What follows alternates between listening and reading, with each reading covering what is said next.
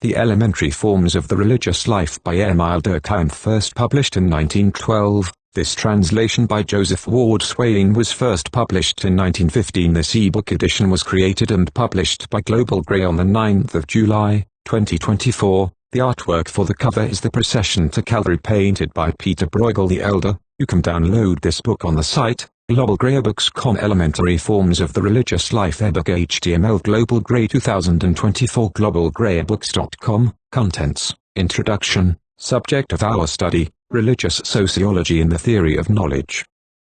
Book I. Preliminary questions. I. Definition of religious phenomena and of religion. 2. Leading conceptions of the elementary religion. 3. Leading conceptions of the elementary religion. Continued. IV. Totemism as an elementary religion. Book 2. The elementary beliefs. I. Totemic beliefs. 2. Totemic beliefs. Continued. 3. Totemic beliefs. Continued. IV. Totemic beliefs. End.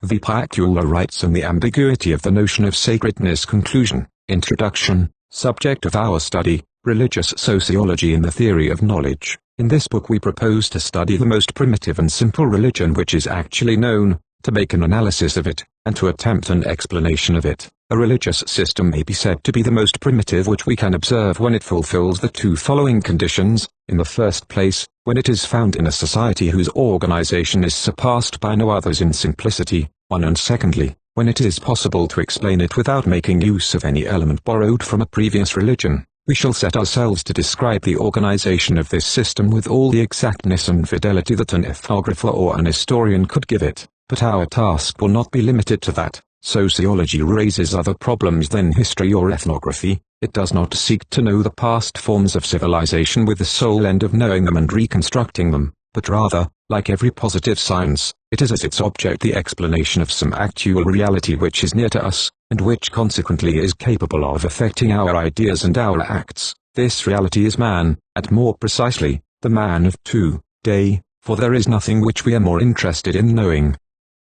Then we are not going to study a very archaic religion simply for the pleasure of telling its peculiarities and its singularities. If we have taken it as the subject of our research, it is because it has seemed to us better adapted than any other to lead to an understanding of the religious nature of man, that is to say, to show us an essential and permanent aspect of humanity. But this proposition is not accepted before the raising of strong objections. It seems very strange that one must turn back, and be transported to the very beginnings of history, in order to arrive at an understanding of humanity as it is at present. This manner of procedure seems particularly paradoxical in the question which concerns us. In fact, the various religions generally pass as being quite unequal in value and dignity. It is said that they do not all contain the same quota of truth. Then it seems as though one could not compare the highest forms of religious thought with the lowest, without reducing the first to the level of the second. If we admit that the crude cults of the Australian tribes can help us to understand Christianity, for example, is that not supposing that this latter religion proceeds from the same mentality as the former, that it is made up of the same superstitions and rests upon the same errors? This is how the theoretical importance which has sometimes been attributed to primitive religions has come to pass as a sign of a systematic hostility to all religion, which, by prejudging the results of the study, vitiates them in advance. There is no occasion for asking here whether or not there are scholars who have merited this reproach, and who have made religious history and ethnology a weapon against religion. In any case, a sociologist cannot hold such a point of view. In fact, it is an essential postulate of sociology that a human institution cannot rest upon an error and a lie, without which it could not exist. If it were not founded in the nature of things, it would have encountered in the facts a resistance over which it could never have triumphed. So when we commenced the study of primitive religions, it is with the assurance that they hold to reality and express it. This principle will be seen to re-enter again and again in the course of the analyses and discussions which follow, and the reproach which we make against the schools from which we have separated ourselves is that they have ignored it. When only the letter of the formula is considered, these religious beliefs and practices undoubtedly seem disconcerting at times, and one is tempted to attribute them to some sort of a deep-rooted error. But one must know how to go underneath the symbol to the reality which it represents and which gives it its meaning. The most barbarous and the most fantastic rites and the strangest myths translate some human need, some aspect of life, either individual or social. The reasons with which the faithful justify them may be, and generally are, erroneous, but the true reasons do not cease to exist, and it is the duty of science to discover them. In reality, then, there are no religions which are false. All are true in their own fashion, all answer, though in different ways, to the given conditions of human existence.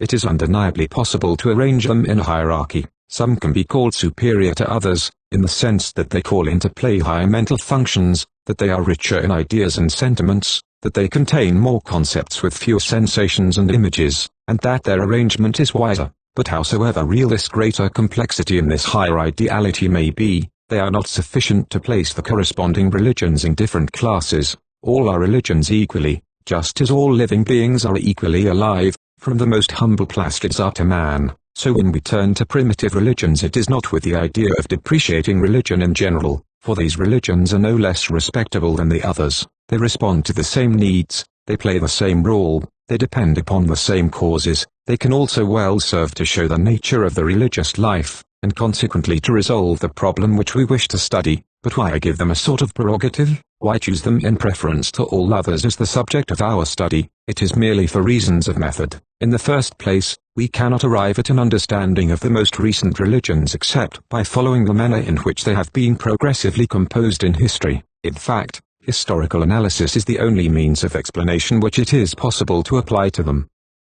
It alone enables us to resolve an institution into its constituent elements, for it shows them to us as they are born in time, one after another. On the other hand, by placing every one of them in the condition where it was born, it puts into our hands the only means we have of determining the causes which gave rise to it. Every time that we undertake to explain something human, taken at a given moment in history, be it a religious belief, a moral precept, a legal principle, an aesthetic style or an economic system, it is necessary to commence by going back to its most primitive and simple form, to try to account for the characteristics by which it was marked at that time, and then to show how it developed and became complicated little by little, and how it became that which it is at the moment in question. One readily understands the importance which the determination of the point of departure has for this series of progressive explanations, for all the others are attached to it. It was one of Descartes' principles that the first ring has a predominating place in the chain of scientific truths, but there is no question of placing at the foundation of the science of religions an idea elaborated after the Cartesian manner, that is to say, a logical concept, a pure possibility, constructed simply by force of thought.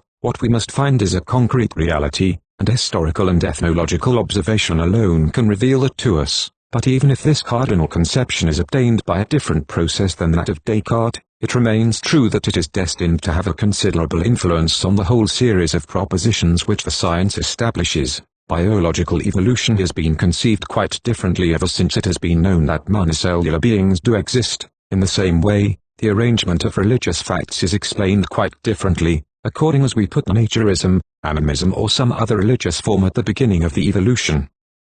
Even the most specialized scholars, if they are unwilling to confine themselves to a task of pure erudition, and if they desire to interpret the facts which they analyze, are obliged to choose one of these hypotheses, and make it their starting point. Whether they desire it or not, the questions which they raise necessarily take the following form: how has naturism or animism been led to take this particular form, here or there, or to enrich itself or impoverish itself in such and such a fashion? Since it is impossible to avoid taking sides on this initial problem, and since the solution given is destined to affect the whole science, it must be attacked at the outset. That is what we propose to do. Besides this, outside of these indirect reactions, the study of primitive religions has of itself an immediate interest which is of primary importance. If it is useful to know what a certain particular religion consists in, it is still more important to know what religion in general is. This is the problem which has aroused the interest of philosophers in all times, and not without reason, for it is of interest to all humanity. Unfortunately, the method which they generally employ is purely dialectic. They confine themselves to analyzing the idea which they make for themselves of religion, except as they illustrate the results of this mental analysis by examples borrowed from the religions which best realize their ideal. But even if this method ought to be abandoned, the problem remains intact, and the great service of philosophy is to have prevented its being suppressed by the disdain of scholars. Now it is possible to attack it in a different way, since all religions can be compared to each other, and since all are species of the same class, there are necessarily many elements which are common to all. We do not mean to speak simply of outward and visible characteristics which they all have equally, and which make it possible to give them a provisional definition from the very outset of our researches. The discovery of these apparent signs is relatively easy, for the observation which it demands does not go beneath the surface of things, but these external resemblances suppose others which are profound. At the foundation of all systems of beliefs and of all cults there ought necessarily to be a certain number of fundamental representations or conceptions and of ritual attitudes which, in spite of the diversity of forms which they have taken, have the same objective significance and fulfill the same functions everywhere. These are the permanent elements which constitute that which is permanent and human in religion. They form all the objective contents of the idea which is expressed when one speaks of religion in general. How is it possible to pick them out? Surely it is not by observing the complex religions which appear in the course of history. Every one of these is made up of such a variety of elements that it is very difficult to distinguish what is secondary from what is principal, the essential from the accessory. Suppose that the religion considered is like that of Egypt,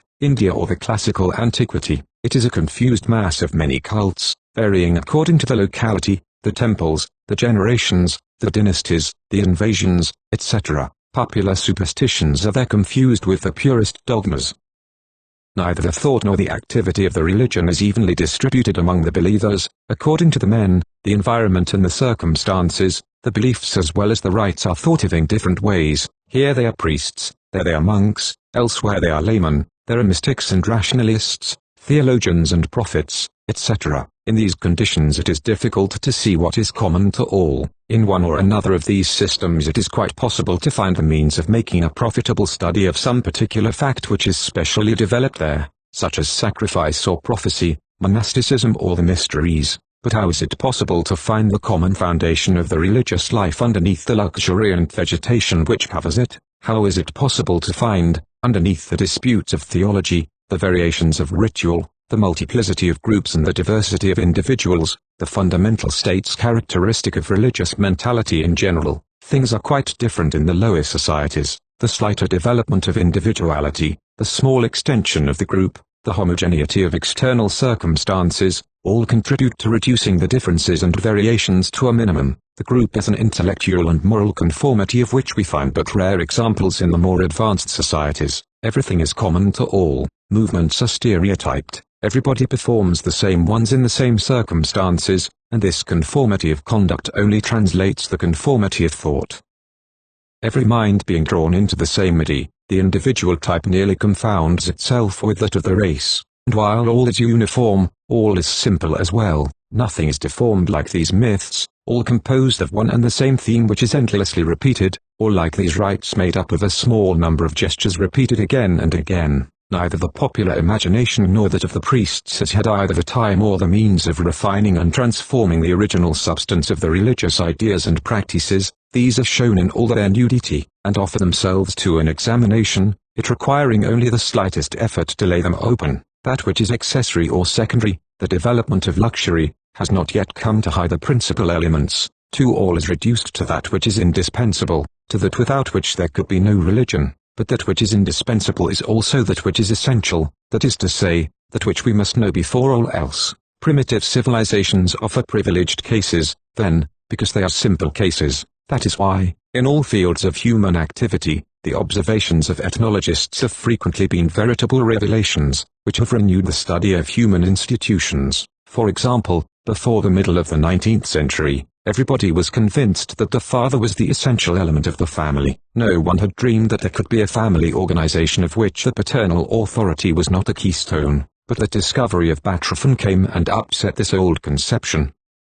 Up to very recent times it was regarded as evident that the moral and legal relations of kindred were only another aspect of the psychological relations which result from the common descent. Profane and his successors, MacLennan, Morgan and many others, still labored under this misunderstanding, but since we have become acquainted with the nature of the primitive clan, we know that, on the contrary, relationships cannot be explained by consanguinity. To return to religions, the study of only the most familiar ones had led men to believe for a long time that the idea of God was characteristic of everything that is religious. Now the religion which we are going to study presently is, in a large part, foreign to all idea of divinity. The forces to which the rites are there addressed are very different from those which occupy the leading place in our modern religions, yet they aid us in understanding these latter forces. So nothing is more unjust than the disdain with which too many historians still regard the work of ethnographers. Indeed, It is certain that ethnology has frequently brought about the most fruitful revolutions in the different branches of sociology. It is for this same reason that the discovery of unicellular beings, of which we just spoke, has transformed the current idea of life. Since in these very simple beings, life is reduced to its essential traits, these are less easily misunderstood. But primitive religions do not merely aid us in disengaging the constituent elements of religion, they also have the great advantage that they facilitate the explanation of it. Since the facts there are simpler, the relations between them are more apparent.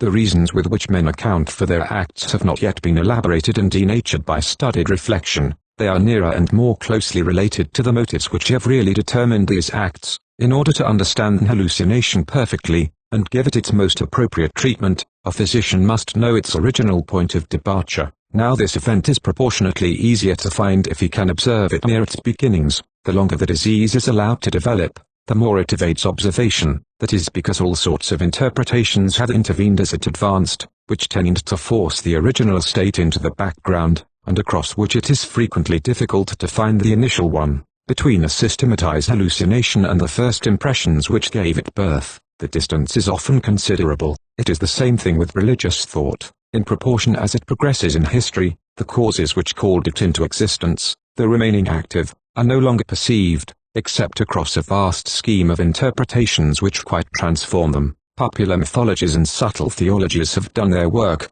They have superimposed upon the primitive sentiments others which are quite different, and which, though holding to the first, of which they are an elaborated form, only allow their true nature to appear very imperfectly. The psychological gap between the cause and the effect, between the apparent cause and the effective cause, has become more considerable and more difficult for the mind to leap. The remainder of this book will be an illustration and a verification of this remark on method. It will be seen how, in the primitive religions, the religious fact still visibly carries the mark of its origins. It would have been well nigh impossible to infer them merely from the study of the more developed religions. The study which we are undertaking is therefore a way of taking up again, but under new conditions, the old problem of the origin of religion. To be sure, if by origin we are to understand the very first beginning, the question has nothing scientific about it, and should be resolutely discarded. There was no given moment when religion began to exist, and there is consequently no need of finding a means of transporting ourselves thither in thought. Like every human institution, religion did not commence anywhere. Therefore, all speculations of this sort are justly discredited. They can only consist in subjective and arbitrary constructions which are subject to no sort of control. But the problem which we raise is quite another one. What we want to do is to find a means of discerning the ever-present causes upon which the most essential forms of religious thought and practice depend. Now for the reasons which were just set forth, these causes are proportionately more easily observable as the societies where they are observed are less complicated. That is why we try to get as near as possible to the origins. 3. It is not that we ascribe particular virtues to the lower religions. On the contrary, they are rudimentary and gross. We cannot make of them a sort of model which later religions only have to reproduce, but even their grossness makes them instructive, for they thus become convenient for experiments, as in them, the facts and the relations are easily seen. In order to discover the laws of the phenomena which he studies, the physicist tries to simplify these latter and rid them of their secondary characteristics. For that which concerns institutions, nature spontaneously makes the same sort of simplifications at the beginning of history. We merely wish to put these to profit. Undoubtedly we can only touch very elementary facts by this method. When we shall have accounted for them as far as possible, the novelties of every sort which have been produced in the course of evolution will not yet be explained. But while we do not dream of denying the importance of the problems thus raised, we think that they will profit by being treated in their turn, and that it is important to take them up only after those of which we are going to undertake the study at present too. But our study is not of interest merely for the science of religion. In fact, every religion has one side by which it overlaps the circle of properly religious ideas, and there, the study of religious phenomena gives a means of renewing the problems which, up to the present, have only been discussed among philosophers.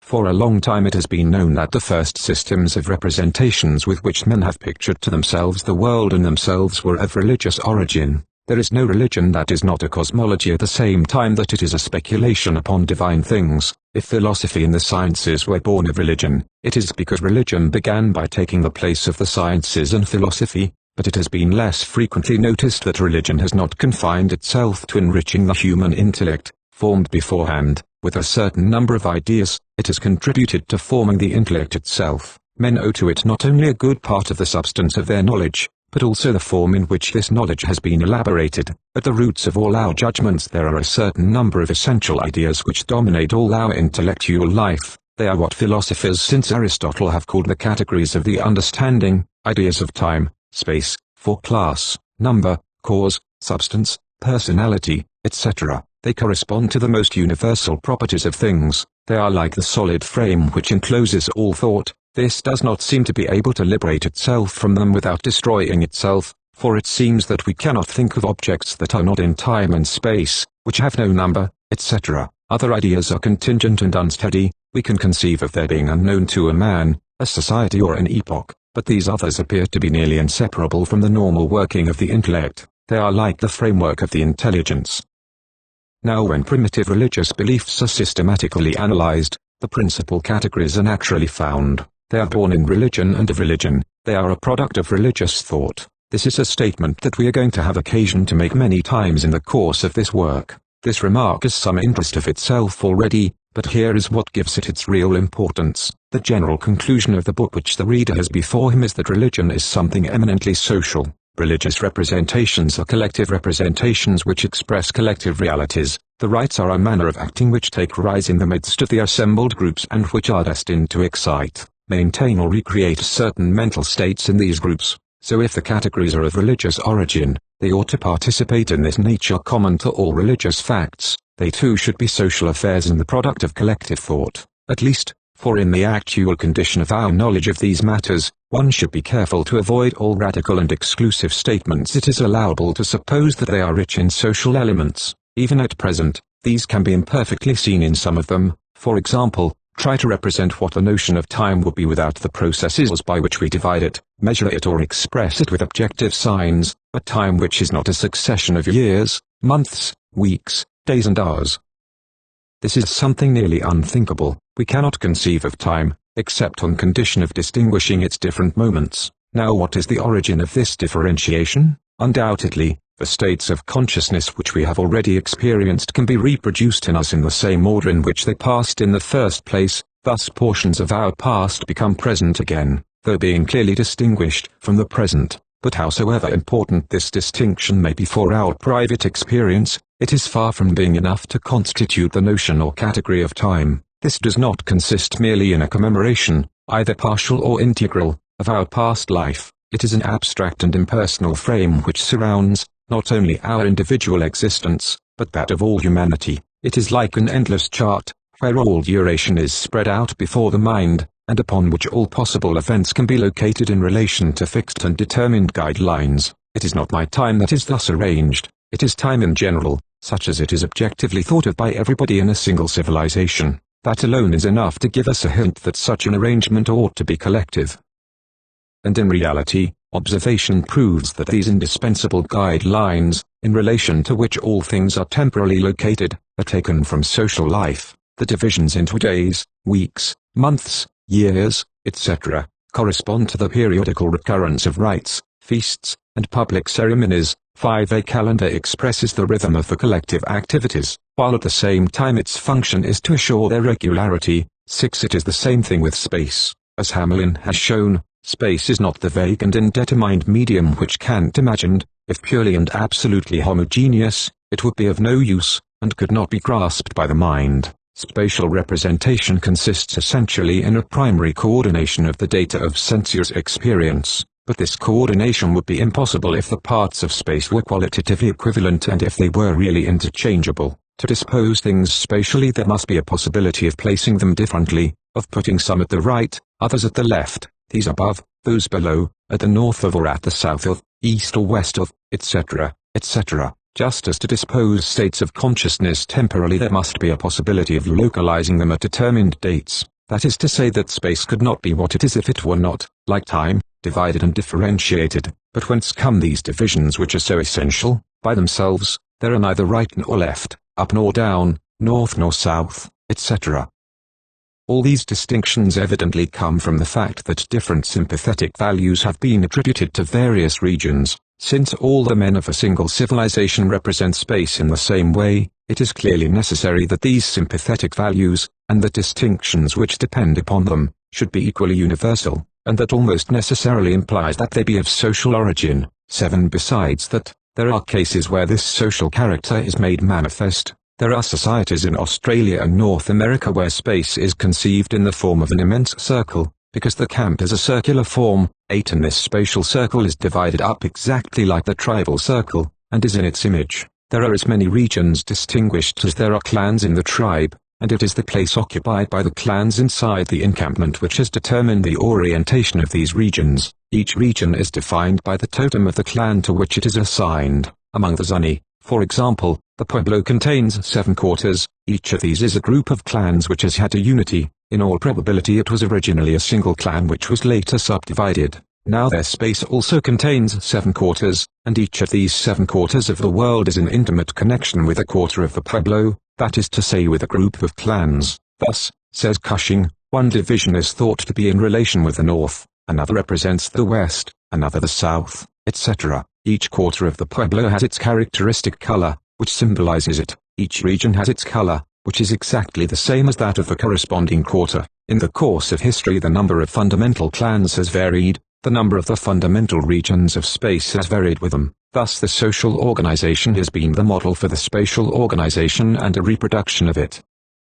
It is thus even up to the distinction between right and left which, far from being inherent in the nature of man in general, is very probably the product of representations which are religious and therefore collective. 9. Analogous proofs will be found presently in regard to the ideas of class, force, personality and efficacy. It is even possible to ask if the idea of contradiction does not also depend upon social conditions. What makes one tend to believe this is that the empire which the idea has exercised over human thought has varied with times and societies. Today the principle of identity dominates scientific thought, but there are vast systems of representations which have played a considerable role in the history of ideas where it has frequently been set aside. These are the mythologies, from the grossest up to the most reasonable. 10. There, we are continually coming upon beings which have the most contradictory attributes simultaneously, who are at the same time one and many, material and spiritual, who can divide themselves up indefinitely without losing anything of their constitution. In mythology it is an axiom that a part is worth a whole. These variations through which the rules which seem to govern our present logic of past prove that, far from being engraven through all eternity upon the mental constitution of men, they depend, at least in part, upon factors that are historical and consequently social. We do not know exactly what they are, but we may presume that they exist. 11. This hypothesis once admitted, the problem of knowledge is posed in new terms. Up to the present there have been only 2 doctrines in the field. For some, the categories cannot be derived from experience, they are logically prior to it and condition it. They are represented as so many simple and irreducible data, immanent in the human mind by virtue of its inborn constitution. For this reason they are said to be a priori. Others, however, hold that they are constructed and made up of pieces and bits, and that the individual is the artisan of this construction. 12. But each solution raises grave difficulties. Is the empirical thesis the one adopted? Then it is necessary to deprive the categories of all their characteristic properties. As a matter of fact they are distinguished from all other knowledge by their universality and necessity. They are the most general concepts which exist, because they are applicable to all that is real, and since they are not attached to any particular object they are independent of every particular subject. They constitute the common field where all minds meet. Further, they must meet there, for reason, which is nothing more than all the fundamental categories taken together, is invested with an authority which we could not set aside if we would. When we attempt to revolt against it, and to free ourselves from some of these essential ideas, we meet with great resistances.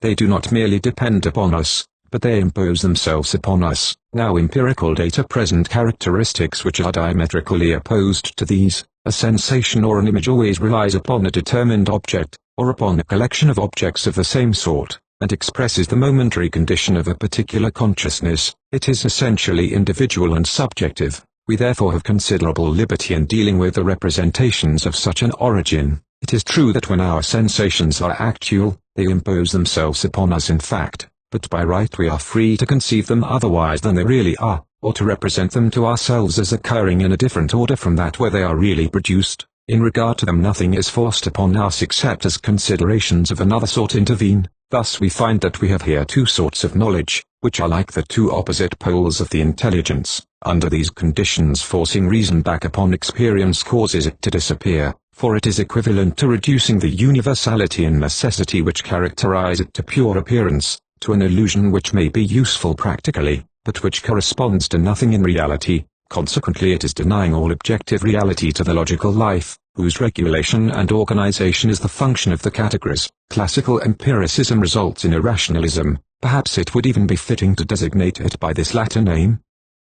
In spite of the sense ordinarily attached to the name, the a priorists have more respect for the facts, since they do not admit it as a truth established by evidence that the categories are made up of the same elements as our sensual representations. They are not obliged to impoverish them systematically, to draw from them all their real content, and to reduce them to nothing more than verbal artifices. On the contrary, they leave them all their specific characteristics. The a priorists are the rationalists. They believe that the world has a logical aspect which the reason expresses excellently, but for all that, it is necessary for them to give the mind a certain power of transcending experience and of adding to that which is given to it directly, and of this singular power they give neither explanation nor justification, for it is no explanation to say that it is inherent in the nature of the human intellect. It is necessary to show whence we hold this surprising prerogative and how it comes that we can see certain relations in things which the examination of these things cannot reveal to us. Saying that only on this condition is experience itself possible changes the problem perhaps,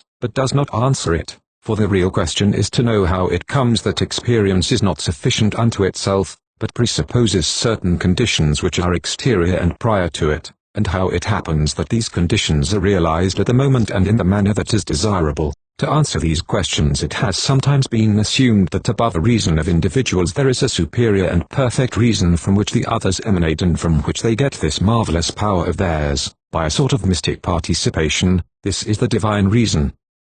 But this hypothesis has at least the one grave disadvantage of being deprived of all experimental control. Thus it does not satisfy the conditions demanded of a scientific hypothesis. More than that, the categories of human thought are never fixed in any one definite form. They are made, unmade and remade incessantly. They change with places and times. On the other hand, the divine reason is immutable. How can this immutability give rise to this incessant variability? Such are the two conceptions that have been pitted against each other for centuries, and if this debate seems to be eternal, it is because the arguments given are really about equivalent. If reason is only a form of individual experience, it no longer exists. On the other hand, if the powers which it has are recognized but not accounted for, it seems to be set outside the confines of nature and science. In the face of these two opposed objections the mind remains uncertain, but if the social origin of the categories is admitted, a new attitude becomes possible, which we believe will enable us to escape both of the opposed difficulties. The fundamental proposition of the a priorist theory is that knowledge is made up of two sorts of elements, which cannot be reduced into one another, and which are like two distinct layers superimposed one upon the other. 13. Our hypothesis keeps this principle intact.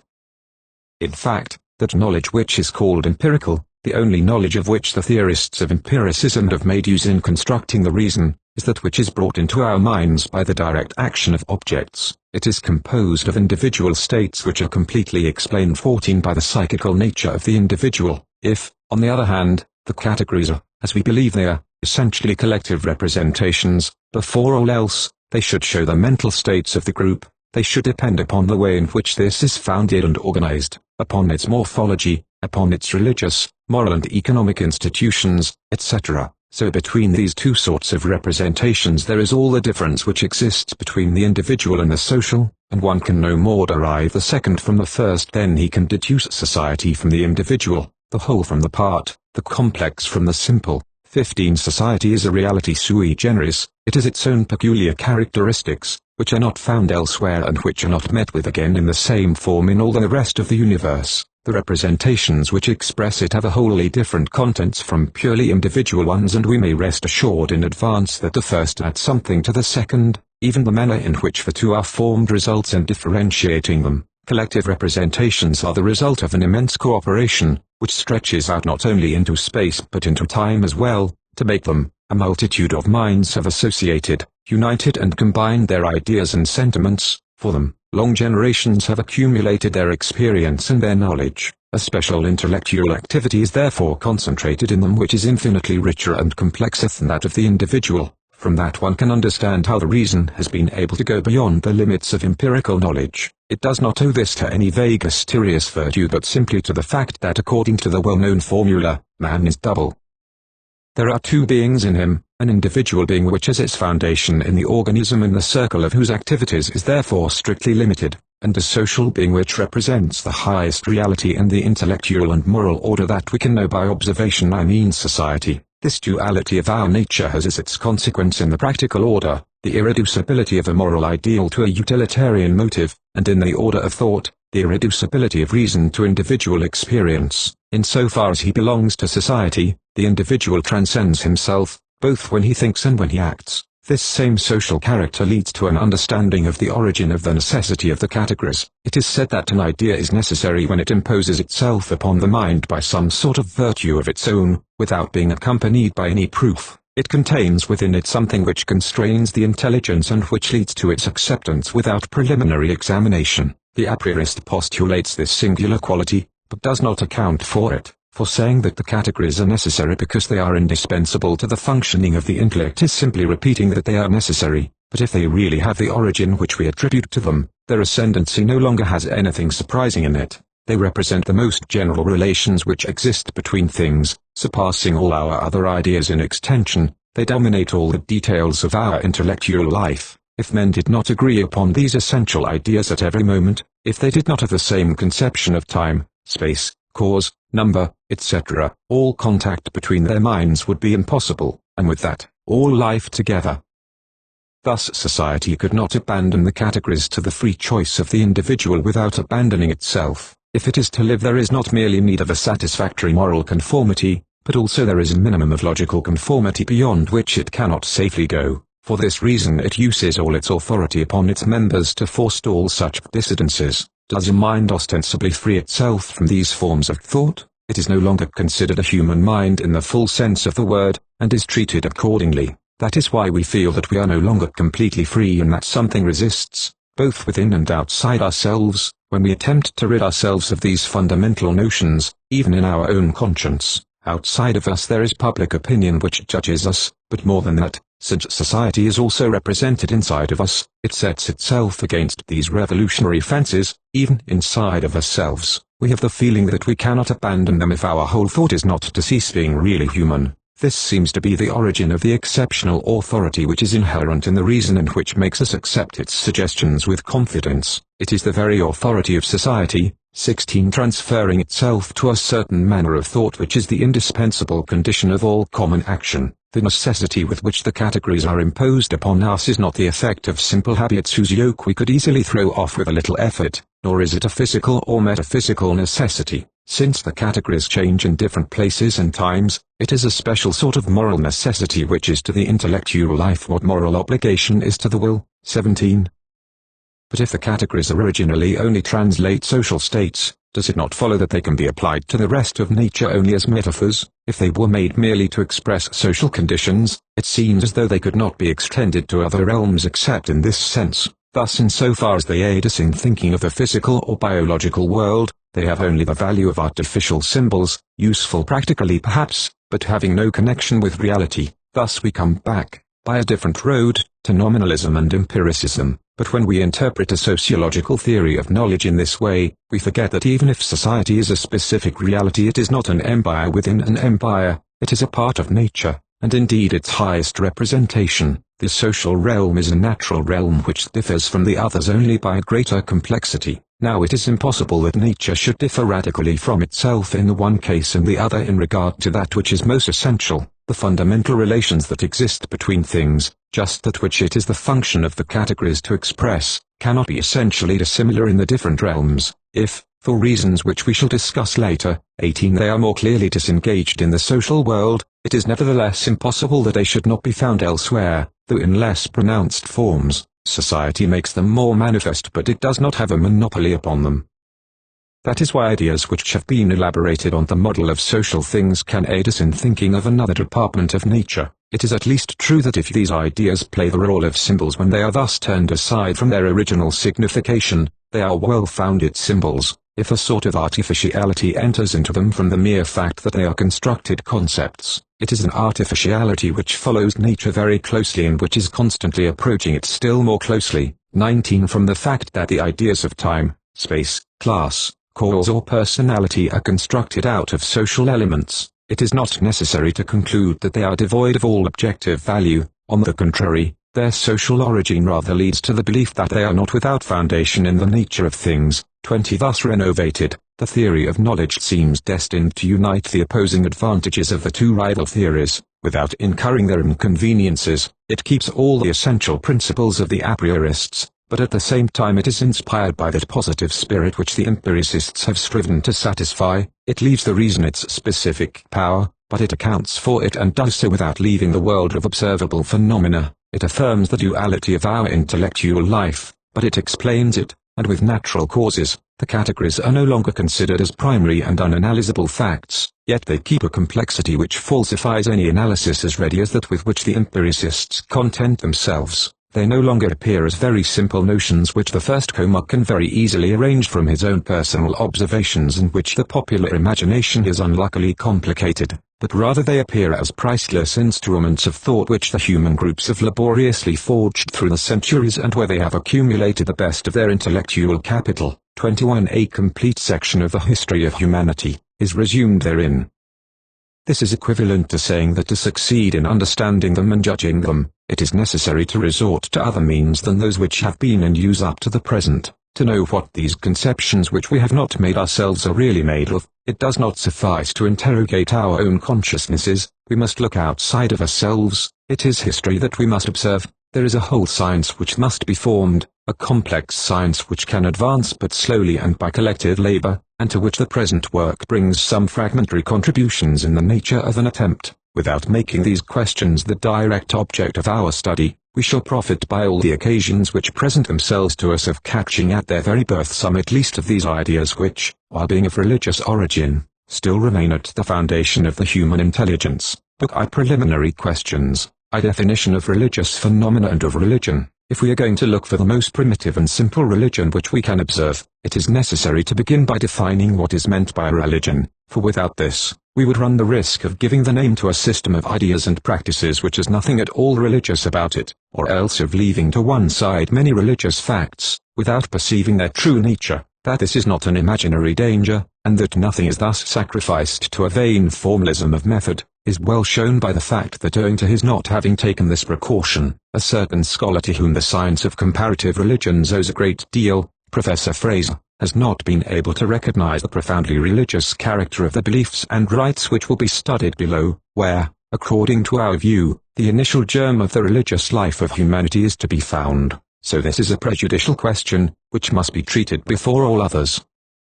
It is not that we dream of arriving at once at the profound characteristics which really explain religion, these can be determined only at the end of our study, but that which is necessary and possible, is to indicate a certain number of external and easily recognizable signs, which will enable us to recognize religious phenomena wherever they are met with, and which will deter us from confounding them with others. We shall proceed to this preliminary operation at once. But to attain the desired results, it is necessary to begin by freeing the mind of every preconceived idea. Men have been obliged to make for themselves a notion of what religion is, long before the science of religions started its methodical comparisons. The necessities of existence force all of us, believers and non-believers, to represent in some way these things in the midst of which we live, upon which we must pass judgment constantly, and which we must take into account in all our conduct. However, since these preconceived ideas are formed without any method, according to the circumstances and chances of life, they have no right to any credit whatsoever,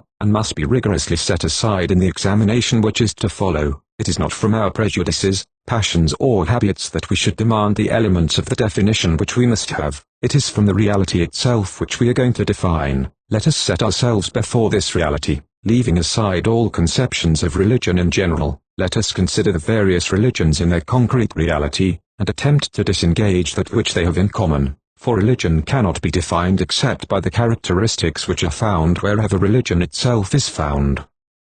In this comparison, then, we shall make use of all the religious systems which we can know, those of the present and those of the past, the most primitive and simple as well as the most recent and refined. for we have neither the right nor the logical means of excluding some and retaining others. For those who regard religion as only a natural manifestation of human activity, all religions, without any exception whatsoever, are instructive, for all, after their manner, express man, and thus can aid us in better understanding this aspect of our nature. Also, we have seen how far it is from being the best way of studying religion to consider by preference the forms which it presents among the most civilized peoples. 22 But to aid the mind in freeing itself from these usual conceptions which, owing to their prestige, might prevent it from seeing things as they really are, it is fitting to examine some of the most current of the definitions in which these prejudices are commonly expressed, before taking up the question on our own account. One idea which generally passes as characteristic of all that is religious,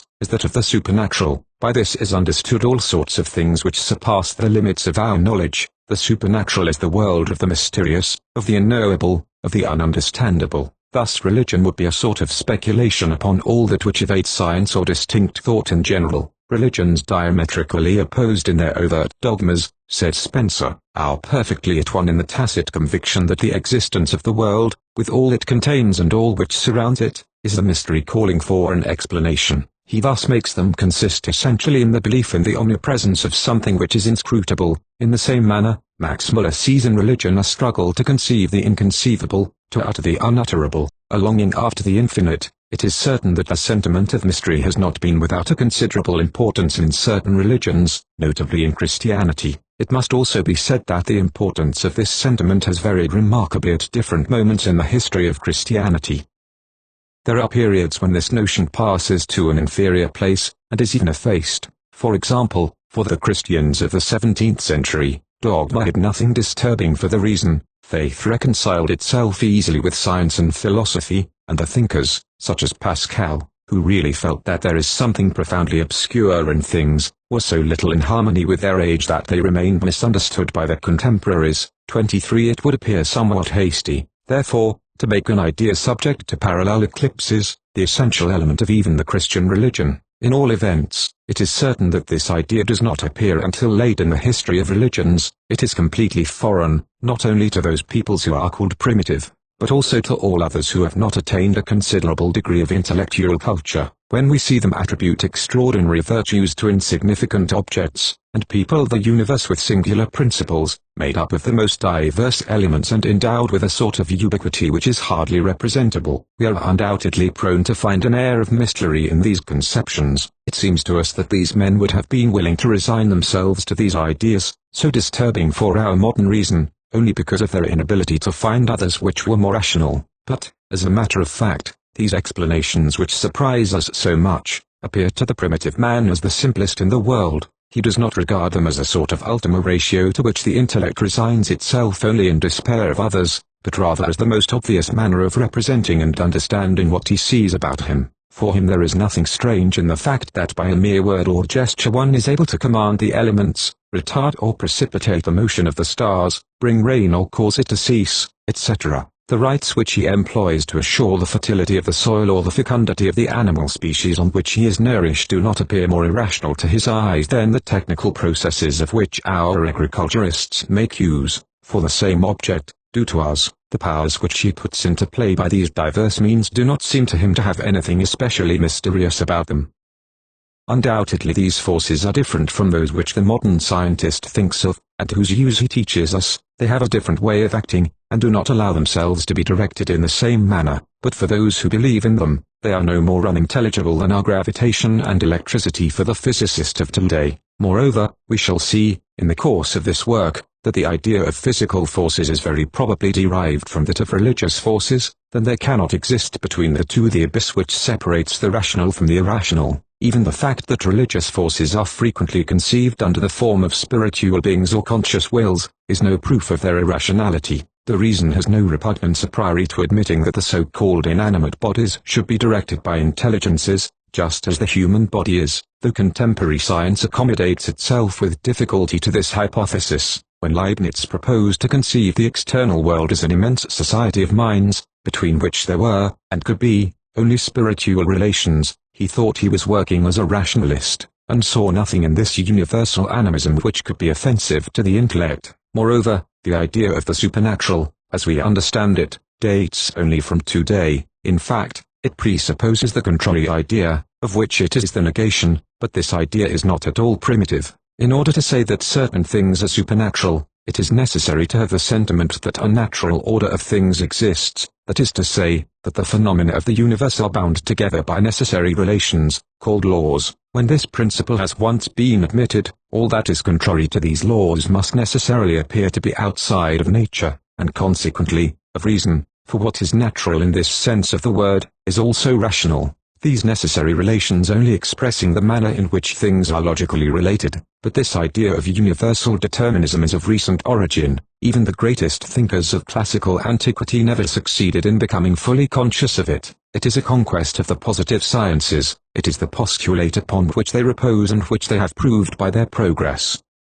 Now, as long as this was lacking or insufficiently established, the most marvelous events contained nothing which did not appear perfectly conceivable. So long as men did not know the immutability and the inflexibility of the order of things, and so long as they saw there the work of contingent wills, they found it natural that either these wills or others could modify them arbitrarily. That is why the miraculous interventions which the ancients attributed to their gods were not to their eyes miracles in the modern acceptation of the term. For them, they were beautiful, rare or terrible spectacles, or causes of surprise and marvel, thaumaata, mirabilia, miracula. But they never saw in them glimpses of a mysterious world into which the reason cannot penetrate. We can understand this mentality the better since it has not yet completely disappeared from our midst. If the principle of determinism is solidly established today in the physical and natural sciences, it is only a century ago that it was first introduced into the social sciences, and its authority there is still contested. There are only a small number of minds which are strongly penetrated with this idea that societies are subject to natural laws and form a kingdom of nature. It follows that veritable miracles are believed to be possible there. It is admitted, for example, that a legislator can create an institution out of nothing by a mere injunction of its will, or transform one social system into another, just as the believers in so many religions have held that the divine will created a world out of nothing, or can arbitrarily transmute one thing into another. As far as social facts are concerned, we still have the mentality of primitives. However, if so many of our contemporaries still retain this antiquated conception for sociological affairs, it is not because the life of societies appears obscure and mysterious to them. On the contrary, if they are so easily contented with these explanations, and if they are so obstinate in their illusions which experience constantly belies, it is because social events seem to them the clearest thing in the world. It is because they have not yet realized their real obscurity. It is because they have not yet recognized the necessity of resorting to the laborious methods of the natural sciences to gradually scatter the darkness. The same state of mind is found at the root of many religious beliefs which surprise us by their pseudo-simplicity. It is science and not religion which has taught men that things are complex and difficult to understand. But the human mind, says Jevons, has no need of a properly scientific culture to notice that determined sequences, or a constant order of succession, exist between facts, or to observe, on the other hand, that this order is frequently upset. It sometimes happens that the sun is suddenly eclipsed, that rain fails at the time when it is expected, that the moon is slow to reappear after its periodical disappearance, etc. Since these events are outside of the ordinary course of affairs, they are attributed to extraordinary exceptional causes, that is to say, in fine, to extranatural causes. It is under this form that the idea of the supernatural is born at the very outset of history, and from this moment, according to this author, religious thought finds itself provided with its proper subject. But in the first place, the supernatural cannot be reduced to the unforeseen. The new is a part of nature just as well as its contrary. If we state that in general, phenomena succeed one another in a determined order, we observe equally well that this order is only approximative, that it is not always precisely the same, and that it has all kinds of exceptions. If we have ever so little experience, we are accustomed to seeing our expectations fail, and these deceptions return too often to appear extraordinary to us. A certain contingency is taught by experience just as well as a certain uniformity, that we have no reason for assigning the one to causes and forces entirely different from those upon which the other depends. In order to arrive at the idea of the supernatural, it is not enough, therefore, to be witnesses to unexpected events. It is also necessary that these be conceived as impossible, that is to say, irreconcilable with an order which, rightly or wrongly, appears to us to be implied in the nature of things. Now this idea of a necessary order has been constructed little by little by the positive sciences, and consequently the contrary notion could not have existed before them. Also, in whatever manner men have represented the novelties and contingencies revealed by experience, there is nothing in these representations which could serve to characterize religion, for religious conceptions have as their object, before everything else, to express and explain, not that which is exceptional and abnormal in things, but, on the contrary, that which is constant and regular. Very frequently, the gods serve less to account for the monstrosities, fantasies and anomalies than for the regular march of the universe, for the movement of the stars, the rhythm of the seasons, the annual growth of vegetation, the perpetuation of species, etc. It is far from being true, then, that the notion of the religions coincides with that of the extraordinary or the unforeseen. Jevons replies that this conception of religious forces is not primitive. Men commenced by imagining them to account for disorders and accidents, and it was only afterwards that they began to utilize them in explaining the uniformities of nature. But it is not clear what could have led men to attribute such manifestly contradictory functions to them. More than that, the hypothesis according to which sacred beings were at first restricted to the negative function of disturbers is quite arbitrary. In fact, we shall see that, even with the most simple religions we know, their essential task is to maintain, in a positive manner, the normal course of life. So the idea of mystery is not of primitive origin. It was not given to man, it is man who has forged it, with his own hands, along with the contrary idea. This is why it has a place only in a very small number of advanced religions. It is impossible to make it the characteristic mark of religious phenomena without excluding from the definition the majority of the facts to be defined. To another idea by which the attempt to define religion is often made, is that of divinity. Religion, says M. Rayville, is the determination of human life by the sentiment of a bond uniting the human mind to that mysterious mind whose domination of the world and itself it recognizes, and to whom it delights in feeling itself united. It is certain that if the word divinity is taken in a precise and narrow sense, this definition leaves aside a multitude of obviously religious facts. The souls of the dead and the spirits of all ranks and classes with which the religious imagination of so many different peoples has populated nature, are always the object of rites and sometimes even of a regular cult, yet they are not gods in the proper sense of the term. But in order that the definition may embrace them, it is enough to substitute for the term gods the more comprehensive one of spiritual beings. This is what Tyler does. The first requisite in a systematic study of the religions of the low races, he says, is to lay down a rudimentary definition of religion. By requiring in this definition the belief in a supreme deity, no doubt many tribes may be excluded from the category of religious, but such narrow definition has the fault of identifying religion rather with particular developments. It seems best, simply to claim as a minimum definition of religion, the belief in spiritual beings. By spiritual beings must be understood conscious subjects gifted with powers superior to those possessed by common men. This qualification is found in the souls of the dead, geniuses or demons as well as in divinities properly so called. It is important, therefore, to give our attention at once to the particular conception of religion which is implied in this definition. The relations which we can have with beings of this sort are determined by the nature attributed to them.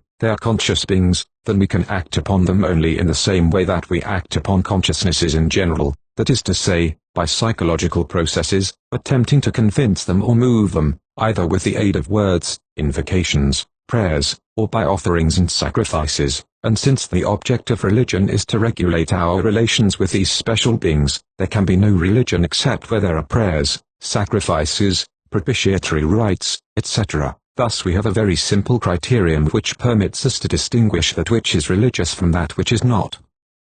It is to this criterion that Fraser, 24, and with him numerous ethnographers, 25, systematically makes reference. But howsoever evident this definition may appear, thanks to the mental habits which we owe to our religious education, there are many facts to which it is not applicable, but which appertain to the field of religion nevertheless. In the first place, there are great religions from which the idea of gods and spirits is absent, or at least, where it plays only a secondary and minor role. This is the case with Buddhism. Buddhism, says Burnouf, sets itself in opposition to Brahmanism as a moral system without God and an atheism without nature. 26 as it recognizes not a God upon whom man depends, says Barth, its doctrine is absolutely atheistic, while Oldenburg, in his turn, calls it a faith without a God. In fact, all that is essential to Buddhism is found in the four propositions which the faithful call the Four Noble Truths. The first states the existence of suffering as the accompaniment to the perpetual change of things, the second shows desire to be the cause of suffering, the third makes the suppression of desire the only means of suppressing sorrow, the fourth enumerates the three stages through which one must pass to attain this suppression. They are uprightness, meditation, and finally wisdom, the full possession of the doctrine. These three stages once traversed, one arrives at the end of the road, at the deliverance, at salvation by the nirvana. Now in none of these principles is there question of a divinity. The Buddhist is not interested in knowing whence came the world in which he lives and suffers, he takes it as a given fact, and his whole concern is to escape it. On the other hand, in this work of salvation, he can count only upon himself, he has no God to thank, as he had previously no God to invoke during his struggle. Instead of praying, in the ordinary sense of the term, instead of turning towards a superior being and imploring his assistance, he relies upon himself and meditates. This is not saying that he absolutely denies the existence of the beings called Indra, Agni and Varuna, 27, but he believes that he owes them nothing and that he has nothing to do with them, for their power can only extend over the goods of this world, which are without value for him. Then he is an atheist, in the sense that he does not concern himself with the question whether gods exist or not. Besides, even if they should exist, and with whatever powers they might be armed, the saint or the emancipated man regards himself superior to them. For that which causes the dignity of beings is not the extent of the action they exercise over things, but merely the degree of their advancement upon the road of salvation. It is true that Buddha, at least in some divisions of the Buddhist church, has sometimes been considered as a sort of god. He has his temples, he is the object of a cult, which, by the way, is a very simple one, for it is reduced essentially to the offering of flowers and the adoration of consecrated relics or images. It is scarcely more than a commemorative cult, but more than that. This divinization of Buddha, granting that the term is exact, is peculiar to the form known as Northern Buddhism. The Buddhist of the South, says Kern, and the less advanced of the Northern Buddhists can be said, according to data known today, to speak of their founder as if he were a man. Of course, they attribute extraordinary powers to Buddha, which are superior to those possessed by ordinary mortals, but it was a very ancient belief in India, and one that is also very general in a host of different religions, that a great saint is endowed with exceptional virtues. 28 Yet a saint is not a god, any more than a priest or magician is, in spite of the superhuman faculties frequently attributed to them. On the other hand, according to the most authorized scholars, all this theism and the complicated mythology which generally accompanies it, are only derived and deviated forms of Buddhism. At first, Buddha was only regarded as the wisest of men. Burnouf says the conception of a Buddha who is something more than a man arrived at the highest stage of holiness, is outside the circle of ideas which form the foundation of the simple sutras, and the same author adds elsewhere that his humanity is a fact so incontestably recognized by all that the myth-makers, to whom miracles cost so little, have never even had the idea of making a god out of him since his death. So we may well ask if he has ever really divested himself completely of all human character, and if we have a right to make him into a god completely. 29 In any case, it would have to be a god of a very particular character and one whose role in no way resembles that of other divine personalities, for a god is before all else a living being, with whom man should reckon, and upon whom he may count. But Buddha is dead, he has entered into the nirvana, and he can no longer influence the march of human events. 30. Finally, whatever one may think of the divinity of Buddha, it remains a fact that this is a conception wholly outside the essential part of Buddhism. Buddhism consists primarily in the idea of salvation, and salvation supposes only that one know the good doctrine and practice it. To be sure, this could never have been known if Buddha had not come to reveal it, but when this revelation had once been made, the work of Buddha was accomplished. From that moment he ceased to be a factor necessary to the religious life. The practice of the four holy truths would be possible, even if the memory of him who revealed them were completely obliterated. 31 It is quite another matter with Christianity, which is inconceivable without the ever-present idea of Christ and his ever-practiced cult, for it is by the ever-living Christ, sacrificed each day, that the community of believers continues to communicate with the supreme source of the spiritual life. All that precedes can be applied equally well to another great religion of India, Jainism. The two doctrines have nearly the same conception of the world and of life. Like the Buddhists, says Barth, the Jainis are atheists. They admit of no creator, the world is eternal. They explicitly deny the possibility of a perfect being from the beginning. The Jiva became perfect, he was not always so.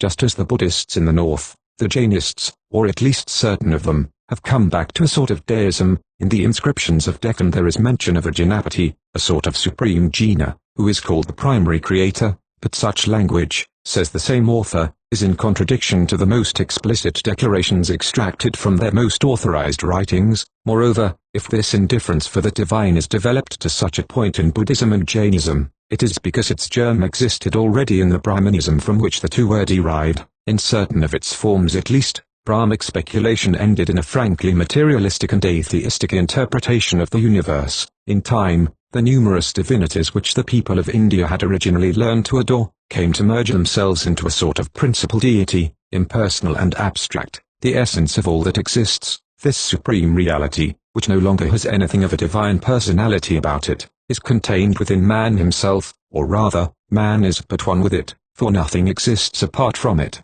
To find it, and to unite himself to it, one does not have to search some external support outside himself. It is enough to concentrate upon himself and meditate. If in Buddhism, says Oldenburg, the proud attempt be made to conceive a deliverance in which man himself delivers himself, to create a faith without a god, it is Brahmanical speculation which has prepared the way for this thought. It thrusts back the idea of a god step by step. The forms of the old gods have faded away, and besides the Brahma, which is enthroned in its everlasting quietude, highly exalted above the destinies of the human world, there is left remaining, as the sole really active person in the great work of deliverance, man himself. Here, then, we find a considerable portion of religious evolution which has consisted in the progressive recoil of the idea of a spiritual being from that of a deity. Here are great religions where invocations, propitiations, sacrifices and prayers properly so called are far from holding a preponderating place, and which consequently do not present that distinctive sign by which some claim to recognize those manifestations which are properly called religious. But even within deistic religions there are many rites which are completely independent of all idea of gods or spiritual beings. In the first place, there are a multitude of interdictions. For example, the Bible orders that a woman live isolated during a determined period each month. A similar isolation is obligatory during the lying in at childbirth. It is forbidden to hitch an ass and a horse together, or to wear a garment in which the hemp is mixed with flax, but it is impossible to see the part which belief and Javakan have played in these interdictions, for he is wholly absent from all the relations thus forbidden, and could not be interested in them. As much can be said for the majority of the dietetic regulations. These prohibitions are not peculiar to the Hebrews, but they are found under diverse forms, but with substantially the same character, in innumerable religions. It is true that these rites are purely negative, but they do not cease being religious for that. Also there are others which demand active and positive services of the faithful, but which are nevertheless of the same nature. They work by themselves, and their efficacy depends upon no divine power. They mechanically produce the effects which are the reason for their existence. They do not consist either in prayers or offerings addressed to a being upon whose goodwill the expected result depends. This result is obtained by the automatic operation of the ritual. Such is notably the case with the sacrifice of the Vedic religion. The sacrifice exercises a direct influence upon the celestial phenomena, says Durkheim. It is all-powerful of itself, and without any divine influence. It is this, for example, which broke open the doors of the cavern where the dawn was imprisoned and which made the light of day burst forth. In the same way there are special hymns which, by their direct action, made the waters of heaven fall upon the earth, and even in spite of the gods, the practice of certain austerities has the same power.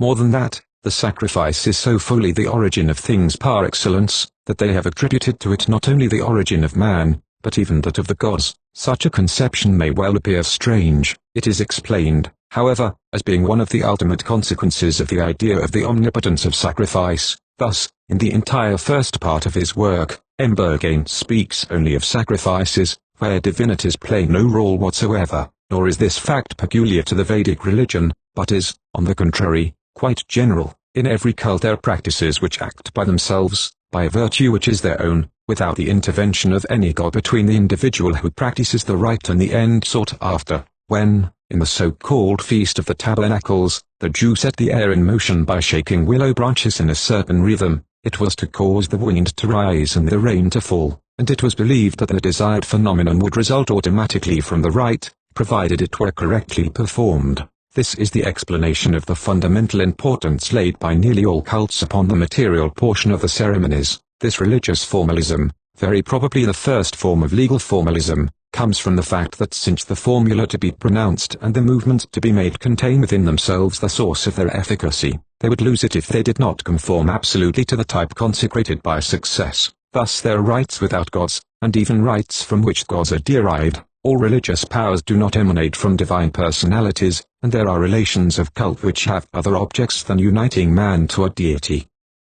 Religion is more than the idea of gods or spirits, and consequently cannot be defined exclusively in relation to these latter three. These definitions set aside, let us set ourselves before the problem. First of all, let us remark that in all these formulae it is the nature of religion as a whole that they seek to express. They proceed as if it were a sort of indivisible entity, while, as a matter of fact, it is made up of parts. It is a more or less complex system of myths, dogmas, rites and ceremonies. Now a whole cannot be defined except in relation to its parts. It will be more methodical, then, to try to characterize the various elementary phenomena of which all religions are made up, before we attack the system produced by their union. This method is imposed still more forcibly by the fact that there are religious phenomena which belong to no determined religion. Such are those phenomena which constitute the matter of folklore. In general, they are the debris of past religions, inorganized survivals, but there are some which have been formed spontaneously under the influence of local causes.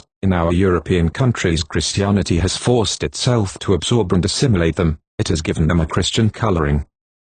Nevertheless, there are many which have persisted up until a recent date, or which still exist with a relative autonomy. Celebrations of May Day, the summer solstice or the carnival, beliefs relative to genii, local demons, etc., are cases in point. If the religious character of these facts is now diminishing, their religious importance is nevertheless so great that they have enabled Manhut and his school to revive the science of religions. A definition which did not take account of them would not cover all that is religious. Religious phenomena are naturally arranged in two fundamental categories, beliefs and rites. The first are states of opinion, and consist in representations. The second are determined modes of action. Between these two classes of facts there is all the difference which separates thought from action. The rites can be defined and distinguished from other human practices, moral practices, for example, only by the special nature of their object. A moral rule prescribes certain manners of acting to us, just as a rite does, but which are addressed to a different class of objects. So it is the object of the rite which must be characterized, if we are to characterize the rite itself. Now it is in the beliefs that the special nature of this object is expressed.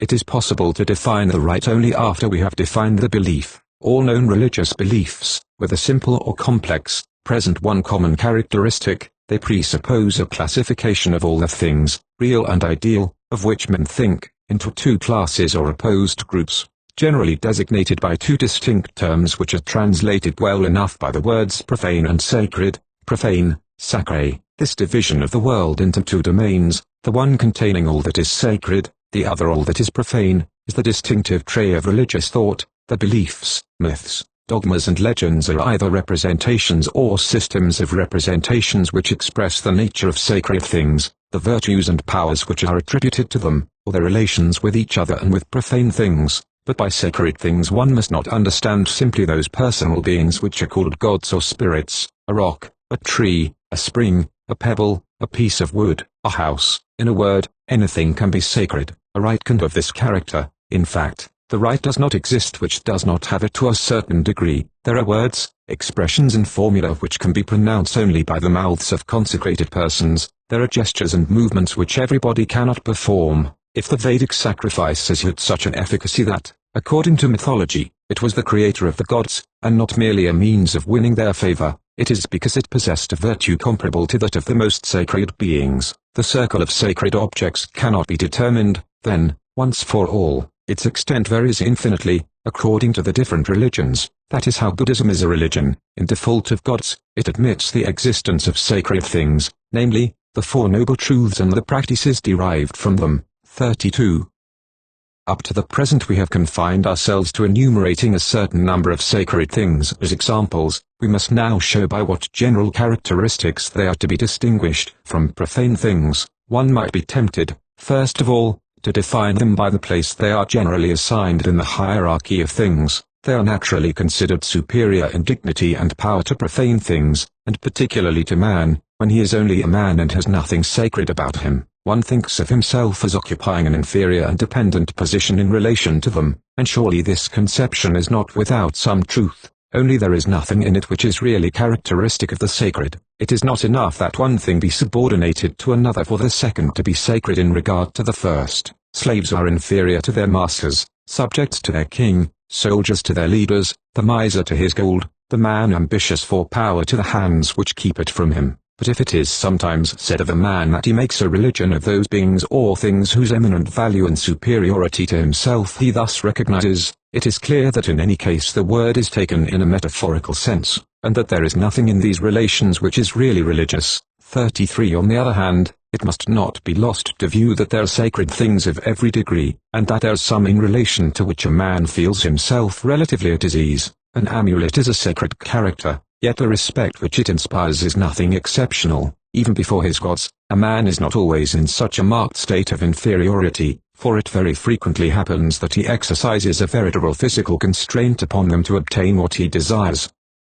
He beats the fetish with which he is not contented, but only to reconcile himself with it again, if in the end it shows itself more docile to the wishes of its adorer. To have rain, he throws stones into the spring or sacred lake where the god of rain is thought to reside. He believes that by this means he forces him to come out and show himself. Moreover, if it is true that man depends upon his gods, this dependence is reciprocal. The gods also have need of man. Without offerings and sacrifices they would die. We shall even have occasion to show that this dependence of the gods upon their worshippers is maintained even in the most idealistic religions. But if a purely hierarchic distinction is a criterion at once too general and too imprecise, there is nothing left with which to characterize the sacred in its relation to the profane except their heterogeneity. However, this heterogeneity is sufficient to characterize this classification of things and to distinguish it from all others, because it is very particular, it is absolute. In all the history of human thought there exists no other example of two categories of things so profoundly differentiated or so radically opposed to one another. The traditional opposition of good and bad is nothing beside this, for the good and the bad are only two opposed species of the same class, namely morals, just as sickness and health are two different aspects of the same order of facts, life, while the sacred and the profane have always and everywhere been conceived by the human mind as two distinct classes, as two worlds between which there is nothing in common. The forces which play in one are not simply those which are met with in the other, but a little stronger. They are of a different sort. In different religions, this opposition has been conceived in different ways. Here, to separate these two sorts of things, it has seemed sufficient to localize them in different parts of the physical universe. There, the first have been put into an ideal and transcendental world, while the material world is left in full possession of the others.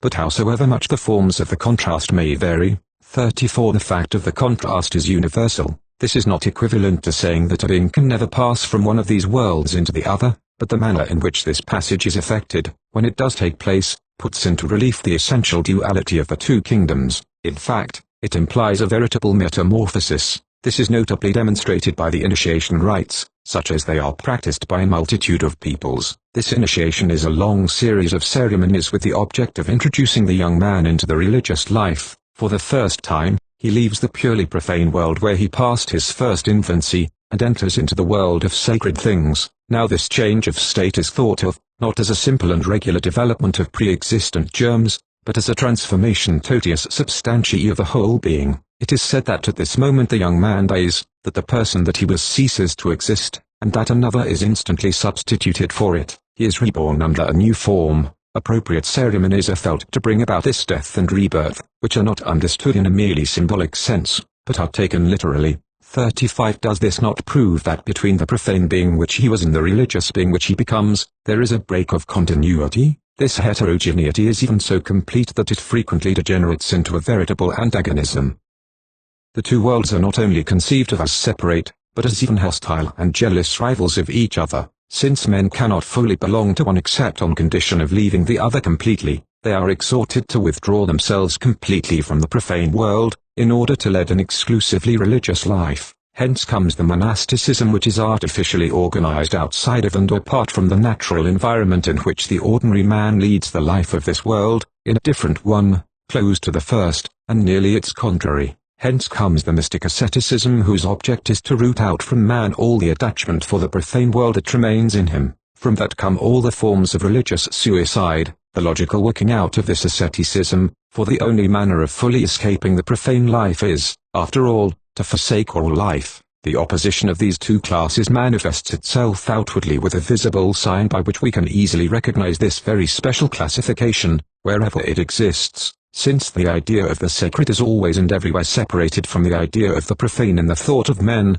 and since we picture a sort of logical chasm between the two, the mind irresistibly refuses to allow the two corresponding things to be confounded, or even to be merely put in contact with each other, for such a promiscuity, or even too direct a contiguity, would contradict too violently the dissociation of these ideas in the mind. The sacred thing is par excellence that which the profane should not touch, and cannot touch with impunity. To be sure, this interdiction cannot go so far as to make all communication between the two worlds impossible, for if the profane could in no way enter into relations with the sacred, this latter could be good for nothing. But, in addition to the fact that this establishment of relations is always a delicate operation in itself, demanding great precautions and a more or less complicated initiation, it is quite impossible, unless the profane is to lose its specific characteristics and become sacred after a fashion and to a certain degree itself.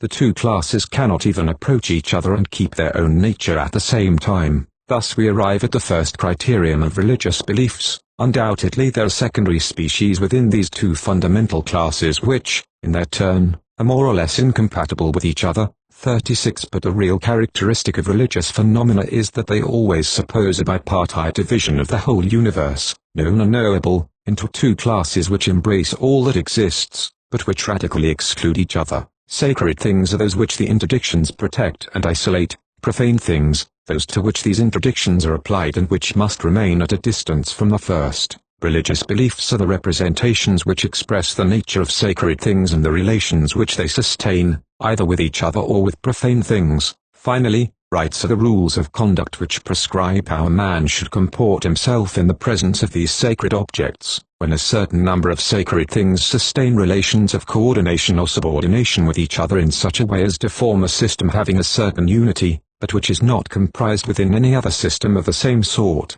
the totality of these beliefs and their corresponding rites constitutes a religion. From this definition it is seen that a religion is not necessarily contained within one sole and single idea, and does not proceed from one unique principle which, though varying according to the circumstances under which it is applied, is nevertheless at bottom always the same. It is rather a whole made up of distinct and relatively individualized parts. Each homogeneous group of sacred things, or even each sacred thing of some importance, constitutes a center of organization about which gravitate a group of beliefs and rites, or a particular cult. There is no religion, howsoever unified it may be, which does not recognize a plurality of sacred things. Even Christianity, at least in its Catholic form, admits, in addition to the divine personality which, incidentally, is triple as well as one, the Virgin, angels, saints, souls of the dead, etc. Thus a religion cannot be reduced to one single cult generally, but rather consists in a system of cults, each endowed with a certain autonomy. Also, this autonomy is variable. Sometimes they are arranged in a hierarchy, and subordinated to some predominating cult, into which they are finally absorbed, but sometimes, also, they are merely rearranged and united. The religion which we are going to study will furnish us with an example of just this latter sort of organization. At the same time we find the explanation of how there can be groups of religious phenomena which do not belong to any special religion. It is because they have not been, or are no longer, a part of any religious system. If, for some special reason, one of the cults of which we just spoke happens to be maintained while the group of which it was a part disappears, it survives only in a disintegrated condition. That is what has happened to many agrarian cults which have survived themselves as folklore. In certain cases, it is not even a cult, but a simple ceremony or particular rite which persists in this way. 37 Although this definition is only preliminary, it permits us to see in what terms the problem which necessarily dominates the science of religions should be stated. When we believe that sacred beings could be distinguished from others merely by the greater intensity of the powers attributed to them, the question of how men came to imagine them was sufficiently simple. It was enough to demand which forces had, because of their exceptional energy, been able to strike the human imagination forcefully enough to inspire religious sentiments. But if, as we have sought to establish, sacred things differ in nature from profane things, if they have a wholly different essence, then the problem is more complex. For we must first of all ask what has been able to lead men to see in the world two heterogeneous and incompatible worlds, though nothing sensible experience seems able to suggest the idea of so radical a duality to them. However, this definition is not yet complete, for it is equally applicable to two sorts of facts which, while being related to each other, must be distinguished nevertheless. These are magic and religion. Magic, too, is made up of beliefs and rites. Like religion, it has its myths and its dogmas, only they are more elementary, undoubtedly because, seeking technical and utilitarian ends, it does not waste its time in pure speculation. It has its ceremonies, sacrifices, lustrations, prayers, chants and dances as well. The beings which the magician invokes and the forces which he throws in play are not merely of the same nature as the forces and beings to which religion addresses itself. Very frequently, they are identically the same. Thus, even with the most inferior societies, the souls of the dead are essentially sacred things, and the object of religious rites, but at the same time, they play a considerable role in magic. In Australia as well as in Melanesia, in Greece as well as among the Christian peoples, the souls of the dead, their bones and their hair, are among the intermediaries used the most frequently by the magician.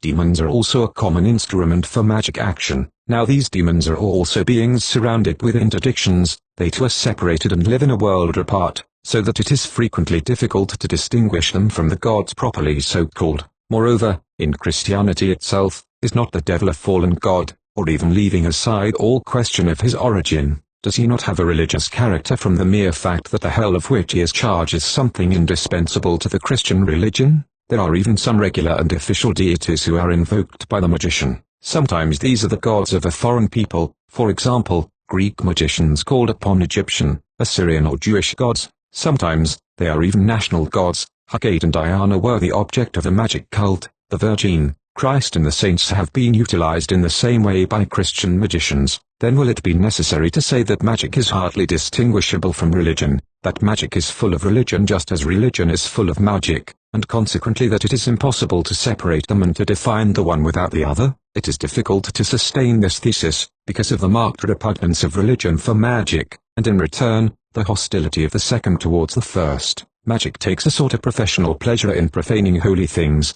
In its rites, it performs the contrary of the religious ceremony. 38 On its side, religion, when it has not condemned and prohibited magic rites, has always looked upon them with disfavor. As Hubert and Morse have remarked, there is something thoroughly anti-religious in the doings of the magician. Whatever relations there may be between these two sorts of institutions, it is difficult to imagine their not being opposed somewhere, and it is still more necessary for us to find where they are differentiated, as we plan to limit our researches to religion, and to stop at the point where magic commences.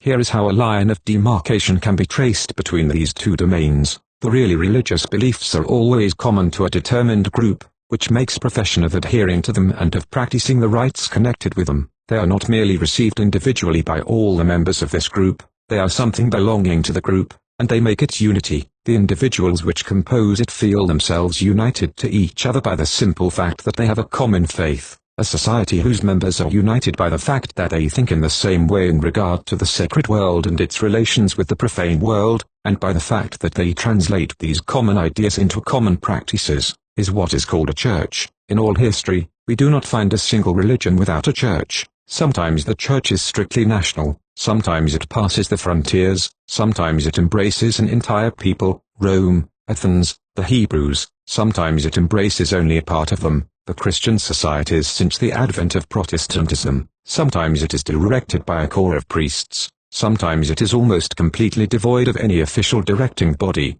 39 But wherever we observe the religious life, we find that it has a definite group as its foundation. Even the so-called private cults, such as the domestic cult or the cult of a corporation, satisfy this condition, for they are always celebrated by a group, the family or the corporation. Moreover, even these particular religions are ordinarily only special forms of a more general religion which embraces all. 40 These restricted churches are in reality only chapels of a vaster church which, by reason of this very extent, merits this name still more. 41 It is quite another matter with magic.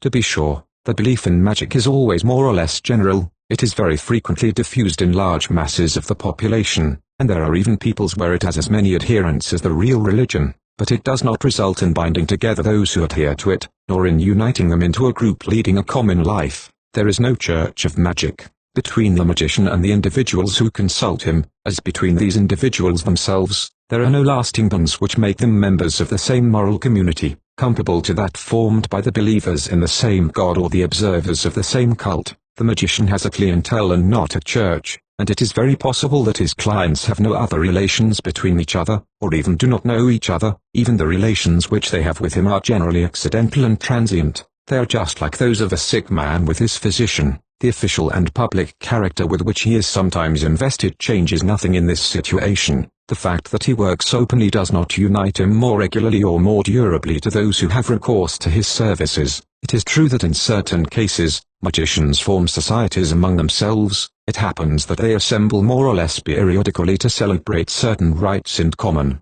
It is well known what a place these assemblies of witches hold in European folklore. But it is to be remarked that these associations are in no way indispensable to the working of the magic. They are even rare and rather exceptional. The magician has no need of uniting himself to his fellows to practice his art. More frequently, he is a recluse. In general, far from seeking society, he flees it. Even in regard to his colleagues, he always keeps his personal independence. Religion, on the other hand, is inseparable from the idea of a church. From this point of view, there is an essential difference between magic and religion.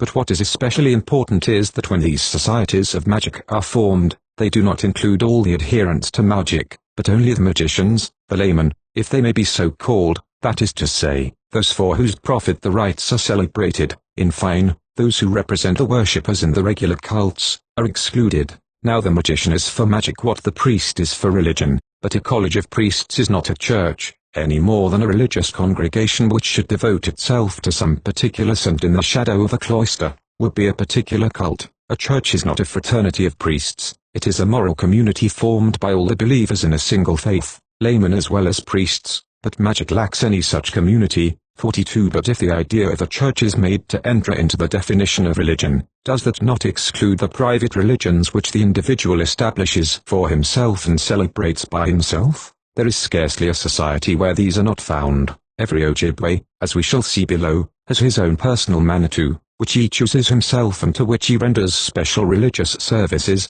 The Melanesian of the Banks Islands has his Tamanu, the Roman, his Genius, the Christian, his patron saint and guardian angel, etc. By definition all these cults seem to be independent of all idea of the group. Not only are these individual religions very frequent in history, but nowadays many are asking if they are not destined to be the preeminent form of the religious life, and if the day will not come when there will be no other cult than that which each man will freely perform within himself. 43. But if we leave these speculations in regard to the future aside for the moment, and confine ourselves to religions such as they are at present or have been in the past, it becomes clearly evident that these individual cults are not distinct and autonomous religious systems, but merely aspects of the common religion of the whole church, of which the individuals are members.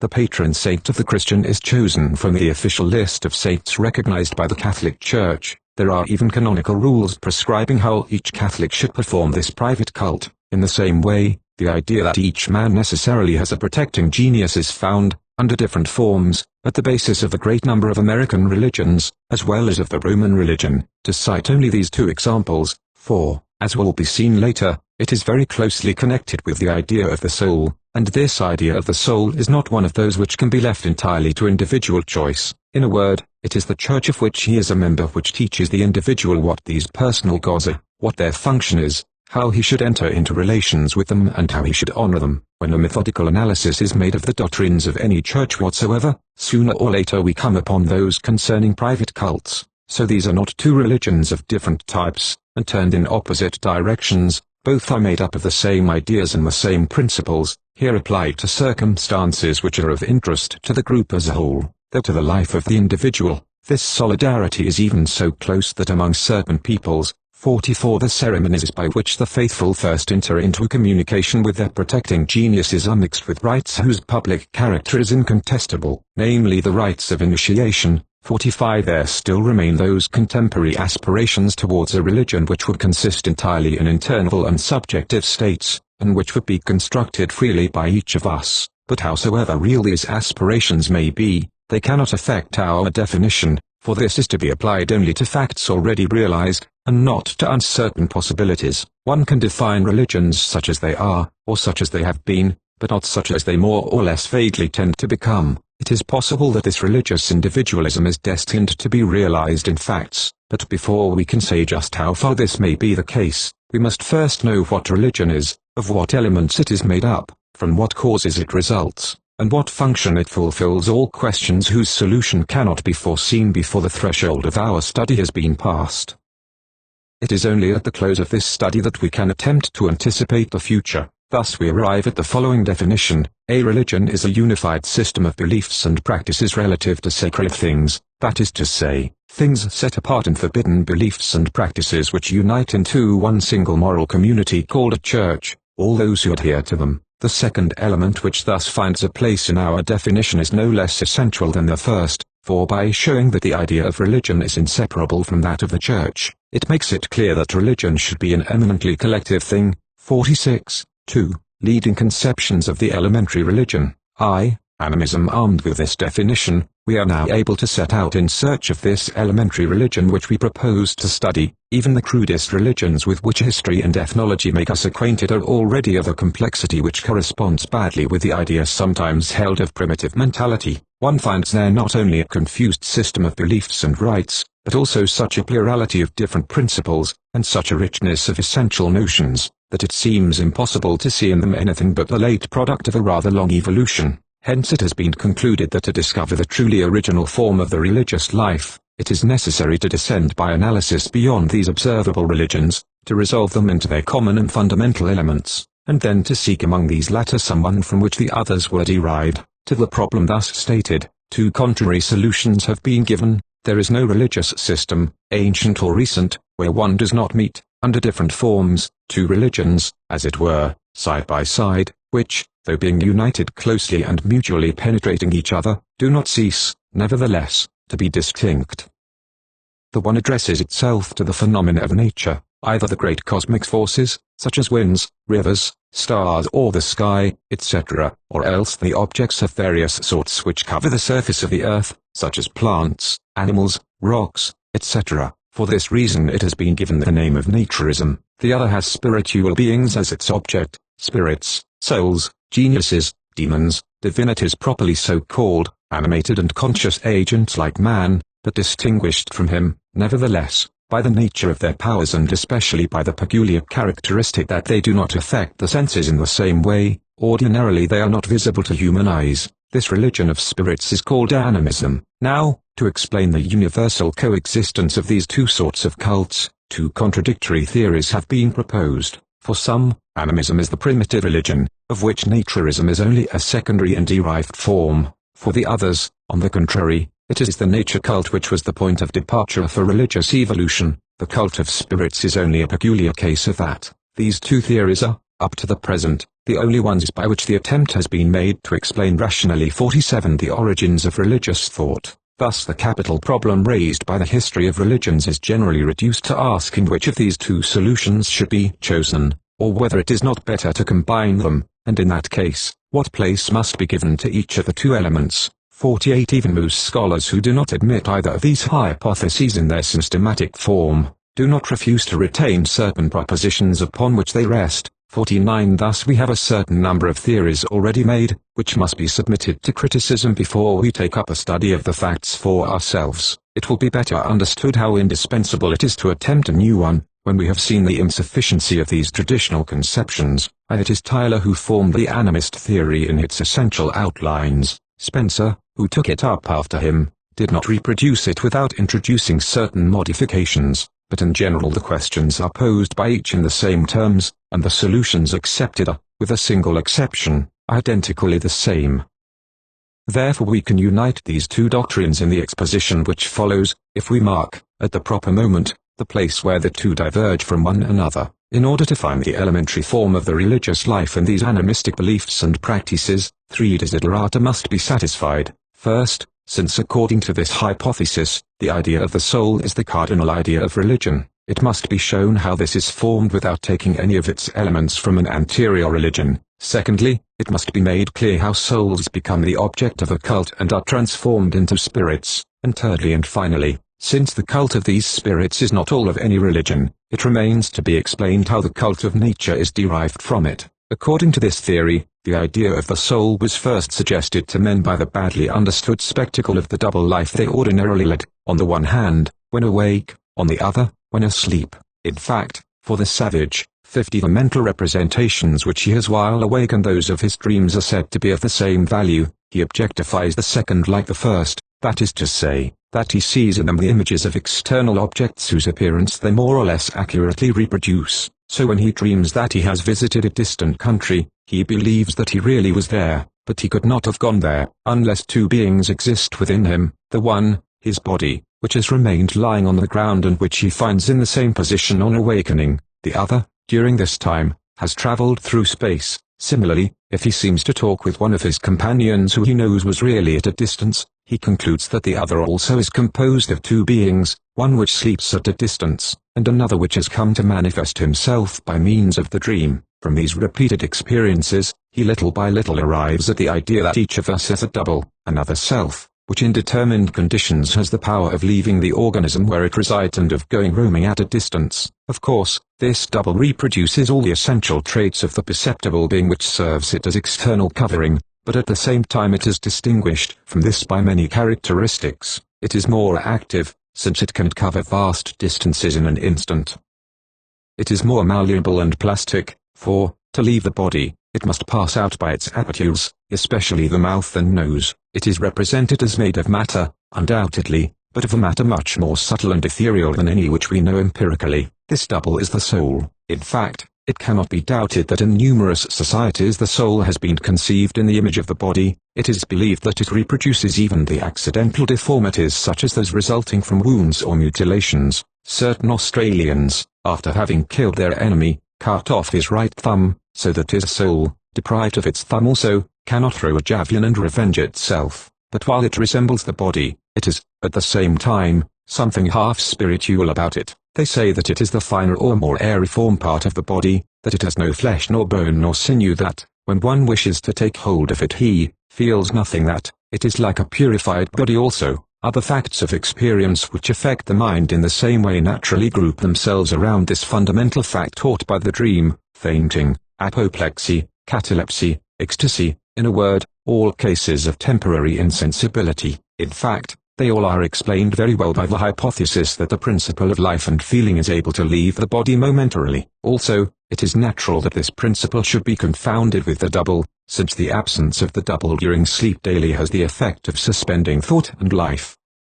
Thus diverse observations seem to agree mutually and to confirm the idea of the constitutional duality of man. But the soul is not a spirit. It is attached to a body which it can leave only by exception. Insofar as it is nothing more than that, it is not the object of any cult. The spirit, on the other hand, though generally having some special thing as its residence, can go away at will, and a man can enter into relations with it only by observing ritual precautions. The soul can become a spirit, then, only by transforming itself. The simple application of these preceding ideas to the fact of death produced this metamorphosis quite naturally. For a rudimentary intelligence, in fact, death is not distinguished from a long fainting swoon or a prolonged sleep. It has all their aspects. Thus it seems that it too consists in a separation of the soul and the body, analogous to that produced every night, but as in such cases, the body is not reanimated. The idea is formed of a separation without an assignable limit of time. When the body is once destroyed, and funeral rites of the object of hastening this destruction, the separation is taken as final. Hence come spirits detached from any organism and left free in space.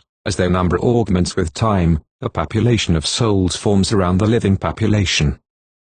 These souls of men of the needs and passions of men, they seek to concern themselves with the life of their companions of yesterday, either to aid them or to injure them, according to the sentiments which they have kept towards them. According to the circumstances, their nature makes them either very precious auxiliaries or very redoubtable adversaries. Owing to their extreme fluidity, they can even enter into the body, and cause all sorts of disorders there, or else increase its vitality. Thus comes the habit of attributing to them all those events of life which vary slightly from the ordinary. There are very few of these for which they cannot account. Thus they constitute a sort of ever-ready supply of causes which never leaves one at a loss when in search of explanations. Does a man appear inspired? Does he speak with energy? Is it as though he were lifted outside himself and above the ordinary level of men? It is because a good spirit is in him and animates him. Is he overtaken by an attack or seized by madness? It is because an evil spirit has entered into him and brought him all this trouble. There are no maladies which cannot be assigned to some influence of this sort. Thus the power of souls is increased by all that men attribute to them, and in the end men find themselves the prisoners of this imaginary world of which they are, however, the authors and the models. They fall into dependence upon these spiritual forces which they have created with their own hands and in their own image. For if souls are the givers of health and sickness, of goods and evils to this extent, it is wise to conciliate their favor or appease them when they are irritated. Hence come the offerings, prayers, sacrifices, in a word, all the apparatus of religious observances. Here is the soul transformed. From a simple vital principle animating the body of a man, it has become a spirit, a good or evil genius, or even a deity, according to the importance of the effects with which it is charged. But since it is death which brought about this apotheosis, it is to the dead, to the souls of ancestors, that the first cult known to humanity was addressed. Thus the first rites were funeral rites, the first sacrifices were food offerings destined to satisfy the needs of the departed, the first altars were tombs. But since these spirits were of human origin, they interested themselves only in the life of men and were thought to act only upon human events. It is still to be explained how other spirits were imagined to account for the other phenomena of the universe and how the cult of nature was subsequently formed beside that of the ancestors. For Tyler, this extension of animism was due to the particular mentality of the primitive who, like an infant, cannot distinguish the animate and the inanimate.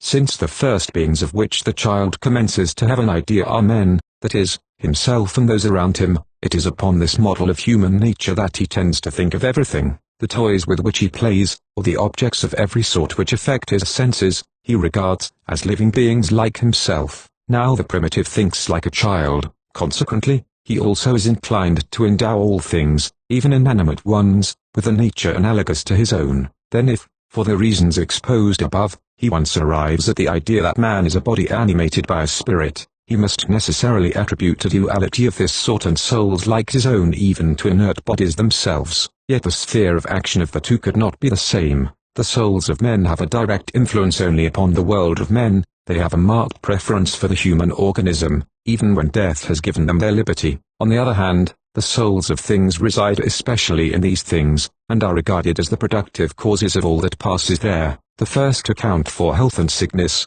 skillfulness or unskillfulness, etc. By the second are explained especially the phenomena of the physical world, the movement of watercourses or the stars, the germination of plants, the reproduction of animals, etc. Thus the first philosophy of man, which is at the basis of the ancestor cult, is completed by a philosophy of the world.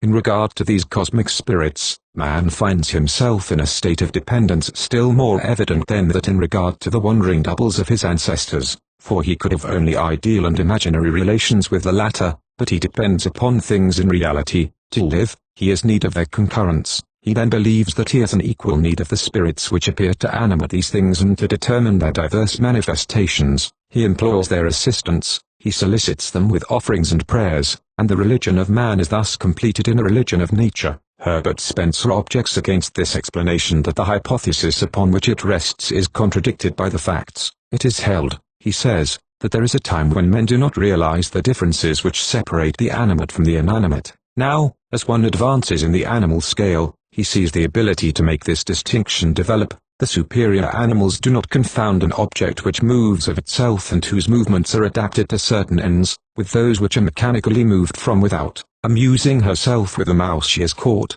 the cat, if it remains long stationary, touches it with her paw to make it run. Obviously the thought is that a living thing disturbed will try to escape. Even the primitive men could not have an intelligence inferior to that of the animals which preceded them in evolution. Then it cannot be for lack of discernment that they passed from the cult of ancestors to the cult of things, according to Spencer, who upon this point, but upon this point only, differs from Tyler. This passage was certainly due to a confusion, but to one of a different sort.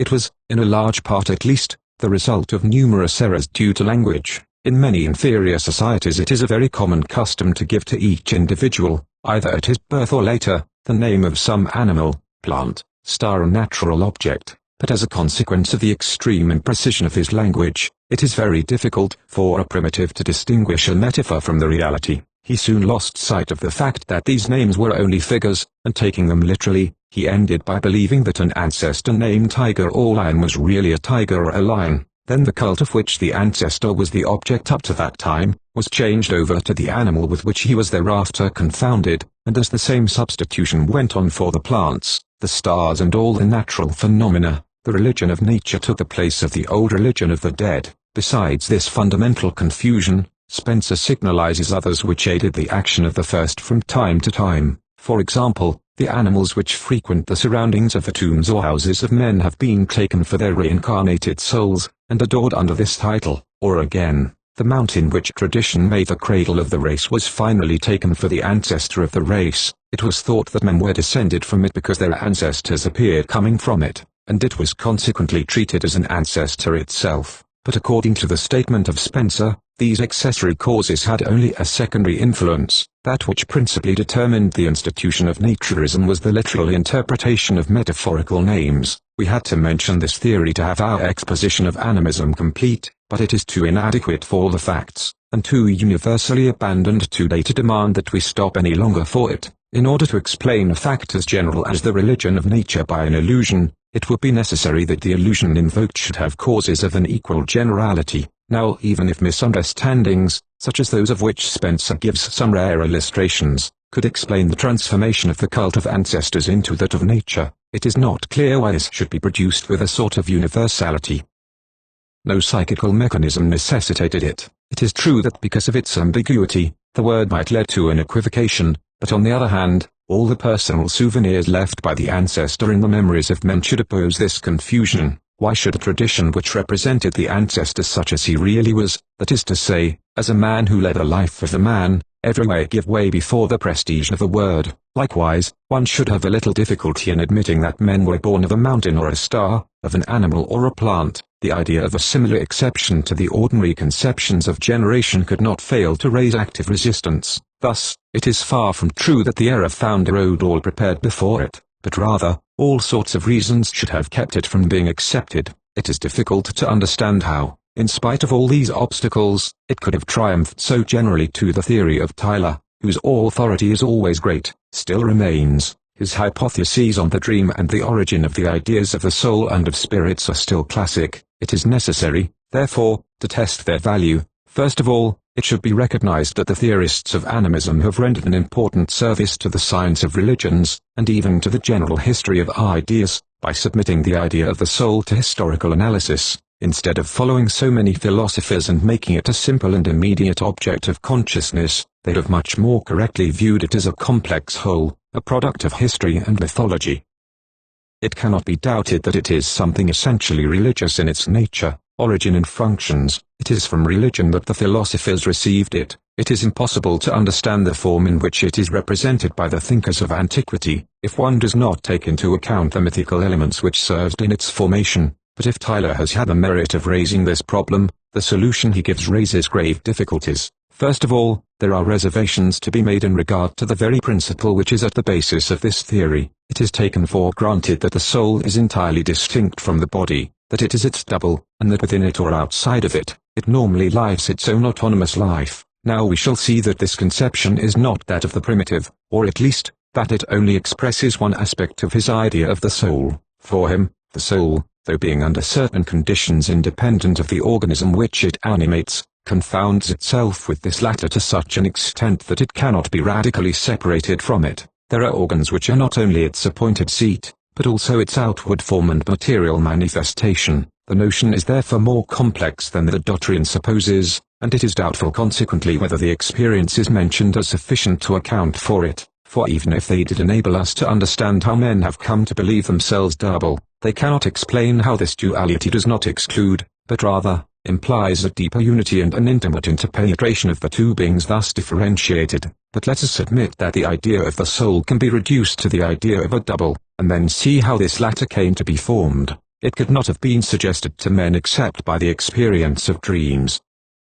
that they might understand how they could see places more or less distant during sleep, while their bodies remained lying on the ground. It would seem that they were led to conceive of themselves as two beings, on the one hand, the body, and on the other, a second self, able to leave the organism in which it lies and to roam about in space. But if this hypothesis of a double is to be able to impose itself upon men with a sort of necessity, it should be the only one possible, or at least, the most economical one. Now, as a matter of fact, there are more simple ones which, it would seem, might have occurred to the mind just as naturally. For example, why should the sleeper not imagine that while asleep he is able to see things at a distance? To imagine such a power would demand less expense to the imagination than the construction of this complex notion of a double, made of some ethereal, semi-invisible substance, and of which direct experience offers no example. But even supposing that certain dreams rather naturally suggest the animistic explanation, there are certainly many others which are absolutely incompatible with it. Often our dreams are concerned with past events. We see again the things which we saw or did yesterday or the day before or even during our youth, etc. Dreams of this sort are frequent and hold a rather considerable place in our nocturnal life, but the idea of the double cannot account for them. Even if the double can go from one point to another in space, it is not clear how it could possibly go back and forth in time. Howsoever rudimentary his intelligence may be, how could a man on awakening believe that he had really been assisting at or taking part in events which he knows passed long before?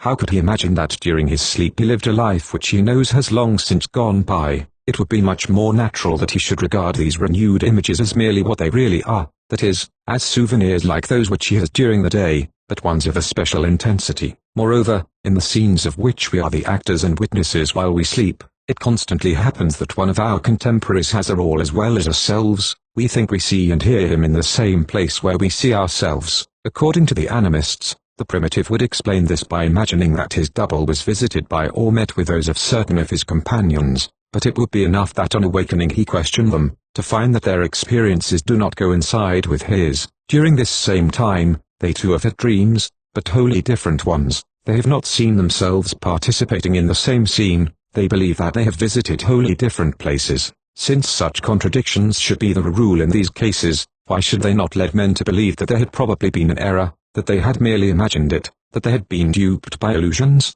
This blind credulity which is attributed to the primitive is really too simple. It is not true that he must objectify all his sensations.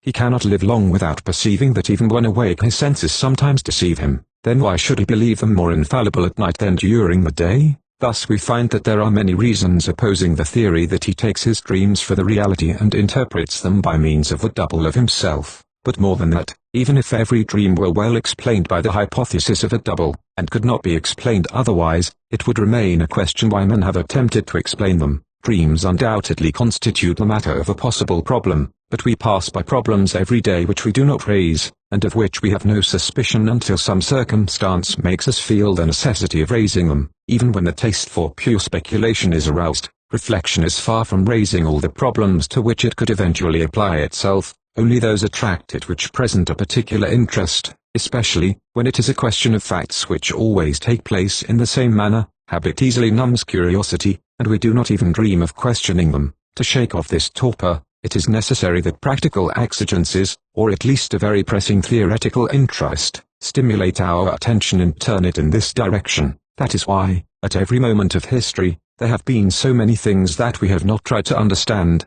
without even being conscious of our renunciation. Up until very recent times, it was believed that the sun was only a few feet in diameter. There is something incomprehensible in the statement that a luminous disk of such slight dimensions could illuminate the world, yet for centuries men never thought of resolving this contradiction. The fact of heredity has been known for a long time, but it is very recently that the attempt has been made to formulate its theory. Certain beliefs were even admitted which rendered it wholly unintelligible. Thus in many Australian societies of which we shall have occasion to speak, the child is not physiologically the offspring of its parents. This intellectual laziness is necessarily at its maximum among the primitive peoples. These weak beings, who have so much trouble in maintaining life against all the forces which assail it, have no means for supporting any luxury in the way of speculation. They do not reflect except when they are driven to it. Now it is difficult to see what could have led them to make dreams the theme of their meditations. What does the dream amount to in our lives? how little is the place it holds, especially because of the very vague impressions it leaves in the memory, and of the rapidity with which it is effaced from remembrance, and consequently, how surprising it is that a man of so rudimentary an intelligence should have expended such efforts to find its explanation. Of the two existences which he successively leads, that of the day and that of the night, it is the first which should interest him the most. Is it not strange that the second should have so captivated his attention that he made it the basis of a whole system of complicated ideas destined to have so profound an influence upon his thought and conduct? Thus all tends to show that, in spite of the credit it still enjoys, the animistic theory of the soul must be revised. It is true that today the primitive attributes his dreams, or at least certain of them, to displacements of his double, but that does not say that the dream actually furnished the materials out of which the idea of the double or the soul was first constructed. It might have been applied afterwards to the phenomena of dreams, ecstasy and possession, without having been derived from them. It is very frequent that, after it has been formed, an idea is employed to coordinate or illuminate, with a light frequently more apparent than real, certain facts with which it had no relation at first, and which would never have suggested it themselves. God and the immortality of the soul are frequently proven today by showing that these beliefs are implied in the fundamental principles of morality. As a matter of fact, they have quite another origin.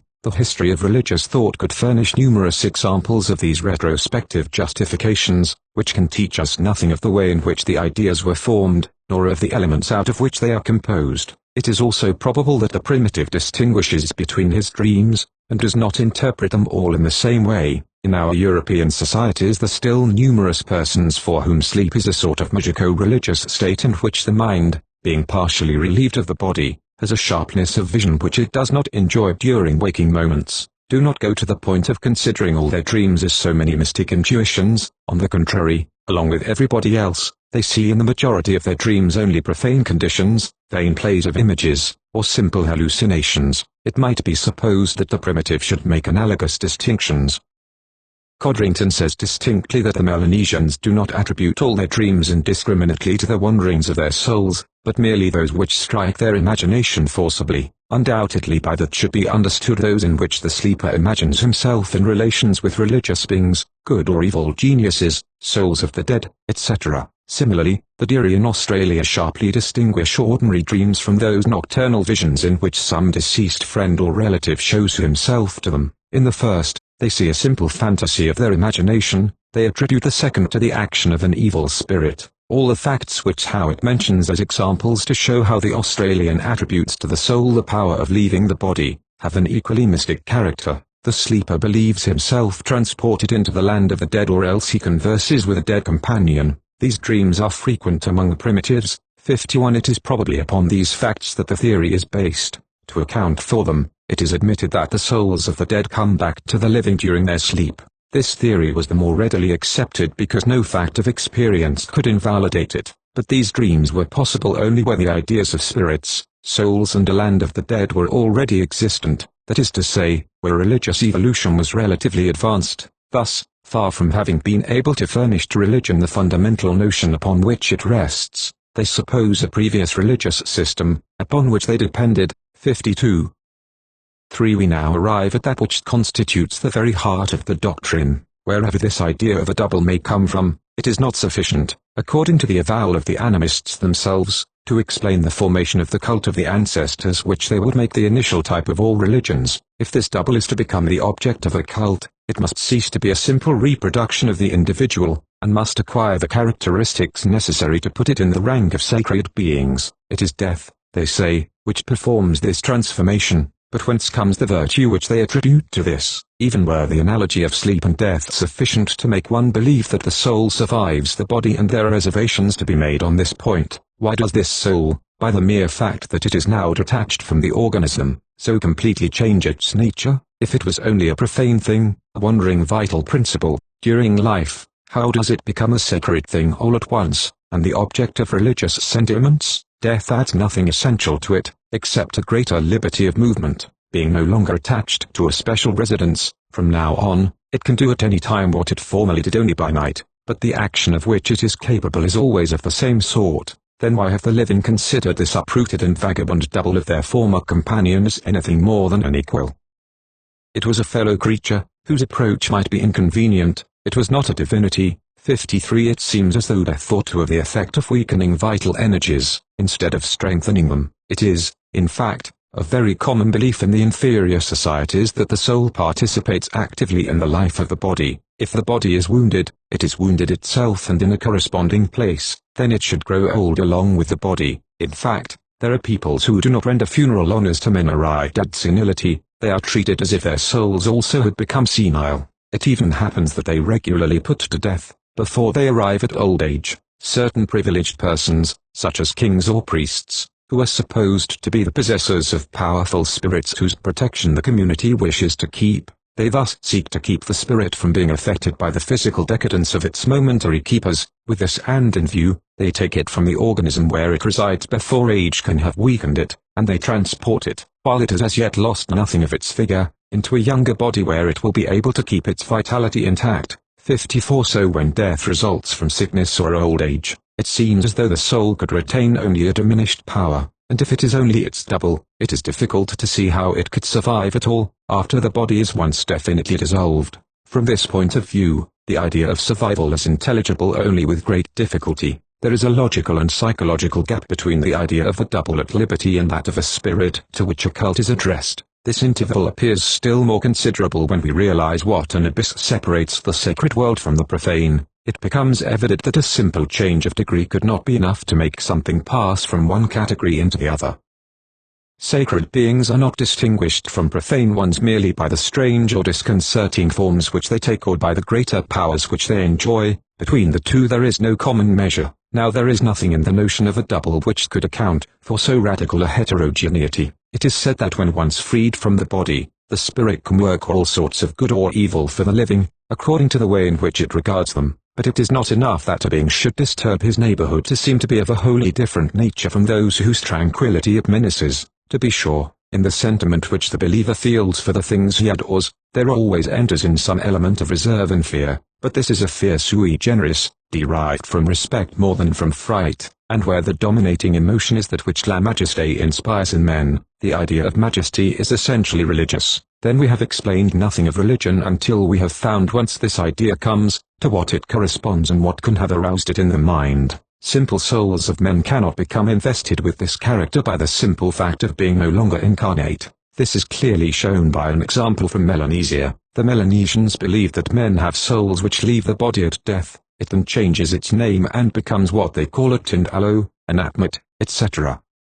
Also, they have a cult of the souls of the dead. They pray to them, invoke them and make offerings and sacrifices to them. But every Tindalo is not the object of these ritual practices. Only those who have this honor which come from men to whom public opinion attributed, during life, the very special virtue which the Melanesians call the mana. Later on, we shall have occasion to fix precisely the meaning which this word expresses. For the time being, it will suffice to say that it is the distinctive character of every sacred being. As Codrington says, it is what works to effect anything which is beyond the ordinary power of men, outside the common processes of nature. A priest, a sorcerer or a ritual formula have mana as well as a sacred stone or spirit. Thus the only Tindalo to which religious services are rendered are those which were already sacred of themselves, when their proprietor was still alive. In regard to the other souls, which come from ordinary men, from the crowd of the profane, the same author says that they are nobodies alike before and after death. By itself, death has no deifying virtue,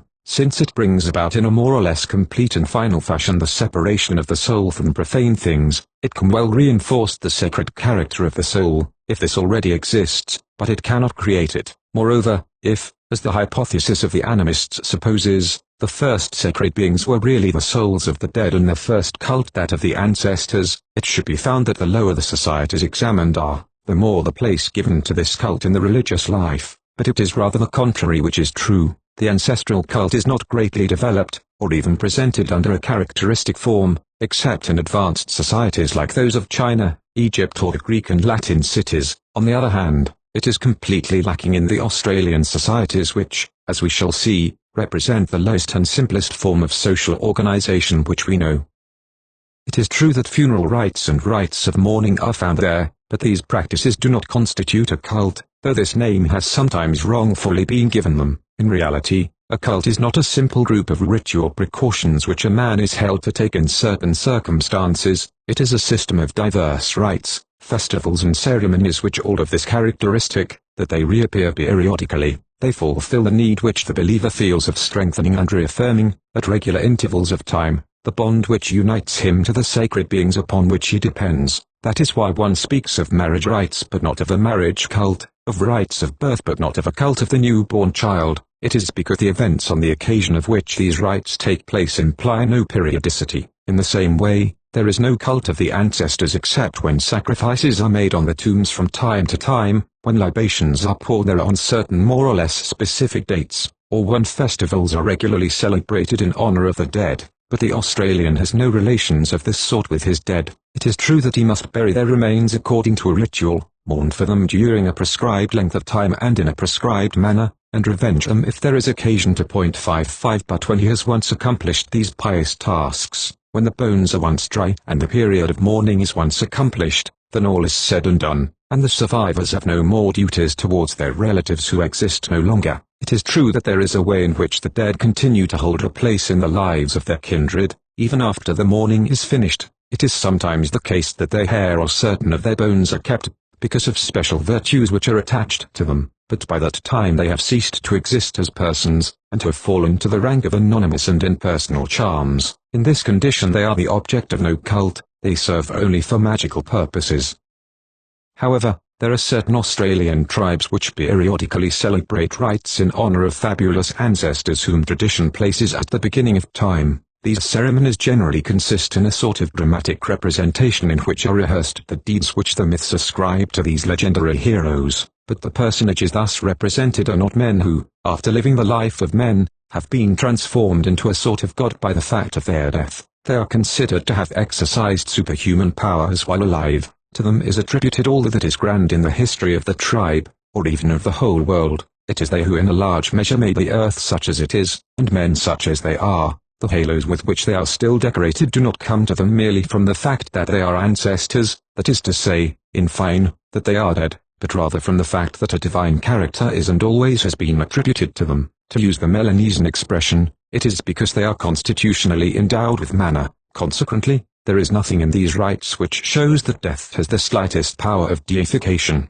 It cannot even be correctly said of certain rites that they form an ancestor cult, since they are not addressed to ancestors as such. In order to have a real cult of the dead, it is necessary that after death real ancestors, the relations whom men really lose every day, become the object of the cult. Let us repeat it once more, there are no traces of any such cult in Australia. Thus the cult which, according to this hypothesis, ought to be the predominating one in inferior societies, is really non-existent there.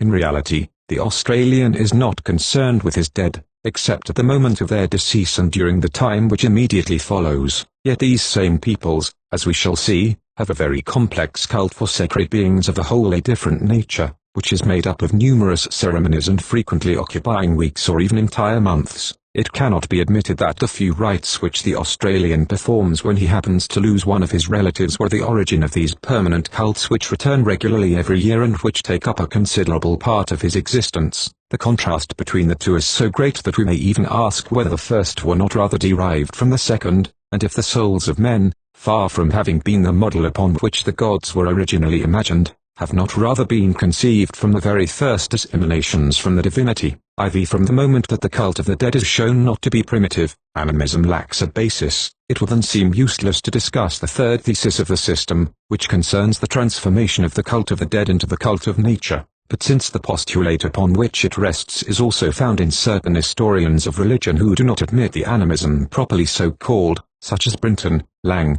Rayville, and even Robertson Smith himself, it is necessary to make an examination of it. This extension of the cult of the dead to all nature is said to come from the fact that we instinctively tend to represent all things in our own image, that is to say, as living and thinking beings. We have seen that Spencer has already contested the reality of this so-called instinct. Since animals clearly distinguish living bodies from dead ones, it seemed to him impossible that man, the heir of the animals, should not have had this same faculty of discernment from the very first. But howsoever certain the facts cited by Spencer may be, they have not the demonstrative value which he attributes to them. His reasoning supposes that all the faculties, instincts and attitudes of the animal have passed integrally into man, Now many errors have their origin in this principle, which is wrongfully taken as a proven truth. For example, since sexual jealousy is generally very strong among the higher animals, it has been concluded that it ought to be found among men with the same intensity from the very beginnings of history. 56 But it is well known today that men can practice a sexual communism which would be impossible if this jealousy were not capable of attenuating itself and even of disappearing when necessary. 57 The fact is that man is not merely an animal with certain additional qualities, he is something else. Human nature is the result of a sort of recasting of the animal nature, and in the course of the various complex operations which have brought about this recasting, there have been losses as well as gains. How many instincts have we not lost? The reason for this is that men are not only in relations with the physical environment, but also with a social environment infinitely more extended, more stable and more active than the one whose influence animals undergo. To live, they must adapt themselves to this. Now in order to maintain itself, society frequently finds it necessary that we should see things from a certain angle and feel them in a certain way. Consequently it modifies the ideas which we would ordinarily make of them for ourselves and the sentiments to which we would be inclined if we listened only to our animal nature. It alters them, even going so far as to put the contrary sentiments in their place. Does it not even go so far as to make us regard our own individual lives as something of little value, while for the animal this is the greatest of things? Then it is a vain enterprise to seek to infer the mental constitution of the primitive man from that of the higher animals. But if the objection of Spencer does not have the decisive value which its author gives it, it is equally true that the animist theory can draw no authority from the confusions which children seem to make.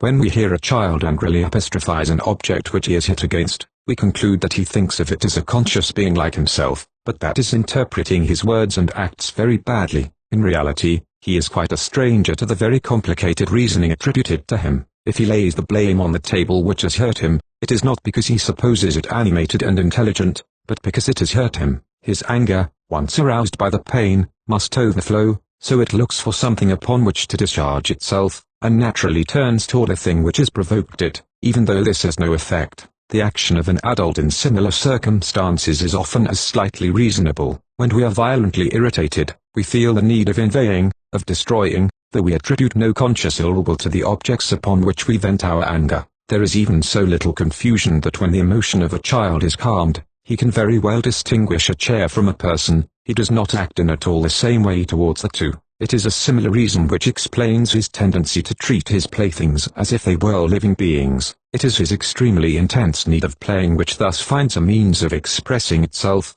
just as in the other case the violent sentiments caused by pain created an object out of nothing. In order that he may consciously play with his jumping jack, he imagines it a living person. This illusion is the easier for him because imagination is his sovereign mistress. He thinks almost entirely with images, and we know how pliant images are, bending themselves with docility before every exigency of the will, but he is so little deceived by his own fiction that he would be the first to be surprised if it suddenly became a reality, and his toy beat him. Let us therefore leave these doubtful analogies to one side. To find out if men were primitively inclined to the confusions imputed to them, we should not study animals or children of today, but the primitive beliefs themselves. If the spirits and gods of nature were really formed in the image of the human soul, they should bear traces of their origin and bring to mind the essential traits of their model. The most important characteristic of the soul is that it is conceived as the internal principle which animates the organism. It is that which moves it and makes it live, to such an extent that when it withdraws itself, life ceases or is suspended. It is its natural residence in the body, at least while this exists, but it is not thus with the spirits assigned to the different things in nature. The god of the sun is not necessarily in the sun, nor is the spirit of a certain rock in the rock which is its principal place of habitation. A spirit undoubtedly has close relations with the body to which it is attached, but one employs a very inexact expression when he says that it is its soul. As Codrington says, there does not appear to be anywhere in Melanesia a belief in a spirit which animates any natural object, a tree, waterfall, storm or rock, so as to be to it what the soul is believed to be to the body of man. Europeans, it is true, speak of the spirits of the sea or of the storm or of the forest, but the native idea which they represent is that ghosts haunt the sea and the forest, having power to raise storms and strike a traveler with disease, while the soul is essentially within the body. The spirit passes the major portion of its time outside the object which serves as its base. This is one indifference which does not seem to show that the second idea was derived from the first. From another point of view, it must be added that if men were really forced to project their own image into things, then the first sacred beings ought to have been conceived in their likeness. Now anthropomorphism, far from being primitive, is rather the mark of a relatively advanced civilization. In the beginning, sacred beings are conceived in the form of an animal or vegetable, from which the human form is only slowly disengaged. It will be seen below that in Australia, it is animals and plants which are the first sacred beings. Even among the Indians of North America, the great cosmic divinities, which commence to be the object of a cult there, are very frequently represented in animal forms. The difference between the animal, man and the divine being, says Rayville, not without surprise, is not felt in this state of mind, and generally it might be said that it is the animal form which is the fundamental one. To find a God made up entirely of human elements, it is necessary to advance nearly to Christianity. Here, God is a man, not only in the physical aspect in which he is temporarily made manifest, but also in the ideas and sentiments which he expresses. But even in Greece and Rome, though the gods were generally represented with human traits, many mythical personages still had traces of an animal origin. Thus there is Dionysus, who is often met with in the form of a bull, or at least with the horns of a bull. There is Demeter, who is often represented with a horse's mane. There are Pan and Silenus, there are other fauns, etc. It is not at all true that man has yet such an inclination to impose his own form upon things. More than that, he even commenced by conceiving of himself as participating closely in the animal nature. In fact, it is a belief almost universal in Australia, and very widespread among the Indians of North America, that the ancestors of men were beasts or plants, or at least that the first men had, either in whole or in part, the distinctive characters of certain animal or vegetable species. Thus, far from seeing beings like themselves everywhere, men commenced by believing themselves to be in the image of some beings from which they differed radically. Finally, the animistic theory implies a consequence which is perhaps its best refutation. If it were true, it would be necessary to admit that religious beliefs are so many hallucinatory representations, without any objective foundation whatsoever. It is supposed that they are all derived from the idea of the soul because one sees only a magnified soul in the spirits and gods. But according to Tyler and his disciples, the idea of the soul is itself constructed entirely out of the vague and inconsistent images which occupy our attention during sleep, for the soul is the double, and the double is merely a man as he appears to himself while he sleeps. From this point of view, then, sacred beings are only the imaginary conceptions which men have produced during a sort of delirium which regularly overtakes them every day, though it is quite impossible to see to what useful ends these conceptions serve, nor what they answer to in reality. If a man prays, if he makes sacrifices and offerings, if he submits to the multiple privations which the ritual prescribes, it is because a sort of constitutional eccentricity has made him take his dreams for perceptions, death for a prolonged sleep, and that God is for living and thinking beings. Thus not only is it true, as many have held, that the forms under which religious powers have been represented to the mind do not express them exactly, and that the symbols with the aid of which they have been thought of partially hide their real nature, but more than that, behind these images and figures there exists nothing but the nightmares of primitive minds.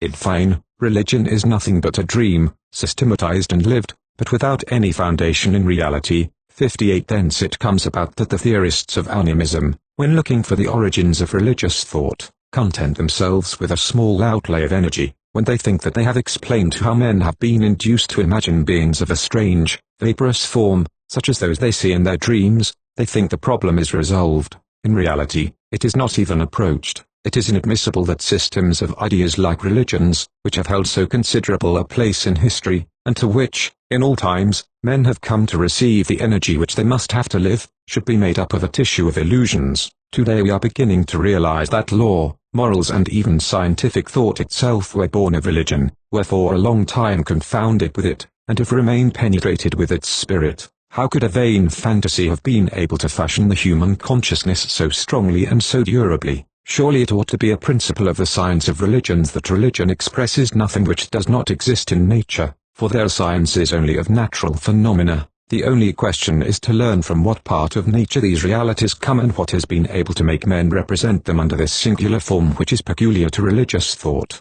But if this question is to be raised, it is necessary to commence by admitting that they are real things which are thus represented. When the philosophers of the 18th century made religion a vast error imagined by the priests, they could at least explain its persistence by the interest which the sacerdotal class had in deceiving the people.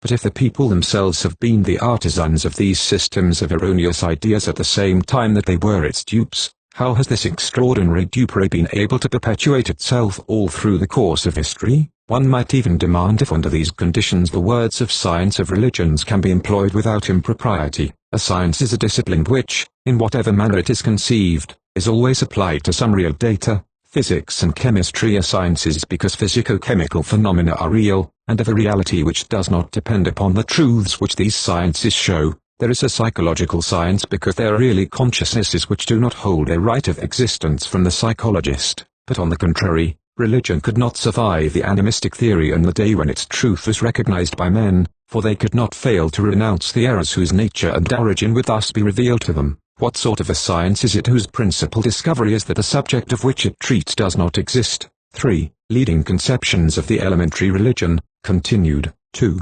Naturism. The spirit of the naturalistic school is quite different. In the first place, it is recruited in a different environment. The animists are, for the most part, ethnologists or anthropologists. The religions which they have studied are the crudest which humanity has ever known. Hence comes the extraordinary importance which they attribute to the souls of the dead, to spirits and to demons, and, in fact, to all spiritual beings of the second order. It is because these religions know hardly any of the higher order. 59. On the contrary, the theories which we are now going to describe are the work of scholars who have concerned themselves especially with the great civilizations of Europe and Asia, ever since the work of the Grimm brothers, who pointed out the interest that there is in comparing the different mythologies of the Indo-European peoples. Scholars have been struck by the remarkable similarities which these present, mythical personages were identified who, though having different names, symbolized the same ideas and fulfilled the same functions. Even the names were frequently related, and it has been thought possible to establish the fact that they are not unconnected with one another.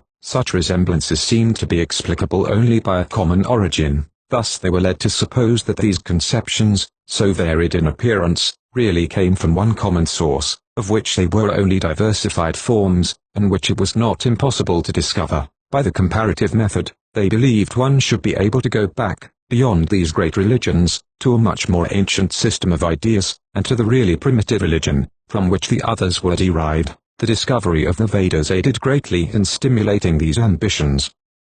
In the Vedas, scholars had a written text, whose antiquity was undoubtedly exaggerated at the moment of its discovery, but which is surely one of the most ancient which we have at our disposition in an Indo-European language. Here they were enabled to study, by the ordinary methods of philology, a literature as old as or older than Homer, and a religion which was believed more primitive than that of the ancient Germans. A document of such value was evidently destined to throw a new light upon the religious beginnings of humanity, and the science of religions could not fail to be revolutionized by it. The conception which was thus born was so fully demanded by the state of the science and by the general march of ideas, that it appeared almost simultaneously in two different lands. In 1856, Max Müller exposed its principles in his Oxford Essays. 3 years later appeared a work of Adalbert Kuhn on the origin of fire and the drink of the gods, which was clearly inspired by the same spirit. When once set forth, the idea spread very rapidly in scientific circles. To the name of Kuhn is closely associated that of his brother-in-law Schwartz, whose work on the origin of mythology followed closely upon the preceding one.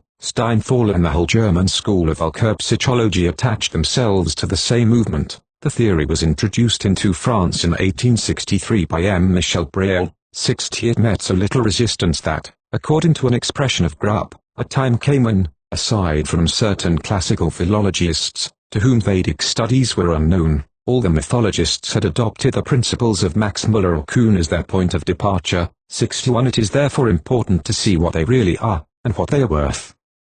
Since no one has presented them in a more systematic form than Max Müller, it is upon his work that we shall base the description which follows. 62. We have seen that the postulate at the basis of animism is that religion, at least in its origin, expresses no physical reality, but Max Müller commences with the contrary principle. For him, it is an axiom that religion reposes upon an experience, from which it draws all its authority. Religion, he says, if it is to hold its place as a legitimate element of our consciousness, must, like all other knowledge, begin with sensuous experience, taking up the old empirical adage, nihil estate in intellectu quod non ante fuerit in sensu. He applies it to religion and declares that there can be nothing in beliefs which was not first perceived. So here is a doctrine which seems to escape the grave objection which we raised against animism. From this point of view, it seems that religion ought to appear, not as a sort of vague and confused dreaming, but as a system of ideas and practices well founded in reality. But which are these sensations which give birth to religious thought? That is the question which the study of the Vedas is supposed to aid in resolving. The names of the gods are generally either common words, still employed, or else words formerly common, whose original sense it is possible to discover.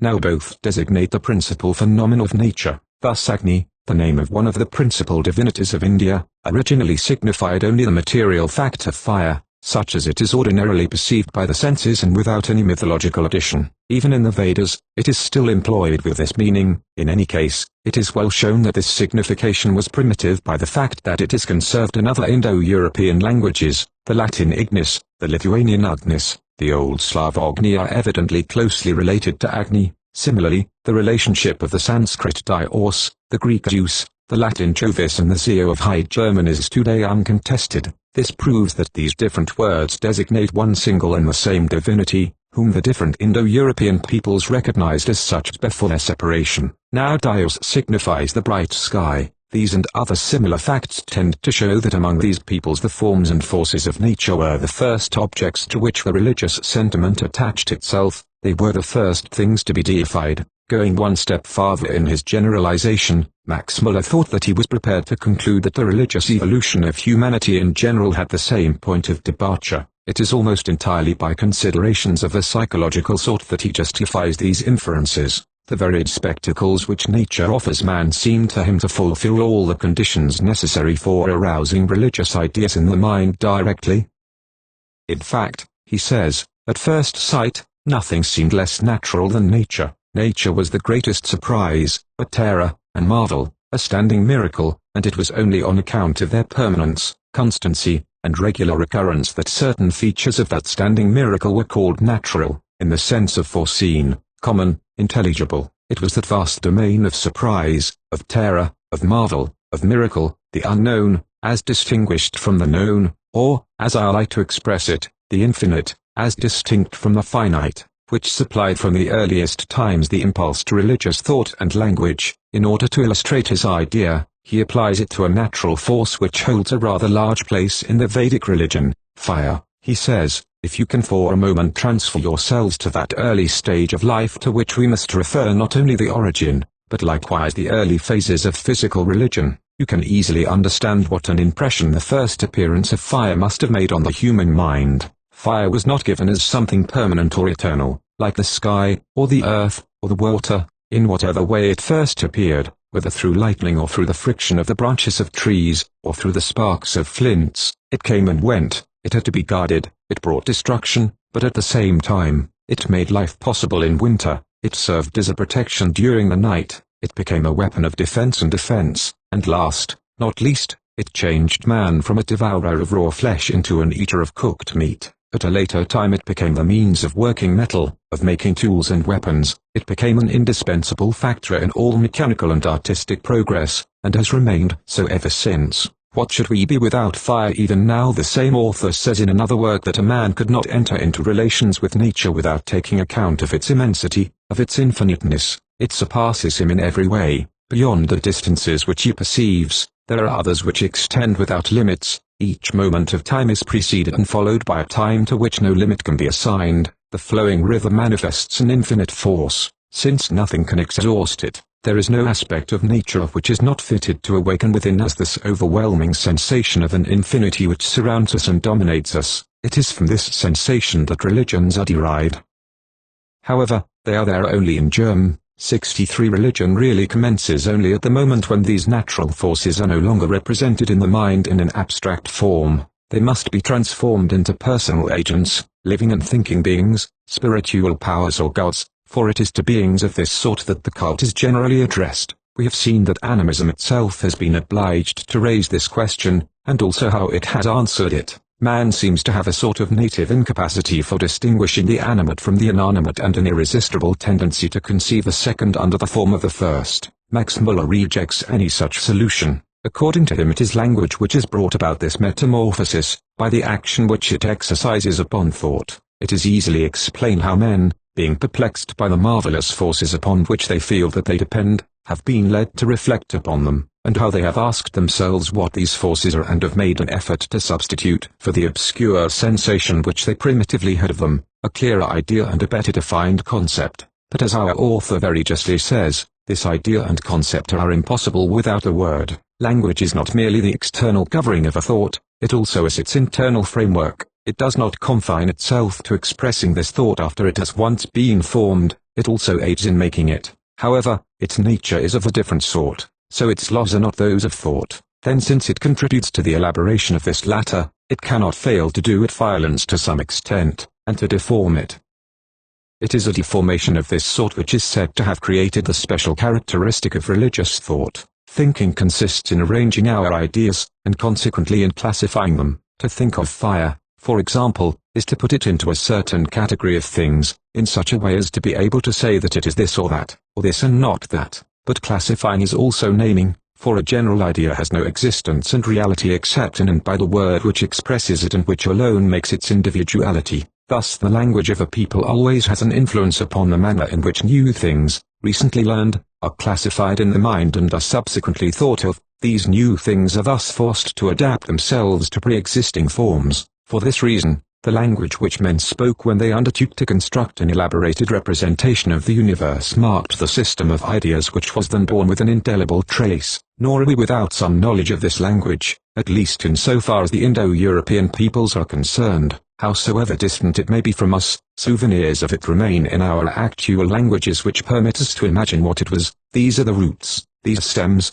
from which are derived all the words which we employ and which are found at the basis of all the Indo-European languages, are regarded by Max Muller as so many echoes of the language which the corresponding peoples spoke before their separation, that is to say, at the very moment when this religion of nature, which is to be explained, was being formed. Now these roots present two remarkable characteristics, which, it is true, have as yet been observed only in this particular group of languages, but which our author believes to be present equally in the other linguistic families. In the first place, the roots are general, that is to say that they do not express particular things and individuals, but types, and even types of an extreme generality. They represent the most general themes of thought. One finds there, as though fixed and crystallized, those fundamental categories of the intellect which at every moment in history dominate the entire mental life, the arrangement of which philosophers have many times attempted to reconstruct. Secondly, the types to which they correspond are types of action, and not of objects. They translate the most general manners of acting which are to be observed among living beings and especially among men. They are such actions as striking, pushing, rubbing, lying down, getting up, pressing, mounting, descending, walking, etc. In other words, men generalized and named their principal ways of acting before generalizing and naming the phenomena of nature. Owing to their extreme generality, these words could easily be extended to all sorts of objects which they did not originally include. It is even this extreme suppleness which has permitted them to give birth to the numerous words which are derived from them. Then when men, turning towards things, undertook to name them, that they might be able to think about them, they applied these words to them, though they were in no way designed for them. But, owing to their origin, these were able to designate the forces of nature only by means of their manifestations which seemed the nearest to human actions. A thunderbolt was called something that tears up the soil or that spreads fire, the wind, something that sighs or whistles, the sun, something that throws golden arrows across space, a river, something that flows, etc. But since natural phenomena were thus compared to human acts, this something to which they were attached was necessarily conceived under the form of personal agents, more or less like men. It was only a metaphor, but it was taken literally. The error was inevitable, for science, which alone could dispel the illusion, did not yet exist. In a word, since language was made of human elements, translating human states, it could not be applied to nature without transforming it. Even today, remarks Embrael, it forces us in a certain measure to represent things from this angle. We do not express an idea, even one in designating a simple quality, without giving it a gender, that is to say, a sex. We cannot speak of an object, even though it be considered in a most general fashion, without determining it by an article. Every subject of a sentence is presented as an active being, every idea as an action, and every action, be it transitory or permanent, is limited in its duration by the tense in which we put the verb. Our scientific training enables us to rectify the errors which language might thus suggest to us, but the influence of the word ought to be all-powerful when it has no check. Language thus superimposes upon the material world, such as it is revealed to our senses, a new world, composed wholly of spiritual beings which it has created out of nothing and which have been considered as the causes determining physical phenomena ever since. But its action does not stop there. When words were once forged to represent these personalities which the popular imagination had placed behind things, a reaction affected these words themselves. They raised all sorts of questions, and it was to resolve these problems that myths were invented. It happened that one object received a plurality of names, corresponding to the plurality of aspects under which it was presented in experience. Thus there are more than 20 words in the Vedas for the sky. Since these words were different, it was believed that they corresponded to so many distinct personalities, but at the same time, it was strongly felt that these same personalities had an air of relationship. To account for that, it was imagined that they formed a single family. Genealogies, a civil condition and a history were invented for them.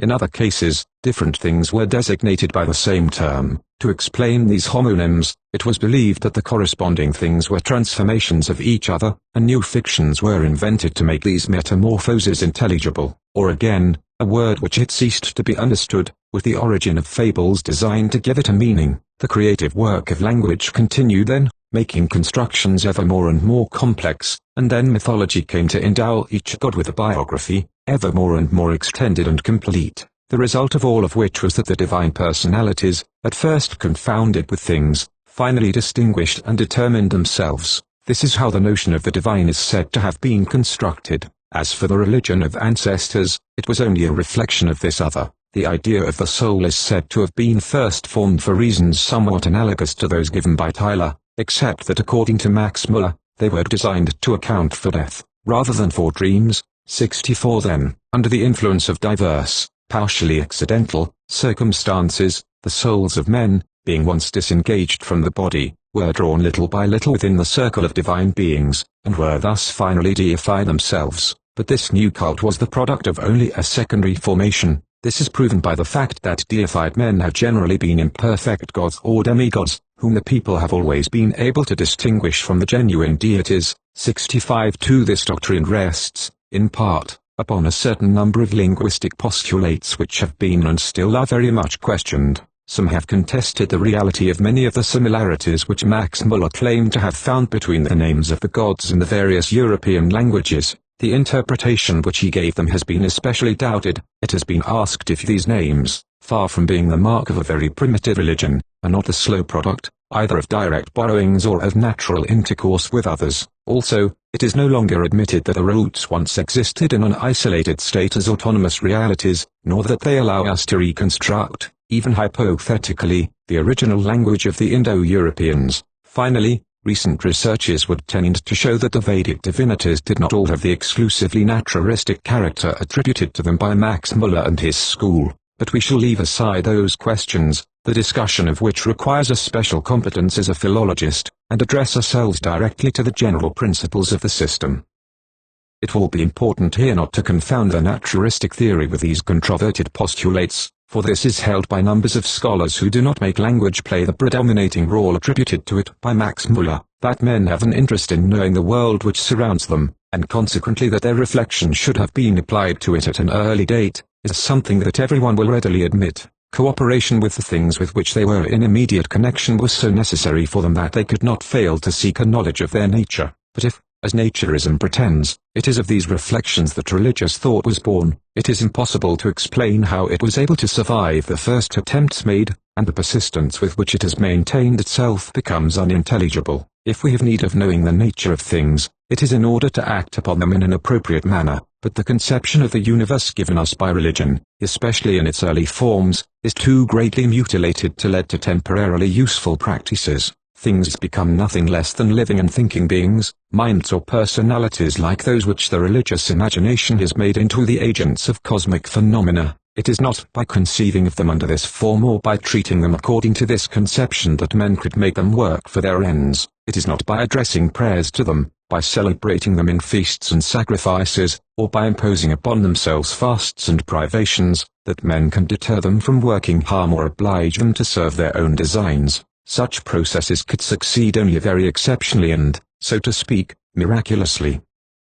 If, then, religion's reason for existence was to give us a conception of the world which would guide us in our relations with it, it was in no condition to fulfill its function, and people would not have been slow to perceive it. Failures, being infinitely more frequent than successes, would have quickly shown them that they were following a false route, and religion, shaken at each instant by these repeated contradictions, would not have been able to survive. It is undeniably true that errors have been able to perpetuate themselves in history, but, except under a union of very exceptional circumstances, they can never perpetuate themselves thus unless they were true practically, that is to say, unless, without giving us a theoretically exact idea of the things with which they deal, they express well enough the manner in which they affect us, either for good or for bad. Under these circumstances, the actions which they determine have every chance of being, at least in a general way, the very ones which are proper, so it is easily explained how they have been able to survive the proofs of experience. 66 But an error, and especially a system of errors which leads to, and can lead to nothing but mistaken and useless practices,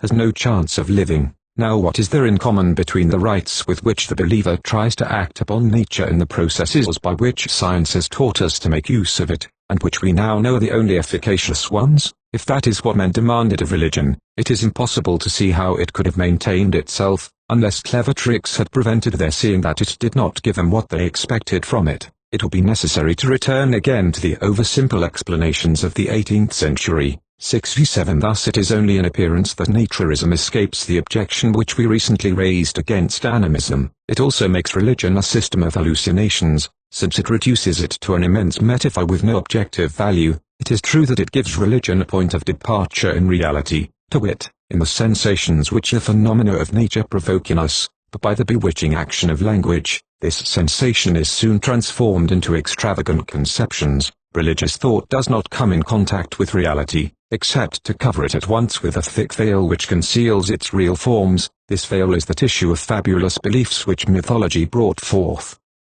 Thus the believer, like the delirious man, lives in a world peopled with beings and things which have only a verbal existence. Max Muller himself recognized this, for he regarded myths as the product of a disease of the intellect. At first, he attributed them to a disease of language, but since language and the intellect are inseparable for him, what is true of the one is true of the other. When trying to explain the inmost nature of mythology, he says, I called it a disease of language rather than of thought, after I had fully explained in my science of thought that language and thought are inseparable, and that a disease of language is therefore the same thing as a disease of thought. No doubt ought to have remained as to what I meant. To represent the supreme God as committing every kind of crime, as being deceived by men, as being angry with his wife and violent with his children, is surely a proof of a disease, of an unusual condition of thought, or, to speak more clearly, of real madness. And this argument is not valid merely against Max Muller and his theory, but against the very principle of naturism, in whatever way it may be applied.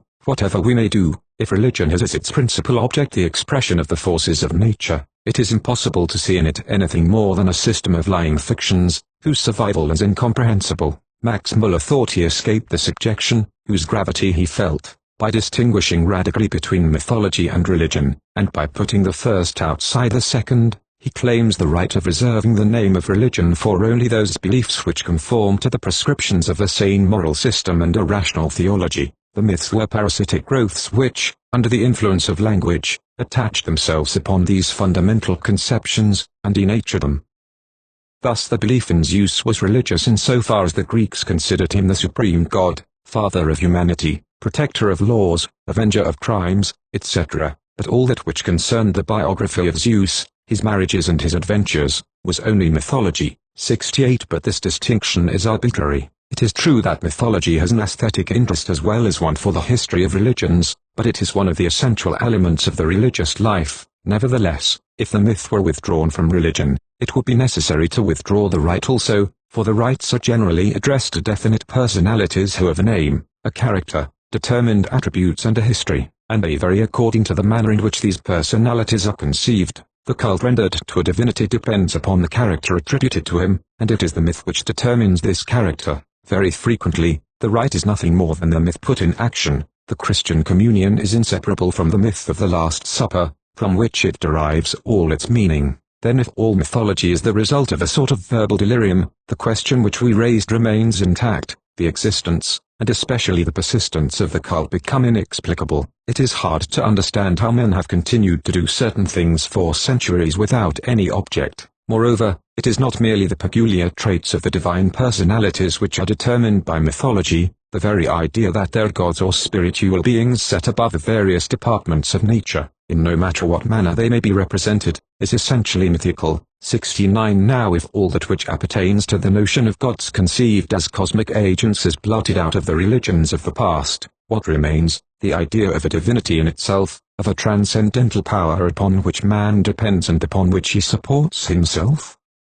But that is only an abstract and philosophic conception which has been fully realized in no historical religion. It is without interest for the science of religions. 70 We must therefore avoid distinguishing between religious beliefs, keeping some because they seem to us to be true and sane and rejecting others because they shock and disconcert us. All myths, even those which we find the most unreasonable, have been believed. 71 Men have believed in them no less firmly than in their own sensations. They have based their conduct upon them. In spite of appearances, it is therefore impossible that they should be without objective foundation. However, it will be said that in whatever manner religions may be explained, it is certain that they are mistaken in regard to the real nature of things. Science has proved it. The modes of action which they counsel or prescribe to men can therefore rarely have useful effects. It is not by lustrations that the sick are cured, nor by sacrifices and chants that the crops are made to grow. Thus the objection which we have made to naturism would seem to be applicable to all possible systems of explanation. Nevertheless, there is one which escapes it.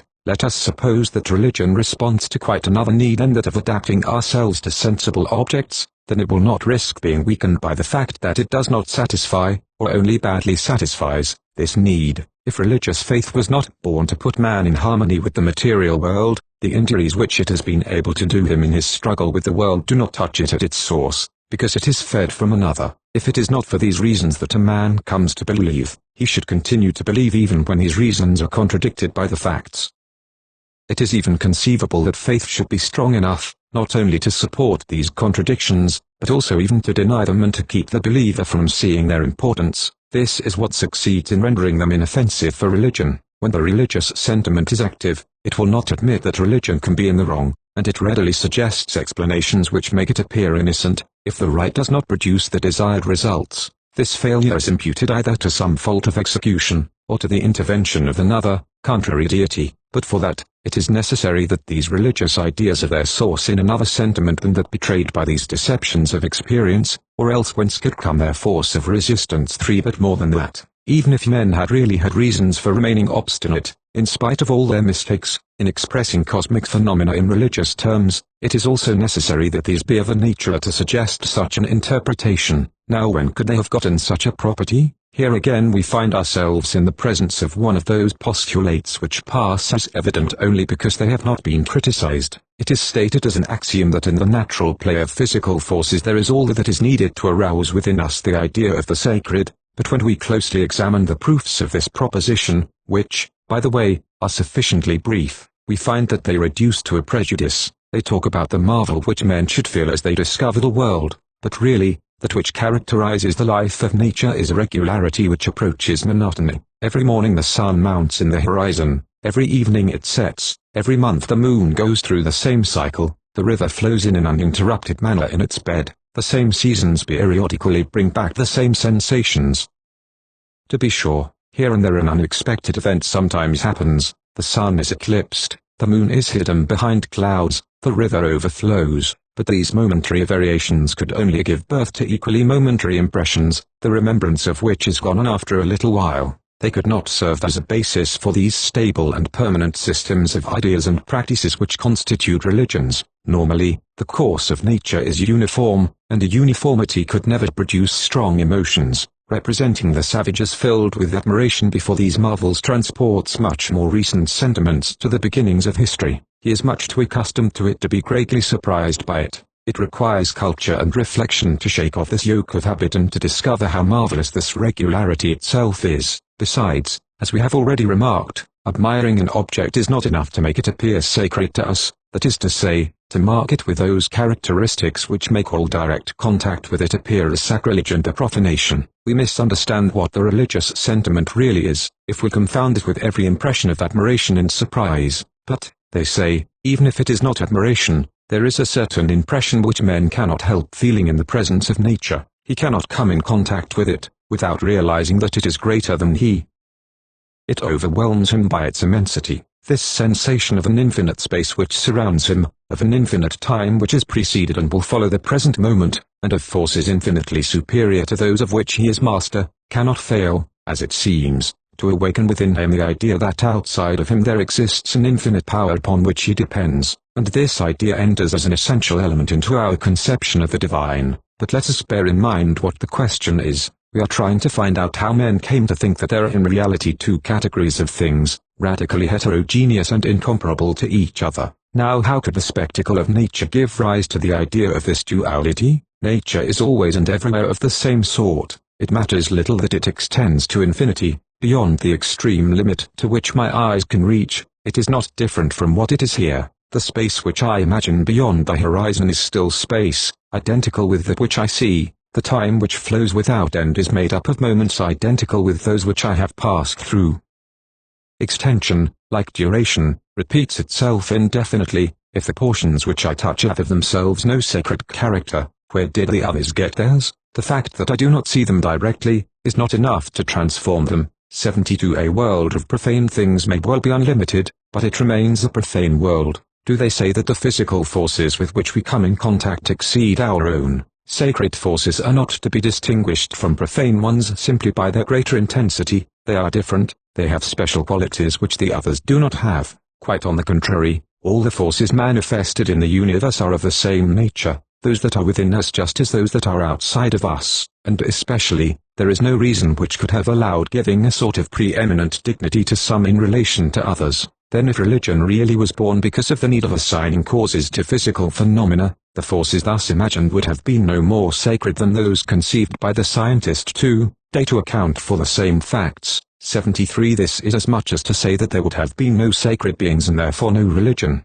But even supposing that this sensation of being overwhelmed were really able to suggest religious ideas, it could not have produced this effect upon the primitive, for he does not of it. He is in no way conscious that cosmic forces are so superior to his own. Since science has not yet taught him modesty, he attributes to himself an empire over things which he really does not have, but the illusion of which is enough to prevent his feeling dominated by them.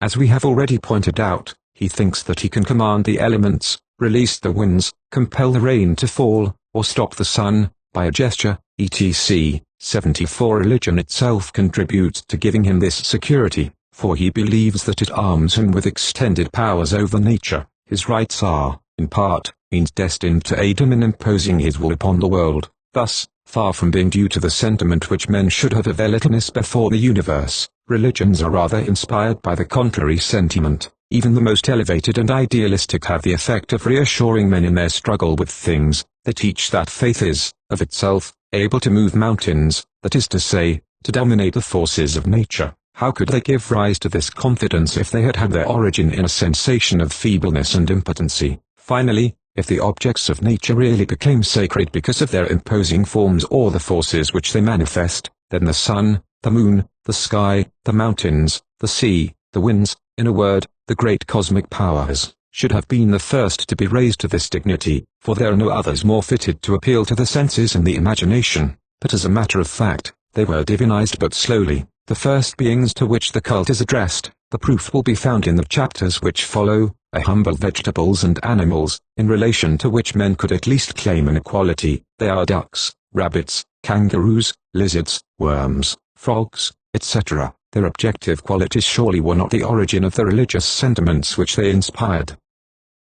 IV. Totemism as an elementary religion. History of the question, method of treating it. Howsoever opposed their conclusions may seem to be, the two systems which we have just studied agree upon one essential point. They state the problem in identical terms. Both undertake to construct the idea of the divine out of the sensations aroused in us by certain natural phenomena, either physical or biological. For the animists it is dreams, for the naturists, certain cosmic phenomena, which served as the point of departure for religious evolution. But, for both, it is in the nature, either of man or of the universe, that we must look for the germ of the grand opposition which separates the profane from the sacred. But such an enterprise is impossible. It supposes a veritable creation ex nihilo. A fact of common experience cannot give us the idea of something whose characteristic is to be outside the world of common experience. A man, as he appears to himself in his dreams, is only a man. Natural forces, as our senses perceive them, are only natural forces, howsoever great their intensity may be. Hence comes the common criticism which we address to both doctrines, in order to explain how these pretended data of religious thought have been able to take a sacred character which has no objective foundation. It will be necessary to admit that a whole world of delusive representations has superimposed itself upon the other, denatured it to the point of making it unrecognizable, and substituted a pure hallucination for reality. Here, it is the illusions of the dream which brought about this transfiguration. There, it is the brilliant and vain company of images evoked by the word. But in one case as in the other, it is necessary to regard religion as the product of a delirious imagination. Thus one positive conclusion is arrived at as the result of this critical examination. Since neither man nor nature have of themselves a sacred character, they must get it from another source. Aside from the human individual and the physical world, there should be some other reality, in relation to which this variety of delirium which all religion is in a sense, has a significance and an objective value. In other words, beyond those which we have called animistic and naturistic, there should be another sort of cult, more fundamental and more primitive, of which the first are only derived forms or particular aspects. In fact, this cult does exist. It is the one to which ethnologists have given the name of totemism. It was only at the end of the 18th century that the word totem appeared in ethnographical literature. It is found for the first time in the book of an Indian interpreter, J. Long, which was published in London in 1791. For nearly half a century, totemism was known only as something exclusively American. 75 It was only in 1841 that Gray, in a passage which has remained celebrated, pointed out the existence of wholly similar practices in Australia. From that time on, scholars began to realize that they were in the presence of a system of a certain generality, but they saw there only an essentially archaic institution, an ethnographical curiosity, having no great interest for the historian. MacLennan was the first to undertake to attach totemism to the general history of humanity. In a series of articles in the Fortnightly Review, he set himself to show that totemism was not only a religion, but one from which were derived a multitude of beliefs and practices which are found in much more advanced religious systems. He even went so far as to make it the source of all the animal-worshipping and plant-worshipping cults which are found among ancient peoples. Certainly this extension of totemism was abusive. The cults of animals and plants depend upon numerous causes which cannot be reduced to one, without the error of too great simplicity. But this error, by its very exaggerations, had at least the advantage that it put into evidence the historical importance of totemism. Students of American totemism had already known for a long time that this form of religion was most intimately united to a determined social organization, that its basis is the division of the social group into clans. 76 and 1877. In his Ancient Society, 77 Lewis H. Morgan undertook to make a study of it, to determine its distinctive characteristics, and at the same time to point out its generality among the Indian tribes of North and Central America. At nearly the same moment, and even following the direct suggestion of Morgan, Fison and Howe at 78 established the existence of the same social system in Australia, as well as its relations with totemism. Under the influence of these directing ideas, observations could be made with better method. The researches which the American Bureau of Ethnology undertook, played an important part in the advance of these studies. 79 by 1887. The documents were sufficiently numerous and significant to make Fraser consider it time to unite them and present them to us in a systematic form. Such is the object of his little book Totemism, where the system is studied both as a religion and as a legal institution. But this study was purely descriptive. No effort was made to explain totemism or to understand its fundamental notions. Robertson Smith is the first to undertake this work of elaboration. He realized more clearly than any of his predecessors how rich this crude and confused religion is in germs for the future. It is true that MacLennan had already connected it with the great religions of antiquity, but that was merely because he thought he had found here and there the cult of animals or plants.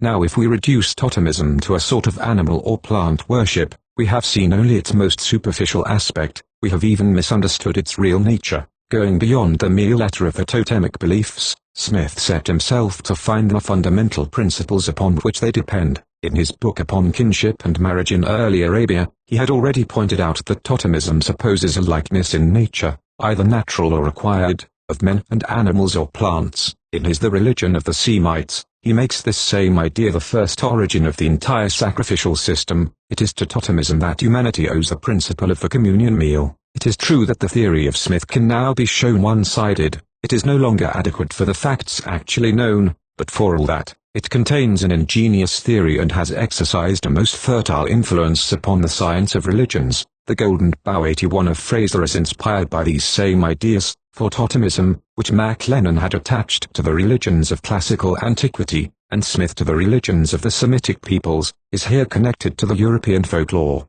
The schools of MacLennan and Morgan are thus united to that of Manhut, 82. During this time, the American tradition continued to develop with an independence which it has kept up until very recent times. Three groups of societies were the special object of the researches which were concerned with totemism. These are, first, certain tribes of the Northwest, the Tlingit, the Haida, the Kwakiutl, the Salish and the Tsimshian, then, the great nation of the Sioux, and finally, the Pueblo Indians in the southwestern part of the United States. The first was studied principally by Dull, Cross, Bowers, Swanson, Hill-Tout, the second by Dorsey, the last by Mindeleff, Mrs. Stevenson and Cushing, 83. But however rich the harvest of facts thus gathered in all parts of the country may have been, the documents at our disposal were still fragmentary. Though the American religions contain numerous traces of totemism, they have passed the stage of real totemism. On the other hand, observations in Australia had brought little more than scattered beliefs and isolated rites, initiation rituals and interdictions relative to totemism. It was with facts taken from all these sources that Fraser attempted to draw a picture of totemism in its entirety. Whatever may be the incontestable merit of the reconstruction undertaken in such circumstances, it could not help being incomplete and hypothetical. A totemic religion in complete action had not yet been observed. It is only in very recent years that this serious deficiency has been repaired. Two observers of remarkable ability, Baldwin Spencer and F. J. Gillen, discovered 84 in the interior of the Australian continent a considerable number of tribes whose basis and unity was founded in totemic beliefs. The results of their observations have been published in two works, which have given a new life to the study of totemism. The first of these, The Native Tribes of Central Australia, deals with the more central of these tribes, the Irunta, the Luritja, and a little farther to the south, on the shores of Lake Eyre, the Yurubana. The second, which is entitled The Northern Tribes of Central Australia, deals with the societies north of the Yurubana, occupying the territory between MacDonnell's Range and Carpenter Gulf. Among the principal of these we may mention the Unmatjura, the Katish, the Warramunga, the Wurjaya, the Jingili, the Bimbinga, the Walpuri, the Nanji and finally, on the very shores of the Gulf, the Mara and the Anula. 85. More recently, a German missionary, Karl Strello, who has also passed long years in these same Central Australian societies, 86, has commenced to publish his own observations on two of these tribes, the Irana and the Luritja. The Irunta and Luritja of Spencer and Gillen. 87. Having well mastered the language spoken by these peoples, 88, Strello has been able to bring us a large number of totemic myths and religious songs, which are given us, for the most part, in the original text, in spite of some differences of detail which are easily explained and whose importance has been greatly exaggerated. 89. We shall see that the observations of Strello, though completing, making more precise and sometimes even rectifying those of Spencer and Gillen, confirm them in all that is essential. These discoveries have given rise to an abundant literature to which we shall have occasion to return. The works of Spencer and Gillen especially have exercised a considerable influence, not only because they were the oldest, but also because the facts were there presented in a systematic form, which was of a nature to give a direction to later studies. 90. And to stimulate speculation. The results were commented upon, discussed and interpreted in all possible manners. At this same time, Howitt, whose fragmentary studies were scattered in a number of different publications, 91, undertook to do for the southern tribes what Spencer and Gillen had done for those of the centre. In his Native Tribes of Southeast Australia, 92 he gives us a view of the social organisation of the peoples who occupy southern Australia, New South Wales, and a good part of Queensland.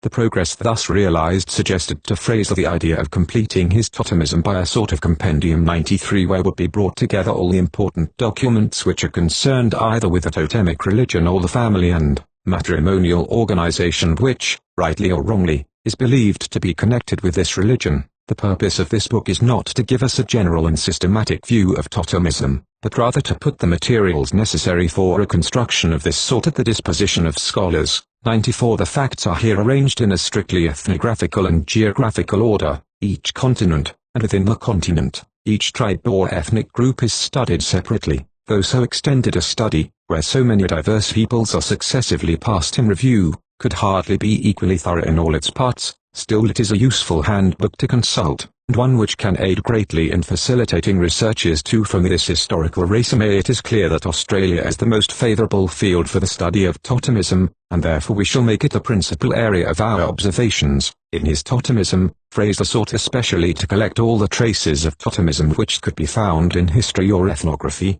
He was thus led to include in his study societies the nature and degree of whose culture differs most widely. Ancient Egypt, Arabia and Greece, and the southern Slavs are found there, side by side with the tribes of Australia and America. This manner of procedure is not at all surprising for a disciple of the anthropological school, for this school does not seek to locate religions in the social environments of which they are a part, 95, and to differentiate them according to the different environments to which they are thus connected, but rather, as is indicated by the name which it has taken to itself, its purpose is to go beyond the national and historical differences to the universal and really human basis of the religious life. It is supposed that man has a religious nature of himself, in virtue of his own constitution, and independently of all social conditions, and they propose to study this. 96 For researches of this sort, all peoples can be called upon equally well.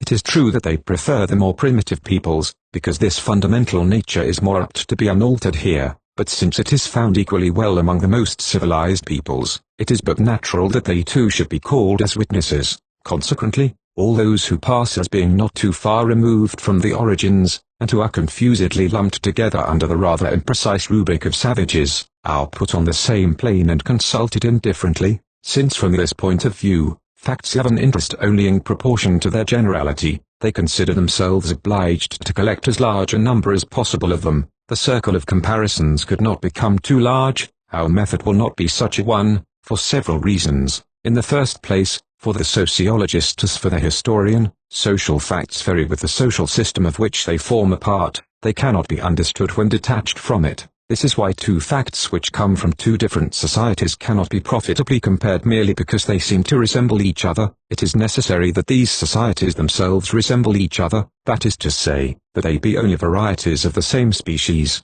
The comparative method would be impossible, if social types did not exist, and it cannot be usefully applied except within a single type. What errors have not been committed for having neglected this precept? It is thus that facts have been unduly connected with each other which, in spite of exterior resemblances, really have neither the same sense nor the same importance. The primitive democracy and that of today, the collectivism of inferior societies and actual socialistic tendencies, the monogamy which is frequent in Australian tribes and that sanctioned by our laws, etc. Even in the work of Fraser such confusions are found.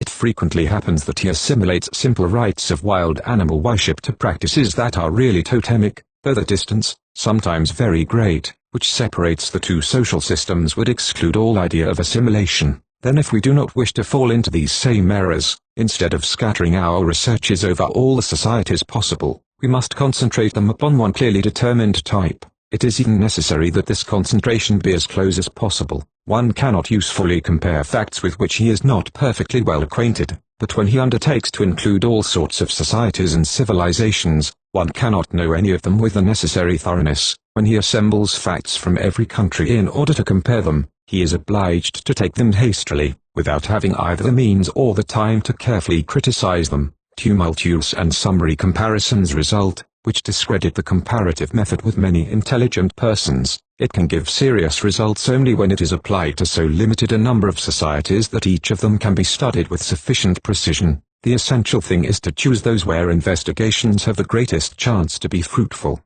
Also, the value of the facts is much more important than their number. In our eyes, the question whether totemism has been more or less universal or not, is quite secondary. 97 If it interests us, it does so before all because in studying it we hope to discover relations of a nature to make us understand better what religion is. Now to establish these relations it is neither necessary nor always useful to heap up numerous experiences upon each other. It is much more important to have a few that are well studied and really significant. One single fact may make a law appear, where a multitude of imprecise and vague observations would only produce confusion. In every science, the scholar would be overwhelmed by the facts which present themselves to him. If he did not make a choice among them, it is necessary that he distinguish those which promise to be the most instructive, that he concentrate his attention upon these, and that he temporarily leave the others to one side. That is why, with one reservation which will be indicated below, we propose to limit our research to Australian societies. They fulfill all the conditions which were just enumerated. They are perfectly homogeneous, for though it is possible to distinguish varieties among them, they all belong to one common type. This homogeneity is even so great that the forms of social organization are not only the same, but that they are even designated by identical or equivalent names in a multitude of tribes, sometimes very distant from each other. 98 Also, Australian totemism is the variety for which our documents are the most complete. Finally, that which we propose to study in this work is the most primitive and simple religion which it is possible to find. It is therefore natural that to discover it, we address ourselves to societies as slightly evolved as possible, for it is evidently there that we have the greatest chance of finding it and studying it well. Now there are no societies which present this characteristic to a higher degree than the Australian ones. Not only is their civilization most rudimentary, the house and even the hut are still unknown, but also their organization is the most primitive and simple which is actually known. It is that which we have elsewhere called organization on a basis of clans. In the next chapter, we shall have occasion to restate its essential traits. However, though making Australia the principal field of our research, we think it best not to leave completely aside the societies where totemism was first discovered, that is to say, the Indian tribes of North America. This extension of the field of comparison has nothing about it which is not legitimate. Undoubtedly these people are more advanced than those of Australia. Their civilization has become much more advanced. Men there live in houses or under tents, and there are even fortified villages. The size of the society is much greater, and centralization, which is completely lacking in Australia, is beginning to appear there. We find vast confederations, such as that of the Iroquois, under one central authority. Sometimes a complicated system of differentiated classes arranged in a hierarchy is found. However, the essential lines of the social structure remain the same as those in Australia. It is always the organization on a basis of clans. Thus we are not in the presence of two different types, but of two varieties of a single type, which are still very close to each other.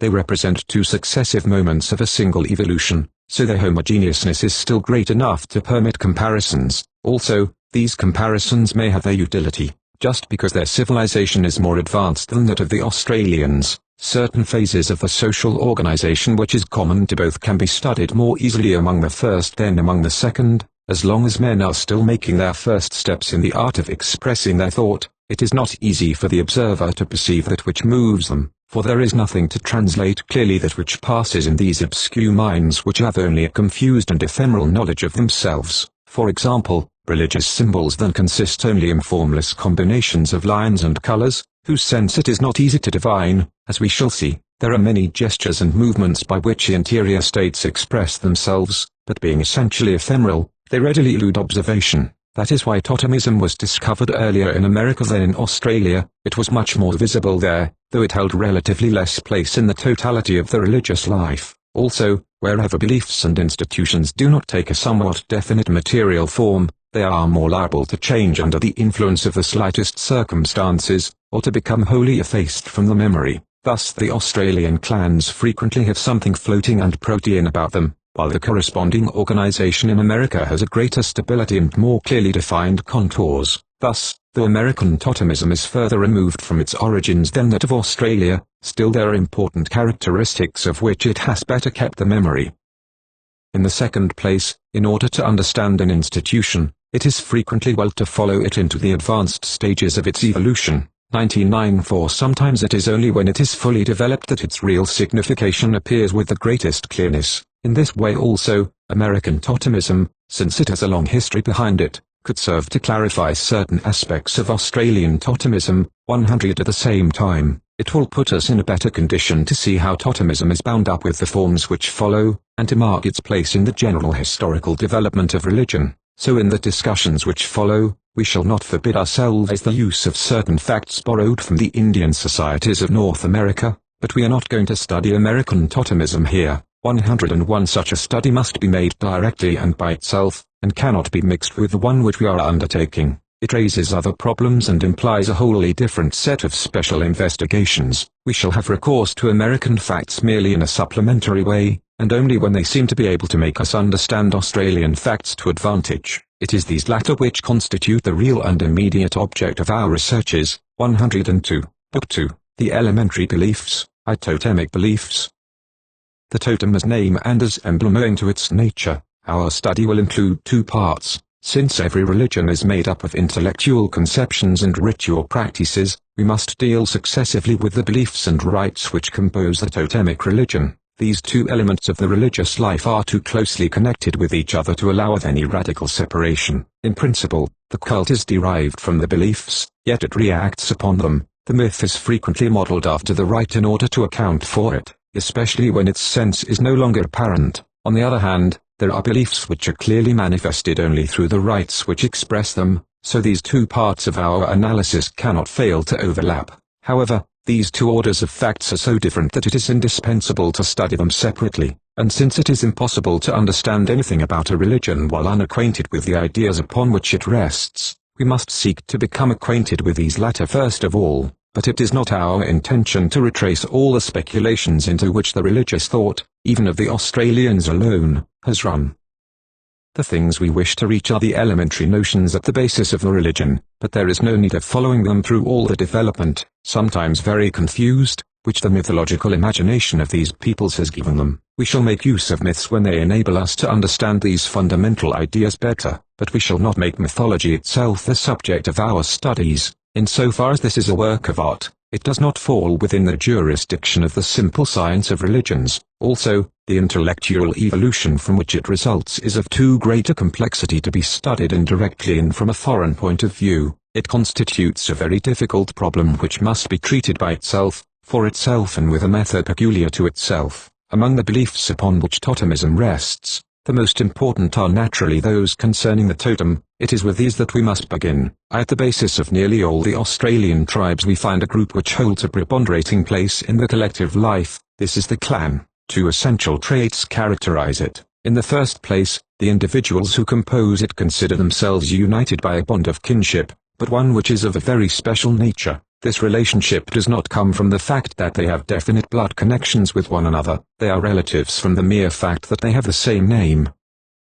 They are not fathers and mothers, sons or daughters, uncles or nephews of one another in the sense which we now give these words, yet they think of themselves as forming a single family, which is large or small according to the dimensions of the clan, merely because they are collectively designated by the same word. When we say that they regard themselves as a single family, we do so because they recognize duties towards each other which are identical with those which have always been incumbent upon kindred, such duties as aid, vengeance, mourning, the obligation not to marry among themselves, etc. By this first characteristic, the clan does not differ from the Roman gens or the Greek genus, for this relationship also came merely from the fact that all the members of the gens are the same name. 103 The nomen gentilicium, and in one sense, the gens is a clan, but it is a variety which should not be confounded with the Australian clan. 104 This latter is distinguished by the fact that its name is also the name of a determined species of material things with which it believes that it is very particular. Relations, the nature of which we shall presently describe. They are especially relations of kinship. The species of things which serves to designate the clan collectively is called its totem. The totem of the clan is also that of each of its members. Each clan has its totem, which belongs to it alone. Two different clans of the same tribe cannot have the same. In fact, one is a member of the clan merely because he has a certain name. All who bear this name are members of it for that very reason. In whatever manner they may be spread over the tribal territory, they all have the same relations of kinship with one another. 105 Consequently, two groups having the same totem can only be two sections of the same clan. Undoubtedly, it frequently happens that all of a clan does not reside in the same locality, but has representatives in several different places. However, this lack of a geographical basis does not cause its unity to be the less keenly felt. In regard to the word totem, we may say that it is the one employed by the Ojibwe, an Algonquin tribe, to designate the sort of thing whose name the clan bears. Although this expression is not at all Australian, 106 and is found only in one single society in America, ethnographers have definitely adopted it, and use it to denote, in a general way, the system which we are describing. Schoolcraft was the first to extend the meaning of the word thus and to speak of a totemic system. This extension, of which there are examples enough in ethnography, is not without inconveniences. It is not normal for an institution of this importance to bear a chance name, taken from the strictly local dialect, and bringing to mind none of the distinctive characteristics of the thing it designates. But today this way of employing the word is so universally accepted that it would be an excess of purism to rise against this usage. 107 In a very large proportion of the cases, the objects which serve as totems belong either to the animal or the vegetable kingdom, but especially to the former. Inanimate things are much more rarely employed. Out of more than 500 totemic names collected by Howitt among the tribes of southeastern Australia, there are scarcely 40 which are not the names of plants or animals. These are the clouds, rain, hail, frost, the moon, the sun, the wind, the autumn, the summer, the winter, certain stars, thunder, fire, smoke, water or the sea. It is noticeable how small a place is given to celestial bodies and, more generally, to the great cosmic phenomena, which were destined to so great a fortune in later religious development. Among all the clans of which Howitt speaks, there were only 2 which are the moon as totem, 2 the sun, 3 a star, 3 the thunder, 2 the lighting. 108 The rain is a single exception. It, on the contrary, is very frequent. 109 These are the totems which can be spoken of as normal, but totemism has its abnormalities as well. It sometimes happens that the totem is not a whole object, but the part of an object. This fact appears rather rarely in Australia. 110 Howitt cites only one example. However, it may well be that this is found with a certain frequency in the tribes where the totemic groups are excessively subdivided. It might be said that the totems had to break themselves up in order to be able to furnish names to these numerous divisions. This is what seems to have taken place among the Irunta and the Larigja. Strelo has collected 442 totems in these 2 societies, of which many are not an animal species, but some particular organ of the animal of the species, such as the tail or stomach of an opossum, the fat of a kangaroo, etc. 111 We have seen that normally the totem is not an individual, but a species or a variety. It is not such and such a kangaroo or crow, but the kangaroo or crow in general. Sometimes, however, it is a particular object. First of all, this is necessarily the case when the thing serving as totem is unique in its class, as the sun, the moon, such or such a constellation, etc. It also happens that clans take their names from certain geographical irregularities or depressions of the land, from a certain anthill, etc. It is true that we have only a small number of examples of this in Australia, but Strelo does mention some. But the very causes which have given rise to these abnormal totems show that they are of a relatively recent origin. In fact, what has made certain geographical features of the land become totems is that a mythical ancestor is supposed to have stopped there or to have performed some act of his legendary life there. 112 But at the same time, these ancestors are represented in the myths as themselves belonging to clans which had perfectly regular totems, that is to say, ones taken from the animal or vegetable kingdoms. Therefore, the totemic names thus commemorating the acts and performances of these heroes cannot be primitive. They belong to a form of totemism that is already derived and deviated. It is even permissible to ask if the meteorological totems have not a similar origin, for the sun, the moon and the stars are frequently identified with the ancestors of the mythological epoch. Sometimes, but no less exceptionally, it is an ancestor or a group of ancestors which serves as totem directly. In this case, the clan takes its name, not from the thing or a species of real things, but from a purely mythical being. Spencer and Gillen had already mentioned 2 or 3 totems of this sort. Among the Warramunga and among the Jingili there are clans which bear the name of an ancestor named Abala who seems to be Gaiety incarnate. 113 Another Warramunga clan bears the name of a huge fabulous serpent named Wallumpua, from which the clan considers itself descended. We owe other similar facts to Strelo, 114. In any case, it is easy enough to see what probably took place. Under the influence of diverse causes and by the very development of mythological thought, the collective and impersonal totem became effaced before certain mythical personages who advanced to the first rank and became totems themselves. Howsoever interesting these different irregularities may be, they contain nothing which forces us to modify our definition of a totem.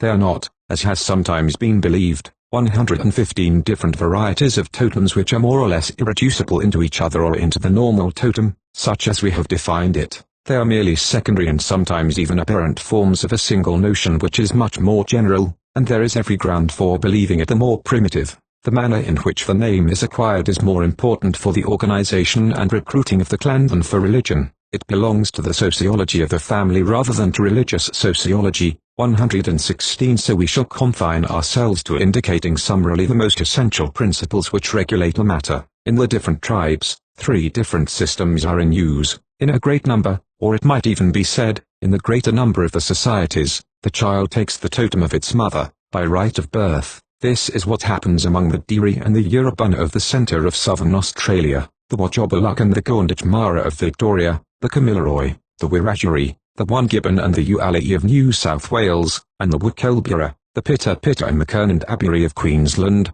to mention only the most important names. In this case, owing to a law of exogamy, the mother is necessarily of a different totem from her husband, and on the other hand, as she lives in his community, the members of a single totem are necessarily dispersed in different localities according to the chances of their marriages. As a result, the totemic group lacks a territorial base. Elsewhere the totem is transmitted in the paternal line. In this case, if the child remains with his father, the local group is largely made up of people belonging to a single totem. Only the married women there represent foreign totems. In other words, each locality has its particular totem.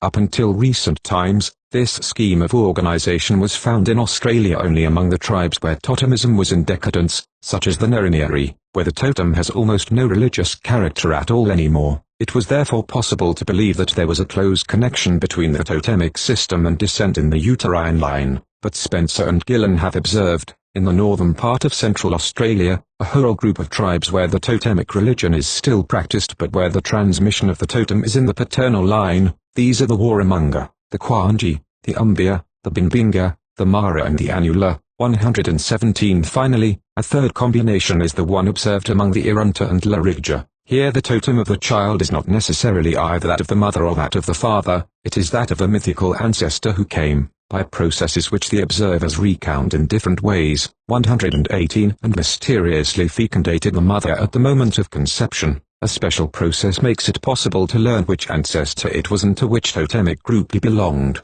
but since it was only chance which determined that this ancestor happened to be near the mother, rather than another, the totem of the child is thus found to depend finally upon fortuitous circumstances. 119. Outside of and above the totems of clans there are totems of phratries which, though not differing from the former in nature, must nonetheless be distinguished from them. A phratry is a group of clans which are united to each other by particular bonds of fraternity. Ordinarily the Australian tribe is divided into 2 phratries between which the different clans are distributed. Of course there are some tribes where this organization has disappeared, but everything leads us to believe that it was once general. In any case, there are no tribes in Australia where the number of phratries is greater than 2.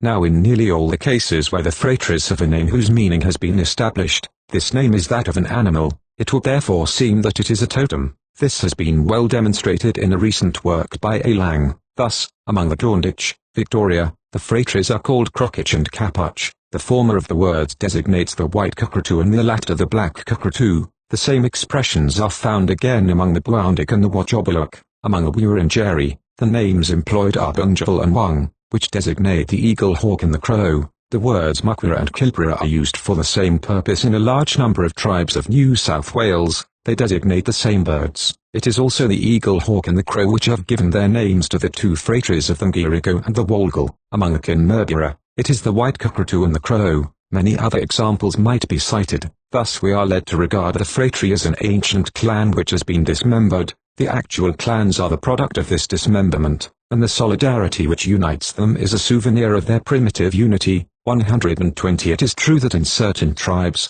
the phratries no longer have special names. as it seems, in others where these names exist, their meaning is no longer known, even to the members, but there is nothing surprising in this. The phratries are certainly a primitive institution, for they are everywhere in a state of regression. Their descendants the clans have passed to the first rank, so it is but natural that the names which they bore should have been effaced from memory little by little, when they were no longer understood, for they must belong to a very archaic language no longer in use. This is proved by the fact that in many cases where we know the animal whose name the phratry bears, the word designating this animal in the current language is very different from the one employed here. 121 Between the totem of the phratry and the totems of the clans there exists a sort of relation of subordination.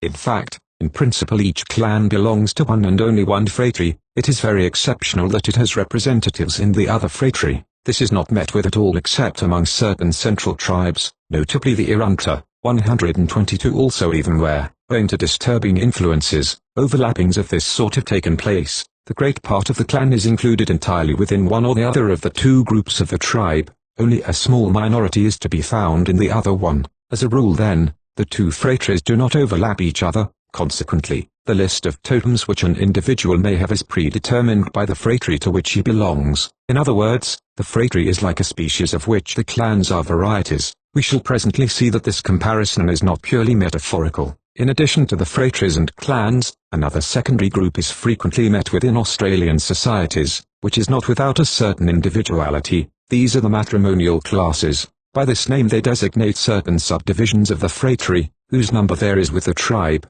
There are sometimes 2 and sometimes 4 per phratry. The recruiting and operation are regulated by the two following principles. In the first place, each generation in a phratry belongs to different clans from the immediately preceding one. Thus, when there are only 2 classes per phratry, they necessarily alternate with each other every generation. The children make up the class of which their parents are not members, but grandchildren are of the same class as their grandparents. Thus, among the Kamilaroi, the Cupathin phratry has 2 classes, Ipe and Kumbo, the Dilby phratry, 2 others which are called Murray and Kabi.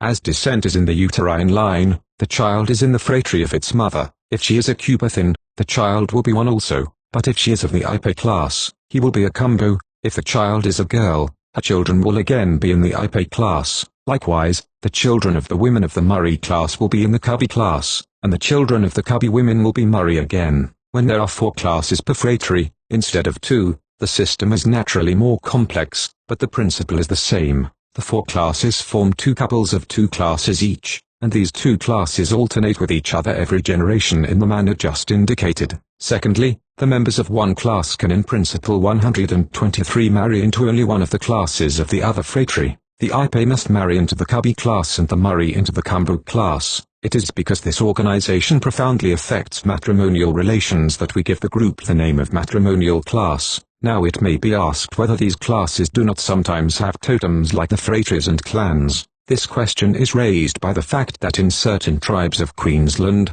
each matrimonial class has dietetic restrictions that are peculiar to it. The individuals who compose it must abstain from eating the flesh of certain animals which the others may consume freely. Are these animals not totems? But dietetic restrictions are not the characteristic marks of totemism. The totem is a name first of all, and then, as we shall see, an emblem. Now in the societies of which we just spoke, there are no matrimonial classes which bear the name of an animal or plant, or which have an emblem. 124 Of course it is possible that these restrictions are indirectly derived from totemism. It might be supposed that the animals which these interdictions protect were once the totems of clans which have since disappeared, while the matrimonial classes remained. It is certain that they have a force of endurance which the clans do not have. Then these interdictions, deprived of their original field, may have spread themselves out over the entire class, since there were no other groups to which they could be attached. But it is clear that if this regulation was born of totemism, it represents only an enfeebled and denatured form of it. 125 All that has been said of the totem in Australian societies is equally applicable to the Indian tribes of North America. The only difference is that among these latter, the totemic organization has a strictness of outline and a stability which are not found in Australia. The Australian clans are not only very numerous, but in a single tribe their number is almost unlimited. Observers cite some of them as examples, but without ever succeeding in giving us a complete list. This is because the list is never definitely terminated. The same process of dismemberment which broke up the original phrases and gave birth to clans properly so-called still continues within these latter. As a result of this progressive crumbling, a clan frequently has only a very small effective force, 126 in America. On the contrary, the totemic system has better defined forms. Although the tribes there are considerably larger on the average, the clans are less numerous. A single tribe rarely has more than a dozen of them, 127 and frequently less. Each of them is therefore a much more important group, but above all, their number is fixed, they know their exact number, and they tell to us. This difference is due to the superiority of their social economy. From the moment when these tribes were observed for the first time, the social groups were strongly attached to the soil, and consequently better able to resist the decentralizing forces which assailed them. At the same time, the society had too keen a sentiment of its unity to remain unconscious of itself and of the parts out of which it was composed. The example of America thus enables us to explain even better the organization at the base of the clans. We would take a mistaken view, if we judged this only on the present conditions in Australia. In fact, it is in a state of change and dissolution there, which is not at all normal. It is much rather the product of a degeneration which we see, due both to the natural decay of time and the disorganizing effect of the whites. To be sure, it is hardly probable that the Australian clans ever had the dimensions and solid structure of the American ones, but there must have been a time when the distance between them was less considerable than it is today, for the American societies would never have succeeded in making so solid a structure if the clans had always been of so fluid and inconsistent a nature. This greater stability has even enabled the archaic system of phrases to maintain itself in America with a clearness and a relief no longer to be found in Australia. We have just seen that in the latter continent the phratry is everywhere in a state of decadence. Very frequently it is nothing more than an anonymous group. When it has a name, this is either no longer understood, or in any case, it cannot mean a great deal to the native, since it is borrowed from a foreign language, or from one no longer spoken. Thus we have been able to infer the existence of totems for phrases only from a few survivals, which, for the most part, are so slightly marked that they have escaped the attention of many observers. In certain parts of America, on the contrary, this institution has retained its primitive importance. The tribes of the northwest coast, the Tlingit and the Haida especially, have now attained a relatively advanced civilization, yet they are divided into two phrases which are subdivided into a certain number of clans. The phrases of the crow and the wolf among the Tlingit, of the eagle and the crow among the Haida, and this division is not merely nominal, it corresponds to an ever-existing state of tribal customs and is deeply marked with the tribal life.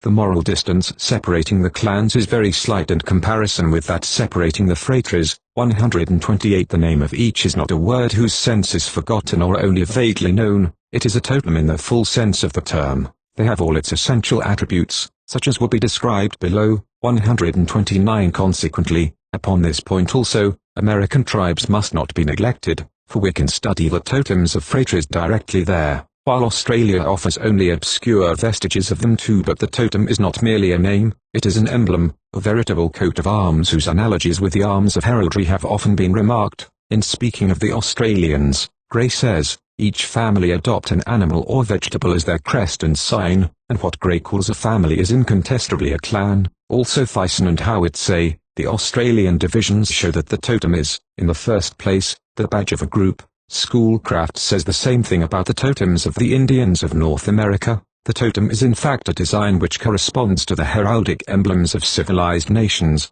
and each person is authorized to bear it as a proof of the identity of the family to which it belongs. This is proved by the real etymology of the word, which is derived from Dardame, which means village or the residence of a family group. Thus when the Indians entered into relations with the Europeans and contracts were formed between them, it was with its totem that each clan sealed the treaties thus concluded.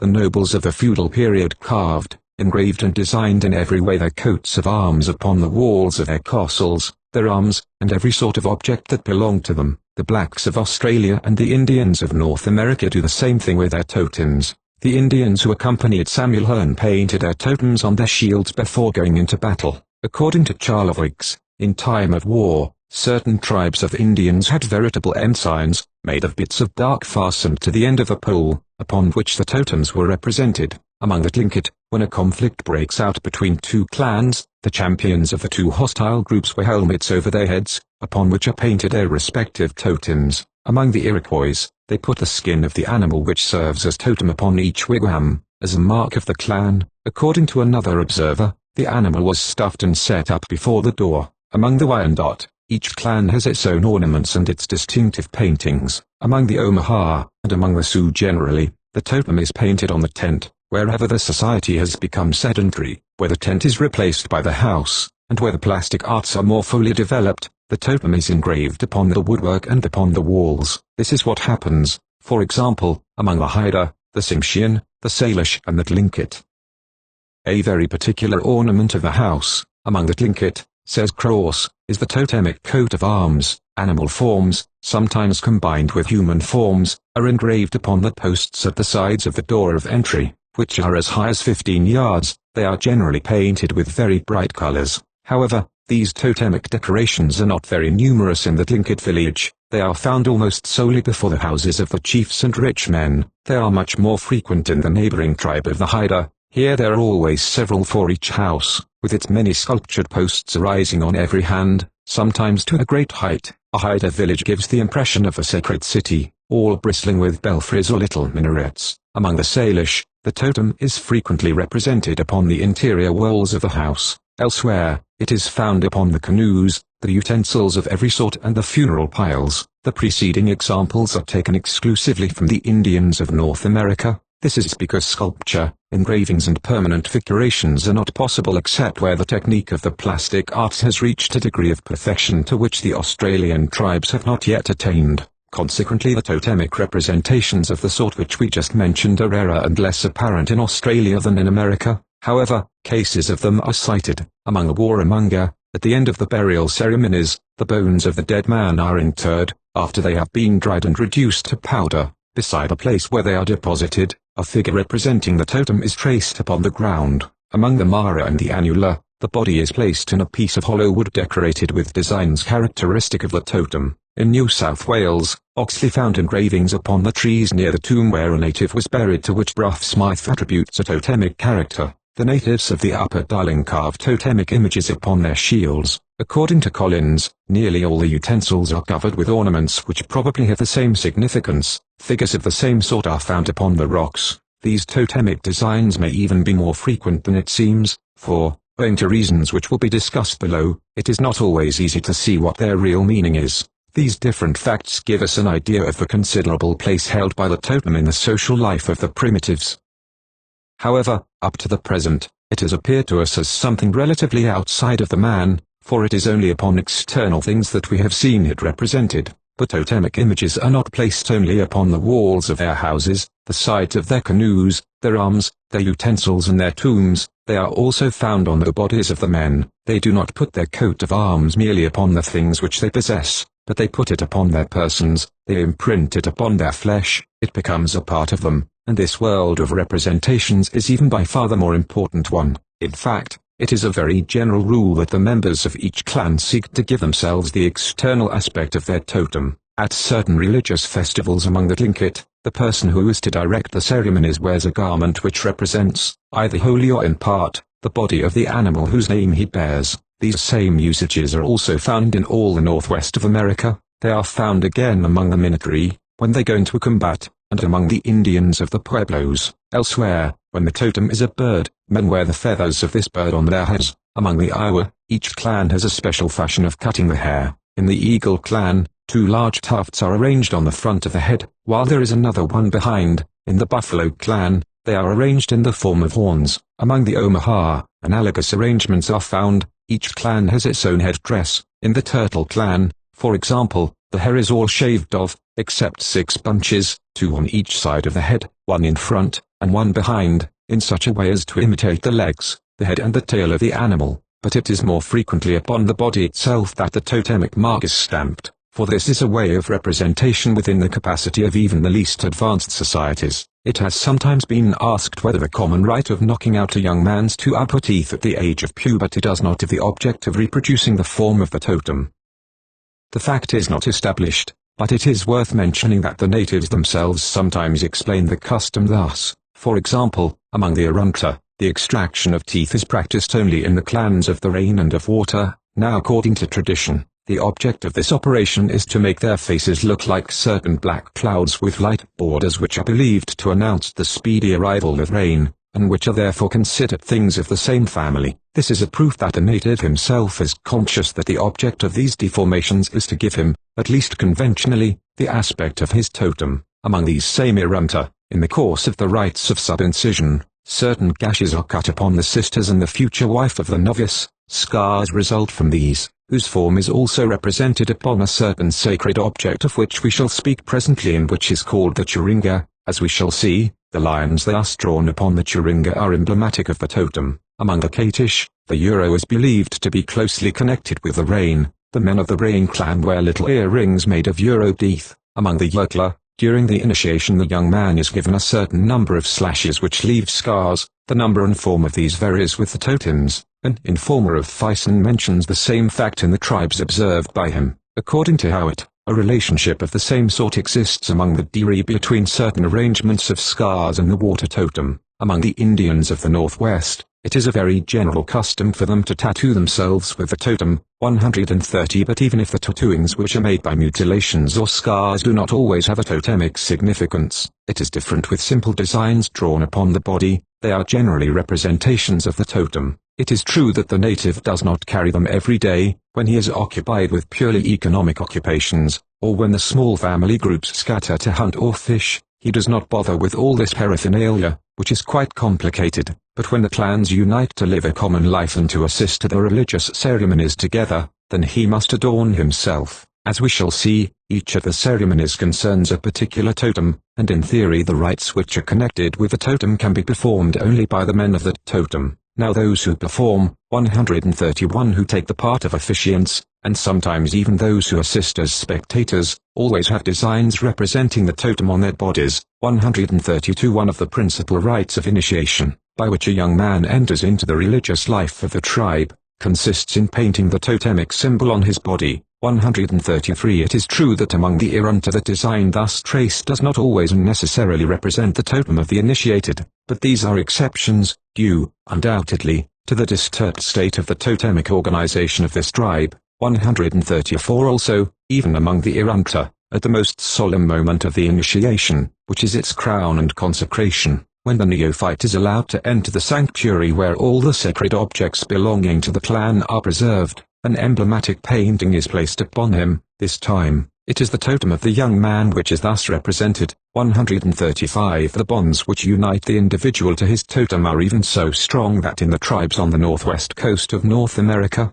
the emblem of the clan is painted not only upon the living but also upon the dead. Before a corpse is interred, they put a totemic mark upon it. These totemic decorations enable us to see that the totem is not merely a name and an emblem.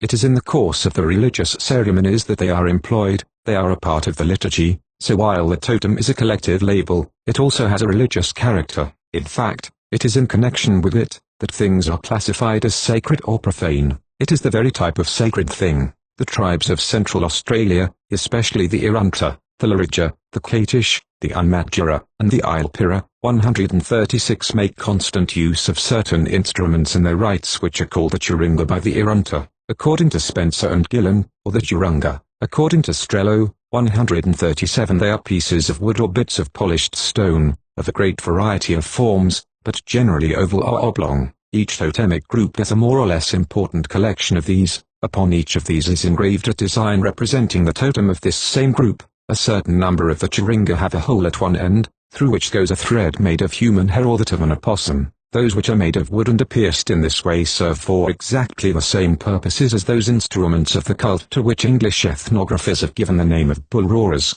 By means of the thread by which they are suspended, they are whirled rapidly in the air in such a way as to produce a sort of humming identical with that made by the toys of this name still used by our children. This deafening noise has a ritual significance and accompanies all ceremonies of any importance. These sorts of Churinga are real bull roarers, but there are others which are not made of wood and are not pierced, consequently they cannot be employed in this way. Nevertheless, they inspire the same religious sentiments. In fact, every Churinga, for whatever purpose it may be employed, is counted among the eminently sacred things. There are none which surpass it in religious dignity. This is indicated even by the word which is used to designate them.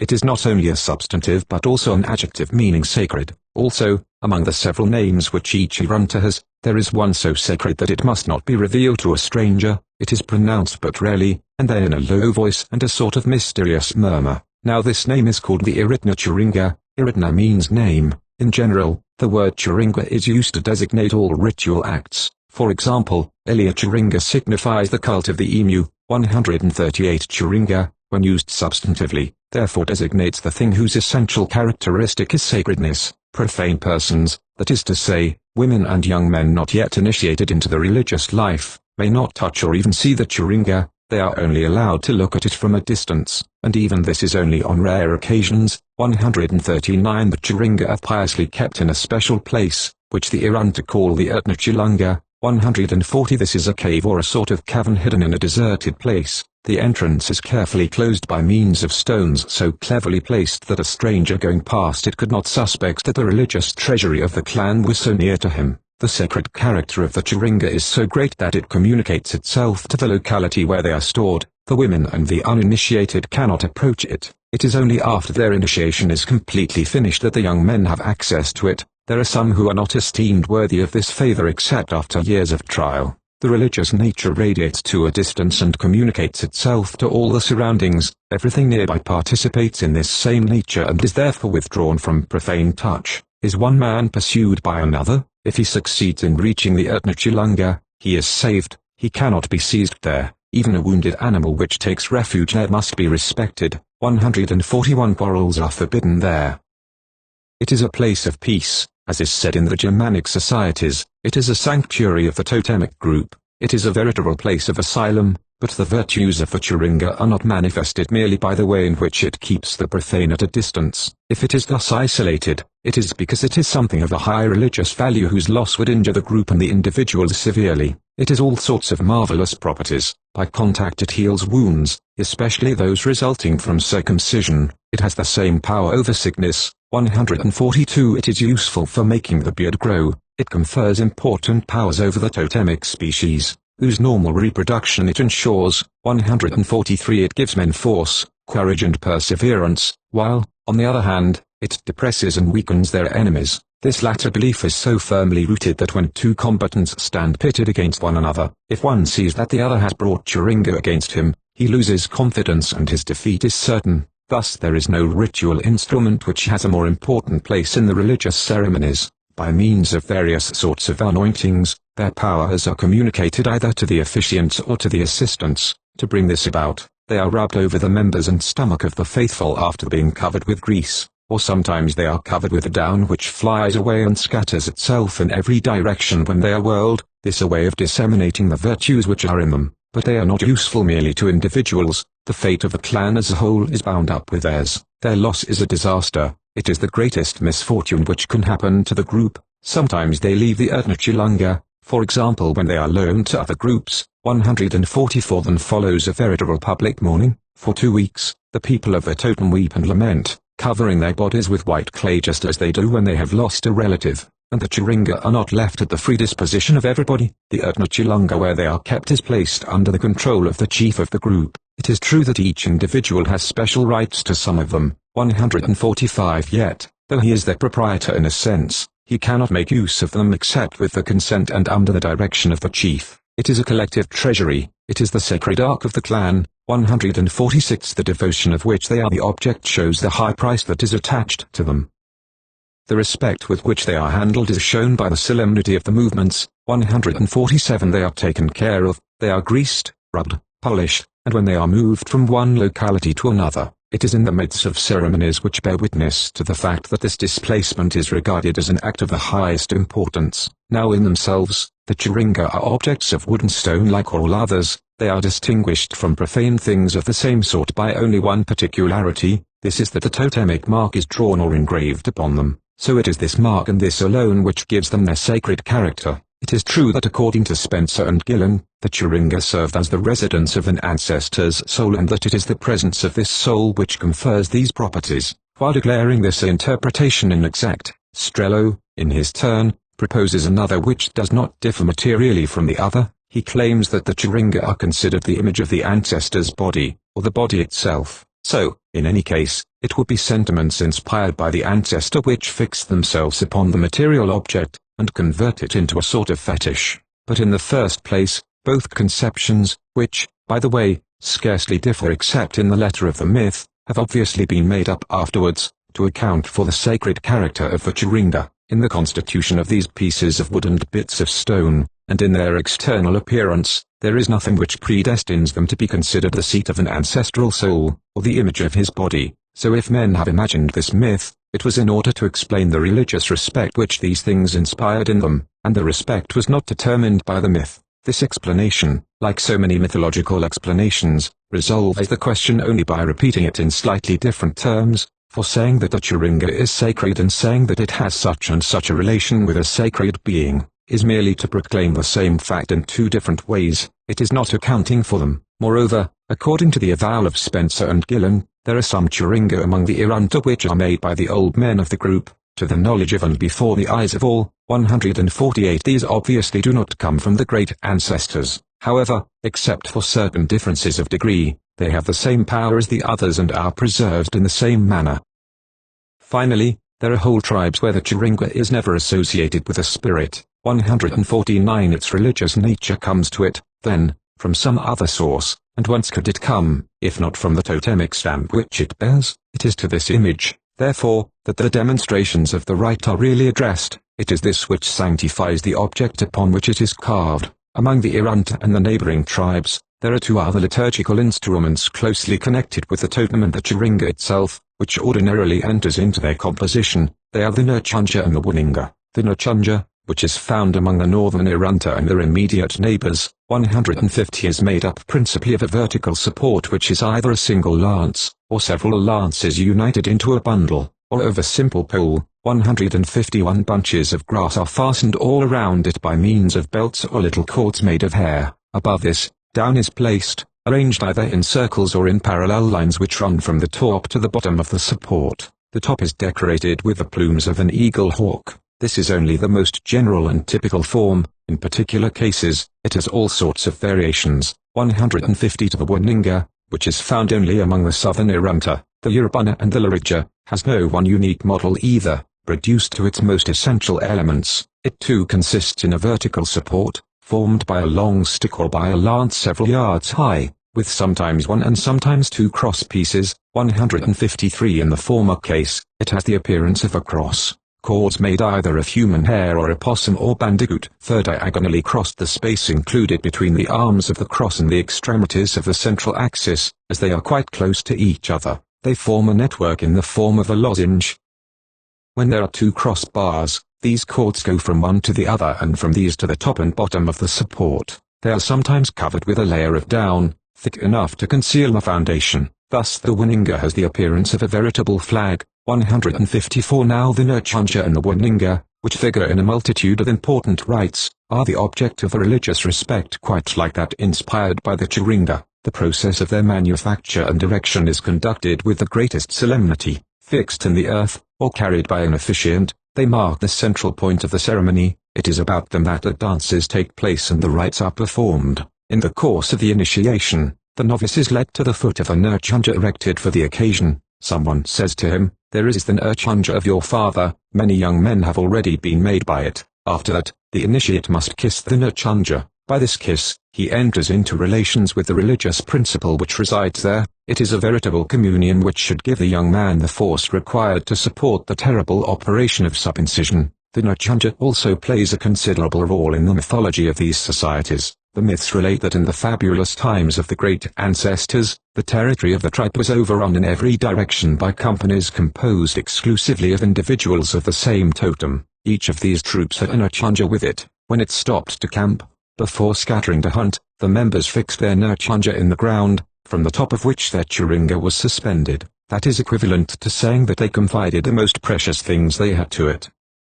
It was at the same time a sort of standard which served as a rallying center for the group. One cannot fail to be struck by the analogies between the Nurchunja and the sacred post of the Omaha. Now its sacred character can come from only one cause, that is that it represents the totem materially. The vertical lines or rings of down which cover it, and even the cords of different colors which fasten the arms of the Wininga to the central axis, are not arranged arbitrarily, according to the taste of the makers. They must conform to a type strictly determined by tradition which, in the minds of the natives, represents the totem. Here we cannot ask, as we did in the case of the Churinga, whether the veneration accorded to this instrument of the cult is not merely the reflex of that inspired by the ancestors, for it is a rule that each Nchanja and each Wininga last only during the ceremony where they are used. They are made all over again every time that it is necessary, and when the rite is once accomplished, they are stripped of their ornaments and the elements out of which they are made are scattered. 155 They are nothing more than images, and temporary images at that,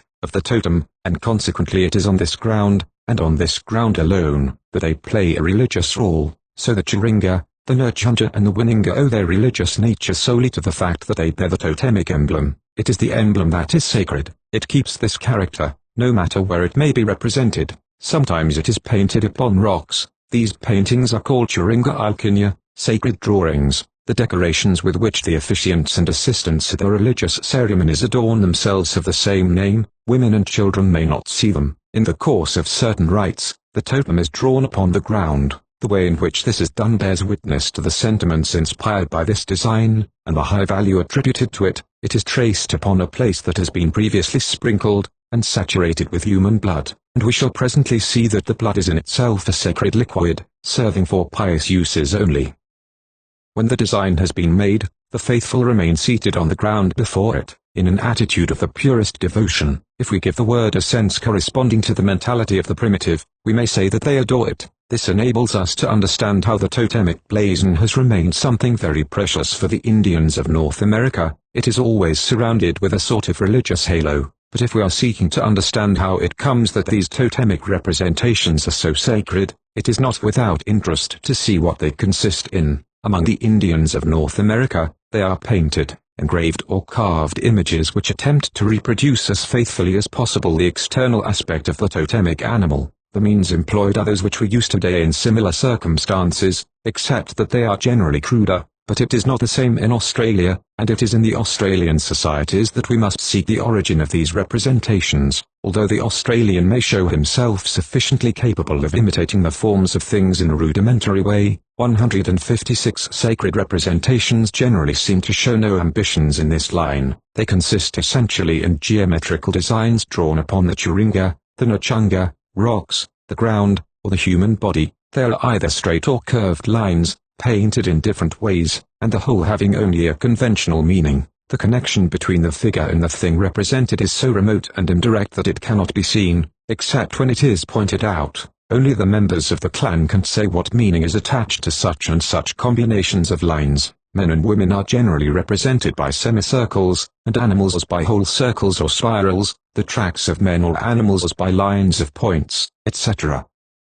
The meaning of the figures thus obtained is so arbitrary that a single design may have two different meanings for the men of two different totems, representing one animal here, and another animal or plant there. This is perhaps still more apparent with the Nchanja and Wininga. Each of them represents a different totem, but the few and simple elements which enter into their composition do not allow a great variety of combinations. The result is that two Nchanja may have exactly the same appearance, and yet express two things as different as a gum tree and an emu. When an Nchanja is made, it is given a meaning which it keeps during the whole ceremony, but which, in the last resort, is fixed by convention. These facts prove that if the Australian is so strongly inclined to represent his totem, it is in order not to have a portrait of it before his eyes which would constantly renew the sensation of it. It is merely because he feels the need of representing the idea which he forms of it by means of material and external signs, no matter what these signs may be. We are not yet ready to attempt to understand what has thus caused the primitive to write his idea of his totem upon his person and upon different objects,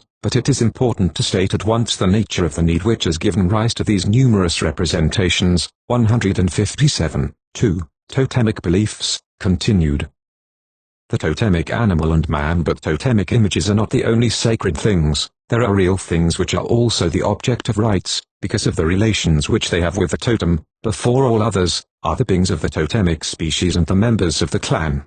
First of all, since the designs which represent the totem arouse religious sentiments, it is natural that the things whose aspect these designs reproduce should have this same property, at least to a certain degree. For the most part, these are animals or plants. The profane function of vegetables and even of animals is ordinarily to serve as food. Then the sacred character of the totemic animal or plant is shown by the fact that it is forbidden to eat them. It is true that since they are sacred things, they can enter into the composition of certain mystical repasts, and we shall see, in fact, that they sometimes serve as veritable sacraments, yet normally they cannot be used for everyday consumption. Whoever oversteps this rule, exposes himself to grave dangers. It is not that the group always intervenes to punish this infraction artificially. It is believed that the sacrilege produces death automatically. A redoubtable principle is held to reside in the totemic plant or animal, which cannot enter into the profane organism without disorganizing it or destroying it. In certain tribes at least,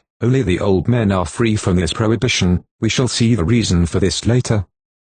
However, if this prohibition is formal in a large number of tribes 158, with certain exceptions which will be mentioned later, it is incontestable that it tends to weaken as the old totemic organization is disturbed, but the restrictions which remain even then prove that these attenuations are not admitted without difficulty. For example, when it is permitted to eat the plant or animal that serves as totem, it is not possible to do so freely. Only a little bit may be taken at a time. To go beyond this amount is a ritual fault that has grave consequences. 159 elsewhere, the prohibition remains intact for the parts that are regarded as the most precious, that is to say, as the most sacred. For example, the eggs or the fat. In still other parts, consumption is not allowed except when the animal in question has not yet reached full maturity. In this case, they undoubtedly think that its sacred character is not yet complete. So the barrier which isolates and protects the totemic being yields but slowly and with active resistance, which bears witness to what it must have been at first. It is true that according to Spencer and Gillen these restrictions are not the remnants of what was once a rigorous prohibition now losing hold, but the beginnings of an interdiction which is only commencing to establish itself. These writers hold that at first there was a complete liberty of consumption and that the limitations which were presently brought are relatively recent. They think they find the proof of their theory in the two following facts. In the first place, as we just said, there are solemn occasions when the members of the clan or their chief not only may, but must eat the totemic animal or plant. Moreover, the myths relate that the great ancestors, the founders of the clans, ate their totems regularly. Now, it is said, these stories cannot be understood except as an echo of a time when the present prohibitions did not exist.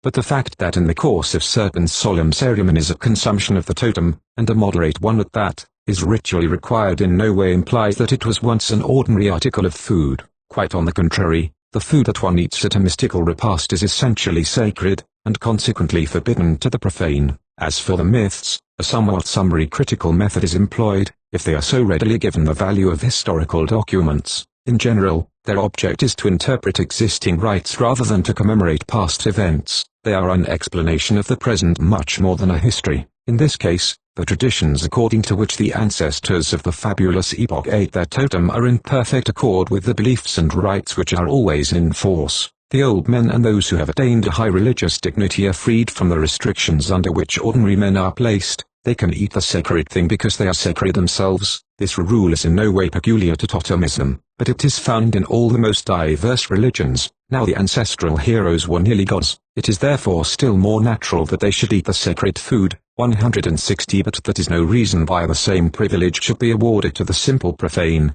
161 However, it is neither certain nor even probable that the prohibition was ever absolute. It seems to have always been suspended in case of necessity, as, for example, when a man is famished and has nothing else with which to nourish himself. A stronger reason for this is found when the totem is a form of nourishment which a man cannot do without.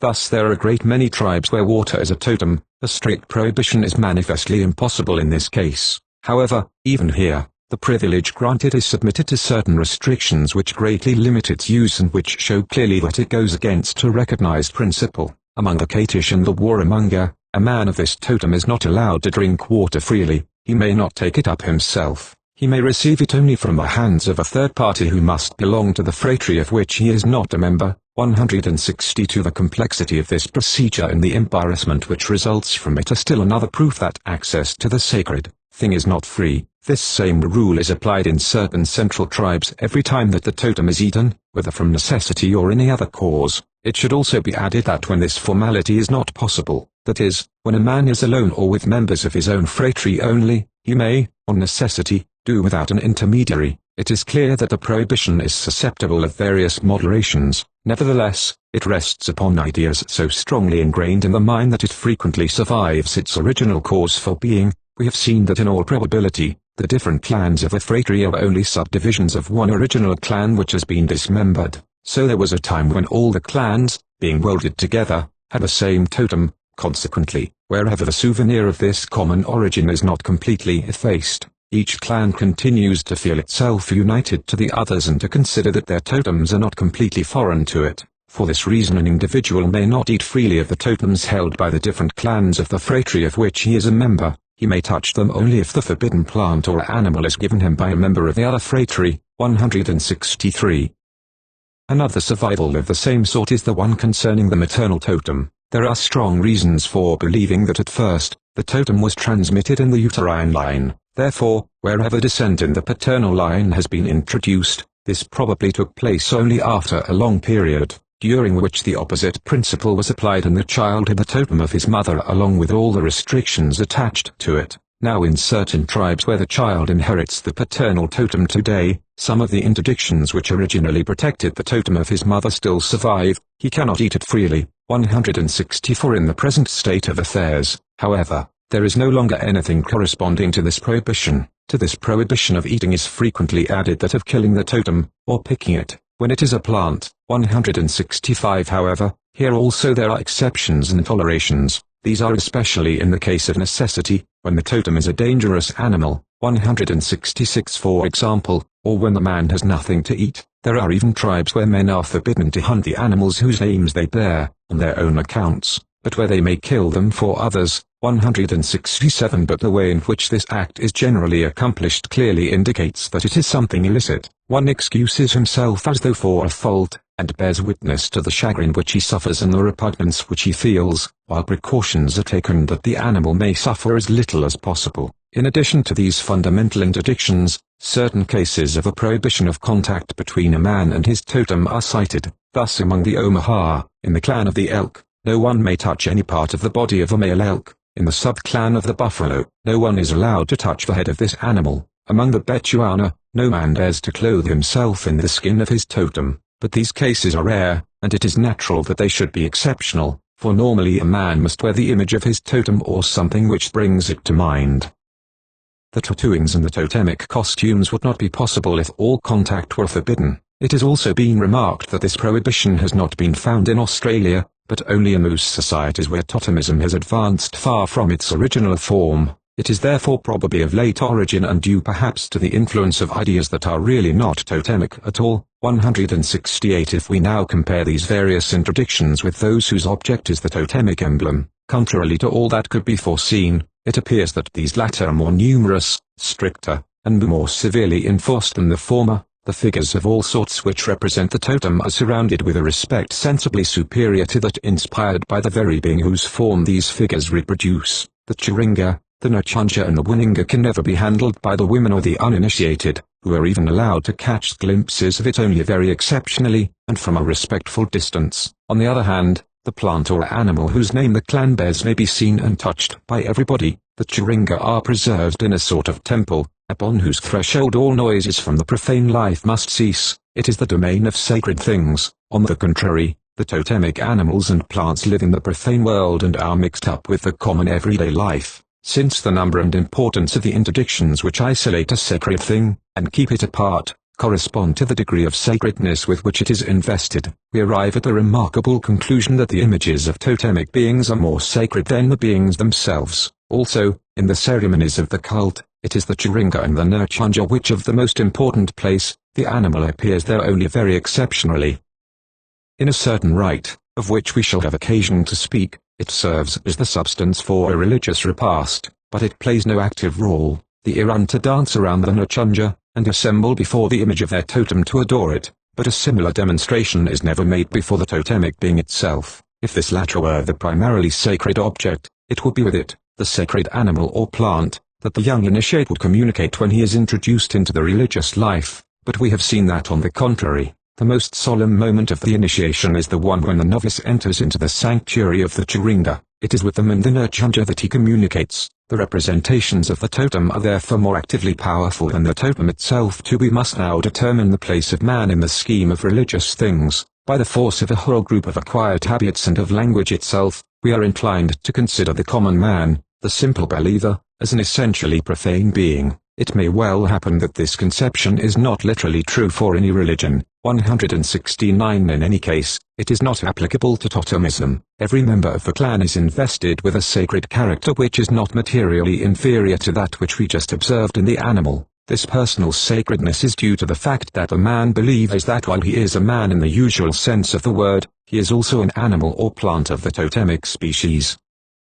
In fact, he bears its name. This identity of name is therefore supposed to imply an identity of nature. The first is not merely considered as an outward sign of the second, it supposes it logically. This is because the name, for a primitive, is not merely a word or a combination of sounds, it is a part of the being, and even something essential to it. A member of the kangaroo clan calls himself a kangaroo. He is therefore, in one sense, an animal of this species. The totem of any man, say Spencer and Gillen, is regarded as the same thing as himself. A native once said to us when we were discussing the matter with him, that one, pointing to his photograph which we had taken, is the same thing as me. So is a kangaroo, his totem. So each individual has a double nature. Two beings coexist within him, a man and an animal. In order to give a semblance of intelligibility to this duality, so strange for us, the primitive has invented myths which, it is true, explain nothing and only shift the difficulty, but which, by shifting it, seem at least to lessen the logical scandal. With slight variations of detail, all are constructed on the same plan. Their object is to establish genealogical connections between the man and the totemic animal, making the one a relative of the other, by this common origin, which, by the way, is represented in various manners. They believe that they account for their common nature. The Nerinieri, for example, have imagined that certain of the first men had the power of transforming themselves into beasts. Other Australian societies place at the beginning of humanity either strange animals from which the men were descended in some unknown way, or mixed beings, halfway between the two kingdoms, 170 or else informed creatures, hardly representable, deprived of all determined organs, and even of all definite members, and the different parts of whose bodies were hardly outlined. Mythical powers, sometimes conceived under the form of animals, then intervened and made men out of these ambiguous and innumerable beings which Spencer and Gillen say represent stages in the transformation of animals and plants into human beings. These transformations are represented to us under the form of violent and, as it were, surgical operations. It is under the blows of an axe or, if the operator is a bird, blows of the beak, that the human individual was carved out of this shapeless mass, his members separated from each other, his mouth opened and his nostrils pierced. 171 analogous legends are found in America, except that owing to the more highly developed mentality of these peoples, the representations which they employ do not contain confusions so troublesome for the mind. Sometimes it is a legendary personage who, by an act of his power, metamorphosed the animal who gives its name to the clan into a man. 172 Sometimes the myth attempts to explain how, by a series of nearly natural events and a sort of spontaneous evolution, the animal transformed himself little by little, and finally took a human form. 173 It is true that there are societies, the Haida, Tlingit, Tsimshian, where it is no longer admitted that man was born of an animal or plant, but the idea of an affinity between the animals of the totemic species and the members of the clan has survived there nevertheless, and expresses itself in myths which, though differing from the preceding, still retain all that is essential in them. Here is one of the fundamental themes. The ancestor who gives his name to the clan is here represented as a human being, but who, in the course of various wanderings, has been led to live for a while among the fabulous animals of the very species which gave the clan its name. As the result of this intimate and prolonged connection, he became so like his new companions that when he returned to men, they no longer recognized him. He was therefore given the name of the animal which he resembled. It is from his stay in this mythical land that he brought back the totemic emblem, together with the powers and virtues believed to be attached to it. 174 Thus in this case, as in the others, men are believed to participate in the nature of the animal, though this participation may be conceived in slightly different forms. 175 So man also has something sacred about him, though diffused into the whole organism. This characteristic is especially apparent in certain privileged places. There are organs and tissues that are specially marked out, These are particularly the blood and the hair.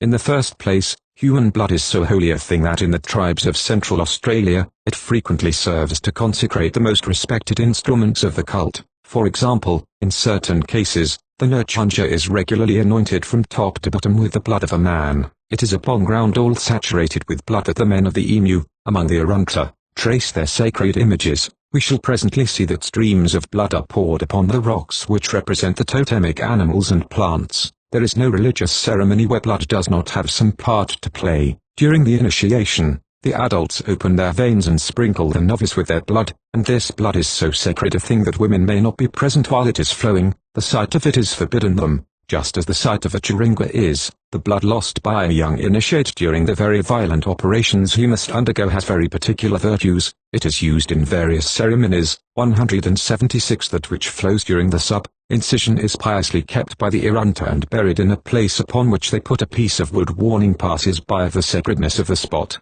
No woman should approach it. The religious nature of blood also explains the equal importance, religiously, of the red ochre, which is very frequently employed in ceremonies. They rub a chiringa with it and use it in ritual decorations. This is due to the fact that because of its color, it is regarded as something kindred to blood. Many deposits of red ochre which are found in the Arunta territory are even supposed to be the coagulated blood which certain heroines of the mythical period shed onto the soil. Hair has similar properties. The natives of the centre wear belts made of human hair, whose religious functions we have already pointed out. They are also used to wrap up certain instruments of the cult. Does one man loan another one of his chiringa? As a sign of acknowledgement, the second makes a present of hair to the first. These two sorts of things are therefore thought to be of the same order and of equivalent value. So the operation of cutting the hair is a ritual act, accompanied by definite ceremonies. The individual operated upon must squat on the ground, with his face turned in the direction of the place where the fabulous ancestors from which the clan of his mother is believed to be descended,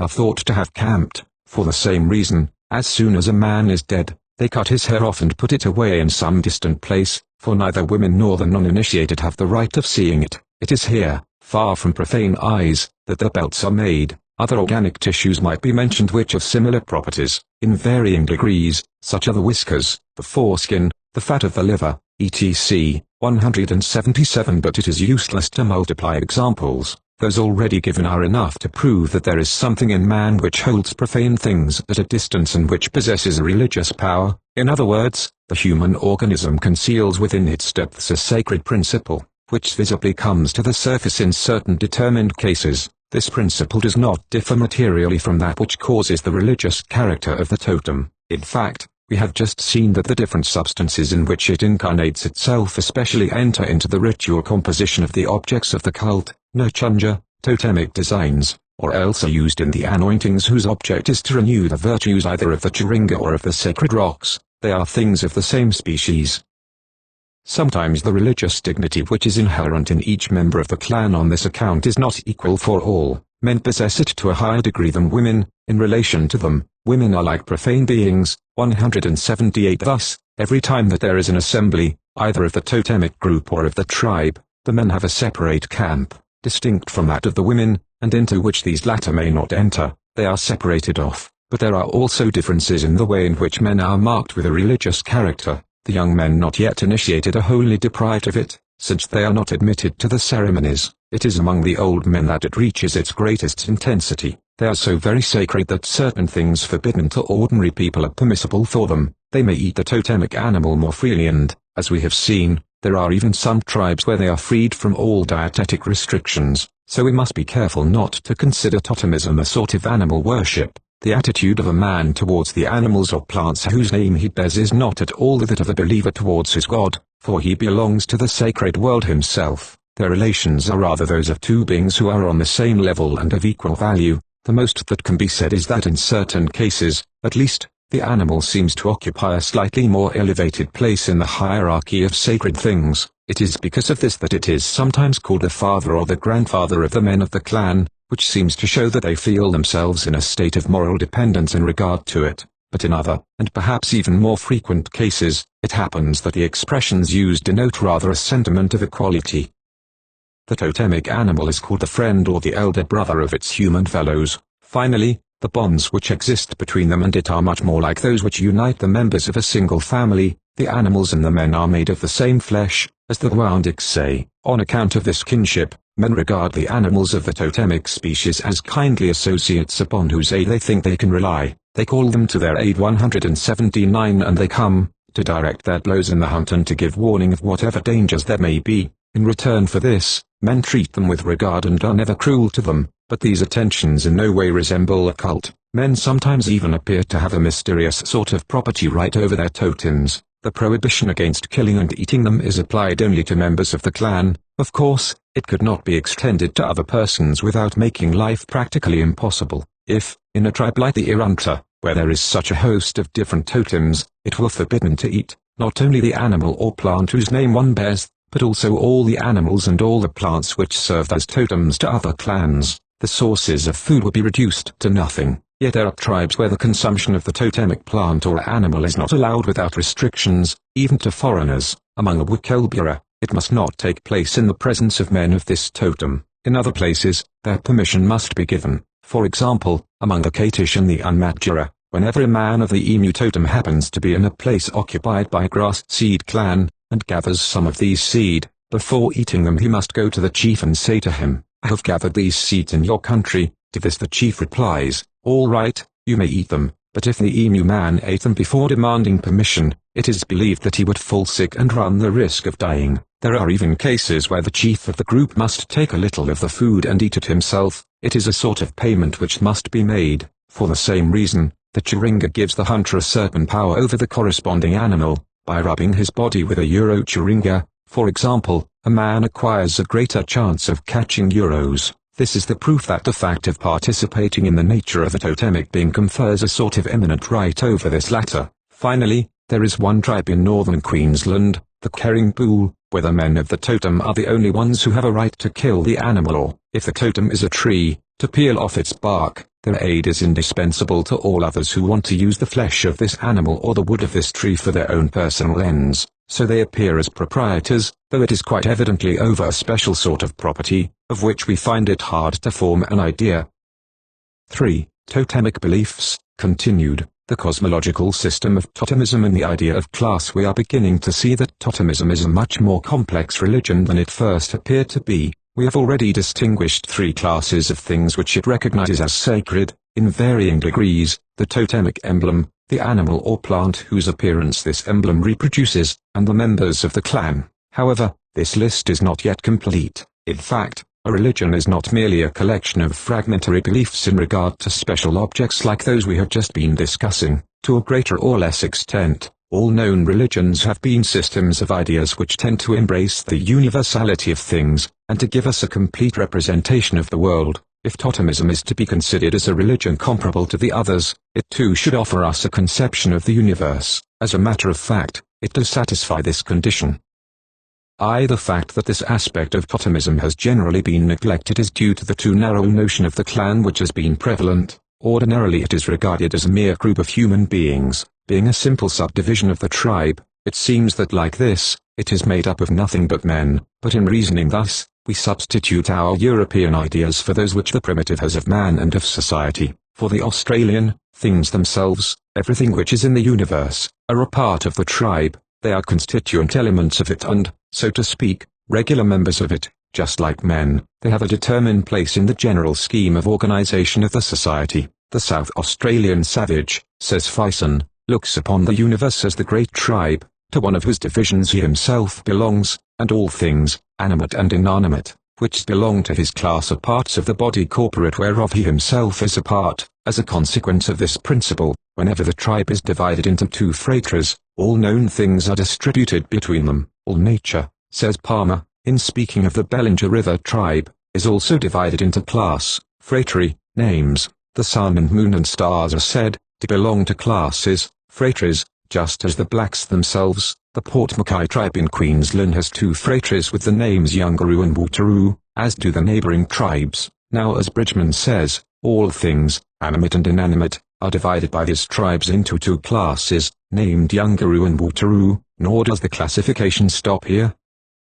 The men of each phratry are distributed among a certain number of clans. Likewise, the things attributed to each phratry are in their turn distributed among the clans of which the phratry is composed. A certain tree, for example, will be assigned to the kangaroo clan, and to it alone. Then, just like the human members of the clan, it will have the kangaroo as totem. Another will belong to the snake clan. Clouds will be placed under one totem, the sun under another, etc. All known things will thus be arranged in a sort of tableau or systematic classification embracing the whole of nature. We have given a certain number of these classifications elsewhere. At present we shall confine ourselves to repeating a few of these as examples. One of the best known of these is the one found in the Mount Gambier tribe. This tribe includes two phratries, named respectively the Kumite and the Croki. Each of these, in its turn, is subdivided into 5 clans. Now everything in nature belongs to one or another of these 10 clans. Fison and Howitt say that they are all included within it. In fact, they are classified under these 10 totems just like species in their respective classes. This is well shown by the following table based on information gathered by Kerr and by Fison and Howitt. Phratries, clans Kumite, fish, hawk, pelican, crow, black cockatoo, non-poisonous snake. Croaky, tea tree and edible root, a white crestless cockatoo. Details are lacking for the 4th and 5th Croaky clans. Things classed in each clan: Kumite, smoke, honeysuckle, certain trees, etc., blackwood trees, dogs, fire, frost, etc., rain, thunder, lighting, clouds, hail, winter, etc., the stars, the moon, etc., fish, seal, eel, the stringybark tree, etc., croaky, duck, crayfish, owls, etc., bustard, quail, a small kangaroo, etc., kangaroo, the summer, the sun, wind, the autumn, etc. The list of things attached to each clan is quite incomplete. Kerr himself warns us that he has limited himself to enumerating some of them, but through the work of Matthews and of Howitt we have more extended information today on the classification adopted by the Wotjobaluk tribe, which enables us to understand better how a system of this kind is able to include the whole universe. As known to the natives, the Wotjobaluk also are divided into 2 phratries called Gurojiti and Gumati, Crockich and Gamuch according to Howitt 180. Not to prolong this enumeration, we shall content ourselves with indicating, after Matthews, the things classed in some of the clans of the Gurojiti phratry. In the clan of the Yam are classified the plain turkey, the native cat, the mopoke, the dime owl, the mallee hen, the rosella parrot, the pewee. In the Muscle 181 clan are the grey emu, the porcupine, the curlew, the white cockatoo, the wood duck, the mallee lizard, the stinking turtle, the flying squirrel, the ringtail opossum, the bronze-winged pigeon, the widgeogler. In the Sun clan are the bandicoot, the moon, the kangaroo rat, the black and white magpies, the opossum, the girt hawk, the gum tree grub, the wattle tree grub, the planet Venus. In the clan of the Warm Wind 182 are the grey-headed eagle hawk, the carpet snake, the smoker parrot, the shell parrot, the Murrican hawk, the dicama snake, the ringneck parrot, the miraday snake, the shingleback lizard. If we remember that there are many other clans, Howitt names 12 and Matthews 14 and adds that his list is incomplete 183, we will understand how all the things in which the native takes an interest find a natural place in these classifications. Similar arrangements have been observed in the most diverse parts of the Australian continent, in South Australia, in Victoria, and in New South Wales. Among the Uala'i, very clear traces of it are found in the central tribes. In Queensland, where the clans seem to have disappeared and where the matrimonial classes are the only subdivisions of the phratry, things are divided up among these classes. Thus, the Wakelpira are divided into 2 phratries, Malera and Wootaroo. The classes of the first are called Kurgila and Banb, those of the second, Wango and Obu.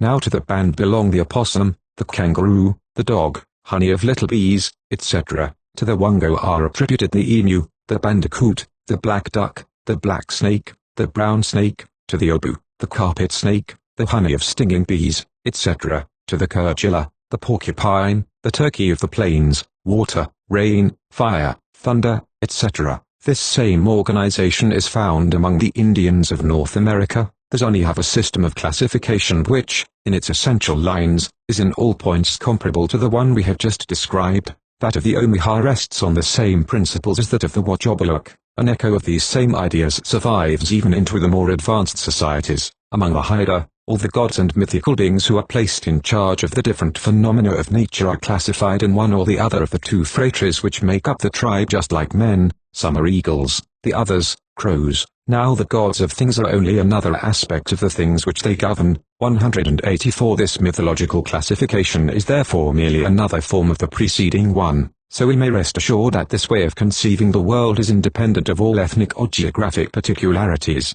and at the same time it is clearly seen to be closely united to the whole system of totemic beliefs too. In the paper to which we have already made allusion several times, we have shown what light these facts throw upon the way in which the idea of kind or class was formed in humanity. In fact, these systematic classifications are the first we meet with in history, and we have just seen that they are modeled upon the social organization, or rather that they have taken the forms of society as their framework. It is the phratries which have served as classes, and the clans as species. It is because men were organized that they have been able to organize things, for in classifying these latter, they limited themselves to giving them places in the groups they formed themselves.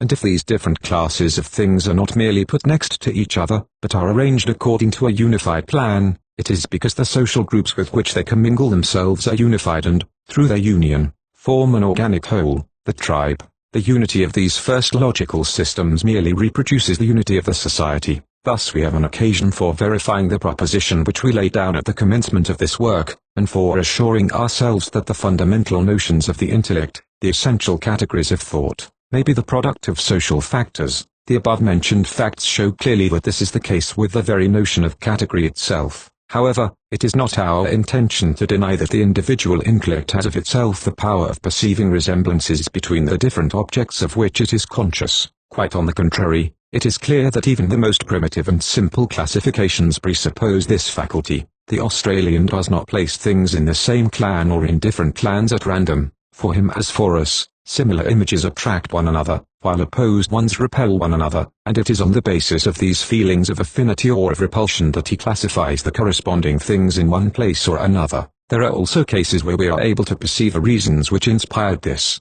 The two phratries were very probably the original and fundamental basis for these classifications, which were consequently bifurcated at first.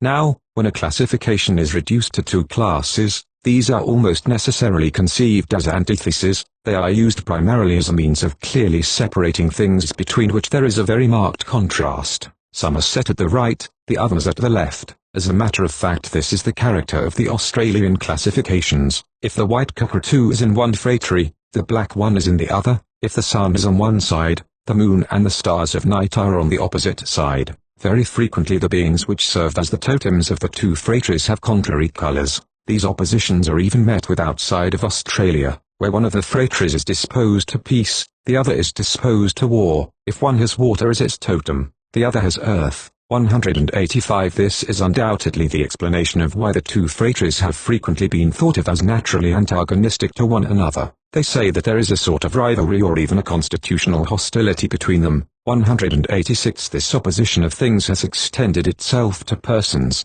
The logical contrast has begotten a sort of social conflict. 187 It is also to be observed that within each phratry, those things have been placed in a single clan which seem to have the greatest affinity with that serving as totem. For example, the moon has been placed with the black cockatoo, but the sun, together with the atmosphere and the wind, with the white cockatoo, or again, to a totemic animal has been united all that serves him as food. 188 As well as the animals with which he has the closest connection. 189 Of course, we cannot always understand the obscure psychology which has caused many of these connections and distinctions, but the preceding examples are enough to show that a certain intuition of the resemblances and differences presented by things has played an important part in the genesis of these classifications. But the feeling of resemblances is one thing and the idea of class is another.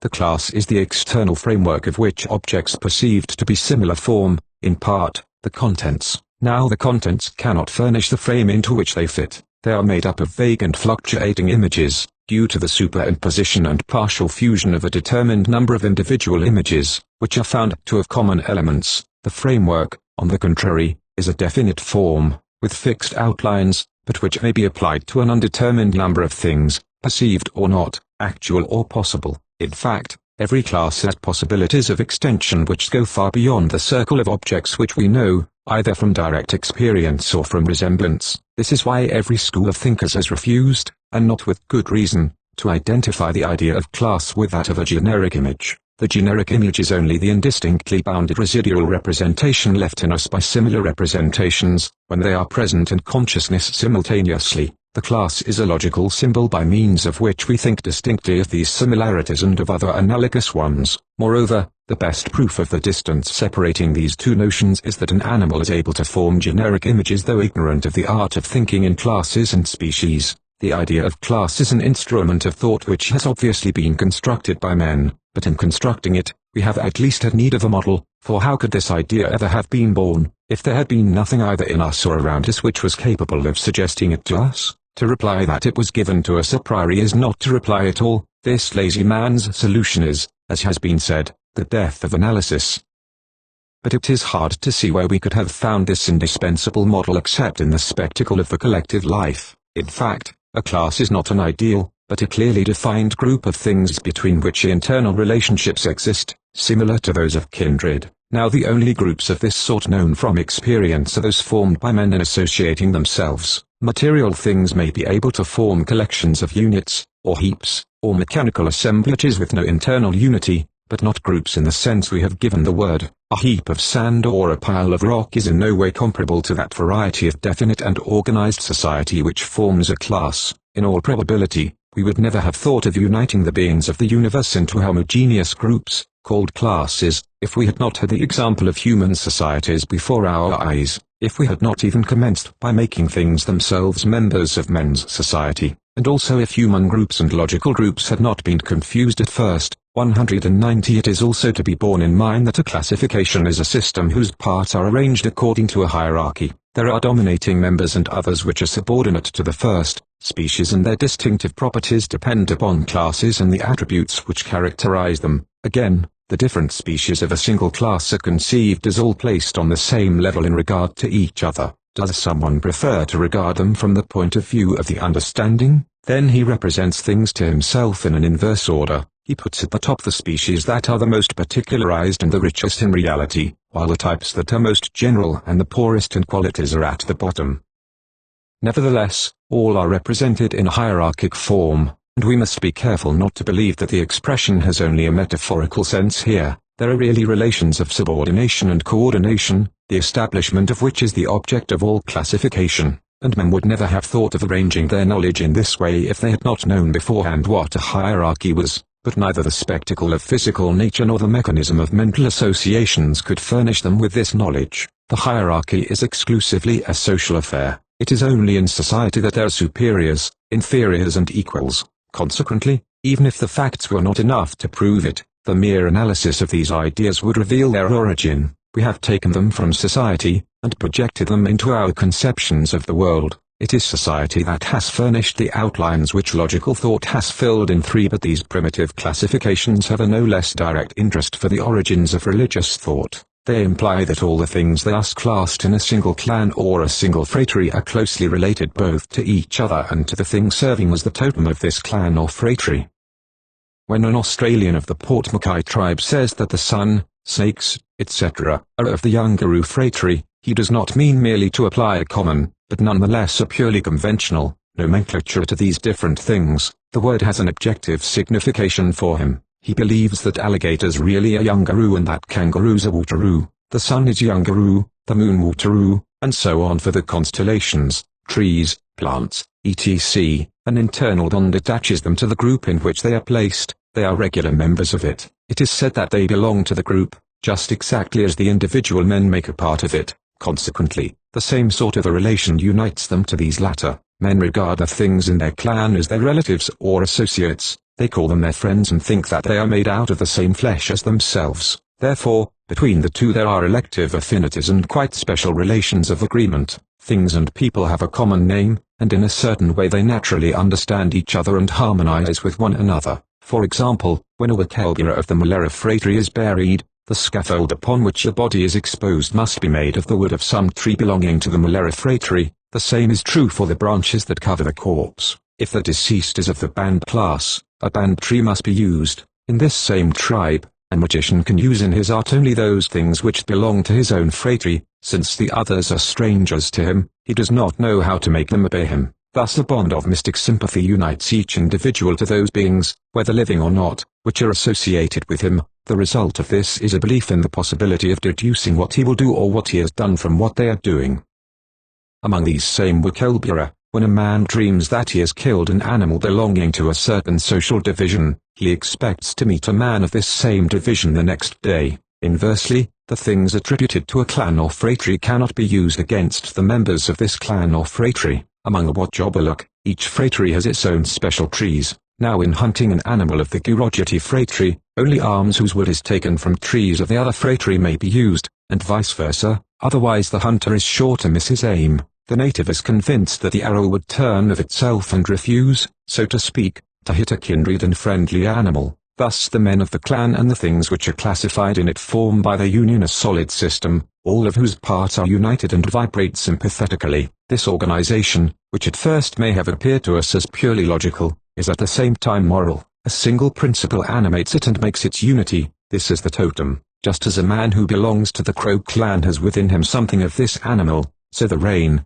since it is of the same clan and belongs to the same totem, is also necessarily considered as being the same thing as a crow. For the same reason, the moon is a black cockatoo, the sun a white cockatoo, every black nut tree a pelican, etc. All the beings arranged in a single clan, whether men, animals, plants or inanimate objects, are merely forms of the totemic being. This is the meaning of the formula which we have just cited, and this is what makes the two really of the same species. All are really of the same flesh in the sense that all partake of the nature of the totemic animal. Also, the qualifiers given them are those given to the totem. The Wotjobaluk give the name Mir both to the totem and to the things classed with it. It is true that among the Irunta, where visible traces of classification still exist, as we shall see, different words designate the totem and the other beings placed with it. However, the name given to these latter bears witness to the close relations which unite them to the totemic animal. It is said that they are its intimates, its associates, its friends. It is believed that they are inseparable from it. So there is a feeling that these are very closely related things, but we also know that the totemic animal is a sacred being. All the things that are classified in the clan of which it is the emblem of this same character, because in one sense, they are animals of the same species, just as the man is. They, too, are sacred, and the classifications which locate them in relation to the other things of the universe, by that very act give them a place in the religious world. For this reason, the animals or plants among these may not be eaten freely by the human members of the clan. Thus in the Mount Gambier tribe, the men whose totem is a certain non-poisonous snake must not merely refrain from eating the flesh of this snake, that of seals, eels, etc., is also forbidden to them. If, driven by necessity, they do eat some of it, they must at least attenuate the sacrilege by expiatory rites, just as if they had eaten the totem itself. Among the Ualavi, where it is permitted to use the totem, but not to abuse it, the same rule is applied to the other members of the clan. Among the Irunta, the interdictions protecting the totemic animal extend over the associated animals, and in any case, particular attention must be given to these latter. The sentiments inspired by the two are identical. 191 But the fact that the things thus attached to the totem are not of a different nature from it, and consequently have a religious character, is best proved by the fact that on certain occasions they fulfill the same functions. They are accessory or secondary totems, or, according to an expression now consecrated by usage, they are subtotems. It is constantly happening in the clans that under the influence of various sympathies, particular affinities are forming, smaller groups and more limited associations arise, which tend to lead a relatively autonomous life and to form a new subdivision like a subclan within the larger one. In order to distinguish and individualize itself, this subclan needs a special totem or, consequently, a subtotem. Now the totems of these secondary groups are chosen from among the things classified under the principal totem, so they are always almost totems and the slightest circumstance is enough to make them actually so. There is a latent totemic nature in them, which shows itself as soon as conditions permit it or demand it. It thus happens that a single individual has two totems, a principal totem common to the whole clan and a subtotem which is special to the subclan of which he is a member. This is something analogous to the nomen and cognomen of the Romans. Sometimes we see a subclan emancipate itself completely and become an autonomous group and an independent clan. Then, the subtotem, on its side, becomes a regular totem. One tribe where this process of segmentation has been pushed to the limit, so to speak, is the Arunta. The information contained in the first book of Spencer and Gillen showed that there were some 60 totems among the Arunta, but the recent researches of Strello have shown the number to be much larger. He counted no less than 442. Spencer and Gillen did not exaggerate at all when they said, in fact, there is scarcely an object, animate or inanimate, to be found in the country occupied by the natives which does not give its name to some totemic group.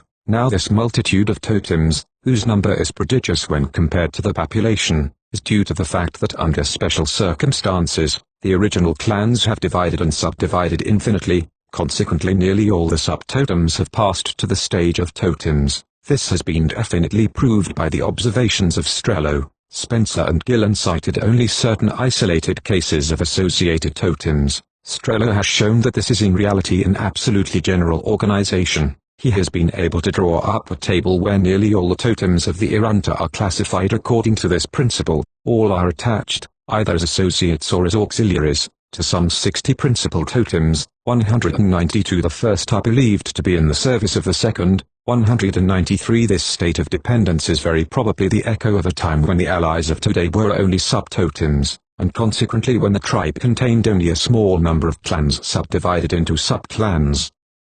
Numerous survivals confirm this hypothesis. It frequently happens that two groups thus associated have the same totemic emblem. Now this unity of emblem is explicable only if the two groups were at first only one. 194 The relation of the two clans is also shown by the part and the interest that each one takes in the rights of the other. The two cults are still only imperfectly separated. This is very probably because they were at first completely intermingled. Tradition explains the bonds which unite them by imagining that formerly the two clans occupied neighboring places. In other cases, the myth says expressly that one of them was derived from the other. It is related that at first the associated animal belonged to the species still serving as principal totem. It differentiated itself at a later period. Thus the Chantunga birds, which are associated with the Wichatli grub today, were Wichatli grubs in fabulous times, who later transformed themselves into birds. Two species which are now attached to the honeyant were formerly honeyants, etc. This transformation of a subtotem into a totem goes on by imperceptible degrees,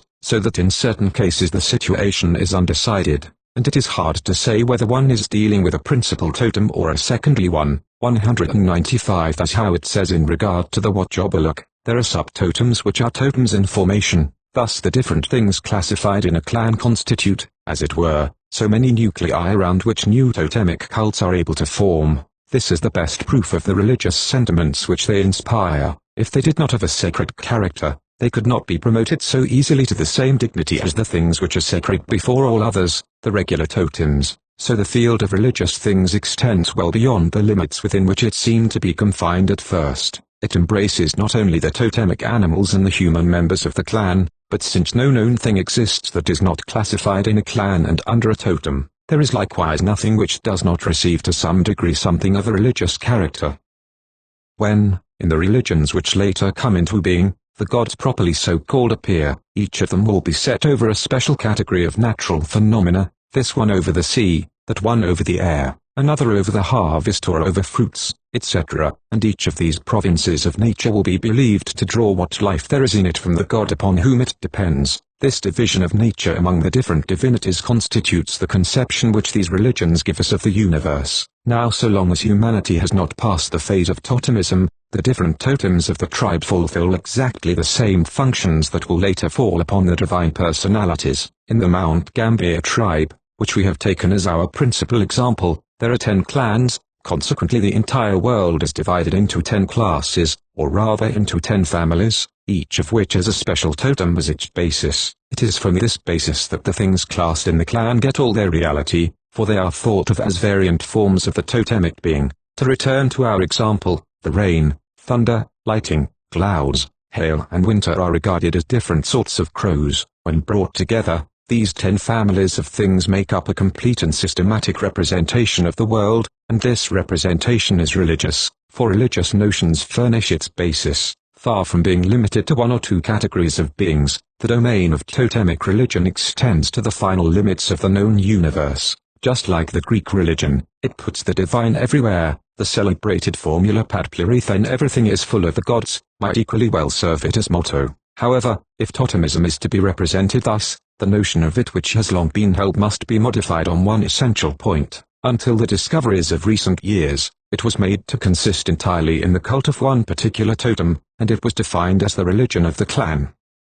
From this point of view, each tribe seemed to have as many totemic religions, each independent of the others, as it had different clans. This conception was also in harmony with the idea currently held of the clan. In fact, this was regarded as an autonomous society, 196 more or less closed to other similar societies, or having only external and superficial relations with these latter. But the reality is more complex. Undoubtedly, the cult of each totem has its home in the corresponding clan. It is there, and only there, that it is celebrated. It is members of the clan who have charge of it. It is through them that it is transmitted from one generation to another, along with the beliefs which are its basis. But it is also true that the different totemic cults thus practiced within a single tribe do not have a parallel development, though remaining ignorant of each other, as if each of them constituted a complete and self-sufficing religion. On the contrary, they mutually imply each other. They are only the parts of a single whole, the elements of a single religion. The men of one clan never regard the beliefs of neighboring clans with that indifference, skepticism or hostility which one religion ordinarily inspires for another which is foreign to it. They partake of these beliefs themselves. The Crow people are also convinced that the Snake people have a mythical serpent as ancestor, and that they owe special virtues and marvelous powers to this origin. And have we not seen that at least in certain conditions, a man may eat a totem that is not his own only after he has observed certain ritual formalities? Especially, he must demand the permission of the men of this totem, if any are present. So for him also, this food is not entirely profane. He also admits that there are intimate affinities between the members of the clan of which he is not a member and the animal whose name they bear. Also, this community of belief is sometimes shown in the cult. If in theory the rites concerning a totem can be performed only by the men of this totem, nevertheless representatives of different clans frequently assist at them. It sometimes happens that their part is not simply that of spectators. It is true that they do not officiate, but they decorate the officiants and prepare the service. They themselves have an interest in its being celebrated. Therefore, in certain tribes, it is they who invite the qualified clan to proceed with the ceremonies. 197 There is even a whole cycle of rites which must take place in the presence of the assembled tribe. These are the totemic ceremonies of initiation. Finally, the totemic organization, such as we have just described it, must obviously be the result of some sort of an indistinct understanding between all the members of the tribe. It is impossible that each clan should have made its beliefs in an absolutely independent manner.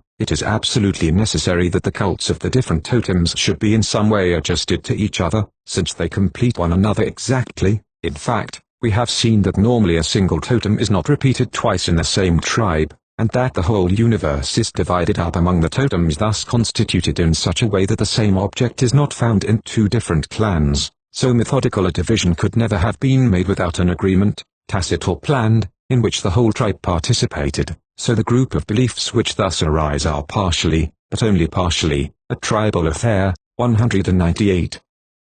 To sum up, then, in order to form an adequate idea of totemism, we must not confine ourselves within the limits of the clan, but must consider the tribe as a whole. It is true that the particular cult of each clan enjoys a very great autonomy. We can now see that it is within the clan that the active ferment of the religious life takes place. But it is also true that these cults fit into each other, and the totemic religion is a complex system formed by the union, just as Greek polytheism was made by the union of all the particular cults addressed to the different divinities. We have just shown that, thus understood, totemism also has its cosmology, i.e., totemic beliefs, and the individual totem and the sexual totem. Up to the present, we have studied totemism only as a public institution. The only totems of which we have spoken are common to a clan, a phratry, or, in a sense, to a tribe. 199 An individual has a part in them only as a member of a group, but we know that there is no religion which does not have an individual aspect. This general observation is applicable to totemism.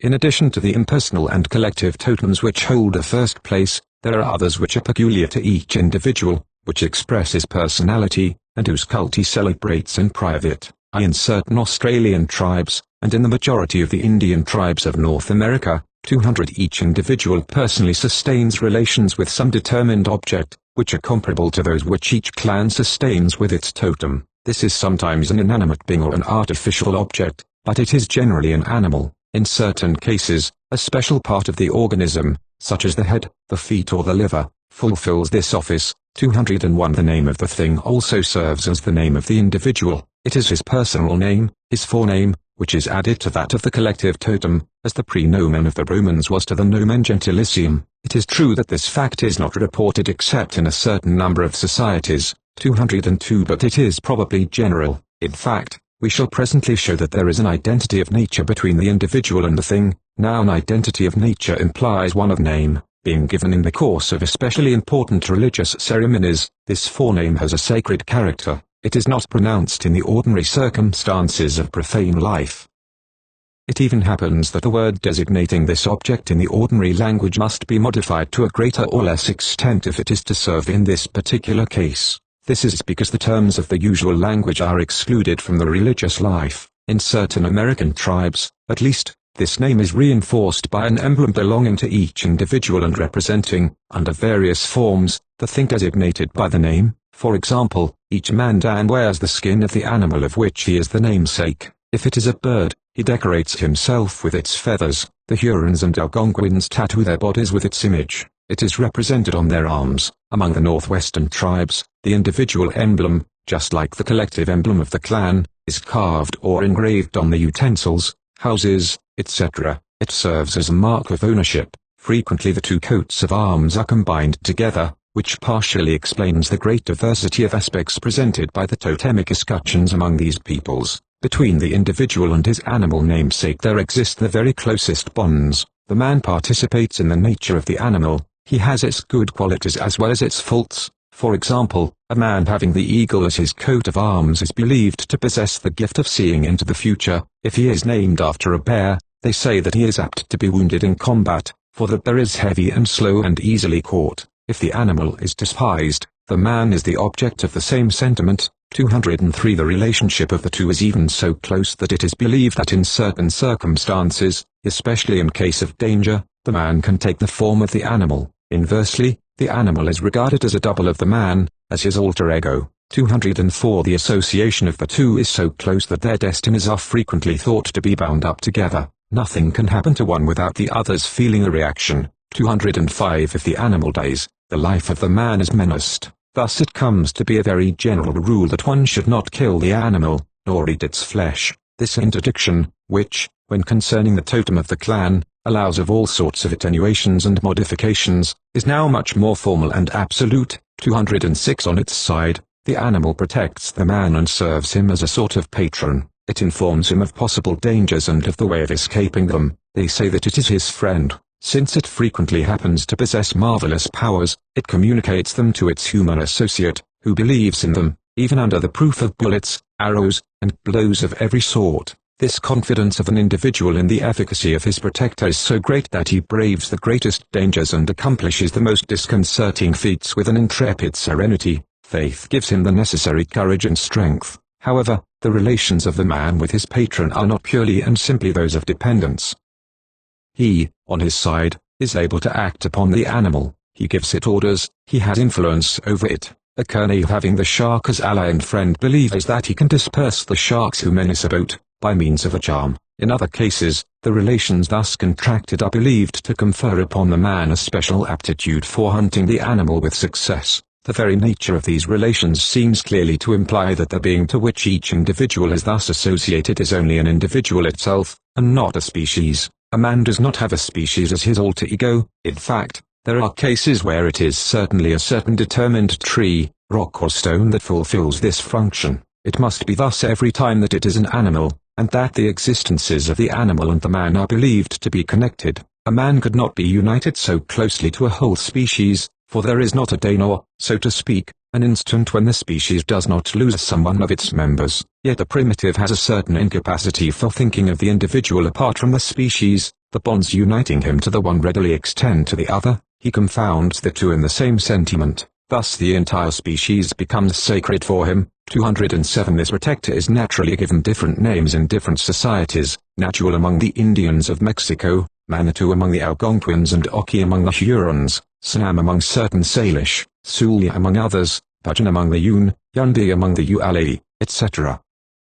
Owing to the importance of these beliefs and practices among the Indians of North America, some have proposed creating a word naturalism or Manitouism to designate them. 208 But in giving them a special and distinctive name, we run the risk of misunderstanding their relations with the rest of totemism. In fact, the same principle is applied in the one case to the clan and in the other to the individual. In both cases we find the same belief that there are vital connections between the things and the men, and that the former are endowed with special powers, of which their human allies may also enjoy the advantage. We also find the same custom of giving the man the name of the thing with which he is associated and of adding an emblem to this name. The totem is the patron of the clan, just as the patron of the individual is his personal totem. So it is important that our terminology should make the relationship of the two systems apparent. That is why we, with phrase, shall give the name individual totemism to the cult rendered by each individual to his patron. A further justification of this expression is found in the fact that in certain cases the primitive himself uses the same word to designate the totem of the clan and the animal protector of the individual.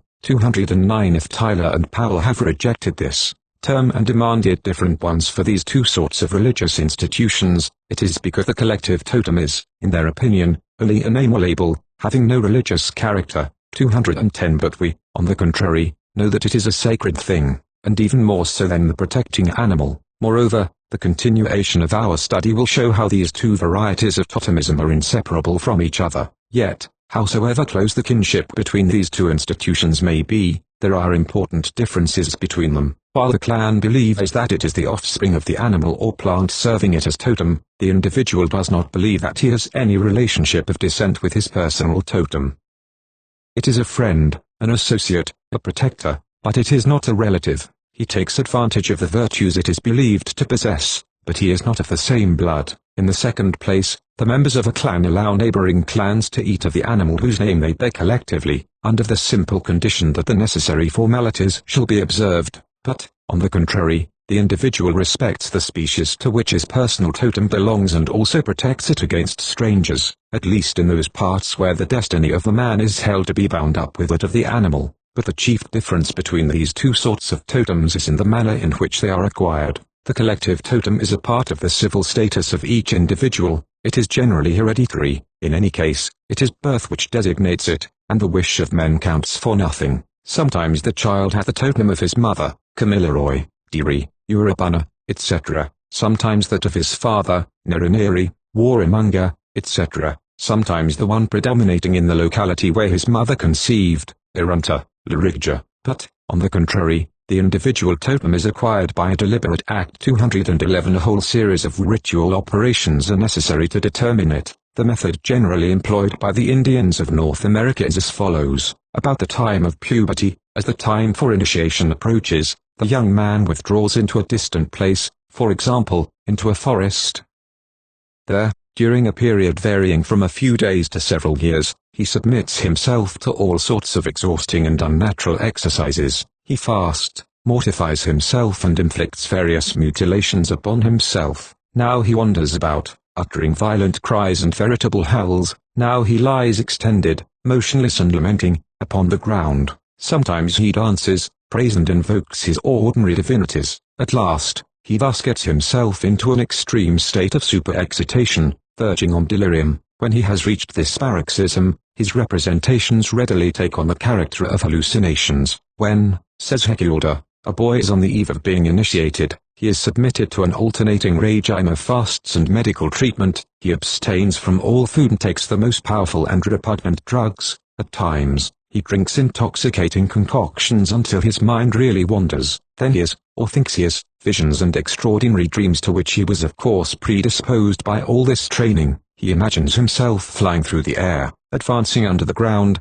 jumping from one mountain top to another across the valleys, and fighting and conquering giants and monsters. If in these circumstances he sees, or, as amounts to the same thing, he thinks he sees, while dreaming or while awake, an animal appearing to him in an attitude seeming to show friendly intentions, then he imagines that he has discovered the patron he awaited. Yet this procedure is rarely employed in Australia. 212 On this continent, the personal totem seems to be imposed by a third party, either at birth 213 or at the moment of initiation. Generally it is a relative who takes this part, or else a personage invested with special powers, such as an old man or a magician.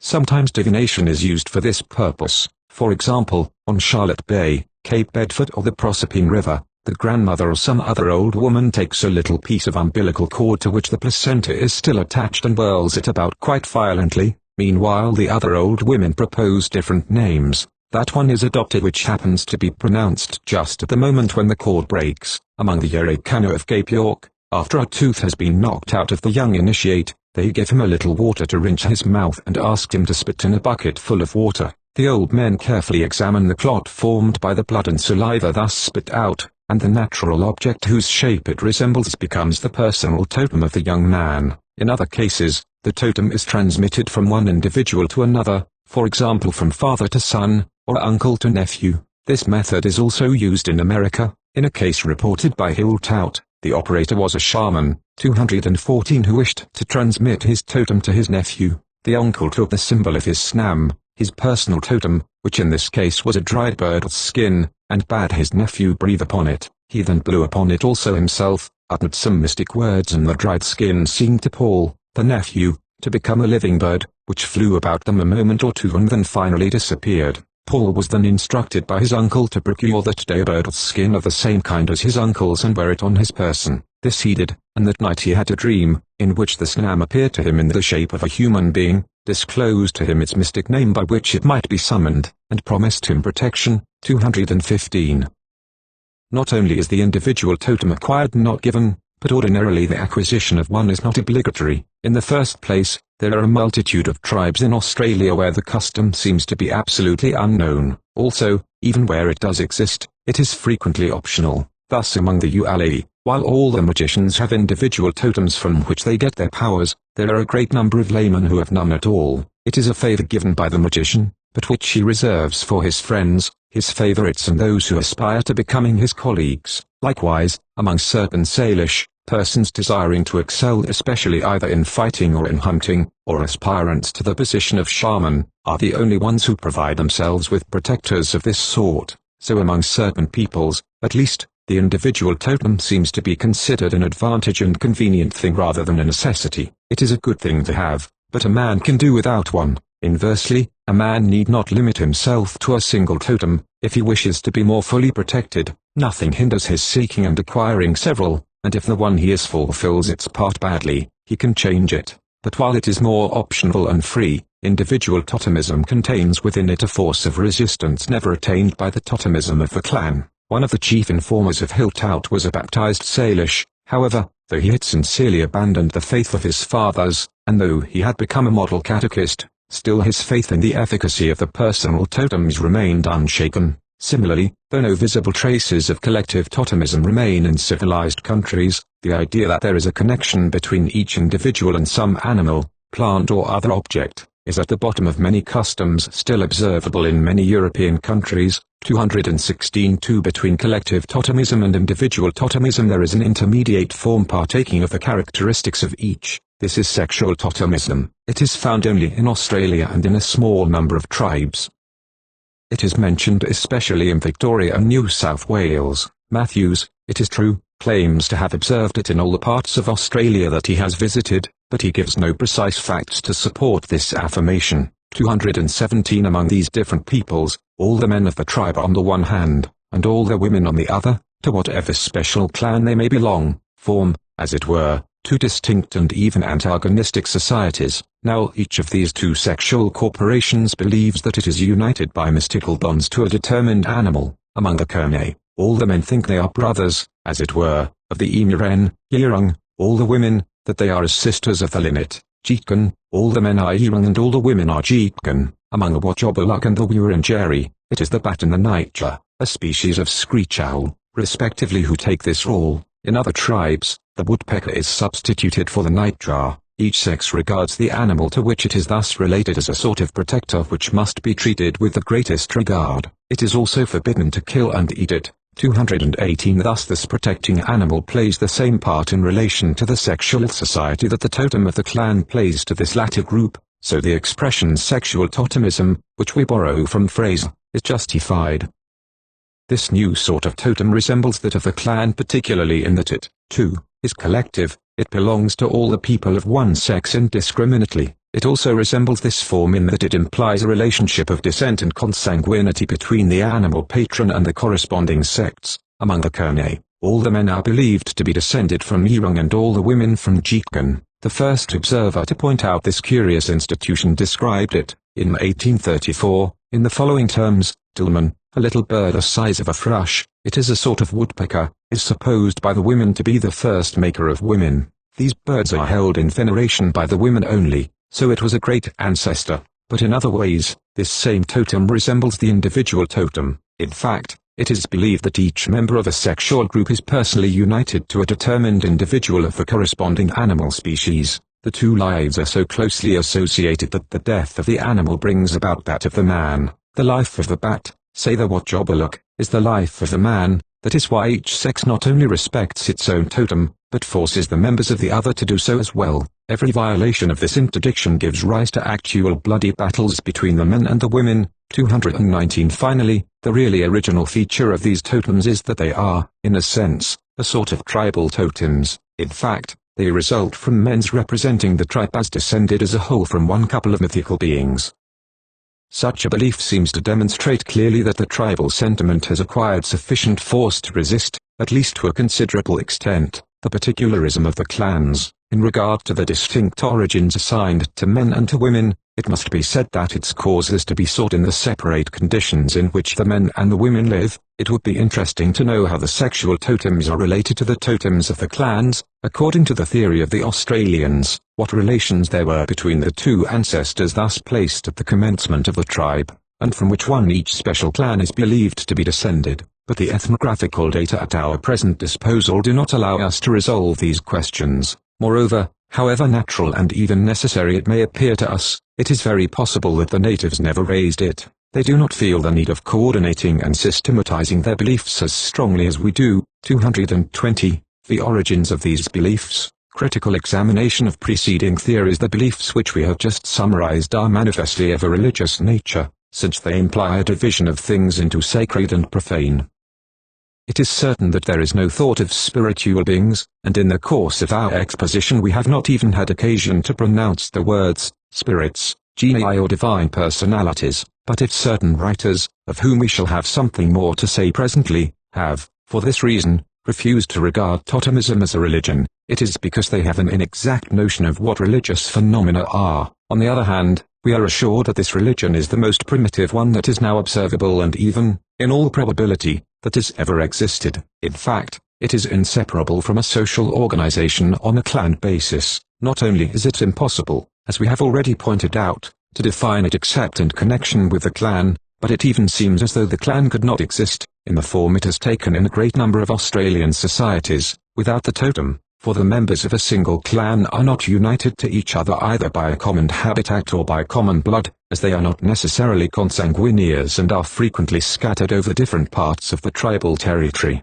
Their unity comes solely from their having the same name and the same emblem, their believing that they have the same relations with the same categories of things, their practicing the same rites, or, in a word, from their participating in the same totemic cult. Thus totemism and the clan mutually imply each other, insofar, at least, as the latter is not confounded with the local group. Now the social organization on a clan basis is the simplest which we know. In fact, it exists in all its essential elements from the moment when the society includes two primary clans. Consequently, we may say that there are none more rudimentary, as long as societies reduced to a single clan have not been discovered, and we believe that up to the present no traces of such have been found.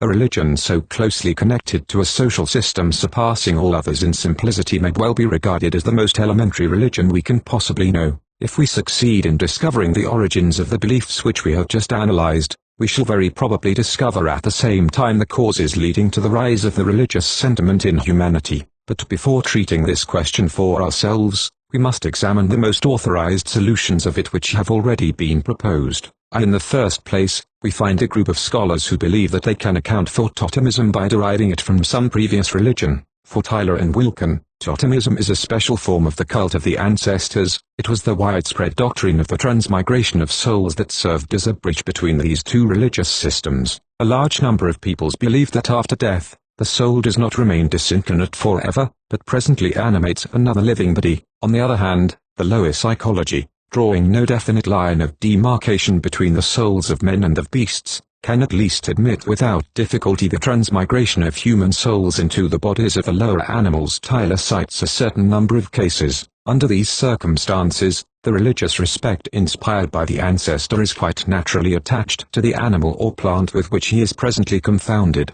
The animal thus serving as a receptacle for a venerated being becomes a holy thing, the object of a cult, that is, a totem, for all the descendants of the ancestor, who form the clan descended from him. Facts pointed out by Wilken among the societies of the Malay archipelago would tend to prove that it really was in this manner that the totemic beliefs originated. In Java and Sumatra, crocodiles are especially honored. They are regarded as benevolent protectors who must not be killed. Offerings are made to them. Now the cult thus rendered to them is due to their being supposed to incarnate the souls of ancestors. The Malays of the Philippines consider the crocodile their grandfather. The tiger is treated in the same way for the same reasons. Similar beliefs have been observed among the Bantus. In Melanesia it sometimes happens that an influential man, at the moment of death, announces his desire to reincarnate himself in a certain animal or plant. It is easily understood how the object thus chosen as his posthumous residence becomes sacred for his whole family. So, far from being a primitive fact, totemism would seem to be the product of a more complex religion which preceded it. But the societies from which these facts were taken had already arrived at a rather advanced stage of culture. In any case, they had passed the stage of pure totemism. They have families and not totemic clans. 221 Even the majority of the animals to which religious honors are thus rendered are venerated, not by special groups of families, but by the tribes as a whole. So if these beliefs and practices do have some connection with ancient totemic cults, they now represent only altered forms of them and are consequently not very well fitted for showing us their origins. It is not by studying an institution at the moment when it is in full decadence that we can learn how it was formed. If we want to know how totemism originated, it is neither in Java nor Sumatra nor Melanesia that we must study it, but in Australia. Here we find neither a cult of the dead nor the doctrine of transmigration. Of course they believe that the mythical heroes, the founders of the clan, reincarnate themselves periodically, but this isn't human but is only, each birth, as we shall see, is the product of one of these reincarnations. So if the animals of the totemic species are the object of rites, it is not because the ancestral souls are believed to reside in them. It is true that the first ancestors are frequently represented under the form of an animal, and this very common representation is an important fact for which we must account, but it was not the belief in metempsychosis which gave it birth, for this belief is unknown among Australian societies. Moreover, far from being able to explain totemism, this belief takes for granted one of the fundamental principles upon which this rests, that is to say, it begs the question to be explained. It, just as much as totemism, implies that man is considered a close relative of the animal, for if these two kingdoms were clearly distinguished in the mind, men would never believe that a human soul could pass so easily from one into the other. It is even necessary that the body of the animal be considered its true home, for it is believed to go there as soon as it regains its liberty. Now while the doctrine of transmigration postulates this singular affinity, it offers no explanation of it. The only explanation offered by Tyler is that men sometimes resemble in certain traits the anatomy and physiology of the animal. The half-human features and actions and characters of animals are watched with wondering sympathy by the savage, as by the child. The beast is the very incarnation of familiar qualities of man, and such names as lion, bear, fox, owl, parrot, viper, worm, when we apply them as epithets to men, condense into a word some leading features of a human life, but even if these resemblances are met with, they are uncertain and exceptional. Before all else, men resemble their relatives and companions, and not plants and animals. Such rare and questionable analogies could not overcome such unanimous proofs, nor could they lead a man to think of himself and his forefathers in forms contradicted by daily experience. So this question remains untouched, and as long as it is not answered, we cannot say that totemism is explained. 222. Finally, this whole theory rests upon a fundamental misunderstanding. For Tyler as Forvant, totemism is only a particular case of the cult of animals. 223. But we, on the contrary, know that it is something very different from a sort of animal worship. The animal is never adored, the man is nearly its equal and sometimes even treats it as his possession, so far is he from being subordinate to it like a believer before his God. If the animals of the totemic species are really believed to incarnate the ancestors, the members of foreign clans would not be allowed to eat their flesh freely. In reality, it is not to the animal as such that the cult is addressed, but to the emblem and the image of the totem. Now between this religion of the emblem and the ancestor cult, there is no connection whatsoever. While Tyler derives totemism from the ancestor cult, Jevons derives it from the nature cult, and here is how he does so. When, under the impulse of the surprise occasioned by the irregularities observed in the course of phenomena, men had once peopled the world with supernatural beings, they felt the need of making agreements with these redoubtable forces with which they had surrounded themselves. They understood that the best way to escape being overwhelmed by them was to ally themselves to some of them, and thus make sure of their aid. But at this period of history men knew no other form of alliance and association than the one resulting from kinship. All the members of a single clan aid each other mutually because they are kindred or, as amounts to the same thing, because they think they are. On the other hand, different clans treat each other as enemies because they are of different blood, so the only way of assuring themselves of the support of these supernatural beings was to adopt them as kindred and to be adopted by them in the same quality. The well-known processes of the blood covenant permitted them to attain this result quite easily, but since at this period, the individual did not yet have a real personality, and was regarded only as a part of his group, or clan, it was the clan as a whole, and not the individual, which collectively contracted this relationship. For the same reason, it was contracted, not with a particular object, but with the natural group or species of which this object was a part, for men think of the world as they think of themselves, and just as they could not conceive themselves apart from their clans, so they were unable to conceive of anything else as distinct from the species to which it belonged. Now a species of things united to a clan by a bond of kinship is, says Jevons, a totem. In fact, it is certain that totemism implies the close association of a clan to a determined category of objects, but that this association was contracted with a deliberate design and in the full consciousness of an end sought after, as Jevons would have us believe, is a statement having but little harmony with what history teaches. Religions are too complex, and answer to needs that are too many and too obscure, to have their origin in a premeditated act of the will, and while it sins through oversimplicity, this hypothesis is also highly improbable. It says that men sought to assure themselves of the aid of the supernatural beings upon which things depend. Then they should preferably have addressed themselves to the most powerful of these, and to those whose protection promised to be the most beneficial. 224 But quite on the contrary, the beings with whom they have formed this mystic kinship are often among the most humble which exist. Also, if it were only a question of making allies and defenders, they would have tried to make as many as possible, for one cannot be defended too well. Yet as a matter of fact, each clan systematically contents itself with a single totem, that is to say, with one single protector, leaving the other clans to enjoy their own imperfect liberty. Each group confines itself within its own religious domain, never seeking to trespass upon that of its neighbors. This reserve and moderation are inexplicable according to the hypothesis under consideration too. Moreover, all these theories are wrong in omitting one question which dominates the whole subject. We have seen that there are two sorts of totemism, that of the individual and that of the clan. There is too evident a kinship between the two for them not to have some connection with each other, so we may well ask if one is not derived from the other,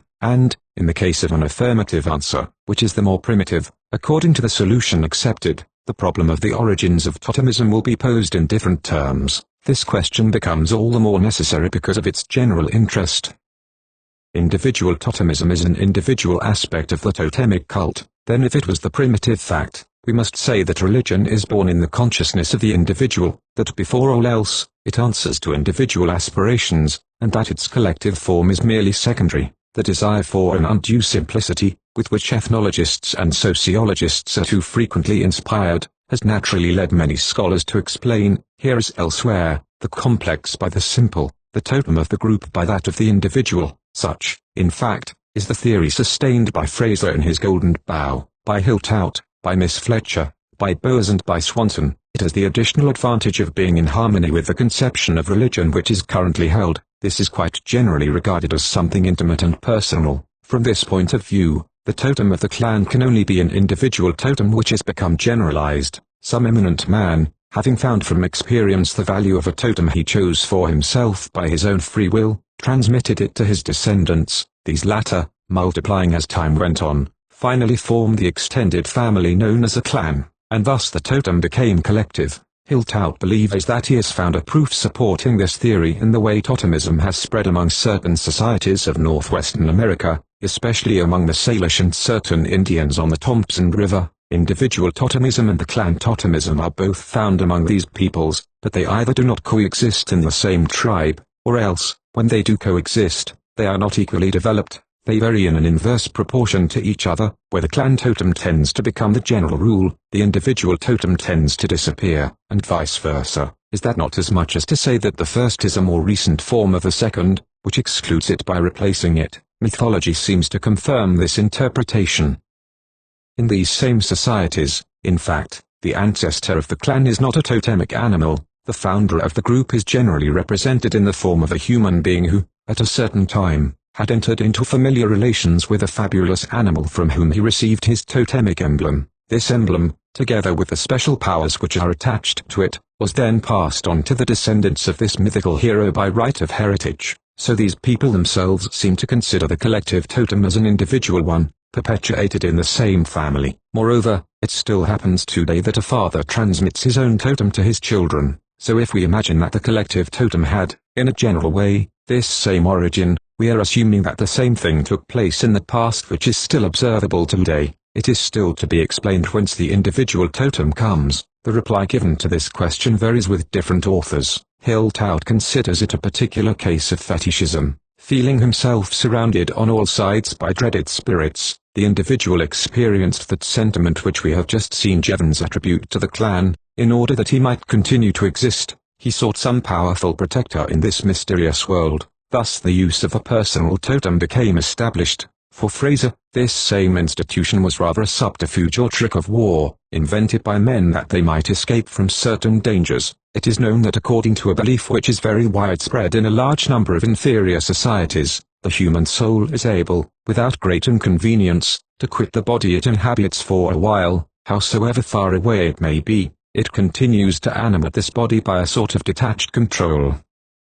Then, in certain critical moments, when life is supposed to be particularly menaced, it may be desirable to withdraw the soul from the body and lead it to some place or into some object where it will be in greater security. In fact, there are a certain number of practices whose object is to withdraw the soul in order to protect it from some danger, either real or imaginary. For example, at the moment when men are going to enter a newly built house, a magician removes their souls and puts them in a sack, to be saved and returned to their proprietors after the door sill has been crossed. This is because the moment when one enters a new house is exceptionally critical. One may have disturbed, and consequently offended, the spirits who reside in the ground and especially under the sill, and if precautions are not taken, these could make a man pay dearly for his audacity. But when this danger is once past, and one has been able to anticipate their anger and even to make sure of their favor through the accomplishment of certain rites, the souls may safely retake their accustomed place. It is this same belief which gave birth to the personal totem.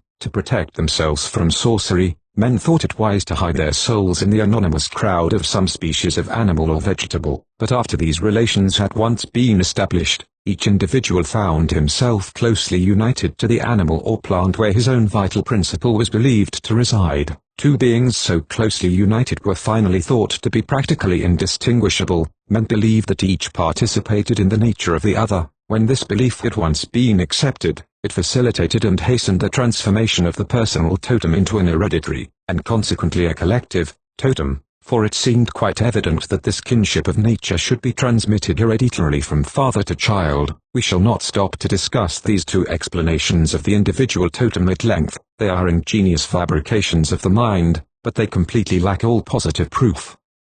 If we are going to reduce totemism to fetishism, we must first establish that the latter is prior to the former. Now, not merely is no fact brought forward to support this hypothesis, but it is even contradicted by everything that we know. The ill-determined group of rites going under the name of fetishism seem to appear only among peoples who have already attained to a certain degree of civilization, but it is a species of cult unknown in Australia. It is true that some have described the Turinga as a fetish, but even supposing that this qualification were justified, it would not prove the priority which is postulated. Quite on the contrary, the Turinga presupposes totemism, since it is essentially an instrument of the totemic cult and owes the virtues attributed to it to totemic beliefs alone. As for the theory of Fraser, it presupposes a thoroughgoing idiocy on the part of the primitive which known facts do not allow us to attribute to him. He does have a logic, however strange this may at times appear. Now unless he were completely deprived of it, he could never be guilty of the reasoning imputed to him. Nothing could be more natural than that he should believe it possible to assure the survival of his soul by hiding it in a secret and inaccessible place, as so many heroes of myths and legends are said to have done. But why should he think it safer in the body of an animal than in his own? Of course, if it were thus lost in space, it might have a chance to escape the spells of the magician more readily, but at the same time it would be prepared for the blows of hunters. It is a strange way of sheltering it to place it in a material form, exposing it to risks at every instant. 225 But above all, it is inconceivable that a whole people should allow themselves to be carried into such an aberration. 226 Finally, in a very large number of cases, the function of the individual totem is very different from that assigned it by Fraser. Before all else, it is a means of conferring extraordinary powers upon magicians, hunters or warriors. As to the kinship of the man and the thing, with all the inconveniences it implies, it is accepted as a consequence of the right, but it is not desired in its and for itself. There is still less occasion for delaying over this controversy since it concerns no real problem. What we must know before everything else is whether or not the individual totem is really a primitive fact, from which the collective totem was derived, for, according to the reply given to this question, we must seek the home of the religious life in one or the other of two opposite directions. Against the hypothesis of Hiltout, Miss Fletcher, Bowers and Fraser there is such an array of decisive facts that one is surprised that it has been so readily and so generally accepted. In the first place, we know that a man frequently has the greatest interest not only in respecting, but also in making his companions respect the species serving him as personal totem. His own life is connected with it. Then if collective totemism were only a generalized form of individual totemism, it too should repose upon this same principle. Not only should the men of a clan abstain from killing and eating their totem animal themselves, but they should also do all in their power to force this same abstention upon others. But as a matter of fact, far from imposing such a renunciation upon the whole tribe,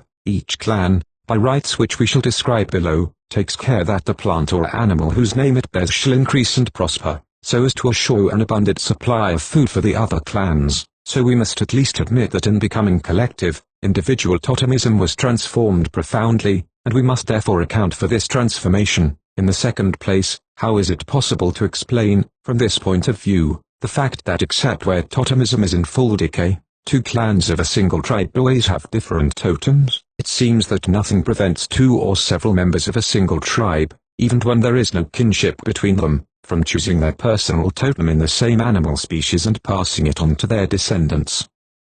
Does it not happen today that two distinct families have the same name, the carefully regulated way in which the totems and subtotems are divided up, first between the two phratries and then among the various clans of the phratry, obviously presupposes a social agreement and a collective organization? This is as much as to say that totemism is something more than an individual practice spontaneously generalized. Moreover, collective totemism cannot be deduced from individual totemism except by a misunderstanding of the differences separating the two. The one is acquired by the child at birth, it is a part of his civil status. The other is acquired during the course of his life, it presupposes the accomplishment of a determined right and a change of condition. Some seek to diminish this distance by inserting between the two, as a sort of middle term, the right of each possessor of a totem to transmit it to whomsoever he pleases, but wherever these transfers do take place, they are rare and relatively exceptional acts. They cannot be performed except by magicians or other personages invested with special powers. 227 In any case, they are possible only through ritual ceremonies which bring about the change, so it is necessary to explain how this prerogative of a few became the right of all, how that which at first implied a profound change in the religious and moral constitution of the individual, was able to become an element of this constitution, and finally, how a transmission which at first was the consequence of a right was later believed to operate automatically from the nature of things and without the intervention of any human will. In support of his interpretation, Hiltout claims that certain myths give the totem of the clan an individual origin, They tell how the totemic emblem was acquired by some special individual, who then transmitted it to his descendants.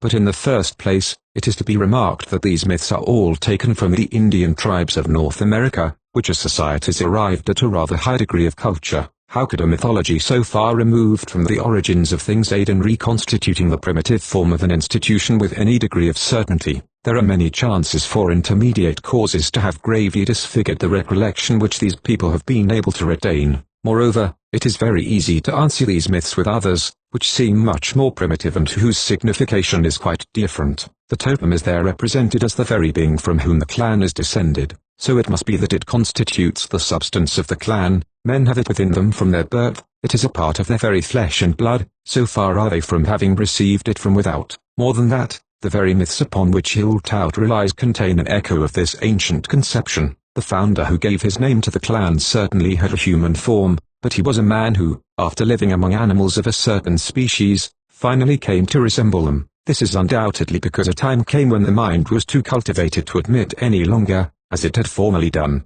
that men might have been born of animals, so the animal ancestor, now become inconceivable, is replaced by a human being. But the idea persists that this man had acquired certain characteristics of the animal either by imitation or by some other process. Thus even this late mythology bears the mark of a more remote epoch when the totem of the clan was never regarded as a sort of individual creation. But this hypothesis does not merely raise grave logical difficulties, it is contradicted directly by the following facts.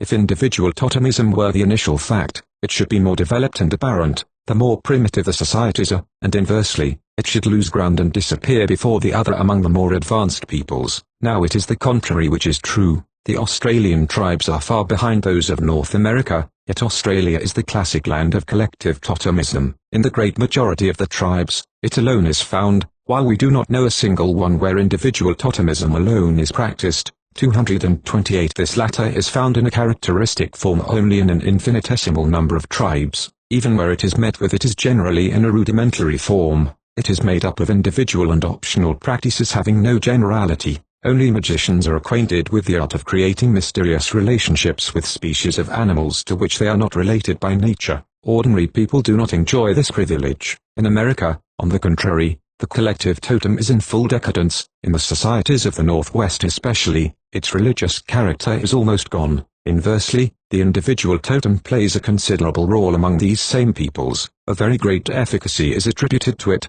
It has become a real public institution. This is because it is the sign of a high civilization.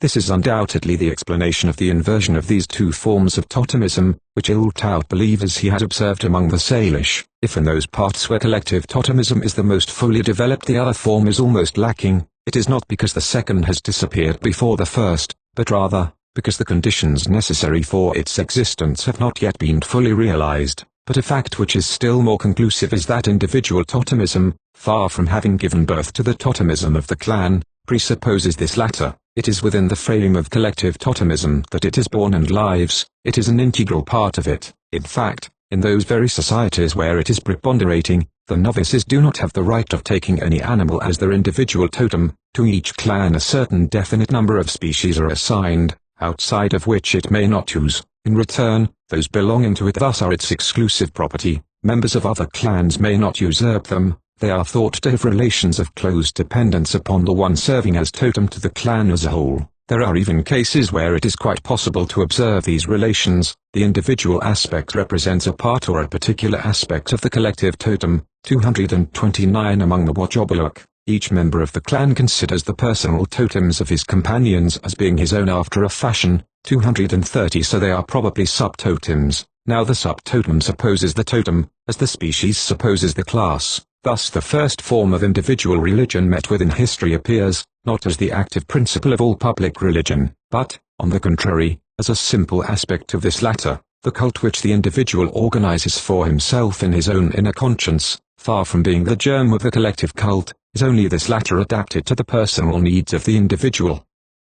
3. In a more recent study, which the works of Spencer and Gillen suggested to him, Fraser had attempted to substitute a new explanation of totemism for the one he first proposed, and which we have just been discussing. It rests on the postulate that the totemism of the Irunta is the most primitive which we know. Fraser even goes so far as to say that it scarcely differs from the really and absolutely original type. 231 The singular thing about it is that the totems are attached neither to persons nor to determined groups of persons, but to localities. In fact, each totem has its center at some definite spot. It is there that the souls of the first ancestors, who founded the totemic group at the beginning of time, are believed to have their preferred residence. It is there that the sanctuary is located where the Chiringa are kept. There the cult is celebrated. It is also this geographical distribution of totems which determines the manner in which the clans are recruited. The child is neither the totem of his father nor that of his mother, but the one whose center is at the spot where the mother believes that she felt the first symptoms of approaching maternity. For it is said that the Irunta is ignorant of the exact relation existing between generation and the sexual act. He thinks that every conception is due to a sort of mystic fecundation. According to him, it is due to the entrance of the soul of an ancestor into the body of a woman and its becoming the principle of a new life there.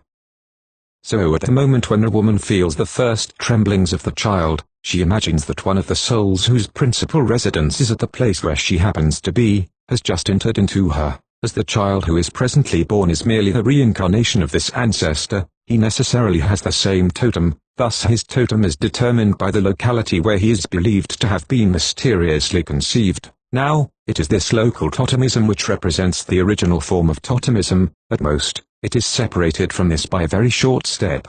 This is how Fraser explains its genesis. At the exact moment when the woman realizes that she is pregnant, she must think that the spirit by which she feels herself possessed has come to her from the objects about her, and especially from one of those which attract her attention at the moment. So if she is engaged in plucking a plant, or watching an animal, she believes that the soul of this plant or animal has passed into her. Among the things to which she will be particularly inclined to attribute a condition are, in the first place, the things she has just eaten. If she has recently eaten emu or yam, she will not doubt that an emu or yam has been born in her and is developing. Under these conditions, it is evident how the child, in his turn, will be considered a sort of yam or emu, how he regards himself as a relative of the plant or animal of the same species, how he has sympathy and regard for them, how he refuses to eat them, etc. 232 From this moment, totemism exists in its essential traits. It is the natives' theory of conception that gave rise to it, so Fraser calls this primitive totemism conceptional. It is from this original type that all the other forms of totemism are derived. When several women had, one after the other, felt the first premonitions of maternity at the same spot and under the same circumstances, the place would come to be regarded as haunted by spirits of a peculiar sort, and so the whole country might in time be dotted over with totem centers and distributed into totem districts. This is how the local totemism of the Irunta originated. In order that the totems may subsequently be detached from their territorial base, it is sufficient to think that the ancestral souls, instead of remaining immutably fixed to a determined spot, are able to move freely over the surface of the territory and that in their voyages they follow the men and women of the same totem as themselves. In this way, a woman may be impregnated by her own totem or that of her husband, though residing in a different totemic district, according to whether it is believed that it is the ancestor of the husband or of the wife who thus follow the family about, seeking occasions to reincarnate themselves. The totem of the child will be that of his father or mother. In fact, it is in just this way that the Gwangi and Umbaya on the one hand, and the Yurubana on the other, explain their systems of filiation. But this theory, like that of Tyler, rests upon a begging of the question. If he is to imagine that human souls are the souls of animals or plants, one must believe beforehand that men take either from the animal or vegetable world whatever is most essential in them. Now this belief is one of those at the foundation of totemism. To state it as something evident is therefore to take for granted that which is to be explained. Moreover, from this point of view, the religious character of the totem is entirely inexplicable, for the vague belief in an obscure kinship between the man and the animal is not enough to found a cult. This confusion of distinct kingdoms could never result in dividing the world into sacred and profane. It is true that, being consistent with himself, Fraser refuses to admit that totemism is a religion, under the pretext that he finds in it neither spiritual beings, nor prayers, nor invocations, nor offerings, etc. According to him, it is only a system of magic, by which he means a sort of crude and erroneous science, a first effort to discover the laws of things. But we know how inexact this conception, both of magic and of religion, is. We have a religion as soon as the sacred is distinguished from the profane, and we have seen that totemism is a vast system of sacred things, If we are to explain it, we must therefore show how it happened that these things were stamped with this character. 233. But he does not even raise this problem, but this system is completely overthrown by the fact that the postulate upon which it rests can no longer be sustained. The whole argument of Fraser supposes that the local totemism of the Irunta is the most primitive we know, and especially that it is clearly prior to hereditary totemism, either in the paternal or the maternal line. Now, as soon as the facts contained in the first volume of Spencer and Gillen were at our disposal, we were able to conjecture that there had been a time in the history of the Irunta people when the totems, instead of being attached to localities, were transmitted hereditarily from mother to child. 234. This conjecture is definitely proved by the new facts discovered by Strello. 235, which only confirm the previous observations of Schultz. 236. In fact, both of these authors tell us that even now, in addition to his local totem, each Irunta has another which is completely independent of all geographical conditions, and which belongs to him as a birthright. It is his mother's. This second totem, just like the first, is considered a powerful friend and protector by the natives, which looks after their food, warns them of possible dangers, etc. They have the right of taking part in its cult. When they are buried, the corpse is laid so that the face is turned towards the region of the maternal totemic center, so after a fashion this center is also that of the deceased. In fact, it is given the name Mera Ultjera, which is translated, camp of the totem which is associated with me, so it is certain that among the Irunta, hereditary totemism in the uterine line is not later than local totemism, but, on the contrary, must have preceded it, for today, the maternal totem has only an accessory and supplementary role. It is a second totem, which explains how it was able to escape observation as attentive and careful as that of Spencer and Gillen, but in order that it should be able to retain this secondary place, being employed along with the local totem, there must have been a time when it held the primary place in the religious life. It is, in part, a fallen totem, but one recalling an epoch when the totemic organization of the Irunta was very different from what it is today, so the whole superstructure of Fraser's system is undermined at its foundation. 237 IV. Although Andrew Lang has actively contested this theory of Fraser's, the one he proposes himself in his later works, 238, resembles it on more than one point. Like Fraser, he makes totemism consist in the belief in a sort of consubstantiality of the man and the animal. But he explains it differently. He derives it entirely from the fact that a totem is a name. As soon as human groups were founded, 239, each one felt the need of distinguishing between the neighboring groups with which it came into contact and, with this end in view, it gave them different names. The names were preferably chosen from the surrounding flora and fauna because animals and plants can easily be designated by movements or represented by drawings. 240, the more or less precise resemblances which men may have with such and such objects determined the way in which these collective denominations were distributed among the groups. Now, it is a well-known fact that to the early mind names, and the things known by names, are in a mystic and transcendental connection of rapport. For example, the name of an individual is not considered as a simple word or conventional sign, but as an essential part of the individual himself. So if it were the name of an animal, the man would have to believe that he himself had the most characteristic attributes of this same animal. This theory would become better and better accredited as the historic origins of these denominations became more remote and were effaced from the memory. Myths arose to make this strange ambiguity of human nature more easily representable in the mind. To explain this, they imagined that the animal was the ancestor of the men, or else that the two were descended from a common ancestor. Thus came the conception of bonds of kinship uniting each clan to the animal species whose name it bore.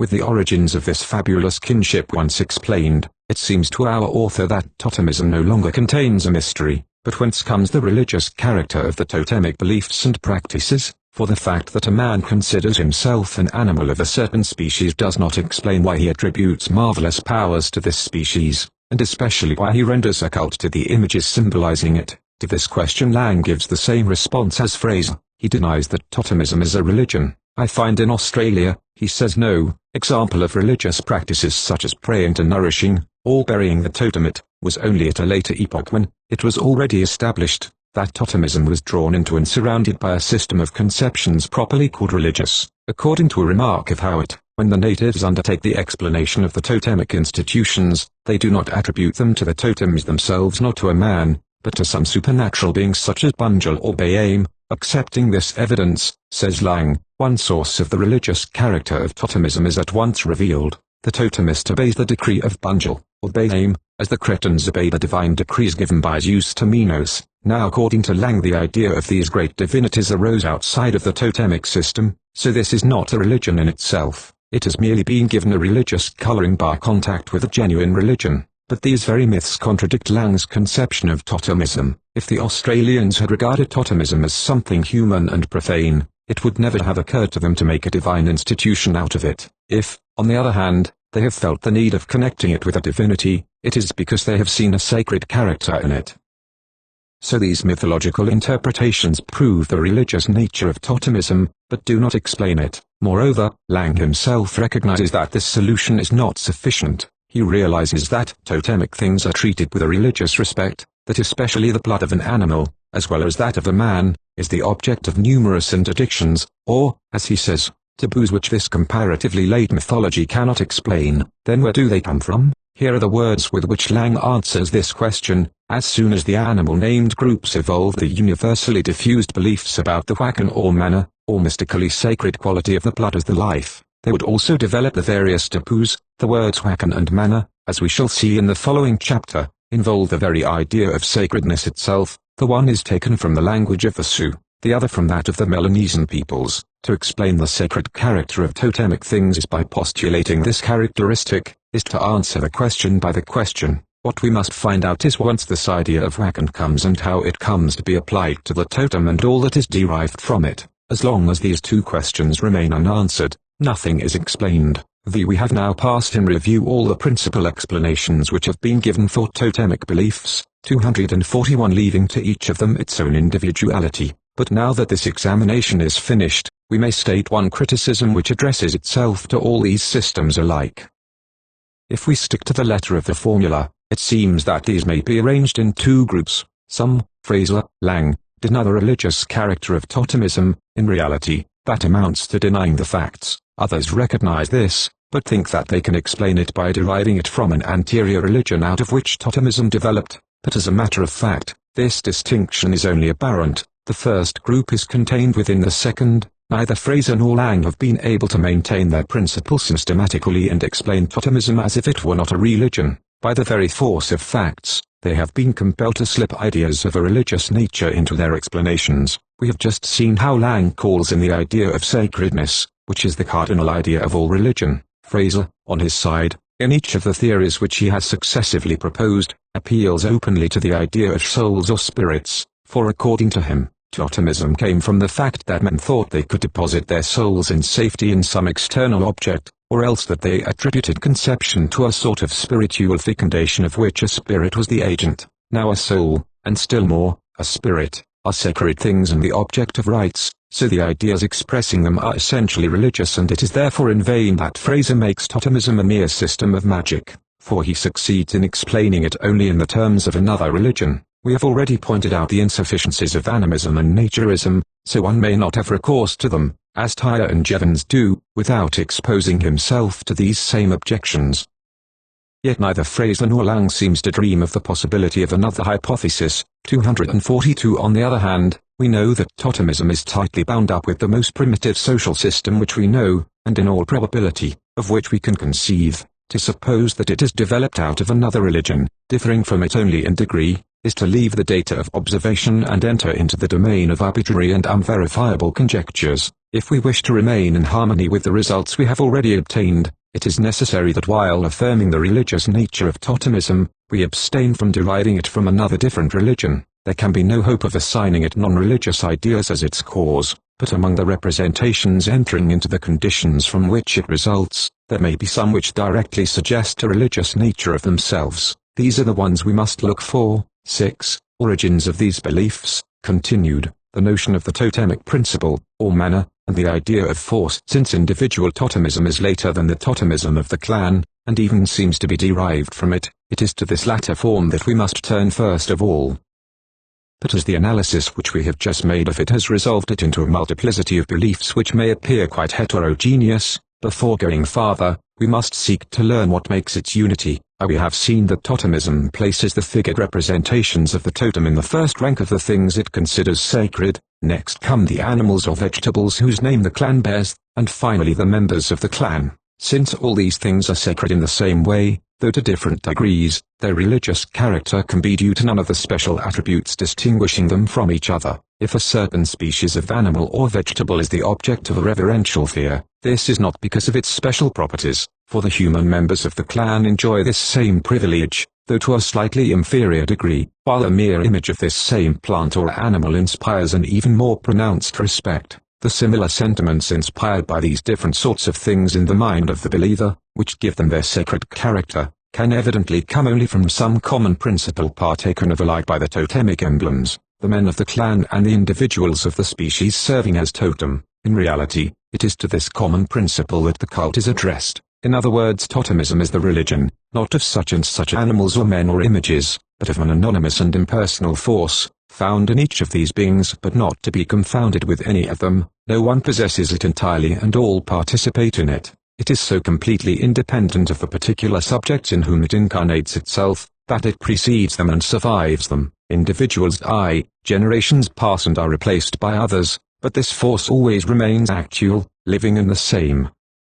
It animates the generations of today as it animated those of yesterday and as it will animate those of tomorrow. Taking the words in a large sense, we may say that it is the God adored by each totemic cult, yet it is an impersonal God, without name or history, immanent in the world and diffused in an innumerable multitude of things. But even now we have only an imperfect idea of the real ubiquity of this quasi-divine entity. It is not merely found in the whole totemic species, the whole clan and all the objects symbolizing the totem. The circle of its action extends beyond that. In fact, we have seen that in addition to the eminently holy things, all those attributed to the clan as dependencies of the principal totem have this same character to a certain degree. They also have something religious about them, for some are protected by interdictions, while others have determined functions in the ceremonies of the cult. Their religiousness does not differ in kind from that of the totem under which they are classified. It must therefore be derived from the same source. So it is because the totemic God, to use again the metaphorical expression which we have just employed, is in them,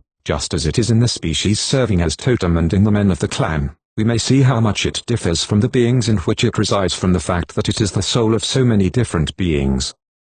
But the Australian does not represent this impersonal force in an abstract form. Under the influence of causes which we must seek, he has been led to conceive it under the form of an animal or vegetable species, or, in a word, of a visible object. This is what the totem really consists in. It is only the material form under which the imagination represents this immaterial substance, this energy diffused through all sorts of heterogeneous things, which alone is the real object of the cult. We are now in a better condition for understanding what the native means when he says that the men of the Crow phratry, for example, are crows. He does not exactly mean to say that they are crows in the vulgar and empiric sense of the term, but that the same principle is found in all of them, which is their most essential characteristic, which they have in common with the animals of the same name and which is thought of under the external form of a crow. Thus the universe, as totemism conceives it, is filled and animated by a certain number of forces which the imagination represents in forms taken, with only a few exceptions, from the animal or vegetable kingdoms.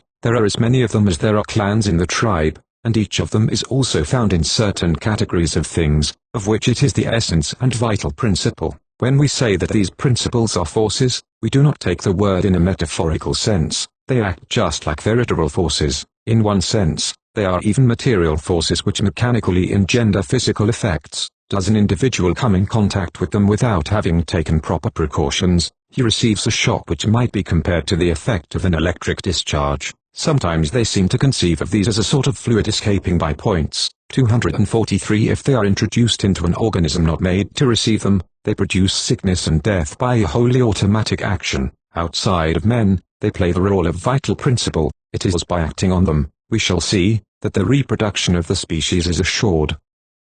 It is upon them that the universal life reposes, but in addition to this physical aspect, they also have a moral character. When someone asks a native why he observes his rites, he replies that his ancestors always have observed them, and he ought to follow their example. So if he acts in a certain way towards the totemic beings, it is not only because the forces resident in them are physically redoubtable, but because he feels himself morally obliged to act thus. He has the feeling that he is obeying an imperative, that he is fulfilling a duty. For these sacred beings, he has not merely fear, but also respect. Moreover, the totem is the source of the moral life of the clan. All the beings partaking of the same totemic principle consider that owing to this very fact, they are morally bound to one another. They have definite duties of assistance, vendetta, etc., towards each other, and it is these duties which constitute kinship. So while the totemic principle is a totemic force, it is also a moral power, so we shall see how it easily transforms itself into a divinity properly so called.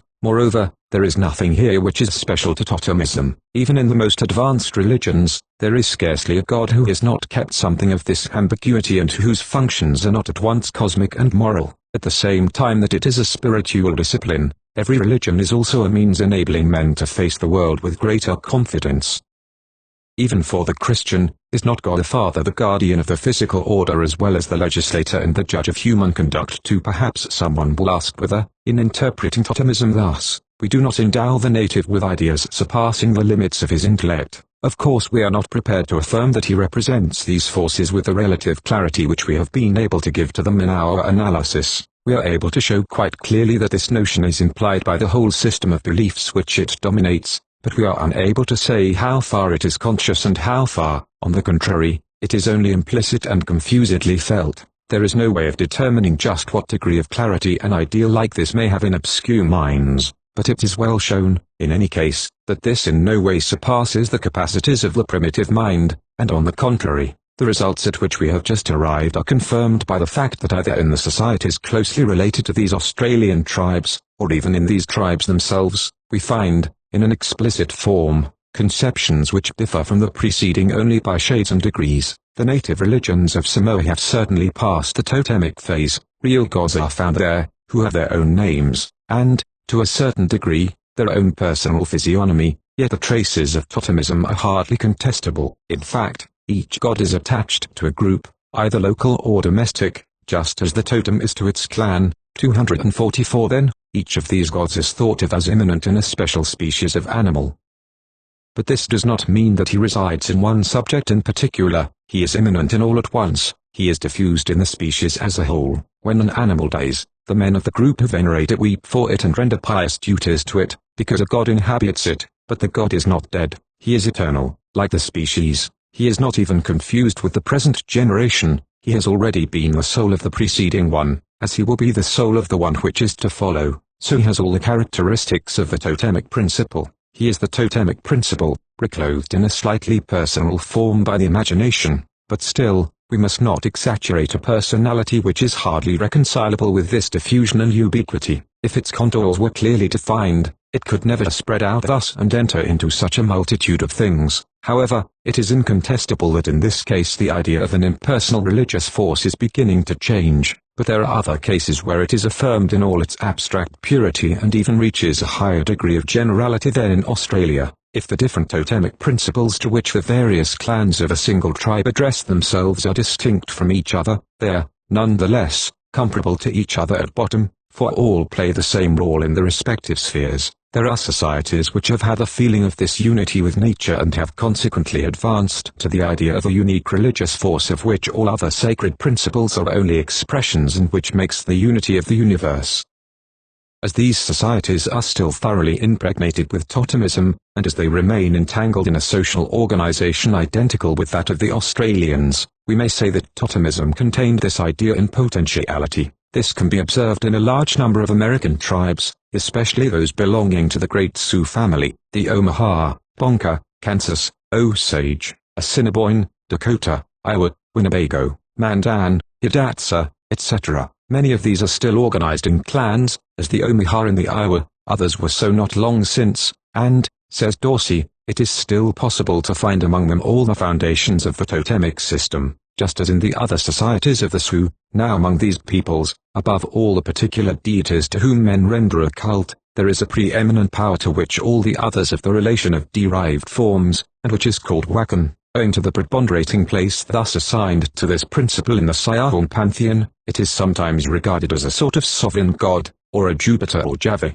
and travelers have frequently translated Wakan by Great Spirit. This is misrepresenting its real nature gravely. The Wakan is in no way a personal being. The natives do not represent it in a determined form. According to an observer cited by Dorsey, they say that they have never seen the Wakanda, so they cannot pretend to personify it. 245 It is not even possible to define it by determined attributes and characteristics. No word, says Riggs, can explain the meaning of this term among the Dakota. It embraces all mystery, all secret power, all divinity, all the beings which the Dakota reveres, the earth, the four winds, the sun, the moon and the stars, are manifestations of this mysterious life and power which enters into all. Sometimes it is represented in the form of a wind, as a breath having its seat in the four cardinal points and moving everything. Sometimes it is a voice heard in the crashing of the thunder. The sun, moon and stars are wakan, but no enumeration could exhaust this infinitely complex idea. It is not a definite and definable power, the power of doing this or that. It is power in an absolute sense, with no epithet or determination of any sort. The various divine powers are only particular manifestations and personifications of it. Each of them is this power seen under one of its numerous aspects. It is this which made one observer say, "He is a protean god." He is supposed to appear to different persons in different forms, nor are the gods the only beings animated by it. It is the principle of all that lives or acts or moves.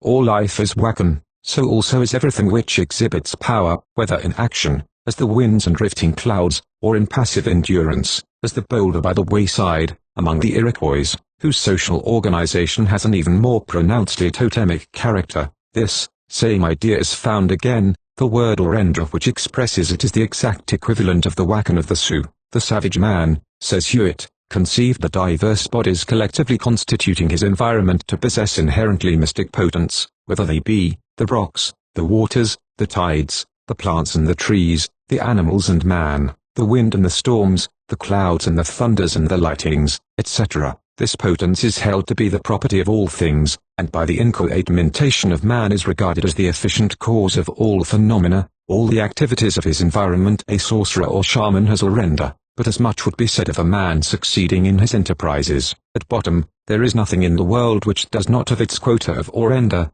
but the quantities vary. There are some beings, either men or things, which are favored, there are others which are relatively disinherited, and the universal life consists in the struggles of these orenda of unequal intensity. The more intense conquer the weaker.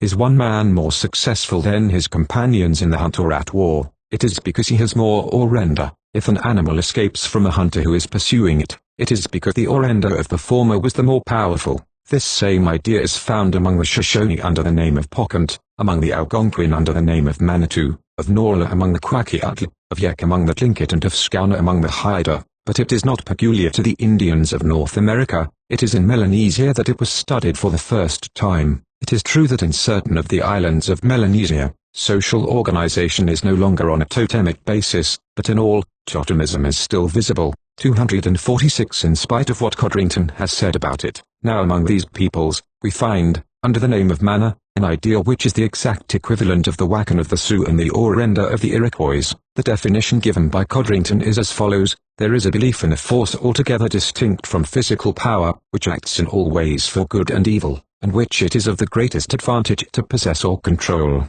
This is mana. I think I know what our people mean by it. It is a power or influence, not physical and in a way supernatural, but it shows itself in physical force, or in any kind of power or excellence which a man possesses. This mana is not fixed in anything, and can be conveyed in almost anything.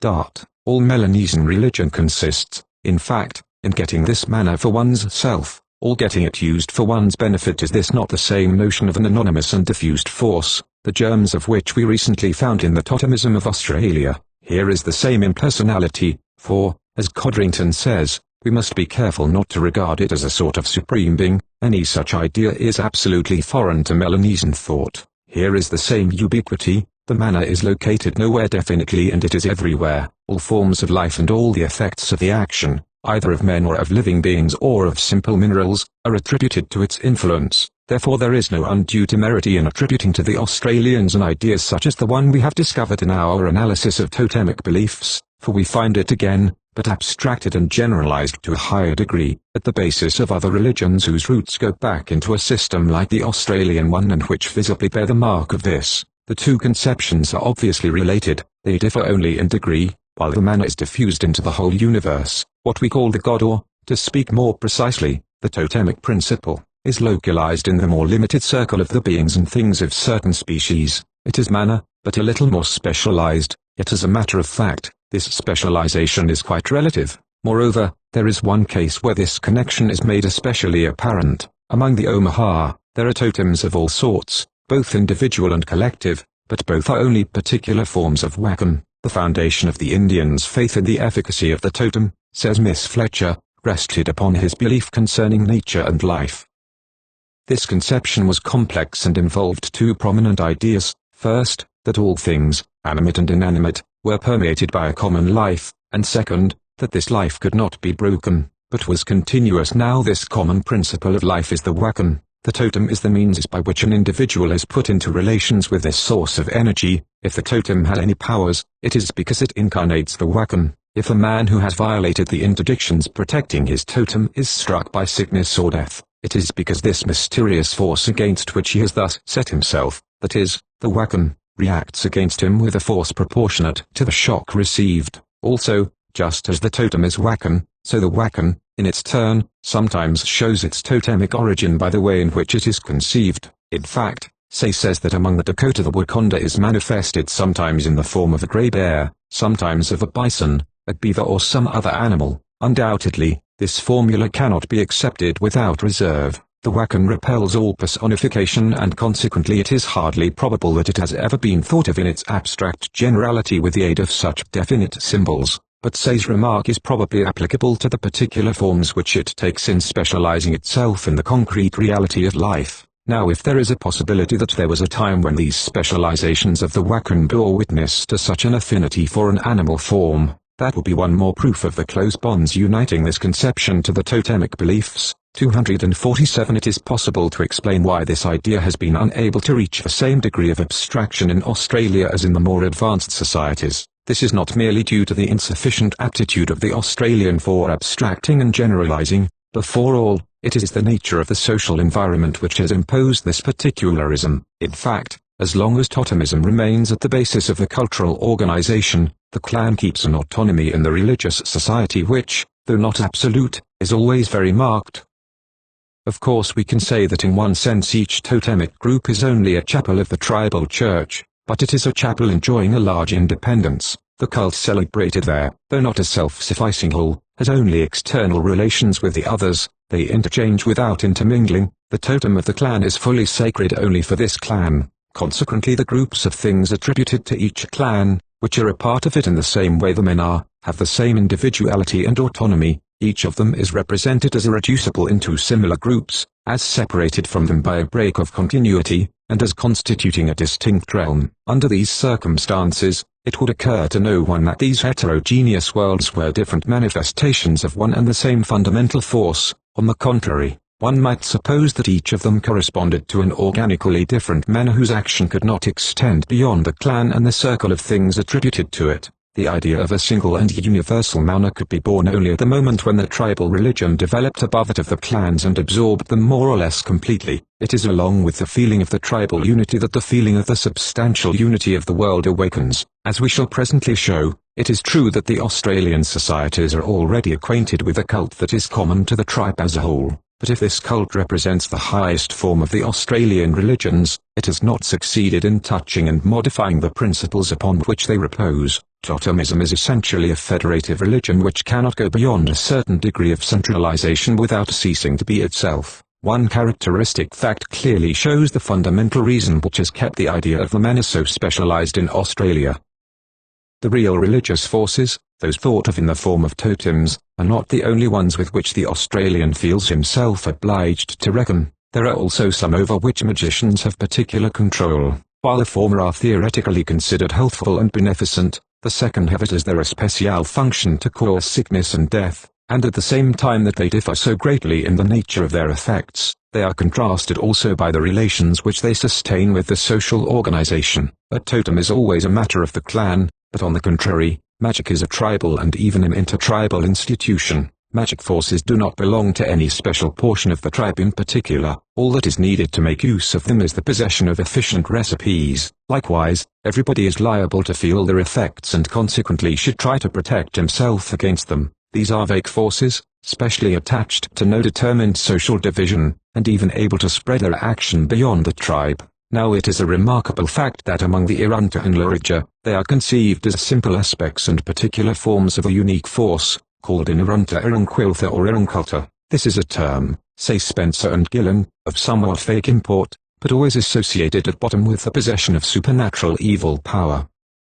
The name is applied indiscriminately to the evil influence or to the object in which it is, for the time being, or permanently, resident. 248 by Irunculta, says Strello. The native signifies a force which suddenly stops life and brings death to all who come in contact with it. This name is given to the bones and pieces of wood from which evil working charms are derived, and also to poisonous animals and vegetables, so it may accurately be called a harmful manna. Gray mentions an absolutely identical notion among the tribes he observed. Thus among these different peoples, while the properly religious forces do not succeed in avoiding a certain heterogeneity, magic forces are thought of as being all of the same nature. The mind represents them in their generic unity. This is because they rise above the social organization and its divisions and subdivisions, and move in a homogeneous and continuous space where they meet with nothing to differentiate them. The others, on the contrary, being localized in definite and distinct social forms, are diversified and particularized in the image of the environment in which they are situated.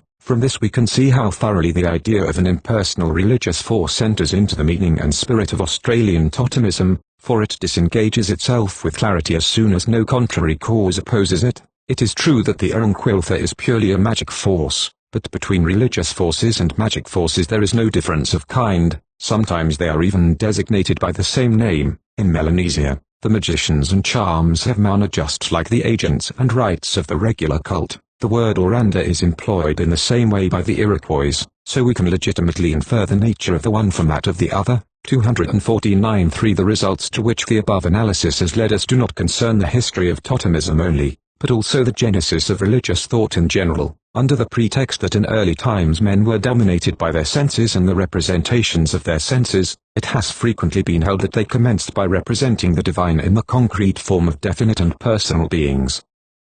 The facts do not confirm this presumption. We have just described a systematically united scheme of religious beliefs which we have good reason to regard as very primitive, yet we have met with no personalities of this sort. The real totemic cult is addressed neither to certain determined animals nor to certain vegetables nor even to an animal or vegetable species, but to a vague power spread through these things. 250 Even in the most advanced religions which have developed out of totemism, such as those which we find among the North American Indians, this idea, instead of being effaced, becomes more conscious of itself. It is declared with the clarity it did not have before, while at the same time, it attains a higher generality. It is this which dominates the entire religious system. This is the original matter out of which have been constructed those beings of every sort which the religions of all times have consecrated and adored. The spirits, demons, genii and gods of every sort are only the concrete forms taken by this energy, or potentiality, as Hewitt calls it, in individualizing itself, and fixing itself upon a certain determined object or point in space, or in centering around an ideal and legendary being, though one conceived as real by the popular imagination. A Dakota questioned by Miss Fletcher expressed this essential consubstantiability of all sacred things in language that is full of relief. Everything as it moves, now and then, here and there, makes stops. The bird as it flies stops in one place to make its nest, and in another at rest in its flight. A man when he goes forth stops when he wills.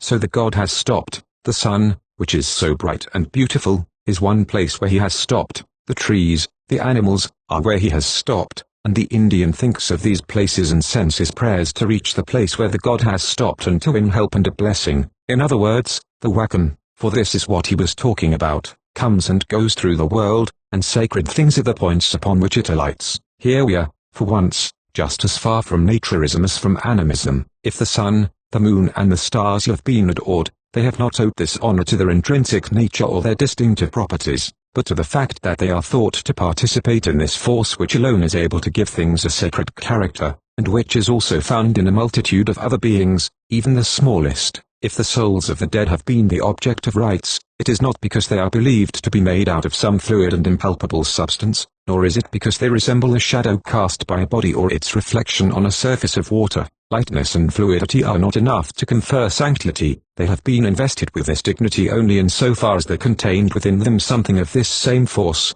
the source of all religiosity. we are now in a better condition to understand why it has been impossible to define religion by the idea of mythical personalities, gods or spirits. It is because this way of representing religious things is in no way inherent in their nature. What we find at the origin and basis of religious thought are not determined and distinct objects and beings possessing a sacred character of themselves. They are indefinite powers, anonymous forces, more or less numerous in different societies, and sometimes even reduced to a unity, and whose impersonality is strictly comparable to that of the physical forces whose manifestations the sciences of nature study. As for particular sacred things, they are only individualized forms of this essential principle.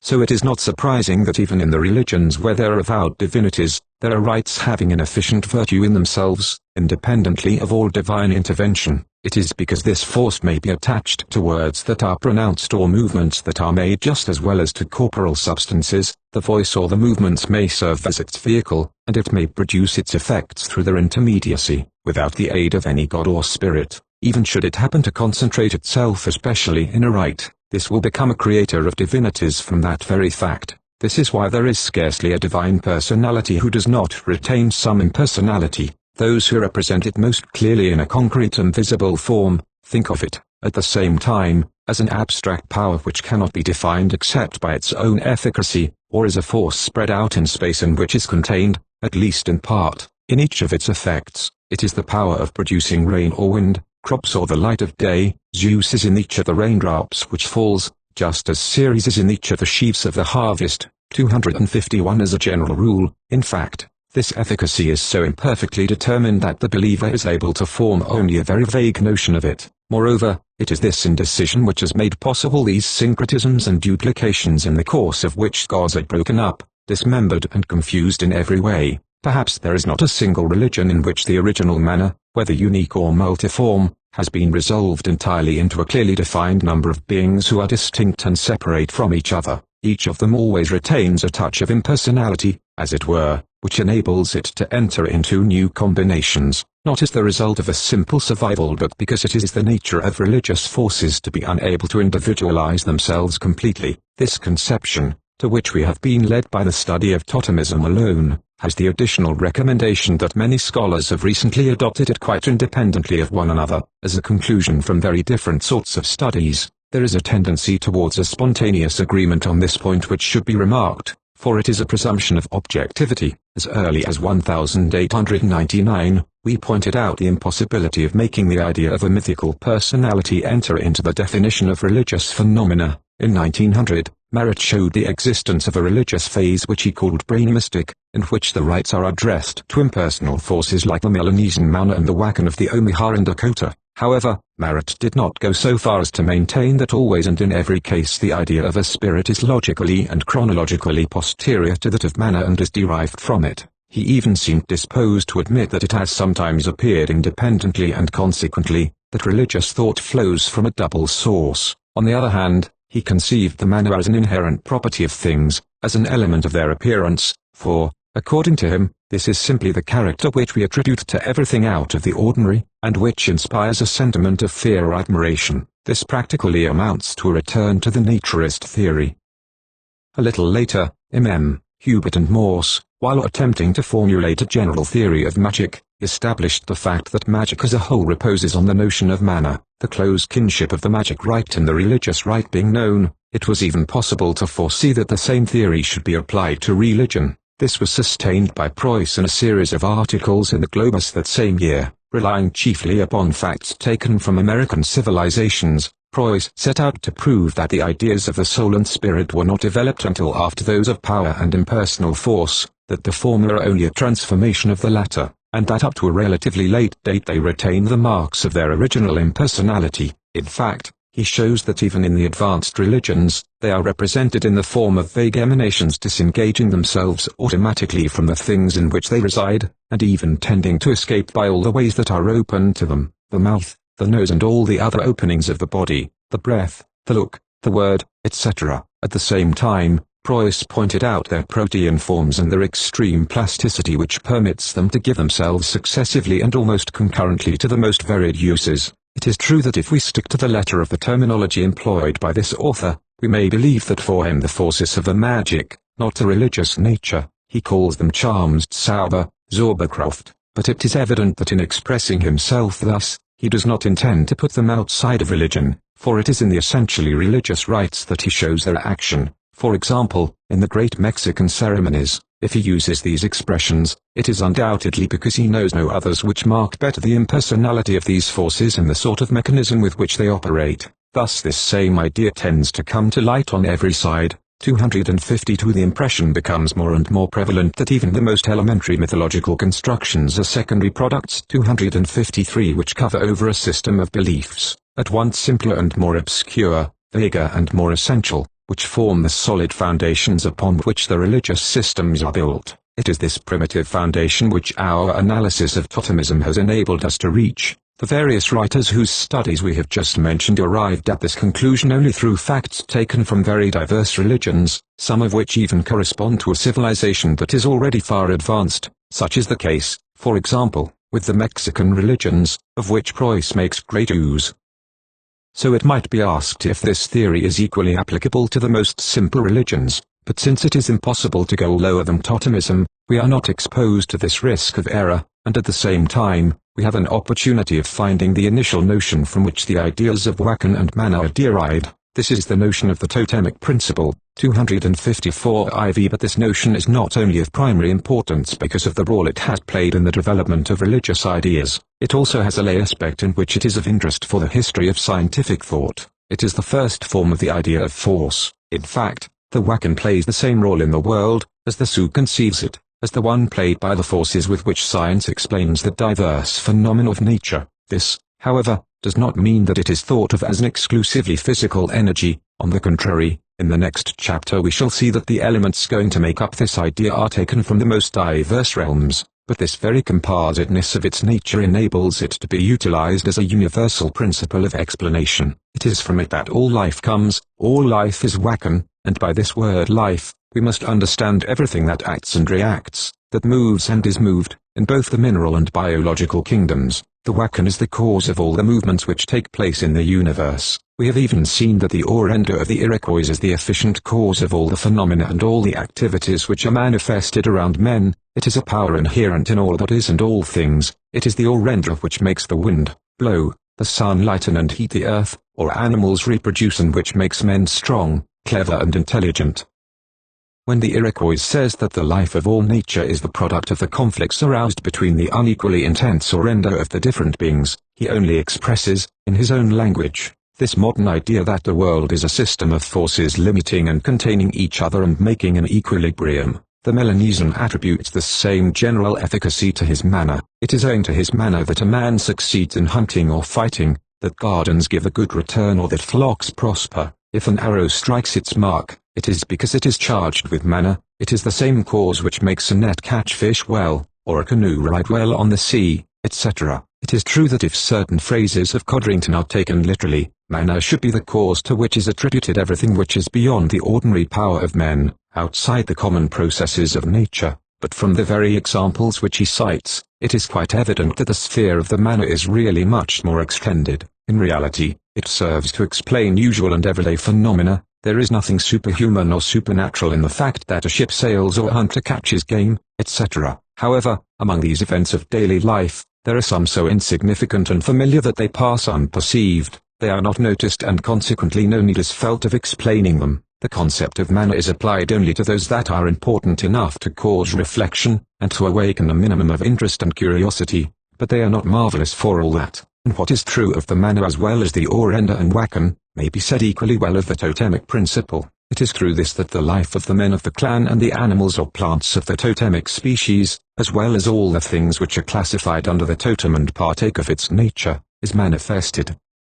So the idea of force is of religious origin. It is from religion that it has been borrowed, first by philosophy, then by the sciences. This has already been foreseen by Comte, and this is why he made metaphysics the heir of theology, but he concluded from this that the idea of force is destined to disappear from science, for, owing to its mystic origins, he refused it all objective value. But we are going to show that, on the contrary, religious forces are real, howsoever imperfect the symbols may be, by the aid of which they are thought of. From this it will follow that the same is true of the concept of force in general. 7. origins of these beliefs, end, origin of the idea of the totemic principle. All manner. The proposition established in the preceding chapter determines the terms in which the problem of the origins of totemism should be posed. Since totemism is everywhere dominated by the idea of a quasi-divine principle, immanent in certain categories of men and things and thought of under the form of an animal or vegetable, the explanation of this religion is essentially the explanation of this belief.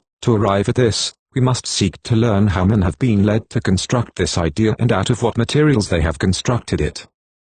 It is obviously not out of the sensations which the things serving as totems are able to arouse in the mind. We have shown that these things are frequently insignificant. The lizard, the caterpillar, the rat, the ant, the frog, the turkey, the bream fish, the plum tree, the cockatoo, etc., to cite only those names which appear frequently in the lists of Australian totems, are not of a nature to produce upon men these great and strong impressions which in a way resemble religious emotions and which impress a sacred character upon the objects they create. It is true that this is not the case with the stars and the great atmospheric phenomena, which have, on the contrary, all that is necessary to strike the imagination forcibly, but as a matter of fact, these serve only very exceptionally as totems. It is even probable that they were very slow in taking this office, so it is not the intrinsic nature of the thing whose name the clan bears that marked it out to become the object of a cult. Also, if the sentiments which it inspired were really the determining cause of the totemic rites and beliefs, it would be the preeminently sacred thing. The animals or plants employed as totems would play an eminent part in the religious life, but we know that the center of the cult is actually elsewhere. It is the figurative representations of this plant or animal and the totemic emblems and symbols of every sort, which have the greatest sanctity, so it is in them that is found the source of that religious nature, of which the real objects represented by these emblems receive only a reflection. Thus the totem is before all a symbol, a material expression of something else, but of what? From the analysis to which we have been giving our attention, it is evident that it expresses and symbolizes two different sorts of things. In the first place, it is the outward and visible form of what we have called the totemic principle or God. But it is also the symbol of the determined society called the clan. It is its flag, it is the sign by which each clan distinguishes itself from the others, the visible mark of its personality, a mark borne by everything which is a part of the clan under any title whatsoever, men, beasts or things. So if it is at once the symbol of the God and of the society, is that not because the God and the society are only one? How could the emblem of the group have been able to become the figure of this quasi-divinity, if the group and the divinity were two distinct realities? The God of the clan, the totemic principle, can therefore be nothing else than the clan itself, personified and represented to the imagination under the visible form of the animal or vegetable which serves as totem. But how has this apotheosis been possible, and how did it happen to take place in this fashion too? In a general way, it is unquestionable that a society has all that is necessary to arouse the sensation of the divine in minds, merely by the power that it has over them, for to its members it is what a god is to his worshippers. In fact, a god is, first of all, a being whom men think of as superior to themselves, and upon whom they feel that they depend, whether it be a conscious personality, such as Zeus or Jahve, or merely abstract forces such as those in play in totemism. The worshipper, in the one case as in the other, believes himself held to certain manners of acting which are imposed upon him by the nature of the sacred principle with which he feels that he is in communion. Now society also gives us the sensation of a perpetual dependence. Since it has a nature which is peculiar to itself and different from our individual nature, it pursues ends which are likewise special to it, but, as it cannot attain them except through our intermediacy, it imperiously demands our aid. It requires that, forgetful of our own interests, we make ourselves its servitors, and it submits us to every sort of inconvenience, privation and sacrifice, without which social life would be impossible. It is because of this that at every instant we are obliged to submit ourselves to rules of conduct and of thought which we have neither made nor desired, and which are sometimes even contrary to our most fundamental inclinations and instincts. Even if society were unable to obtain these concessions and sacrifices from us except by a material constraint, it might awaken in us only the idea of a physical force to which we must give way of necessity, instead of that of a moral power such as religions adore. But as a matter of fact, the empire which it holds over consciences is due much less to the physical supremacy of which it has the privilege than to the moral authority with which it is invested. If we yield to its orders, it is not merely because it is strong enough to triumph over our resistance, it is primarily because it is the object of a venerable respect. We say that an object, whether individual or collective, inspires respect when the representation expressing it in the mind is gifted with such a force that it automatically causes or inhibits actions, without regard for any consideration relative to their useful or injurious effects. When we obey somebody because of the moral authority which we recognize in him, we follow out his opinions, not because they seem wise, but because a certain sort of physical energy is immanent in the idea that we form of this person, which conquers our will and inclines it in the indicated direction. Respect is the emotion which we experience when we feel this interior and holy spiritual pressure operating upon us. Then we are not determined by the advantages or inconveniences of the attitude which is prescribed or recommended to us, it is by the way in which we represent to ourselves the person recommending or prescribing it. This is why commands generally take a short, peremptory form, leaving no place for hesitation. It is because, insofar as it is a command and goes by its own force, it excludes all idea of deliberation or calculation. It gets its efficacy from the intensity of the mental state in which it is placed. It is this intensity which creates what is called a moral ascendancy. Now the ways of action to which society is strongly enough attached to impose them upon its members, and, by that very fact, marked with the distinctive sign provocative of respect, since they are elaborated in common, the vigor with which they have been thought of by each particular mind is retained in all the other minds, and reciprocally, the representations which express them within each of us of an intensity which no purely private states of consciousness could ever attain, for they have the strength of the innumerable individual representations which have served to form each of them. It is society who speaks through the mouths of those who affirm them in our presence. It is society whom we hear in hearing them, and the voice of all has an accent which that of one alone could never have. The very violence with which society reacts, by way of blame or material suppression, against every attempted dissidence, contributes to strengthening its empire by manifesting the common conviction through this burst of ardor. In a word, when something is the object of such a state of opinion, the representation which each individual has of it gains a power of action from its origins and the conditions in which it was born, which even those feel who do not submit themselves to it. It tends to repel the representations which contradict it, and it keeps them at a distance. On the other hand, it commands those acts which will realize it, and it does so, not by a material coercion or by the perspective of something of this sort, but by the simple radiation of the mental energy which it contains. It is an efficacy coming solely from its psychical properties, and it is by just this sign that moral authority is recognized. So opinion, primarily a social thing, is a source of authority, and it might even be asked whether all authority is not the daughter of opinion. 255. It may be objected that science is often the antagonist of opinion, whose errors it combats and rectifies, but it cannot succeed in this task if it does not have sufficient authority, and it can obtain this authority only from opinion itself.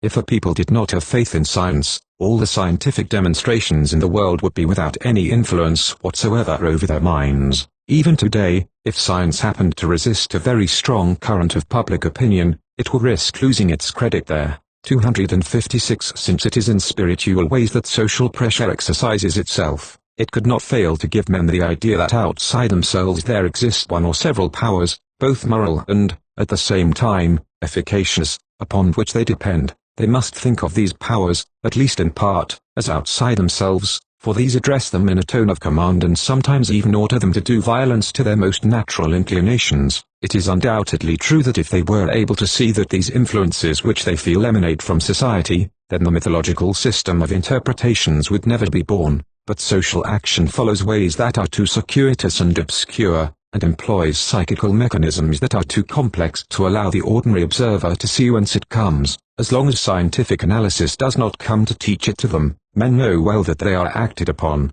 but they do not know by whom, so they must invent by themselves the idea of these powers with which they feel themselves in connection, and from that, we are able to catch a glimpse of the way by which they were led to represent them under forms that are really foreign to their nature and to transfigure them by thought. But a god is not merely an authority upon whom we depend, it is a force upon which our strength relies. The man who has obeyed his god and who, for this reason, believes the god is with him, approaches the world with confidence and with the feeling of an increased energy.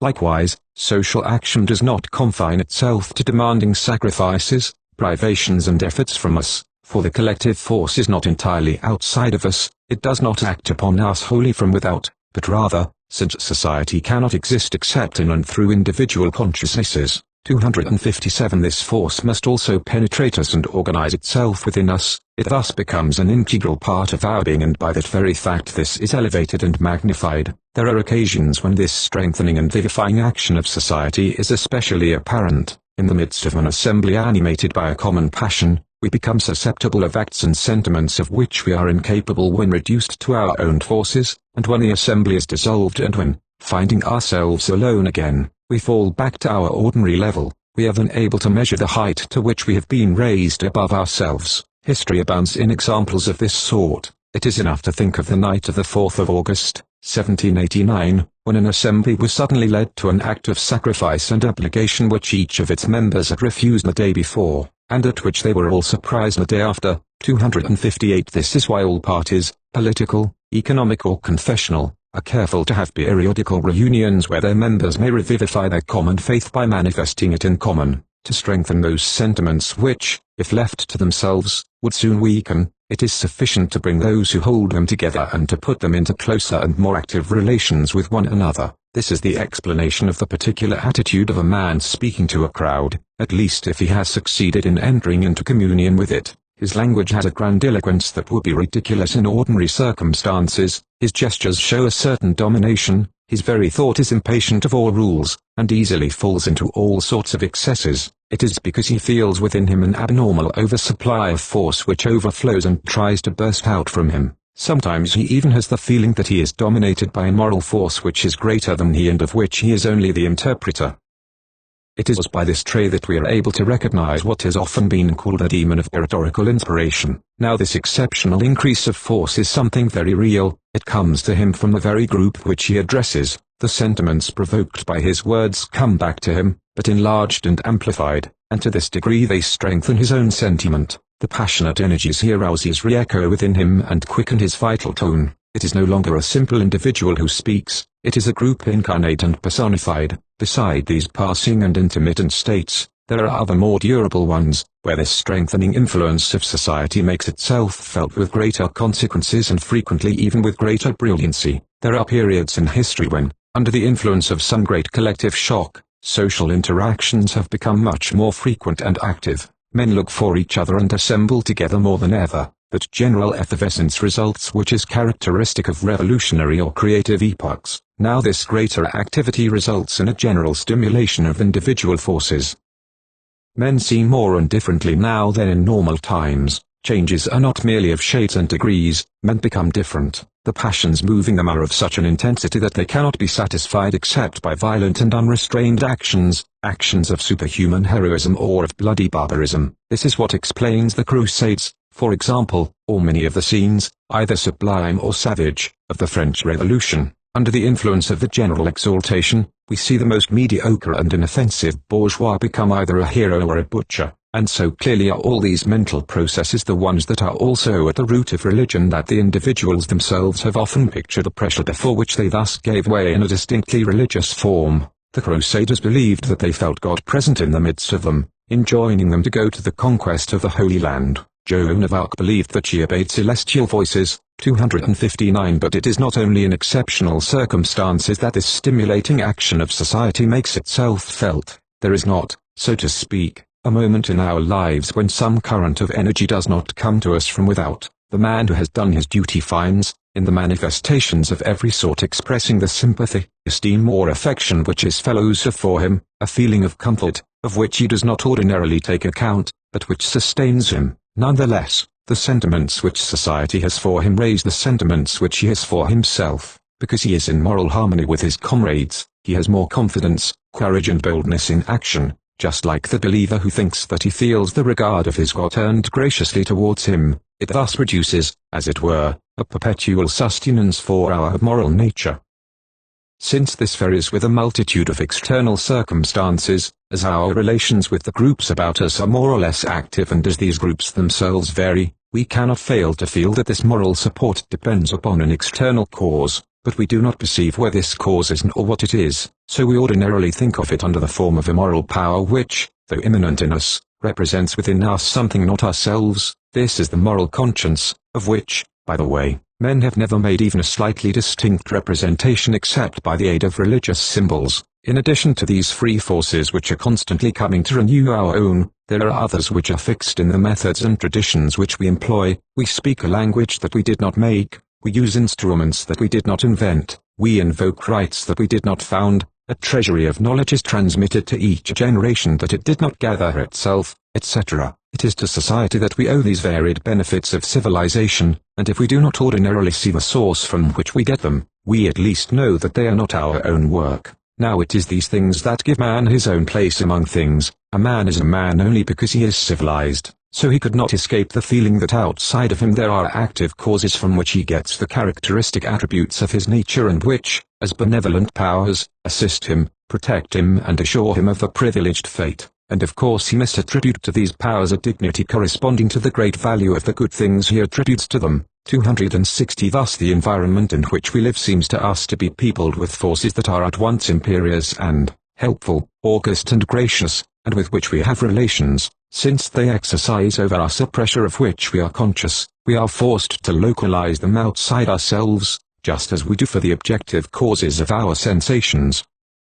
But the sentiments which they inspire in us differ in nature from those which we have for simple visible objects, as long as these latter are reduced to their empirical characteristics as shown in ordinary experience, and as long as the religious imagination has not metamorphosed them, we entertain for them no feeling which resembles respect, and they contain within them nothing that is able to raise us outside ourselves. Therefore, the representations which express them appear to us to be very different from those aroused in us by collective influences. The two form two distinct and separate mental states in our consciousness, just as do the two forms of life to which they correspond. Consequently, we get the impression that we are in relations with two distinct sorts of reality and that a sharply drawn line of demarcation separates them from each other. On the one hand is the world of profane things, on the other, that of sacred things. Also, in the present day just as much as in the past, we see society constantly creating sacred things out of ordinary ones. If it happens to fall in love with a man and if it thinks it has found in him the principal aspirations that move it,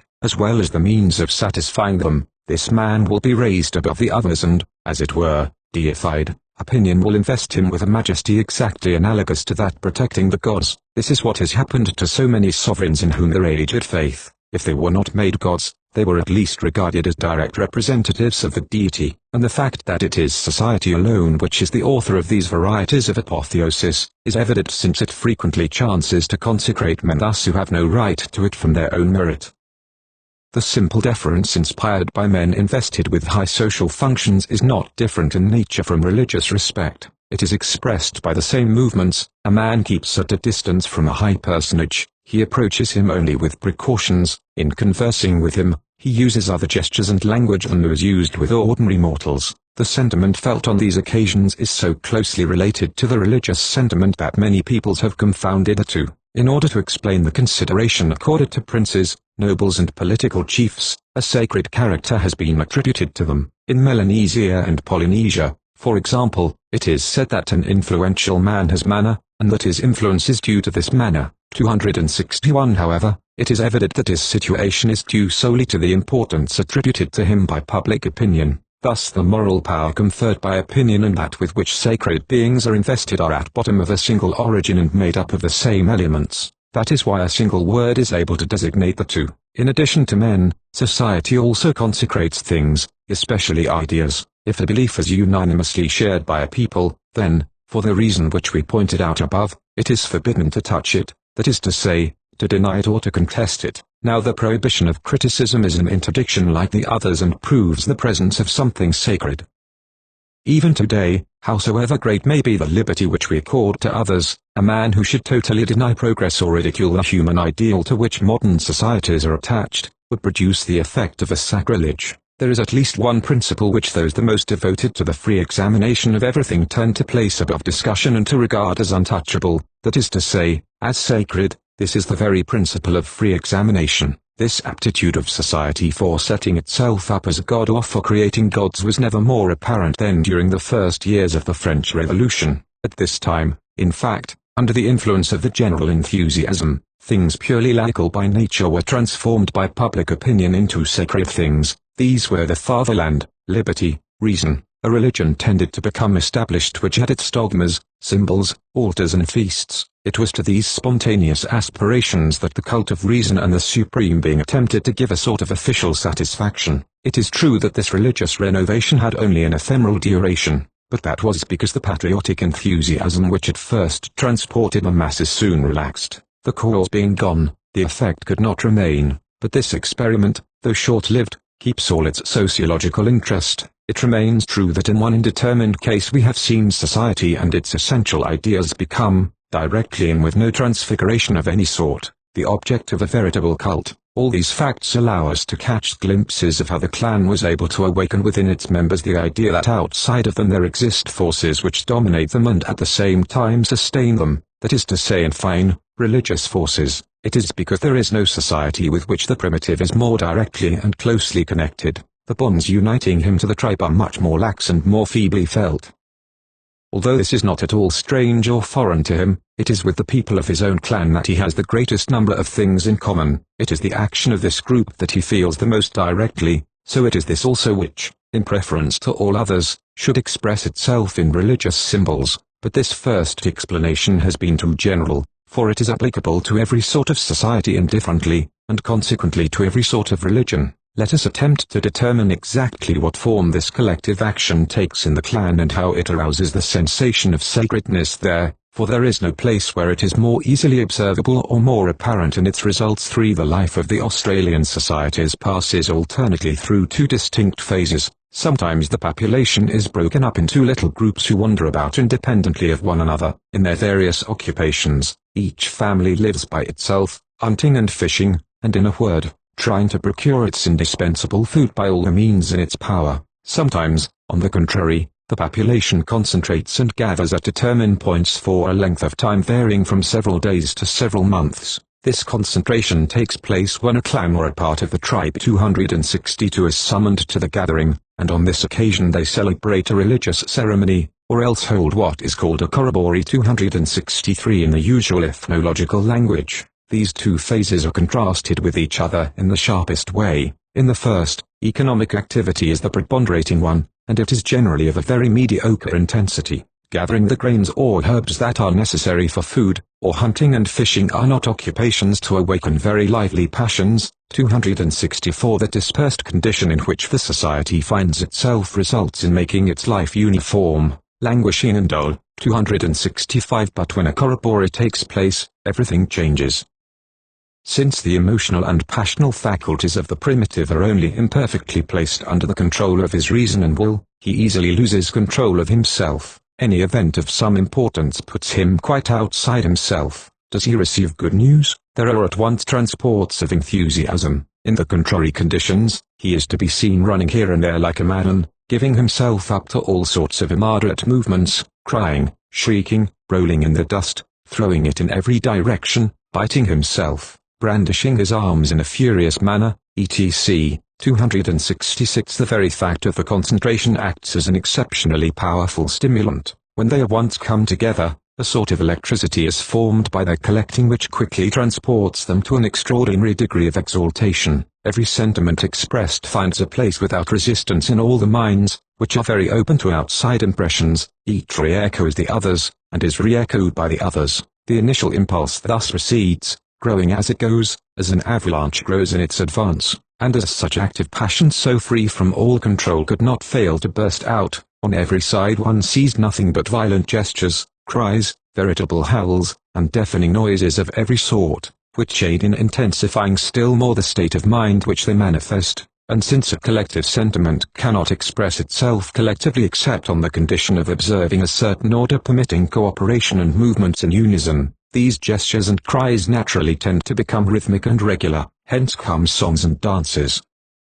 But in taking a more regular form, they lose nothing of their natural violence. A regulated tumult remains tumult. The human voice is not sufficient for the task. It is reinforced by means of artificial processes. Boomerangs are beaten against each other, bull roarers are whirled. It is probable that these instruments, the use of which is so general in the Australian religious ceremonies, are used primarily to express in a more adequate fashion the agitation felt, but while they express it, they also strengthen it. This effervescence often reaches such a point that it causes unheard of actions. The passions released are of such an impetuosity that they can be restrained by nothing. They are so far removed from their ordinary conditions of life, and they are so thoroughly conscious of it, that they feel that they must set themselves outside of and above their ordinary morals. The sexes unite contrary to the rules governing sexual relations. Men exchange wives with each other, sometimes even incestuous unions, which in normal times are thought abominable and are severely punished, are now contracted openly and with impunity. 267 If we add to all this that the ceremonies generally take place at night in a darkness pierced here and there by the light of fires,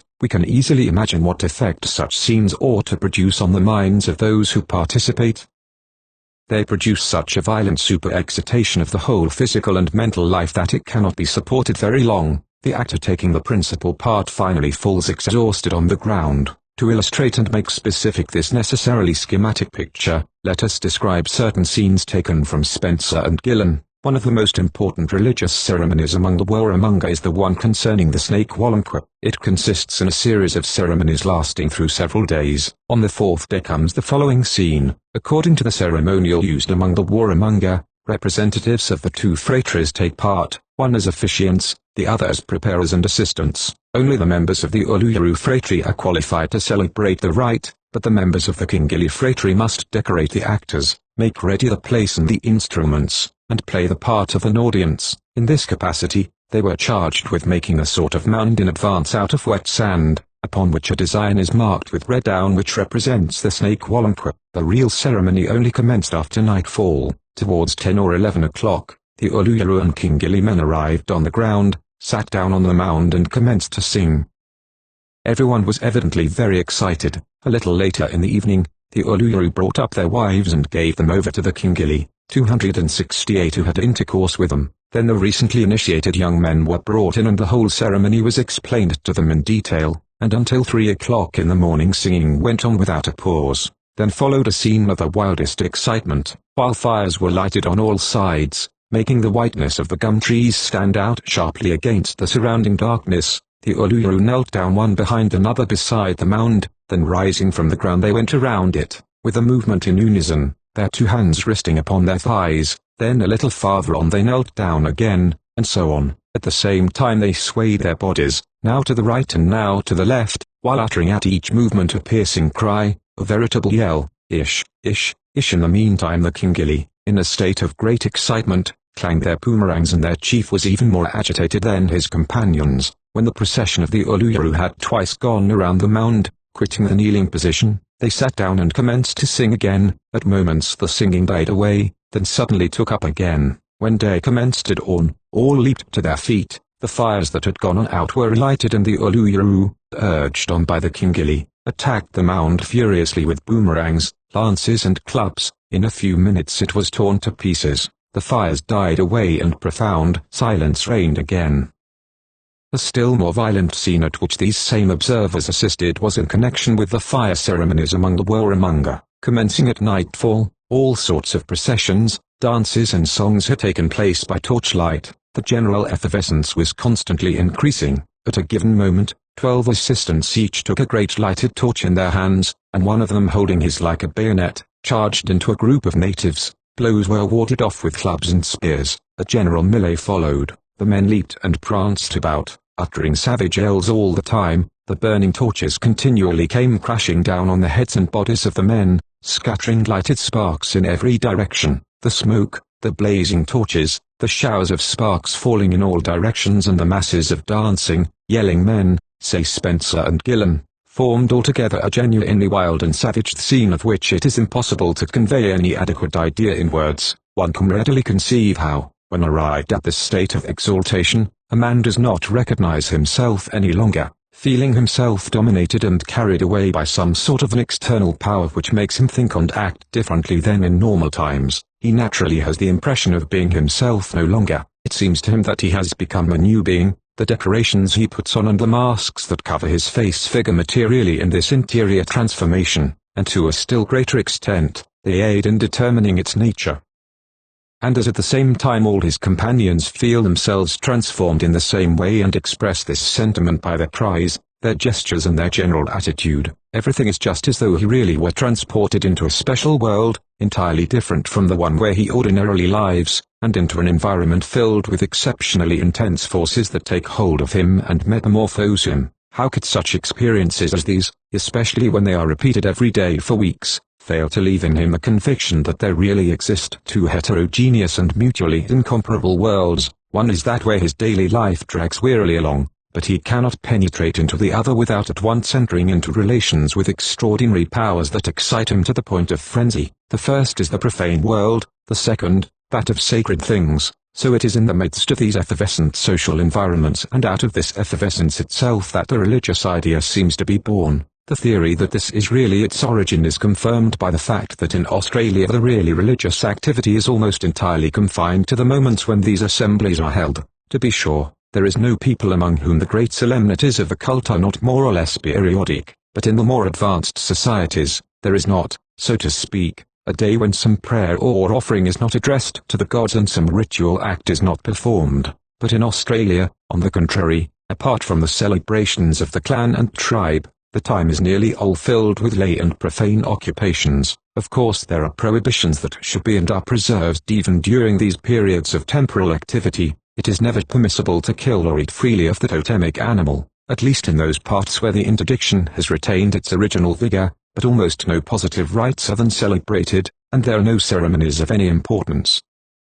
These take place only in the midst of assembled groups. The religious life of the Australian passes through successive phases of complete lull and of super-excitation, and social life oscillates in the same rhythm. This puts clearly into evidence the bond uniting them to one another, but among the peoples called civilized, the relative continuity of the two blurs their relations. It might even be asked whether the violence of this contrast was not necessary to disengage the feeling of sacredness in its first form. By concentrating itself almost entirely in certain determined moments, the collective life has been able to attain its greatest intensity and efficacy, and consequently to give men a more active sentiment of the double existence they are led and of the double nature in which they participate. But this explanation is still incomplete. We have shown how the clan, by the manner in which it acts upon its members, awakens within them the idea of external forces which dominate them and exalt them, but we must still demand how it happens that these forces are thought of under the form of totems, that is to say, in the shape of an animal or plant. It is because this animal or plant has given its name to the clan and serves it as emblem. In fact, it is a well-known law that the sentiments aroused in us by something spontaneously attach themselves to the symbol which represents them. For us, black is a sign of mourning. It also suggests sad impressions and ideas. This transference of sentiments comes simply from the fact that the idea of a thing and the idea of its symbol are closely united in our minds. The result is that the emotions provoked by the one extend contagiously to the other, but this contagion, which takes place in every case to a certain degree, is much more complete and more marked when the symbol is something simple, definite and easily representable, while the thing itself, owing to its dimensions, the number of its parts and the complexity of their arrangement, is difficult to hold in the mind, for we are unable to consider an abstract entity, which we can represent only laboriously and confusedly, the source of the strong sentiments which we feel. We cannot explain them to ourselves except by connecting them to some concrete object of whose reality we are vividly aware. Then if the thing itself does not fulfill this condition, it cannot serve as the accepted basis of the sentiments felt, even though it may be what really aroused them. Then some sign takes its place. It is to this that we connect the emotions it excites. It is this which is loved, feared, respected. It is to this that we are grateful. It is for this that we sacrifice ourselves. The soldier who dies for his flag, dies for his country, but as a matter of fact, in his own consciousness, it is the flag that has the first place. It sometimes happens that this even directly determines action. Whether one isolated standard remains in the hands of the enemy or not does not determine the fate of the country, yet the soldier allows himself to be killed to regain it.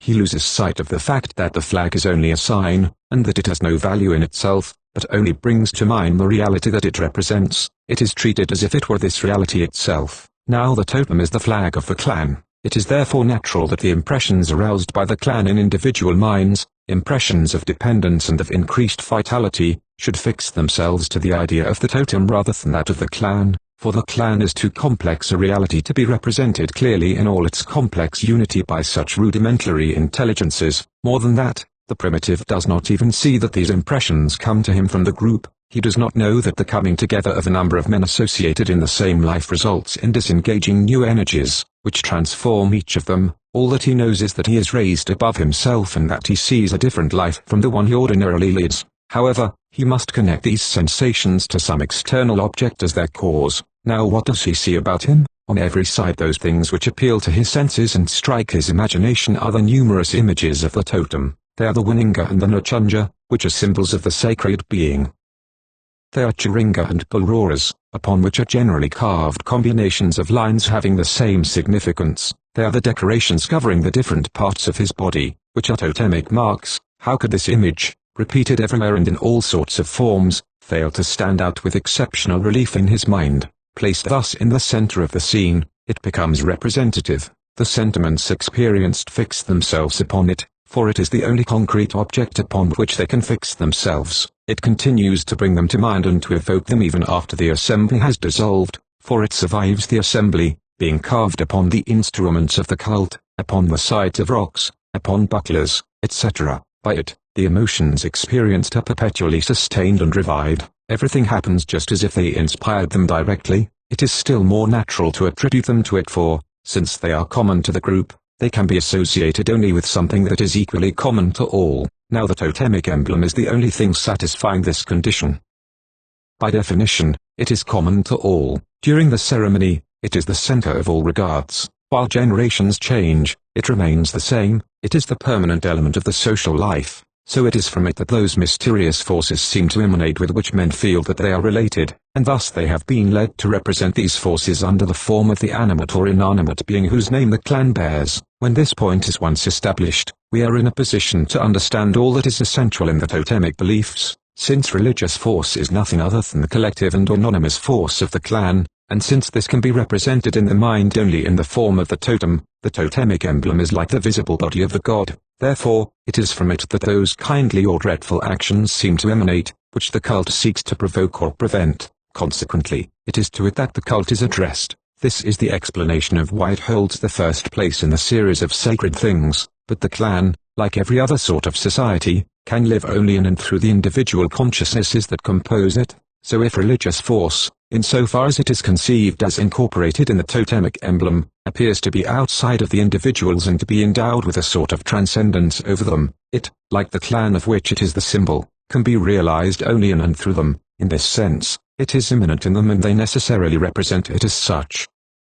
They feel it present and active within them, for, it is this which raises them to a superior life. This is why men have believed that they contain within them a principle comparable to the one residing in the totem, and consequently, why they have attributed a sacred character to themselves, but one less marked than that of the emblem. It is because the emblem is the preeminent source of the religious life. The man participates in it only indirectly, as he is well aware. He takes into account the fact that the force that transports him into the world of sacred things is not inherent in him, but comes to him from the outside. But for still another reason, the animals or vegetables of the totemic species should have the same character, and even to a higher degree. If the totemic principle is nothing else than the clan, it is the clan thought of under the material form of the totemic emblem. Now this form is also that of the concrete beings whose name the clan bears. Owing to this resemblance, they could not fail to evoke sentiments analogous to those aroused by the emblem itself. Since the latter is the object of a religious respect,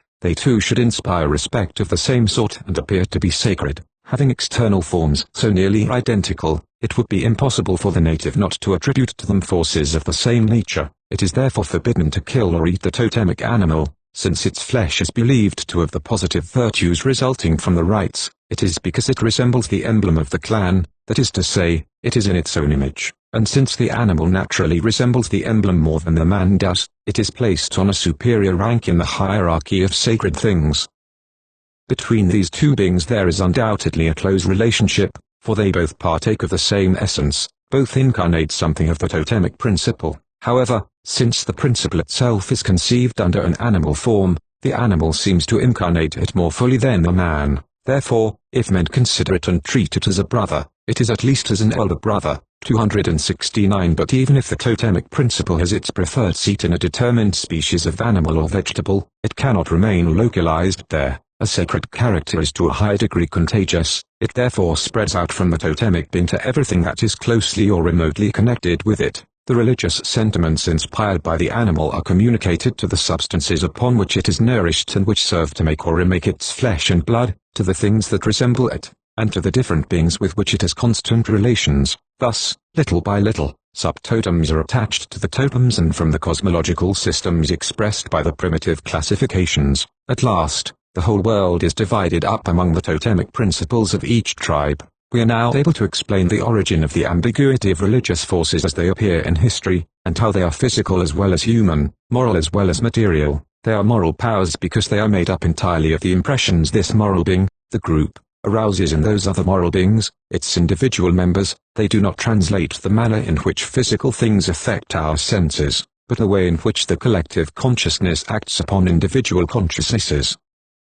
Their authority is only one form of the moral ascendancy of society over its members, but, on the other hand, since they are conceived of under material forms, they could not fail to be regarded as closely related to material things. 270 Therefore they dominate the two worlds. Their residence is in men, but at the same time they are the vital principles of things. Their animate minds and discipline them, but it is also they who make plants grow and animals reproduce. It is this double nature of which has enabled religion to be like the womb from which come all the leading germs of human civilization, since it has been made to embrace all of reality, the physical world as well as the moral one. The forces that move bodies as well as those that move minds have been conceived in a religious form. That is how the most diverse methods and practices, both those that make possible the continuation of the moral life, law, morals, arts, and those serving the material life, the natural, technical and practical sciences, are either directly or indirectly derived from religion. 271 IV The first religious conceptions have often been attributed to feelings of weakness and dependence, of fear and anguish which seized men when they came into contact with the world. Being the victims of nightmares of which they were themselves the creators, they believed themselves surrounded by hostile and redoubtable powers which their rites sought to appease. We have now shown that the first religions were of a wholly different origin.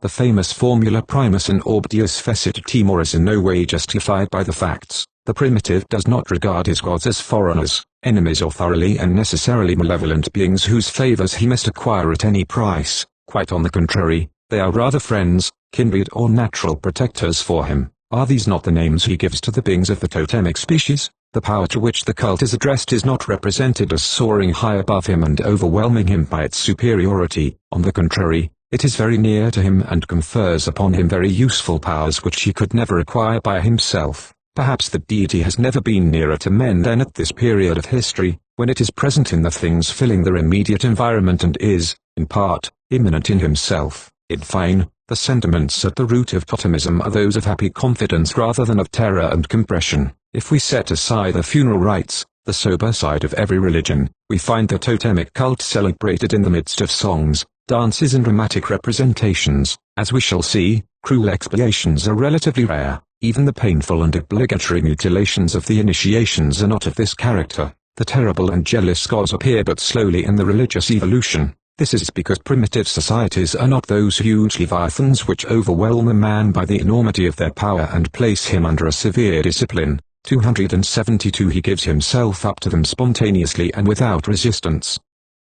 As the social soul is then made up of only a small number of ideas and sentiments, it easily becomes wholly incarnate in each individual consciousness. The individual carries it all inside of him, it is a part of him, and consequently, when he gives himself up to the impulses inspired by it, he does not feel that he is giving way before compulsion, but that he is going where his nature calls him. This way of understanding the origins of religious thought escapes the objections raised against the most accredited classical theories. We have seen how the naturists and animists pretend to construct the idea of sacred beings out of the sensations evoked in us by different phenomena of the physical or biological order, and we have shown how this enterprise is impossible and even self-contradictory. Nothing is worth nothing. The impressions produced in us by the physical world can, by definition, contain nothing that surpasses this world. Out of the visible, only the visible can be made. Out of that which is heard, we cannot make something not heard. Then to explain how the idea of sacredness has been able to take form under these conditions,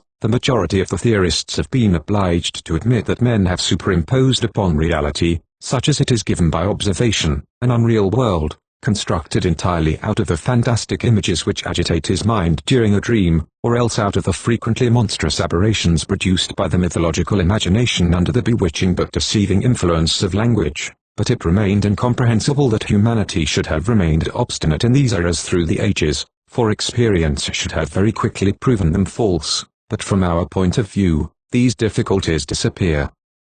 Religion ceases to be an inexplicable hallucination and takes a foothold in reality. In fact, we can say that the believer is not deceived when he believes in the existence of a moral power upon which he depends and from which he receives all that is best in himself. This power exists, it is society. When the Australian is carried outside himself and feels a new life flowing within him whose intensity surprises him, he is not the dupe of an illusion. This exaltation is real and is really the effect of forces outside of and superior to the individual. It is true that he is wrong in thinking that this increase of vitality is the work of a power in the form of some animal or plant, but this error is merely in regard to the letter of the symbol by which this being is represented to the mind and the external appearance which the imagination has given it, and not in regard to the fact of its existence. Behind these figures and metaphors, be they gross or refined, there is a concrete and living reality. Thus religion acquires a meaning and the reasonableness that the most intransigent rationalist cannot misunderstand.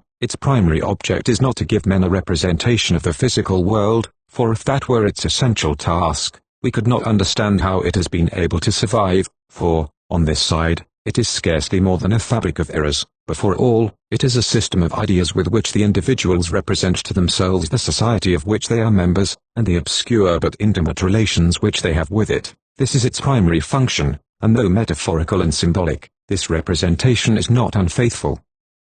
Quite on the contrary, it translates everything essential in the relations which are to be explained, for it is an eternal truth that outside of us there exists something greater than us, with which we enter into a communion. That is why we can rest assured in advance that the practices of the cult, whatever they may be, are something more than movements without importance and gestures without efficacy. By the mere fact that their apparent function is to strengthen the bonds attaching the believer to his God, they at the same time really strengthen the bonds attaching the individual to the society of which he is a member. Since the God is only a figurative expression of the society, we are even able to understand how the fundamental truth thus contained in religion has been able to compensate for the secondary errors which it almost necessarily implies, and how believers have consequently been restrained from tearing themselves off from it, in spite of the misunderstandings which must result from these errors. It is undeniably true that the recipes which it recommends that men use to act upon things are generally found to be ineffective, but these checks can have no profound influence, for they do not touch religion in its fundamentals. However, it may be objected that even according to this hypothesis, religion remains the object of a certain delirium. What other name can we give to that state when, after a collective effervescence, men believe themselves transported into an entirely different world from the one they had before their eyes? It is certainly true that religious life cannot attain a certain degree of intensity without implying a psychical exaltation not far removed from delirium. That is why the prophets, the founders of religions, the great saints, in a word, the men whose religious consciousness is exceptionally sensitive, very frequently give signs of an excessive nervousness that is even pathological. These physiological defects predestined them to great religious roles. The ritual use of intoxicating liquors is to be explained in the same way. Of course, this does not mean that an ardent religious faith is necessarily the fruit of the drunkenness and mental derangement which accompany it, but as experience soon informed people of the similarities between the mentality of a delirious person and that of a seer, they sought to open a way to the second by artificially exciting the first. But if, for this reason, it may be said that religion is not without a certain delirium, it must be added that this delirium, if it has the causes which we have attributed to it, is well founded. The images out of which it is made are not pure illusions like those the naturists and animists put at the basis of religion. They correspond to something in reality. Of course, it is only natural that the moral forces they express should be unable to affect the human mind powerfully without pulling it outside itself and without plunging it into a state that may be called ecstatic, provided that the word be taken in its etymological sense, ecstasis, but it does not follow that they are imaginary. Quite on the contrary, the mental agitation they cause bears witness to their reality. It is merely one more proof that a very intense social life always does a sort of violence to the organism, as well as to the individual consciousness, which interferes with its normal functioning. Therefore it can last only a limited length of time. Moreover, if we give the name delirious to every state in which the mind adds to the immediate data given by the senses and projects its own sentiments and feelings into things, then nearly every collective representation is in a sense delirious. Religious beliefs are only one particular case of a very general law. Our whole social environment seems to us to be filled with forces which really exist only in our own minds. We know what the flag is for the soldier. In itself, it is only a piece of cloth. Human blood is only an organic liquid, but even today we cannot see it flowing without feeling a violent emotion which its physico-chemical properties cannot explain. From the physical point of view, a man is nothing more than a system of cells, or from the mental point of view, than a system of representations. In either case, he differs only in degree from animals, yet society conceives him, and obliges us to conceive him, as invested with a character sui generis that isolates him, holds at a distance all rash encroachments and, in a word, imposes respect. This dignity which puts him into a class by himself appears to us as one of his distinctive attributes, although we can find nothing in the empirical nature of man which justifies it. A cancelled postage stamp may be worth a fortune, but surely this value is in no way implied in its natural properties. In a sense, our representation of the external world is undoubtedly a mere fabric of hallucinations, for the odors, tastes and colors that we put into bodies are not really there, or at least, they are not such as we perceive them.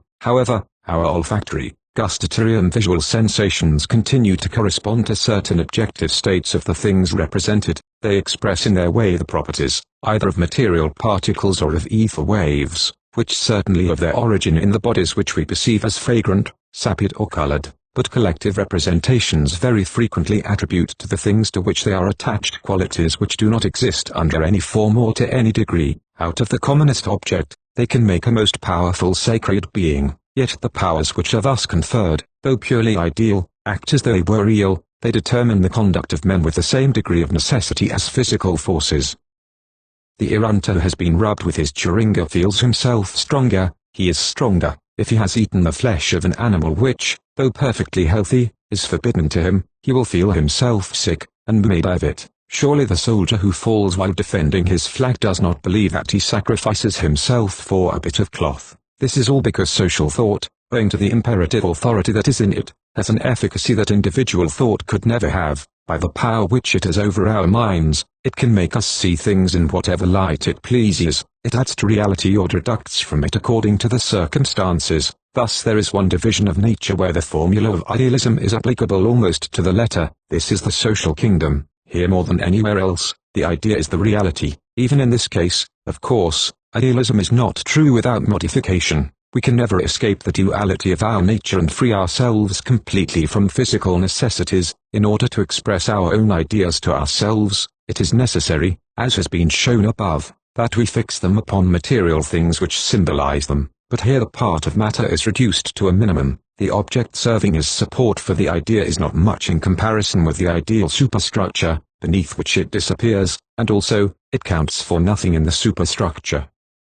This is what that pseudo-delirium consists in, which we find at the bottom of so many collective representations. It is only a form of this essential idealism. 273. So it is not properly called a delirium, for the ideas thus objectified are well founded, not in the nature of the material things upon which they settle themselves, but in the nature of society. We are now able to understand how the totemic principle, and in general, every religious force, comes to be outside of the object in which it resides. It is because the idea of it is in no way made up of the impressions directly produced by this thing upon our senses or minds. Religious force is only the sentiment inspired by the group in its members, but projected outside of the consciousnesses that experience them, and objectified. To be objectified, they are fixed upon some object which thus becomes sacred, but any object might fulfill this function. In principle, there are none whose nature predestines them to it to the exclusion of all others, but also there are none that are necessarily impossible. Everything depends upon the circumstances which led the sentiment creating religious ideas to establish itself here or there, upon this point or upon that one.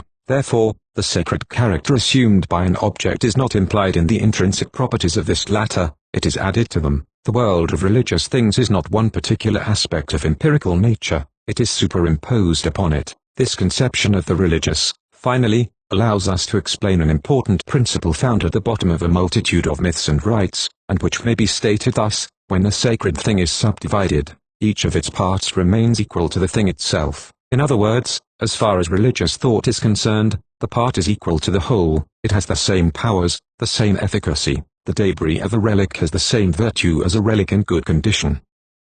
The smallest drop of blood contains the same active principle as the whole thing. The soul, as we shall see, may be broken up into nearly as many pieces as there are organs or tissues in the organism. Each of these partial souls is worth a whole soul. This conception would be inexplicable if the sacredness of something were due to the constituent properties of the thing itself, for in that case, it should vary with this thing, increasing and decreasing with it. But if the virtues it is believed to possess are not intrinsic in it, and if they come from certain sentiments which it brings to mind and symbolizes, though these originate outside of it, then, since it has no need of determined dimensions to play this role of reminder, it will have the same value whether it is entire or not. Since the part makes us think of the whole, it evokes the same sentiments as the whole. A mere fragment of the flag represents the fatherland just as well as the flag itself, so it is sacred in the same way and to the same degree. 274v But if this theory of totemism has enabled us to explain the most characteristic beliefs of this religion, it rests upon a fact not yet explained. When the idea of the totem, the emblem of the clan, is given, all the rest follows, but we must still investigate how this idea has been formed. This is a double question and may be subdivided as follows. What has led the clan to choose an emblem, and why have these emblems been borrowed from the animal and vegetable worlds, and particularly from the former? That an emblem is useful as a rallying center for any sort of a group it is superfluous to point out. By expressing the social unity in a material form, it makes this more obvious to all, and for that very reason the use of emblematic symbols must have spread quickly when once thought of. But more than that, this idea should spontaneously arise out of the conditions of common life, for the emblem is not merely a convenient process for clarifying the sentiment society has of itself, it also serves to create this sentiment. It is one of its constituent elements. In fact, if left to themselves, individual consciousnesses are closed to each other, they can communicate only by means of signs which express their internal states. If the communication established between them is to become a real communion, that is to say, a fusion of all particular sentiments into one common sentiment, the signs expressing them must themselves be fused into one single and unique resultant. It is the appearance of this that informs individuals that they are in harmony and makes them conscious of their moral unity. It is by uttering the same cry, pronouncing the same word, or performing the same gesture in regard to some object that they become and feel themselves to be in unison. It is true that individual representations also cause reactions in the organism that are not without importance. However, they can be thought of apart from these physical reactions which accompany them or follow them, but which do not constitute them. But it is quite another matter with collective representations. They presuppose that minds act and react upon one another. They are the product of these actions and reactions which are themselves possible only through material intermediaries.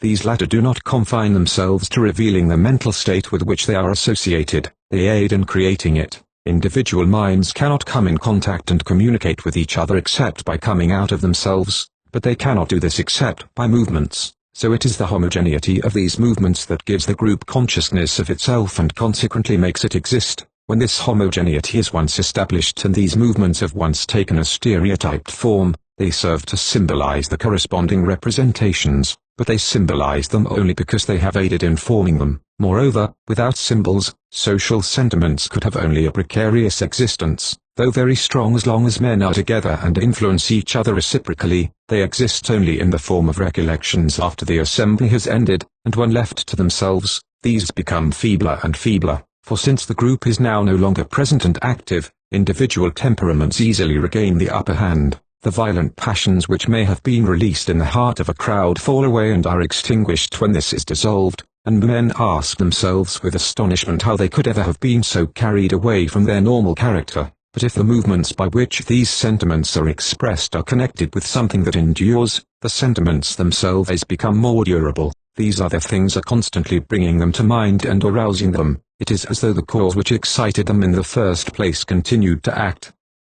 Thus these systems of emblems, which are necessary if society is to become conscious of itself, are no less indispensable for assuring the continuation of this consciousness. So we must refrain from regarding these symbols as simple artifices, as sorts of labels attached to representations already made, in order to make them more manageable. They are an integral part of them. Even the fact that collective sentiments are thus attached to things completely foreign to them is not purely conventional, it illustrates under a conventional form a real characteristic of social facts, that is, the transcendence over individual minds. In fact, it is known that social phenomena are born, not in individuals, but in the group. Whatever part we may take in their origin, each of us receives them from without, so when we represent them to ourselves as emanating from the material object, we do not completely misunderstand their nature. Of course they do not come from the specific thing to which we connect them, but nevertheless, it is true that their origin is outside of us. If the moral force sustaining the believer does not come from the idol he adores or the emblem he venerates, still it is from outside of him, as he is well aware. The objectivity of its symbol only translates its externalness. Thus social life, in all its aspects and in every period of its history, is made possible only by a vast symbolism. The material emblems and figurative representations with which we are more especially concerned in our present study, are one form of this, but there are many others. Collective sentiments can just as well become incarnate in persons or formula. Some formula are flags, while there are persons, either real or mythical, who are symbols. But there is one sort of emblem which should make an early appearance without reflection or calculation. This is tattooing. Indeed, well-known facts demonstrate that it is produced almost automatically in certain conditions. When men of an inferior culture are associated in a common life, they are frequently led, by an instinctive tendency, as it were, to paint or cut upon the body, images that bear witness to their common existence. According to a text of Procopius, the early Christians printed on their skin the name of Christ or the sign of the cross. For a long time, the groups of pilgrims going to Palestine were also tattooed on the arm or wrist with designs representing the cross or the monogram of Christ. This same usage is also reported among the pilgrims going to certain holy places in Italy. A curious case of spontaneous tattooing is given by Lombroso. 20 young men in an Italian college, when on the point of separating, decorated themselves with tattoos recording, in various ways, the years they had spent together. The same fact has frequently been observed among the soldiers in the same barracks, the sailors in the same boat, or the prisoners in the same jail. It will be understood that especially where methods are still rudimentary, tattooing should be the most direct and expressive means by which the communion of minds can be affirmed. The best way of proving to one's self and to others that one is a member of a certain group is to place a distinctive mark on the body. The proof that this is the reason for the existence of the totemic image is the fact, which we have already mentioned, that it does not seek to reproduce the aspect of the thing it is supposed to represent. It is made up of lines and points to which a wholly conventional significance is attributed. Its object is not to represent or bring to mind a determined object, but to bear witness to the fact that a certain number of individuals participate in the same moral life. Moreover, the clan is a society which is less able than any other to do without an emblem or symbol, for there is almost no other so lacking in consistency. The clan cannot be defined by its chief, for if central authority is not lacking, it is at least uncertain and unstable, nor can it be defined by the territory it occupies, for the population, being nomad, 275 is not closely attached to any special locality.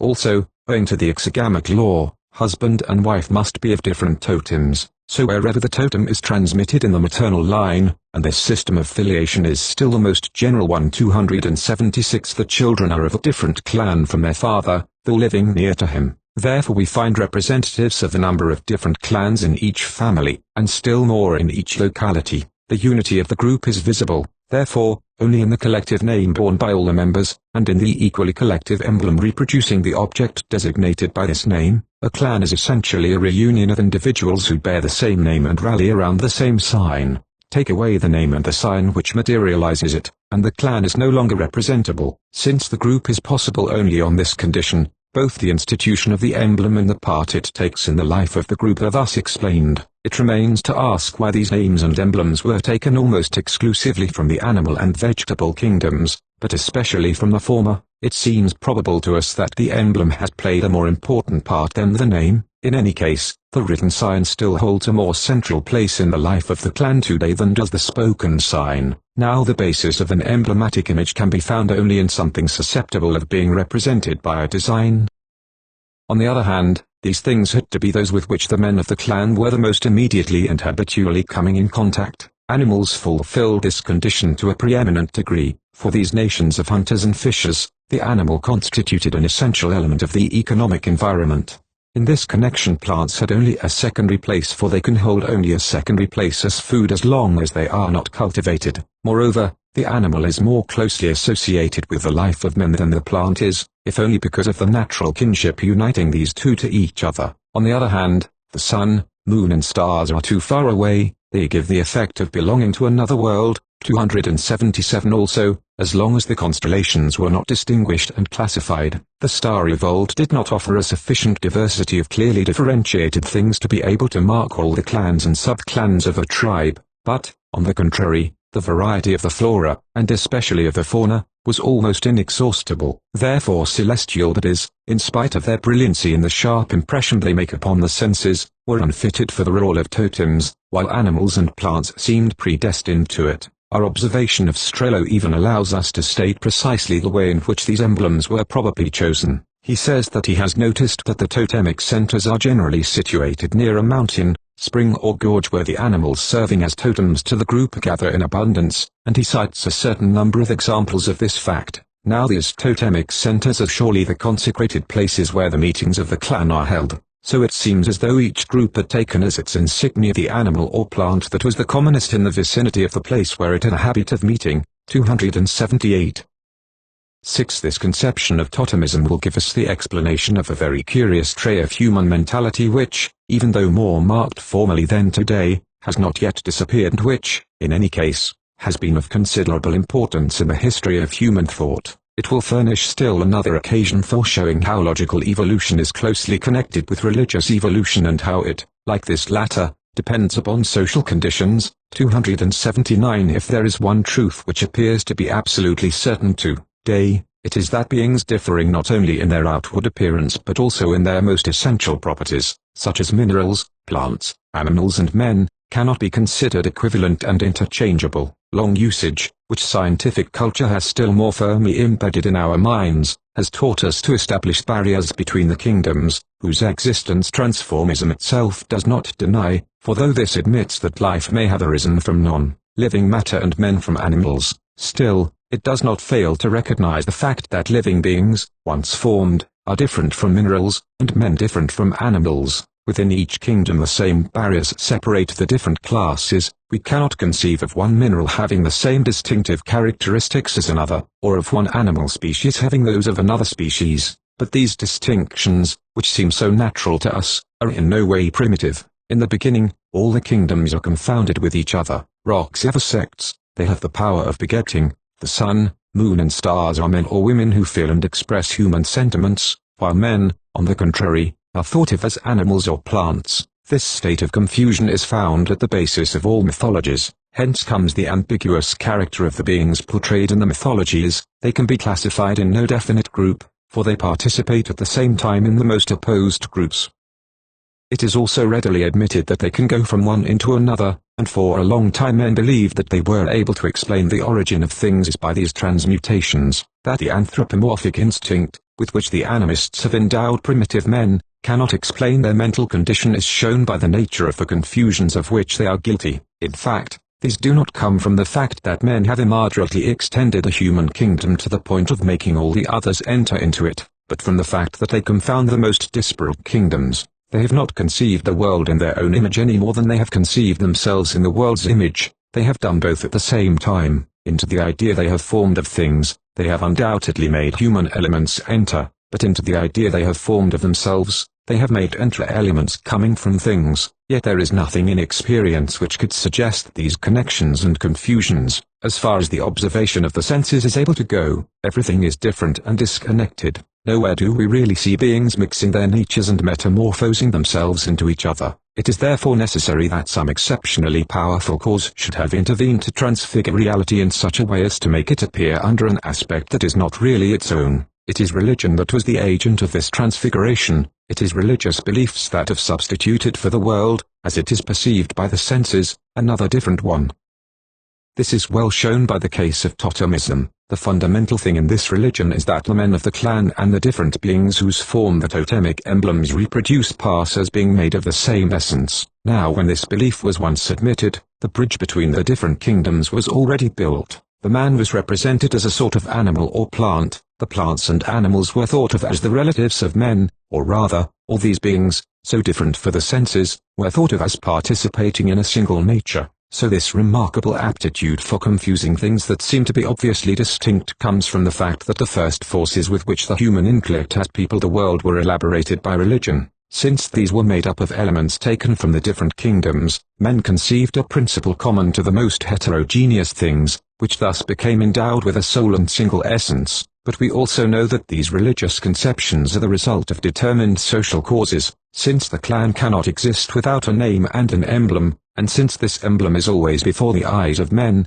it is upon this, and the objects whose image it is, that the sentiments which society arouses in its members are fixed. Men were thus compelled to represent the collective force, whose action they felt, in the form of the thing serving as flag to the group. Therefore, in the idea of this force were mixed up the most different kingdoms. In one sense, it was essentially human, since it was made up of human ideas and sentiments, but at the same time, it could not fail to appear as closely related to the animate or inanimate beings who gave it its outward form. Moreover, the cause whose action we observe here is not peculiar to totemism. There is no society where it is not active. In a general way, a collective sentiment can become conscious of itself only by being fixed upon some material object, but by this very fact, it participates in the nature of this object, and reciprocally, the object participates in its nature. So it was social necessity which brought about the fusion of notions appearing distinct at first, and social life has facilitated this fusion by the great mental effervescences it determines. 280 This is one more proof that logical understanding is a function of society, for it takes the forms and attitudes that this latter presses upon it. It is true that this logic is disconcerting for us, yet we must be careful not to depreciate it. Howsoever crude it may appear to us, it has been an aid of the greatest importance in the intellectual evolution of humanity. In fact, it is through it that the first explanation of the world has been made possible. Of course, the mental habits it implies prevented men from seeing reality as their senses show it to them, but as they show it, it has the grave inconvenience of allowing of no explanation, for to explain is to attach things to each other and to establish relations between them which make them appear to us as functions of each other and as vibrating sympathetically according to an internal law founded in their nature.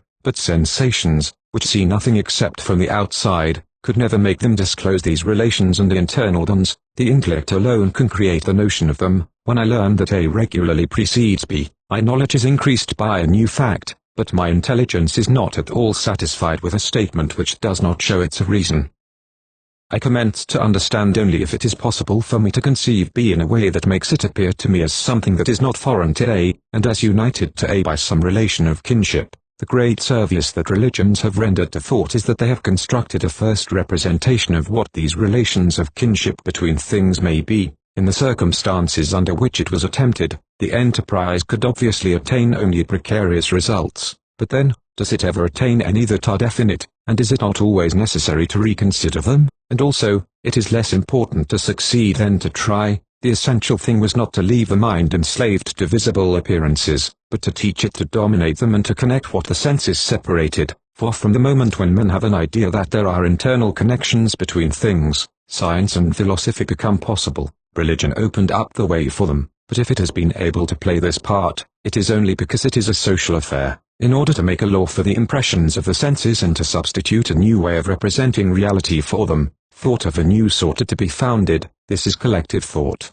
If this alone has had this efficacy, it is because of the fact that to create a world of ideals through which the world of experienced realities would appear transfigured, a super-excitation of the intellectual forces was necessary, which is possible only in and through society.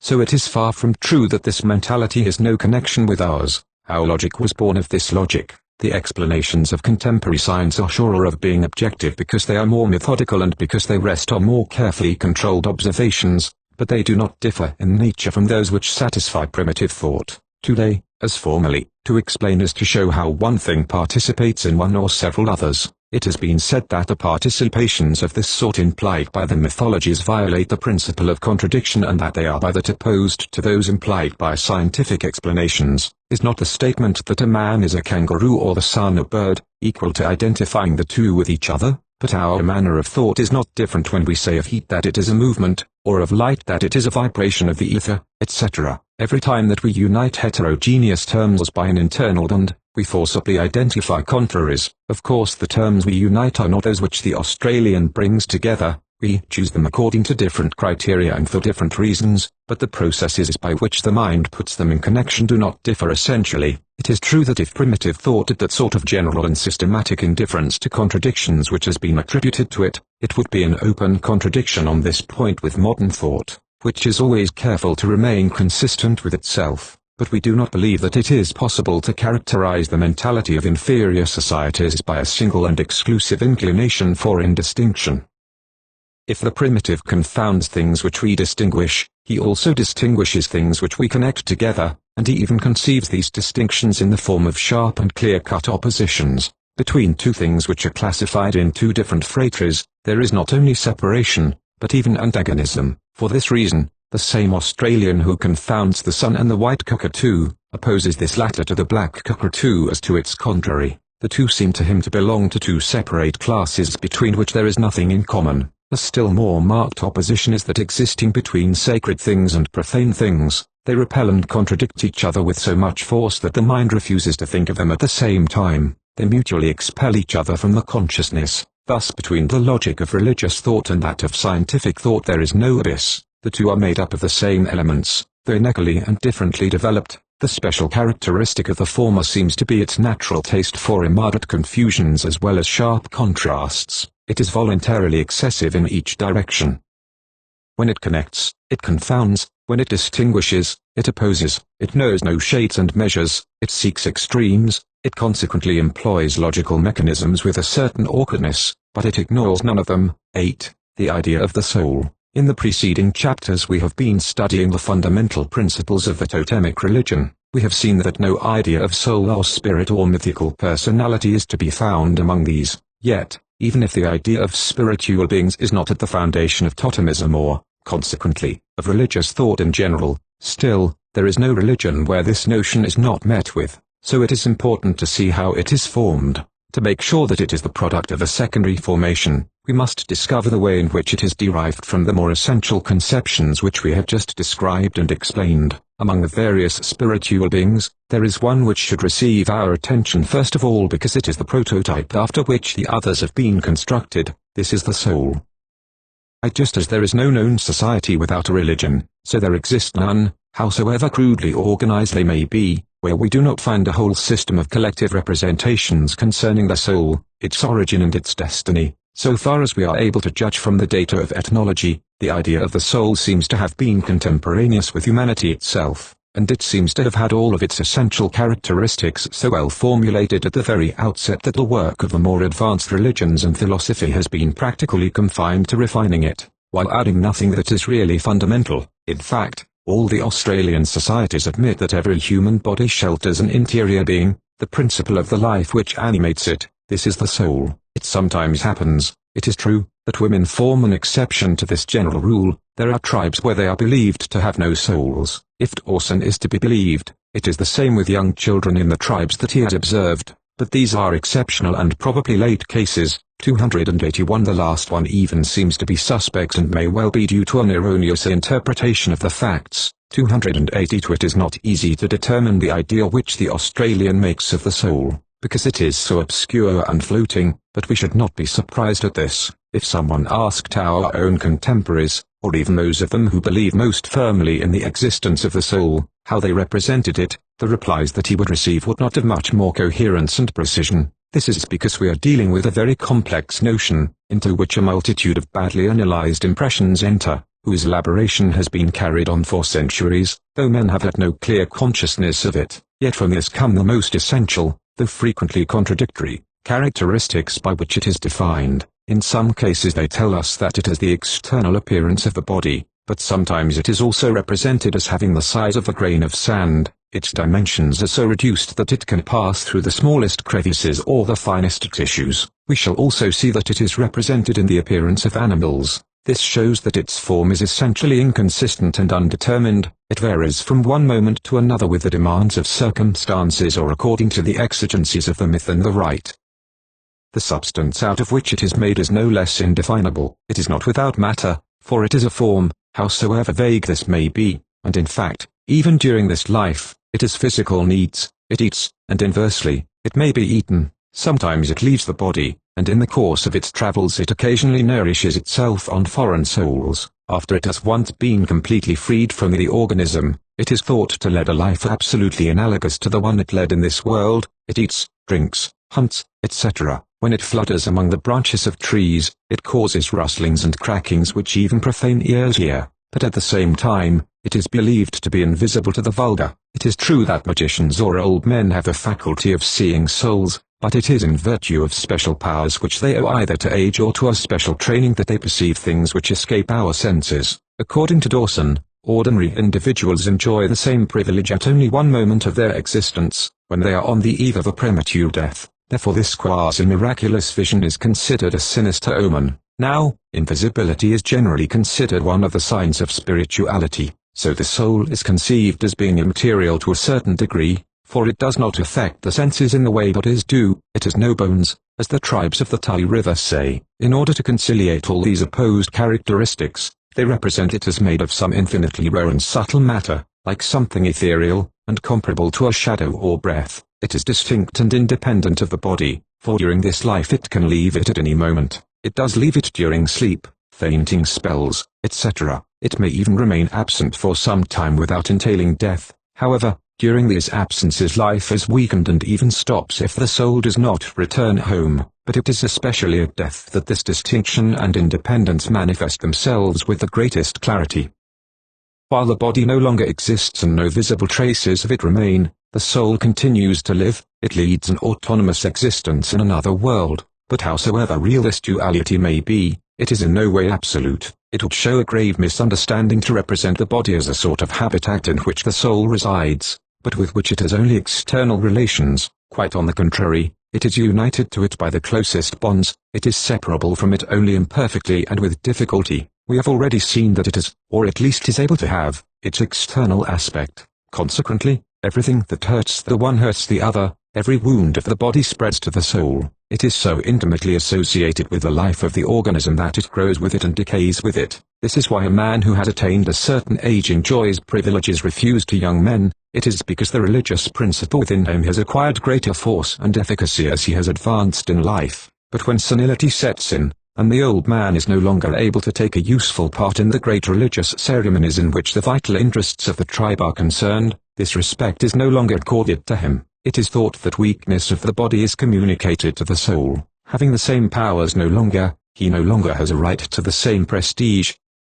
There is not only a close union of soul and body, but there is also a partial confusion of the two, just as there is something of the body in the soul, since it sometimes reproduces its form, so there is something of the soul in the body. Certain regions and certain products of the organism are believed to have a special affinity with it, such is the case with the heart, the breath, the placenta, the blood, the shadow, the liver, the fat of the liver, the kidneys, 283 etc. These various material substrata are not mere habitations of the soul, they are the soul itself seen from without. When blood flows, the soul escapes with it. The soul is not in the breath, it is the breath. It and the part of the body where it resides are only one. Hence comes the conception according to which a man has a number of souls, being dispersed in various parts of the organism. The soul is differentiated and broken up into fragments. Each organ has individualized, as it were, the portion of the soul which it contains, and which has thus become a distinct entity.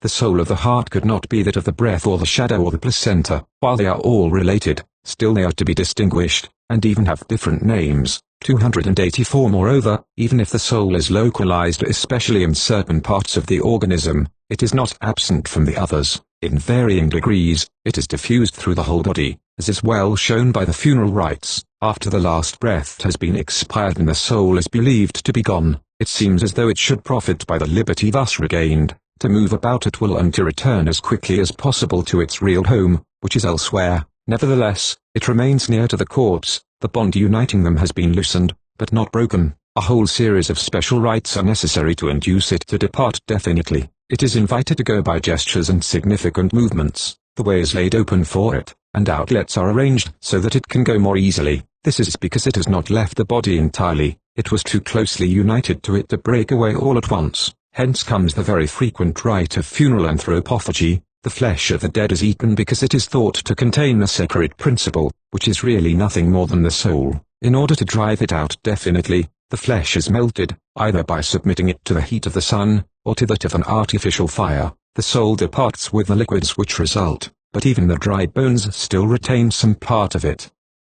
Therefore they can be used as sacred objects or instruments of magic, or if someone wishes to give complete liberty to the principle which they contain, he breaks these, but a moment does arrive when the final separation is accomplished, the liberated soul takes flight, but by nature it is so intimately associated with the body that this removal cannot take place without a profound change in its condition, so it takes a new name also, although keeping all the distinctive traits of the individual whom it animated, his humors and his good and bad qualities, still it has become a new being. From that moment a new existence commences for it. It goes to the land of souls. This land is conceived differently by different tribes. Sometimes different conceptions are found existing side by side in the same society. For some, it is situated under the earth, where each totemic group is its part. This is at the spot where the first ancestors, the founders of the clan, entered the ground at a certain time, and where they live since their death. In the subterranean world there is a geographical disposition of the dead corresponding to that of the living.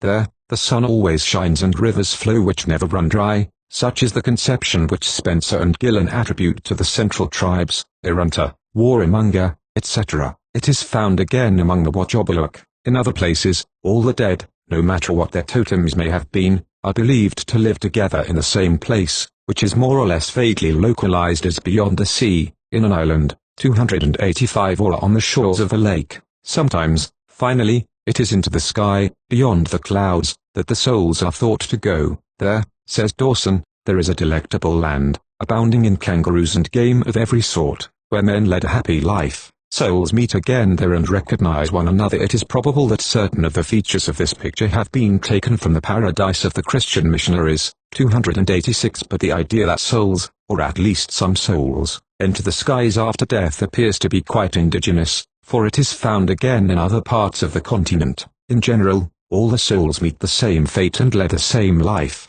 However, a different treatment is sometimes accorded them based on the way they have conducted themselves upon earth, and we can see the first outlines of these two distinct and even opposed compartments into which the world to come will later be divided. The souls of those who have excelled, during life, as hunters, warriors, dancers, etc., are not confounded with the common horde of the others. A special place is granted to them. Sometimes, this is the sky. Strelo even says that according to one myth, the souls of the wicked are devoured by dreadful spirits, and destroyed, 287. Nevertheless, these conceptions always remain very vague in Australia, 288. They begin to have a clarity and determination only in the more advanced societies, such as those of America. Such are the beliefs relative to the soul and its destiny, in their most primitive form, and reduced to their most essential traits. We must now attempt to explain them. What is it that has been able to lead men into thinking that there are two beings in them, one of which possesses these very special characteristics which we have just enumerated? To find the reply to this question, let us begin by seeking the origin attributed to this spiritual principle by the primitive himself. If it is well analyzed, his own conception will put us on the way towards the solution. Following out the method which we have set before ourselves, we shall study these ideas in a determined group of societies where they have been observed with an especial precision. These are the tribes of Central Australia. Though not narrow, the area of our observations will be limited, but there is good reason for believing that these same ideas are quite generally held, in various forms, even outside of Australia. It is also to be noted that the idea of the soul, as it is found among these central tribes, does not differ specifically from the one found in other tribes. It has the same essential characteristics everywhere. As one effect always has the same cause, we may well think that this idea, which is everywhere the same,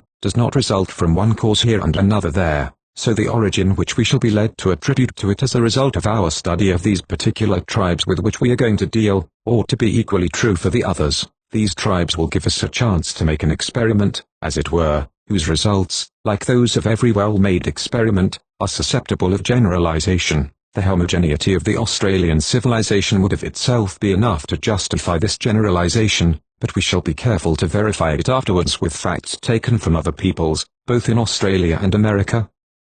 As the conceptions which are going to furnish us with the basis of our demonstration have been reported in different terms by Spencer and Gillen on the one hand and Strelo on the other, we must give these two versions one after the other. We shall see that when they are well understood, they differ in form more than in matter, and that they both have the same sociological significance. According to Spencer and Gillen, the souls which, in each generation, come to animate the bodies of newly born children, are not special and original creations. All these tribes hold that there is a definite stock of souls, whose number cannot be augmented at all, 289, and which reincarnate themselves periodically. When an individual dies, his soul quits the body in which it dwelt, and after the mourning is accomplished, it goes to the land of the souls, but after a certain length of time, it returns to incarnate itself again, and these reincarnations are the cause of conception and birth. At the beginning of things, it was these fundamental souls which animated the first ancestors, the founders of the clan. At an epoch, beyond which the imagination does not go and which is considered the very beginning of time, there were certain beings who were not derived from any others. For this reason, the Irunta call them the Altjarangamidjana, the uncreated ones, those who exist from all eternity, and, according to Spencer and Gillen, they give the name Altjaringa to the period when these fabulous beings are thought to have lived. Being organized in totemic clans just as the men of today are, they passed their time in travels, in the course of which they accomplished all sorts of prodigious actions, the memory of which is preserved in the myths. But a moment arrived when this terrestrial life came to a close, singly or in groups, they entered into the earth, but their souls live forever, they are immortal. They even continued to frequent the places where the existence of their former hosts came to an end. Moreover, owing to the memories attached to them, these places have a sacred character. It is here that the Oknanikilla are located, the sorts of sanctuaries where the Chiringa of the clan is kept, and the centers of the different totemic cults. When one of the souls which wander about these sanctuaries enters into the body of a woman, the result is a conception and later a birth. 290. So each individual is considered as a new appearance of a determined ancestor. It is this ancestor himself, come back in a new body and with new features. Now, what were these ancestors? In the first place, they were endowed with powers infinitely superior to those possessed by men today, even the most respected old men and the most celebrated magicians. They are attributed virtues which we may speak of as miraculous. They could travel on, or above, or beneath the ground, by opening a vein in the arm. Each of them could flood whole tracts of country or cause level plains to arise. In rocky ranges they could make pools of water spring into existence, or could make deep gorges and gaps through which to traverse the ranges, and where they planted their sacred poles, Nurchunja, the rocks or trees arose to mark the spot. It is they who gave the earth the form it has at present. They created all sorts of beings, both men and animals. They are nearly gods, so their souls also have a divine character, and since the souls of men are these ancestral souls reincarnated in the human body, these are sacred beings too. In the second place, these ancestors were not men in the proper sense of the word, but animals or vegetables, or perhaps mixed beings in which the animal or vegetable element predominated. In the Altjaringa, say Spencer and Gillen, lived ancestors who, in the native mind, are so intimately associated with the animals or plants the name of which they bear that an Altjaringa man of, say, the kangaroo totem may sometimes be spoken of either as a man-kangaroo or a kangaroo man. The identity of the human individual is often sunk in that of the animal or plant from which he is supposed to have originated. Their immortal souls necessarily have the same nature. In them, also, the human element is wedded to the animal element, with a certain tendency for the latter to predominate over the former, so they are made of the same substance as the totemic principle, for we know that the special characteristic of this is to present this double nature, and to synthesize and confound the two realms in itself. Since no other souls than these exist, we reach the conclusion that, in a general way, the soul is nothing other than the totemic principle incarnate in each individual, and there is nothing to surprise us in this derivation. We already know that this principle is immanent in each of the members of the clan, but in penetrating into these individuals, it must inevitably individualize itself, because the consciousnesses, of which it becomes thus an integral part, differ from each other. It differentiates itself according to their image. Since each is its own physiognomy, it takes a distinct physiognomy in each. Of course it remains something outside of and foreign to the man, but the portion of it which each is believed to possess cannot fail to contract close affinities with the particular subject in which it resides. It becomes his to a certain extent. Thus it has two contradictory characteristics, but whose coexistence is one of the distinctive features of the notion of the soul.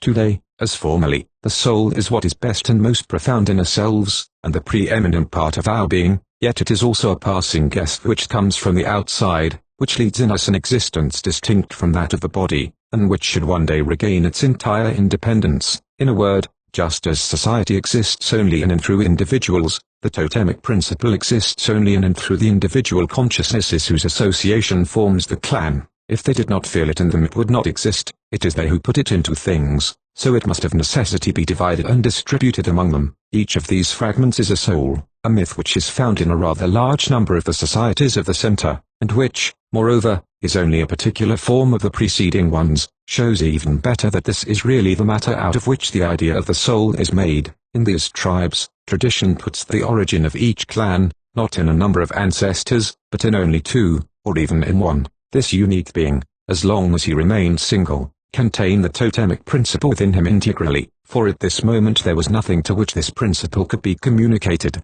Now, according to this same tradition, all the human souls which exist, both those which now animate the bodies of men and those which are at present unemployed, being held in reserves for the future, have issued from this unique personage. They are made of this substance. While travelling over the surface of the ground, or moving about, or shaking himself, he made them leave his body and planted them in the various places he is believed to have passed over. Is this not merely a symbolic way of saying that they are parts of the totemic divinity?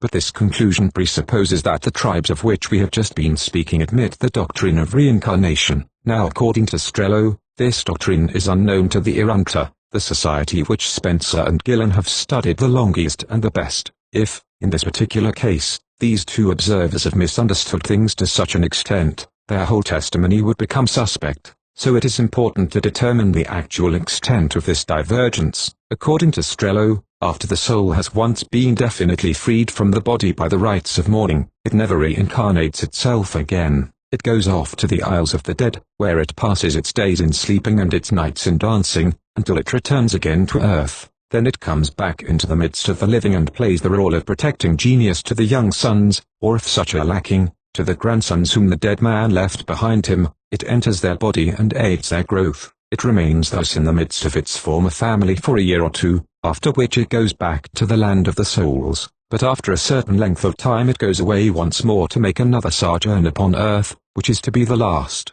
A time will come when it must take up again, and with no hope of return this time, the route to the Isles of the Dead. Then, after various incidents, the details of which it is useless to relate, a storm will overtake it, in the course of which it will be struck by a flash of lightning. Thus its career is definitely terminated, so it cannot reincarnate itself, nor can conceptions and births be due to the reincarnation of souls which periodically commence new existences in new bodies. It is true that Strello, as Spencer and Gillen, declares that for the Irunta of the sexes is in no way the determining condition of generation, 291, which is considered the result of mystic operations, but different from the ones which the other observers told us about. It takes place in one or the other of the two following ways. Wherever an ancestor of the Outringa times is believed to have entered into the ground, there is either a stone or a tree representing his body. The tree or rock which has this mystic relation with the departed hero is called Nyanja according to Spencer and Gillen, or Ngara according to Strello, 292. Sometimes it is a water hole which is believed to have been formed in this way. Now, on each of these trees or rocks and in each of these water holes, there live embryo children, called Ratipa, 293, which belong to exactly the same totem as the corresponding ancestor. For example, on a gum tree representing an ancestor of the kangaroo totem there are Ratipa, all of which have the kangaroo as their totem. If a woman happens to pass it, and she is of the matrimonial class to which the mothers of these Ratipa should belong, 294, one of them may enter her through the hip. The woman learns of this act by the characteristic pains which are the first symptoms of pregnancy. The child thus conceived will of course belong to the same totem as the ancestor upon whose mystical body he resided before becoming incarnate. In other cases, the process employed is slightly different. The ancestor himself acts in person. At a given moment he leaves his subterranean retreat and throws onto the passing woman a little Churinga of a special form, called Namaduna. The Churinga enters the body of the woman and takes a human form there, while the ancestor disappears again into the earth. These two ways of conception are believed to be equally frequent. The features of the child will reveal the manner in which he was conceived, according to whether his face is broad or long. They say that he is the incarnation of a Ratipa or a Namaduna. Beside these two means of fecundation, Strello places a third, which, however, is much more rare. After his Namaduna has penetrated into the body of the woman, the ancestor himself enters her and voluntarily submits to a new birth. So in this case, the conception is due to a real reincarnation of the ancestor, but this is very exceptional, and when a man who has been conceived thus dies, the ancestral soul which animated him goes away, just like ordinary souls, to the isles of the dead where, after the usual delays, it is definitely annihilated, so it cannot undergo any further reincarnations.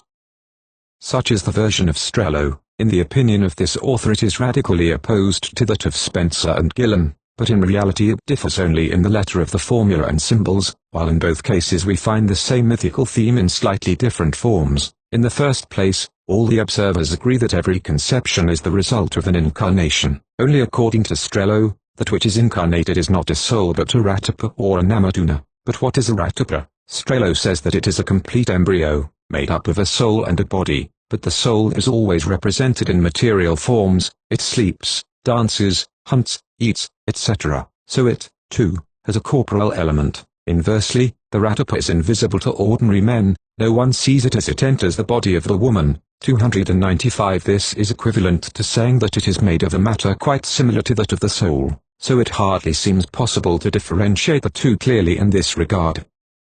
In reality, these are mythical beings which are obviously conceived after the same model. Schulze calls them the souls of children. Moreover, the Ratapa, just like the soul, sustains the closest relations with the ancestor of which the sacred tree or rock is the materialized form. It is of the same totem as this ancestor, of the same phratry and of the same matrimonial class. 296. Its place in the social organization of the tribe is the very one that its ancestor is believed to have held before it. It bears the same name, which is a proof that these two personalities are at least very closely related to one another. But there is more than this. This relationship even goes as far as a complete identification. In fact, it is on the mystic body of the ancestor that the Ratapa is formed. It comes from this, it is like a detached portion of it, so it really is a part of the ancestor which penetrates into the womb of the mother and which becomes the child. Thus we get back to the conception of Spencer and Gillen. Birth is due to the reincarnation of an ancestral personage.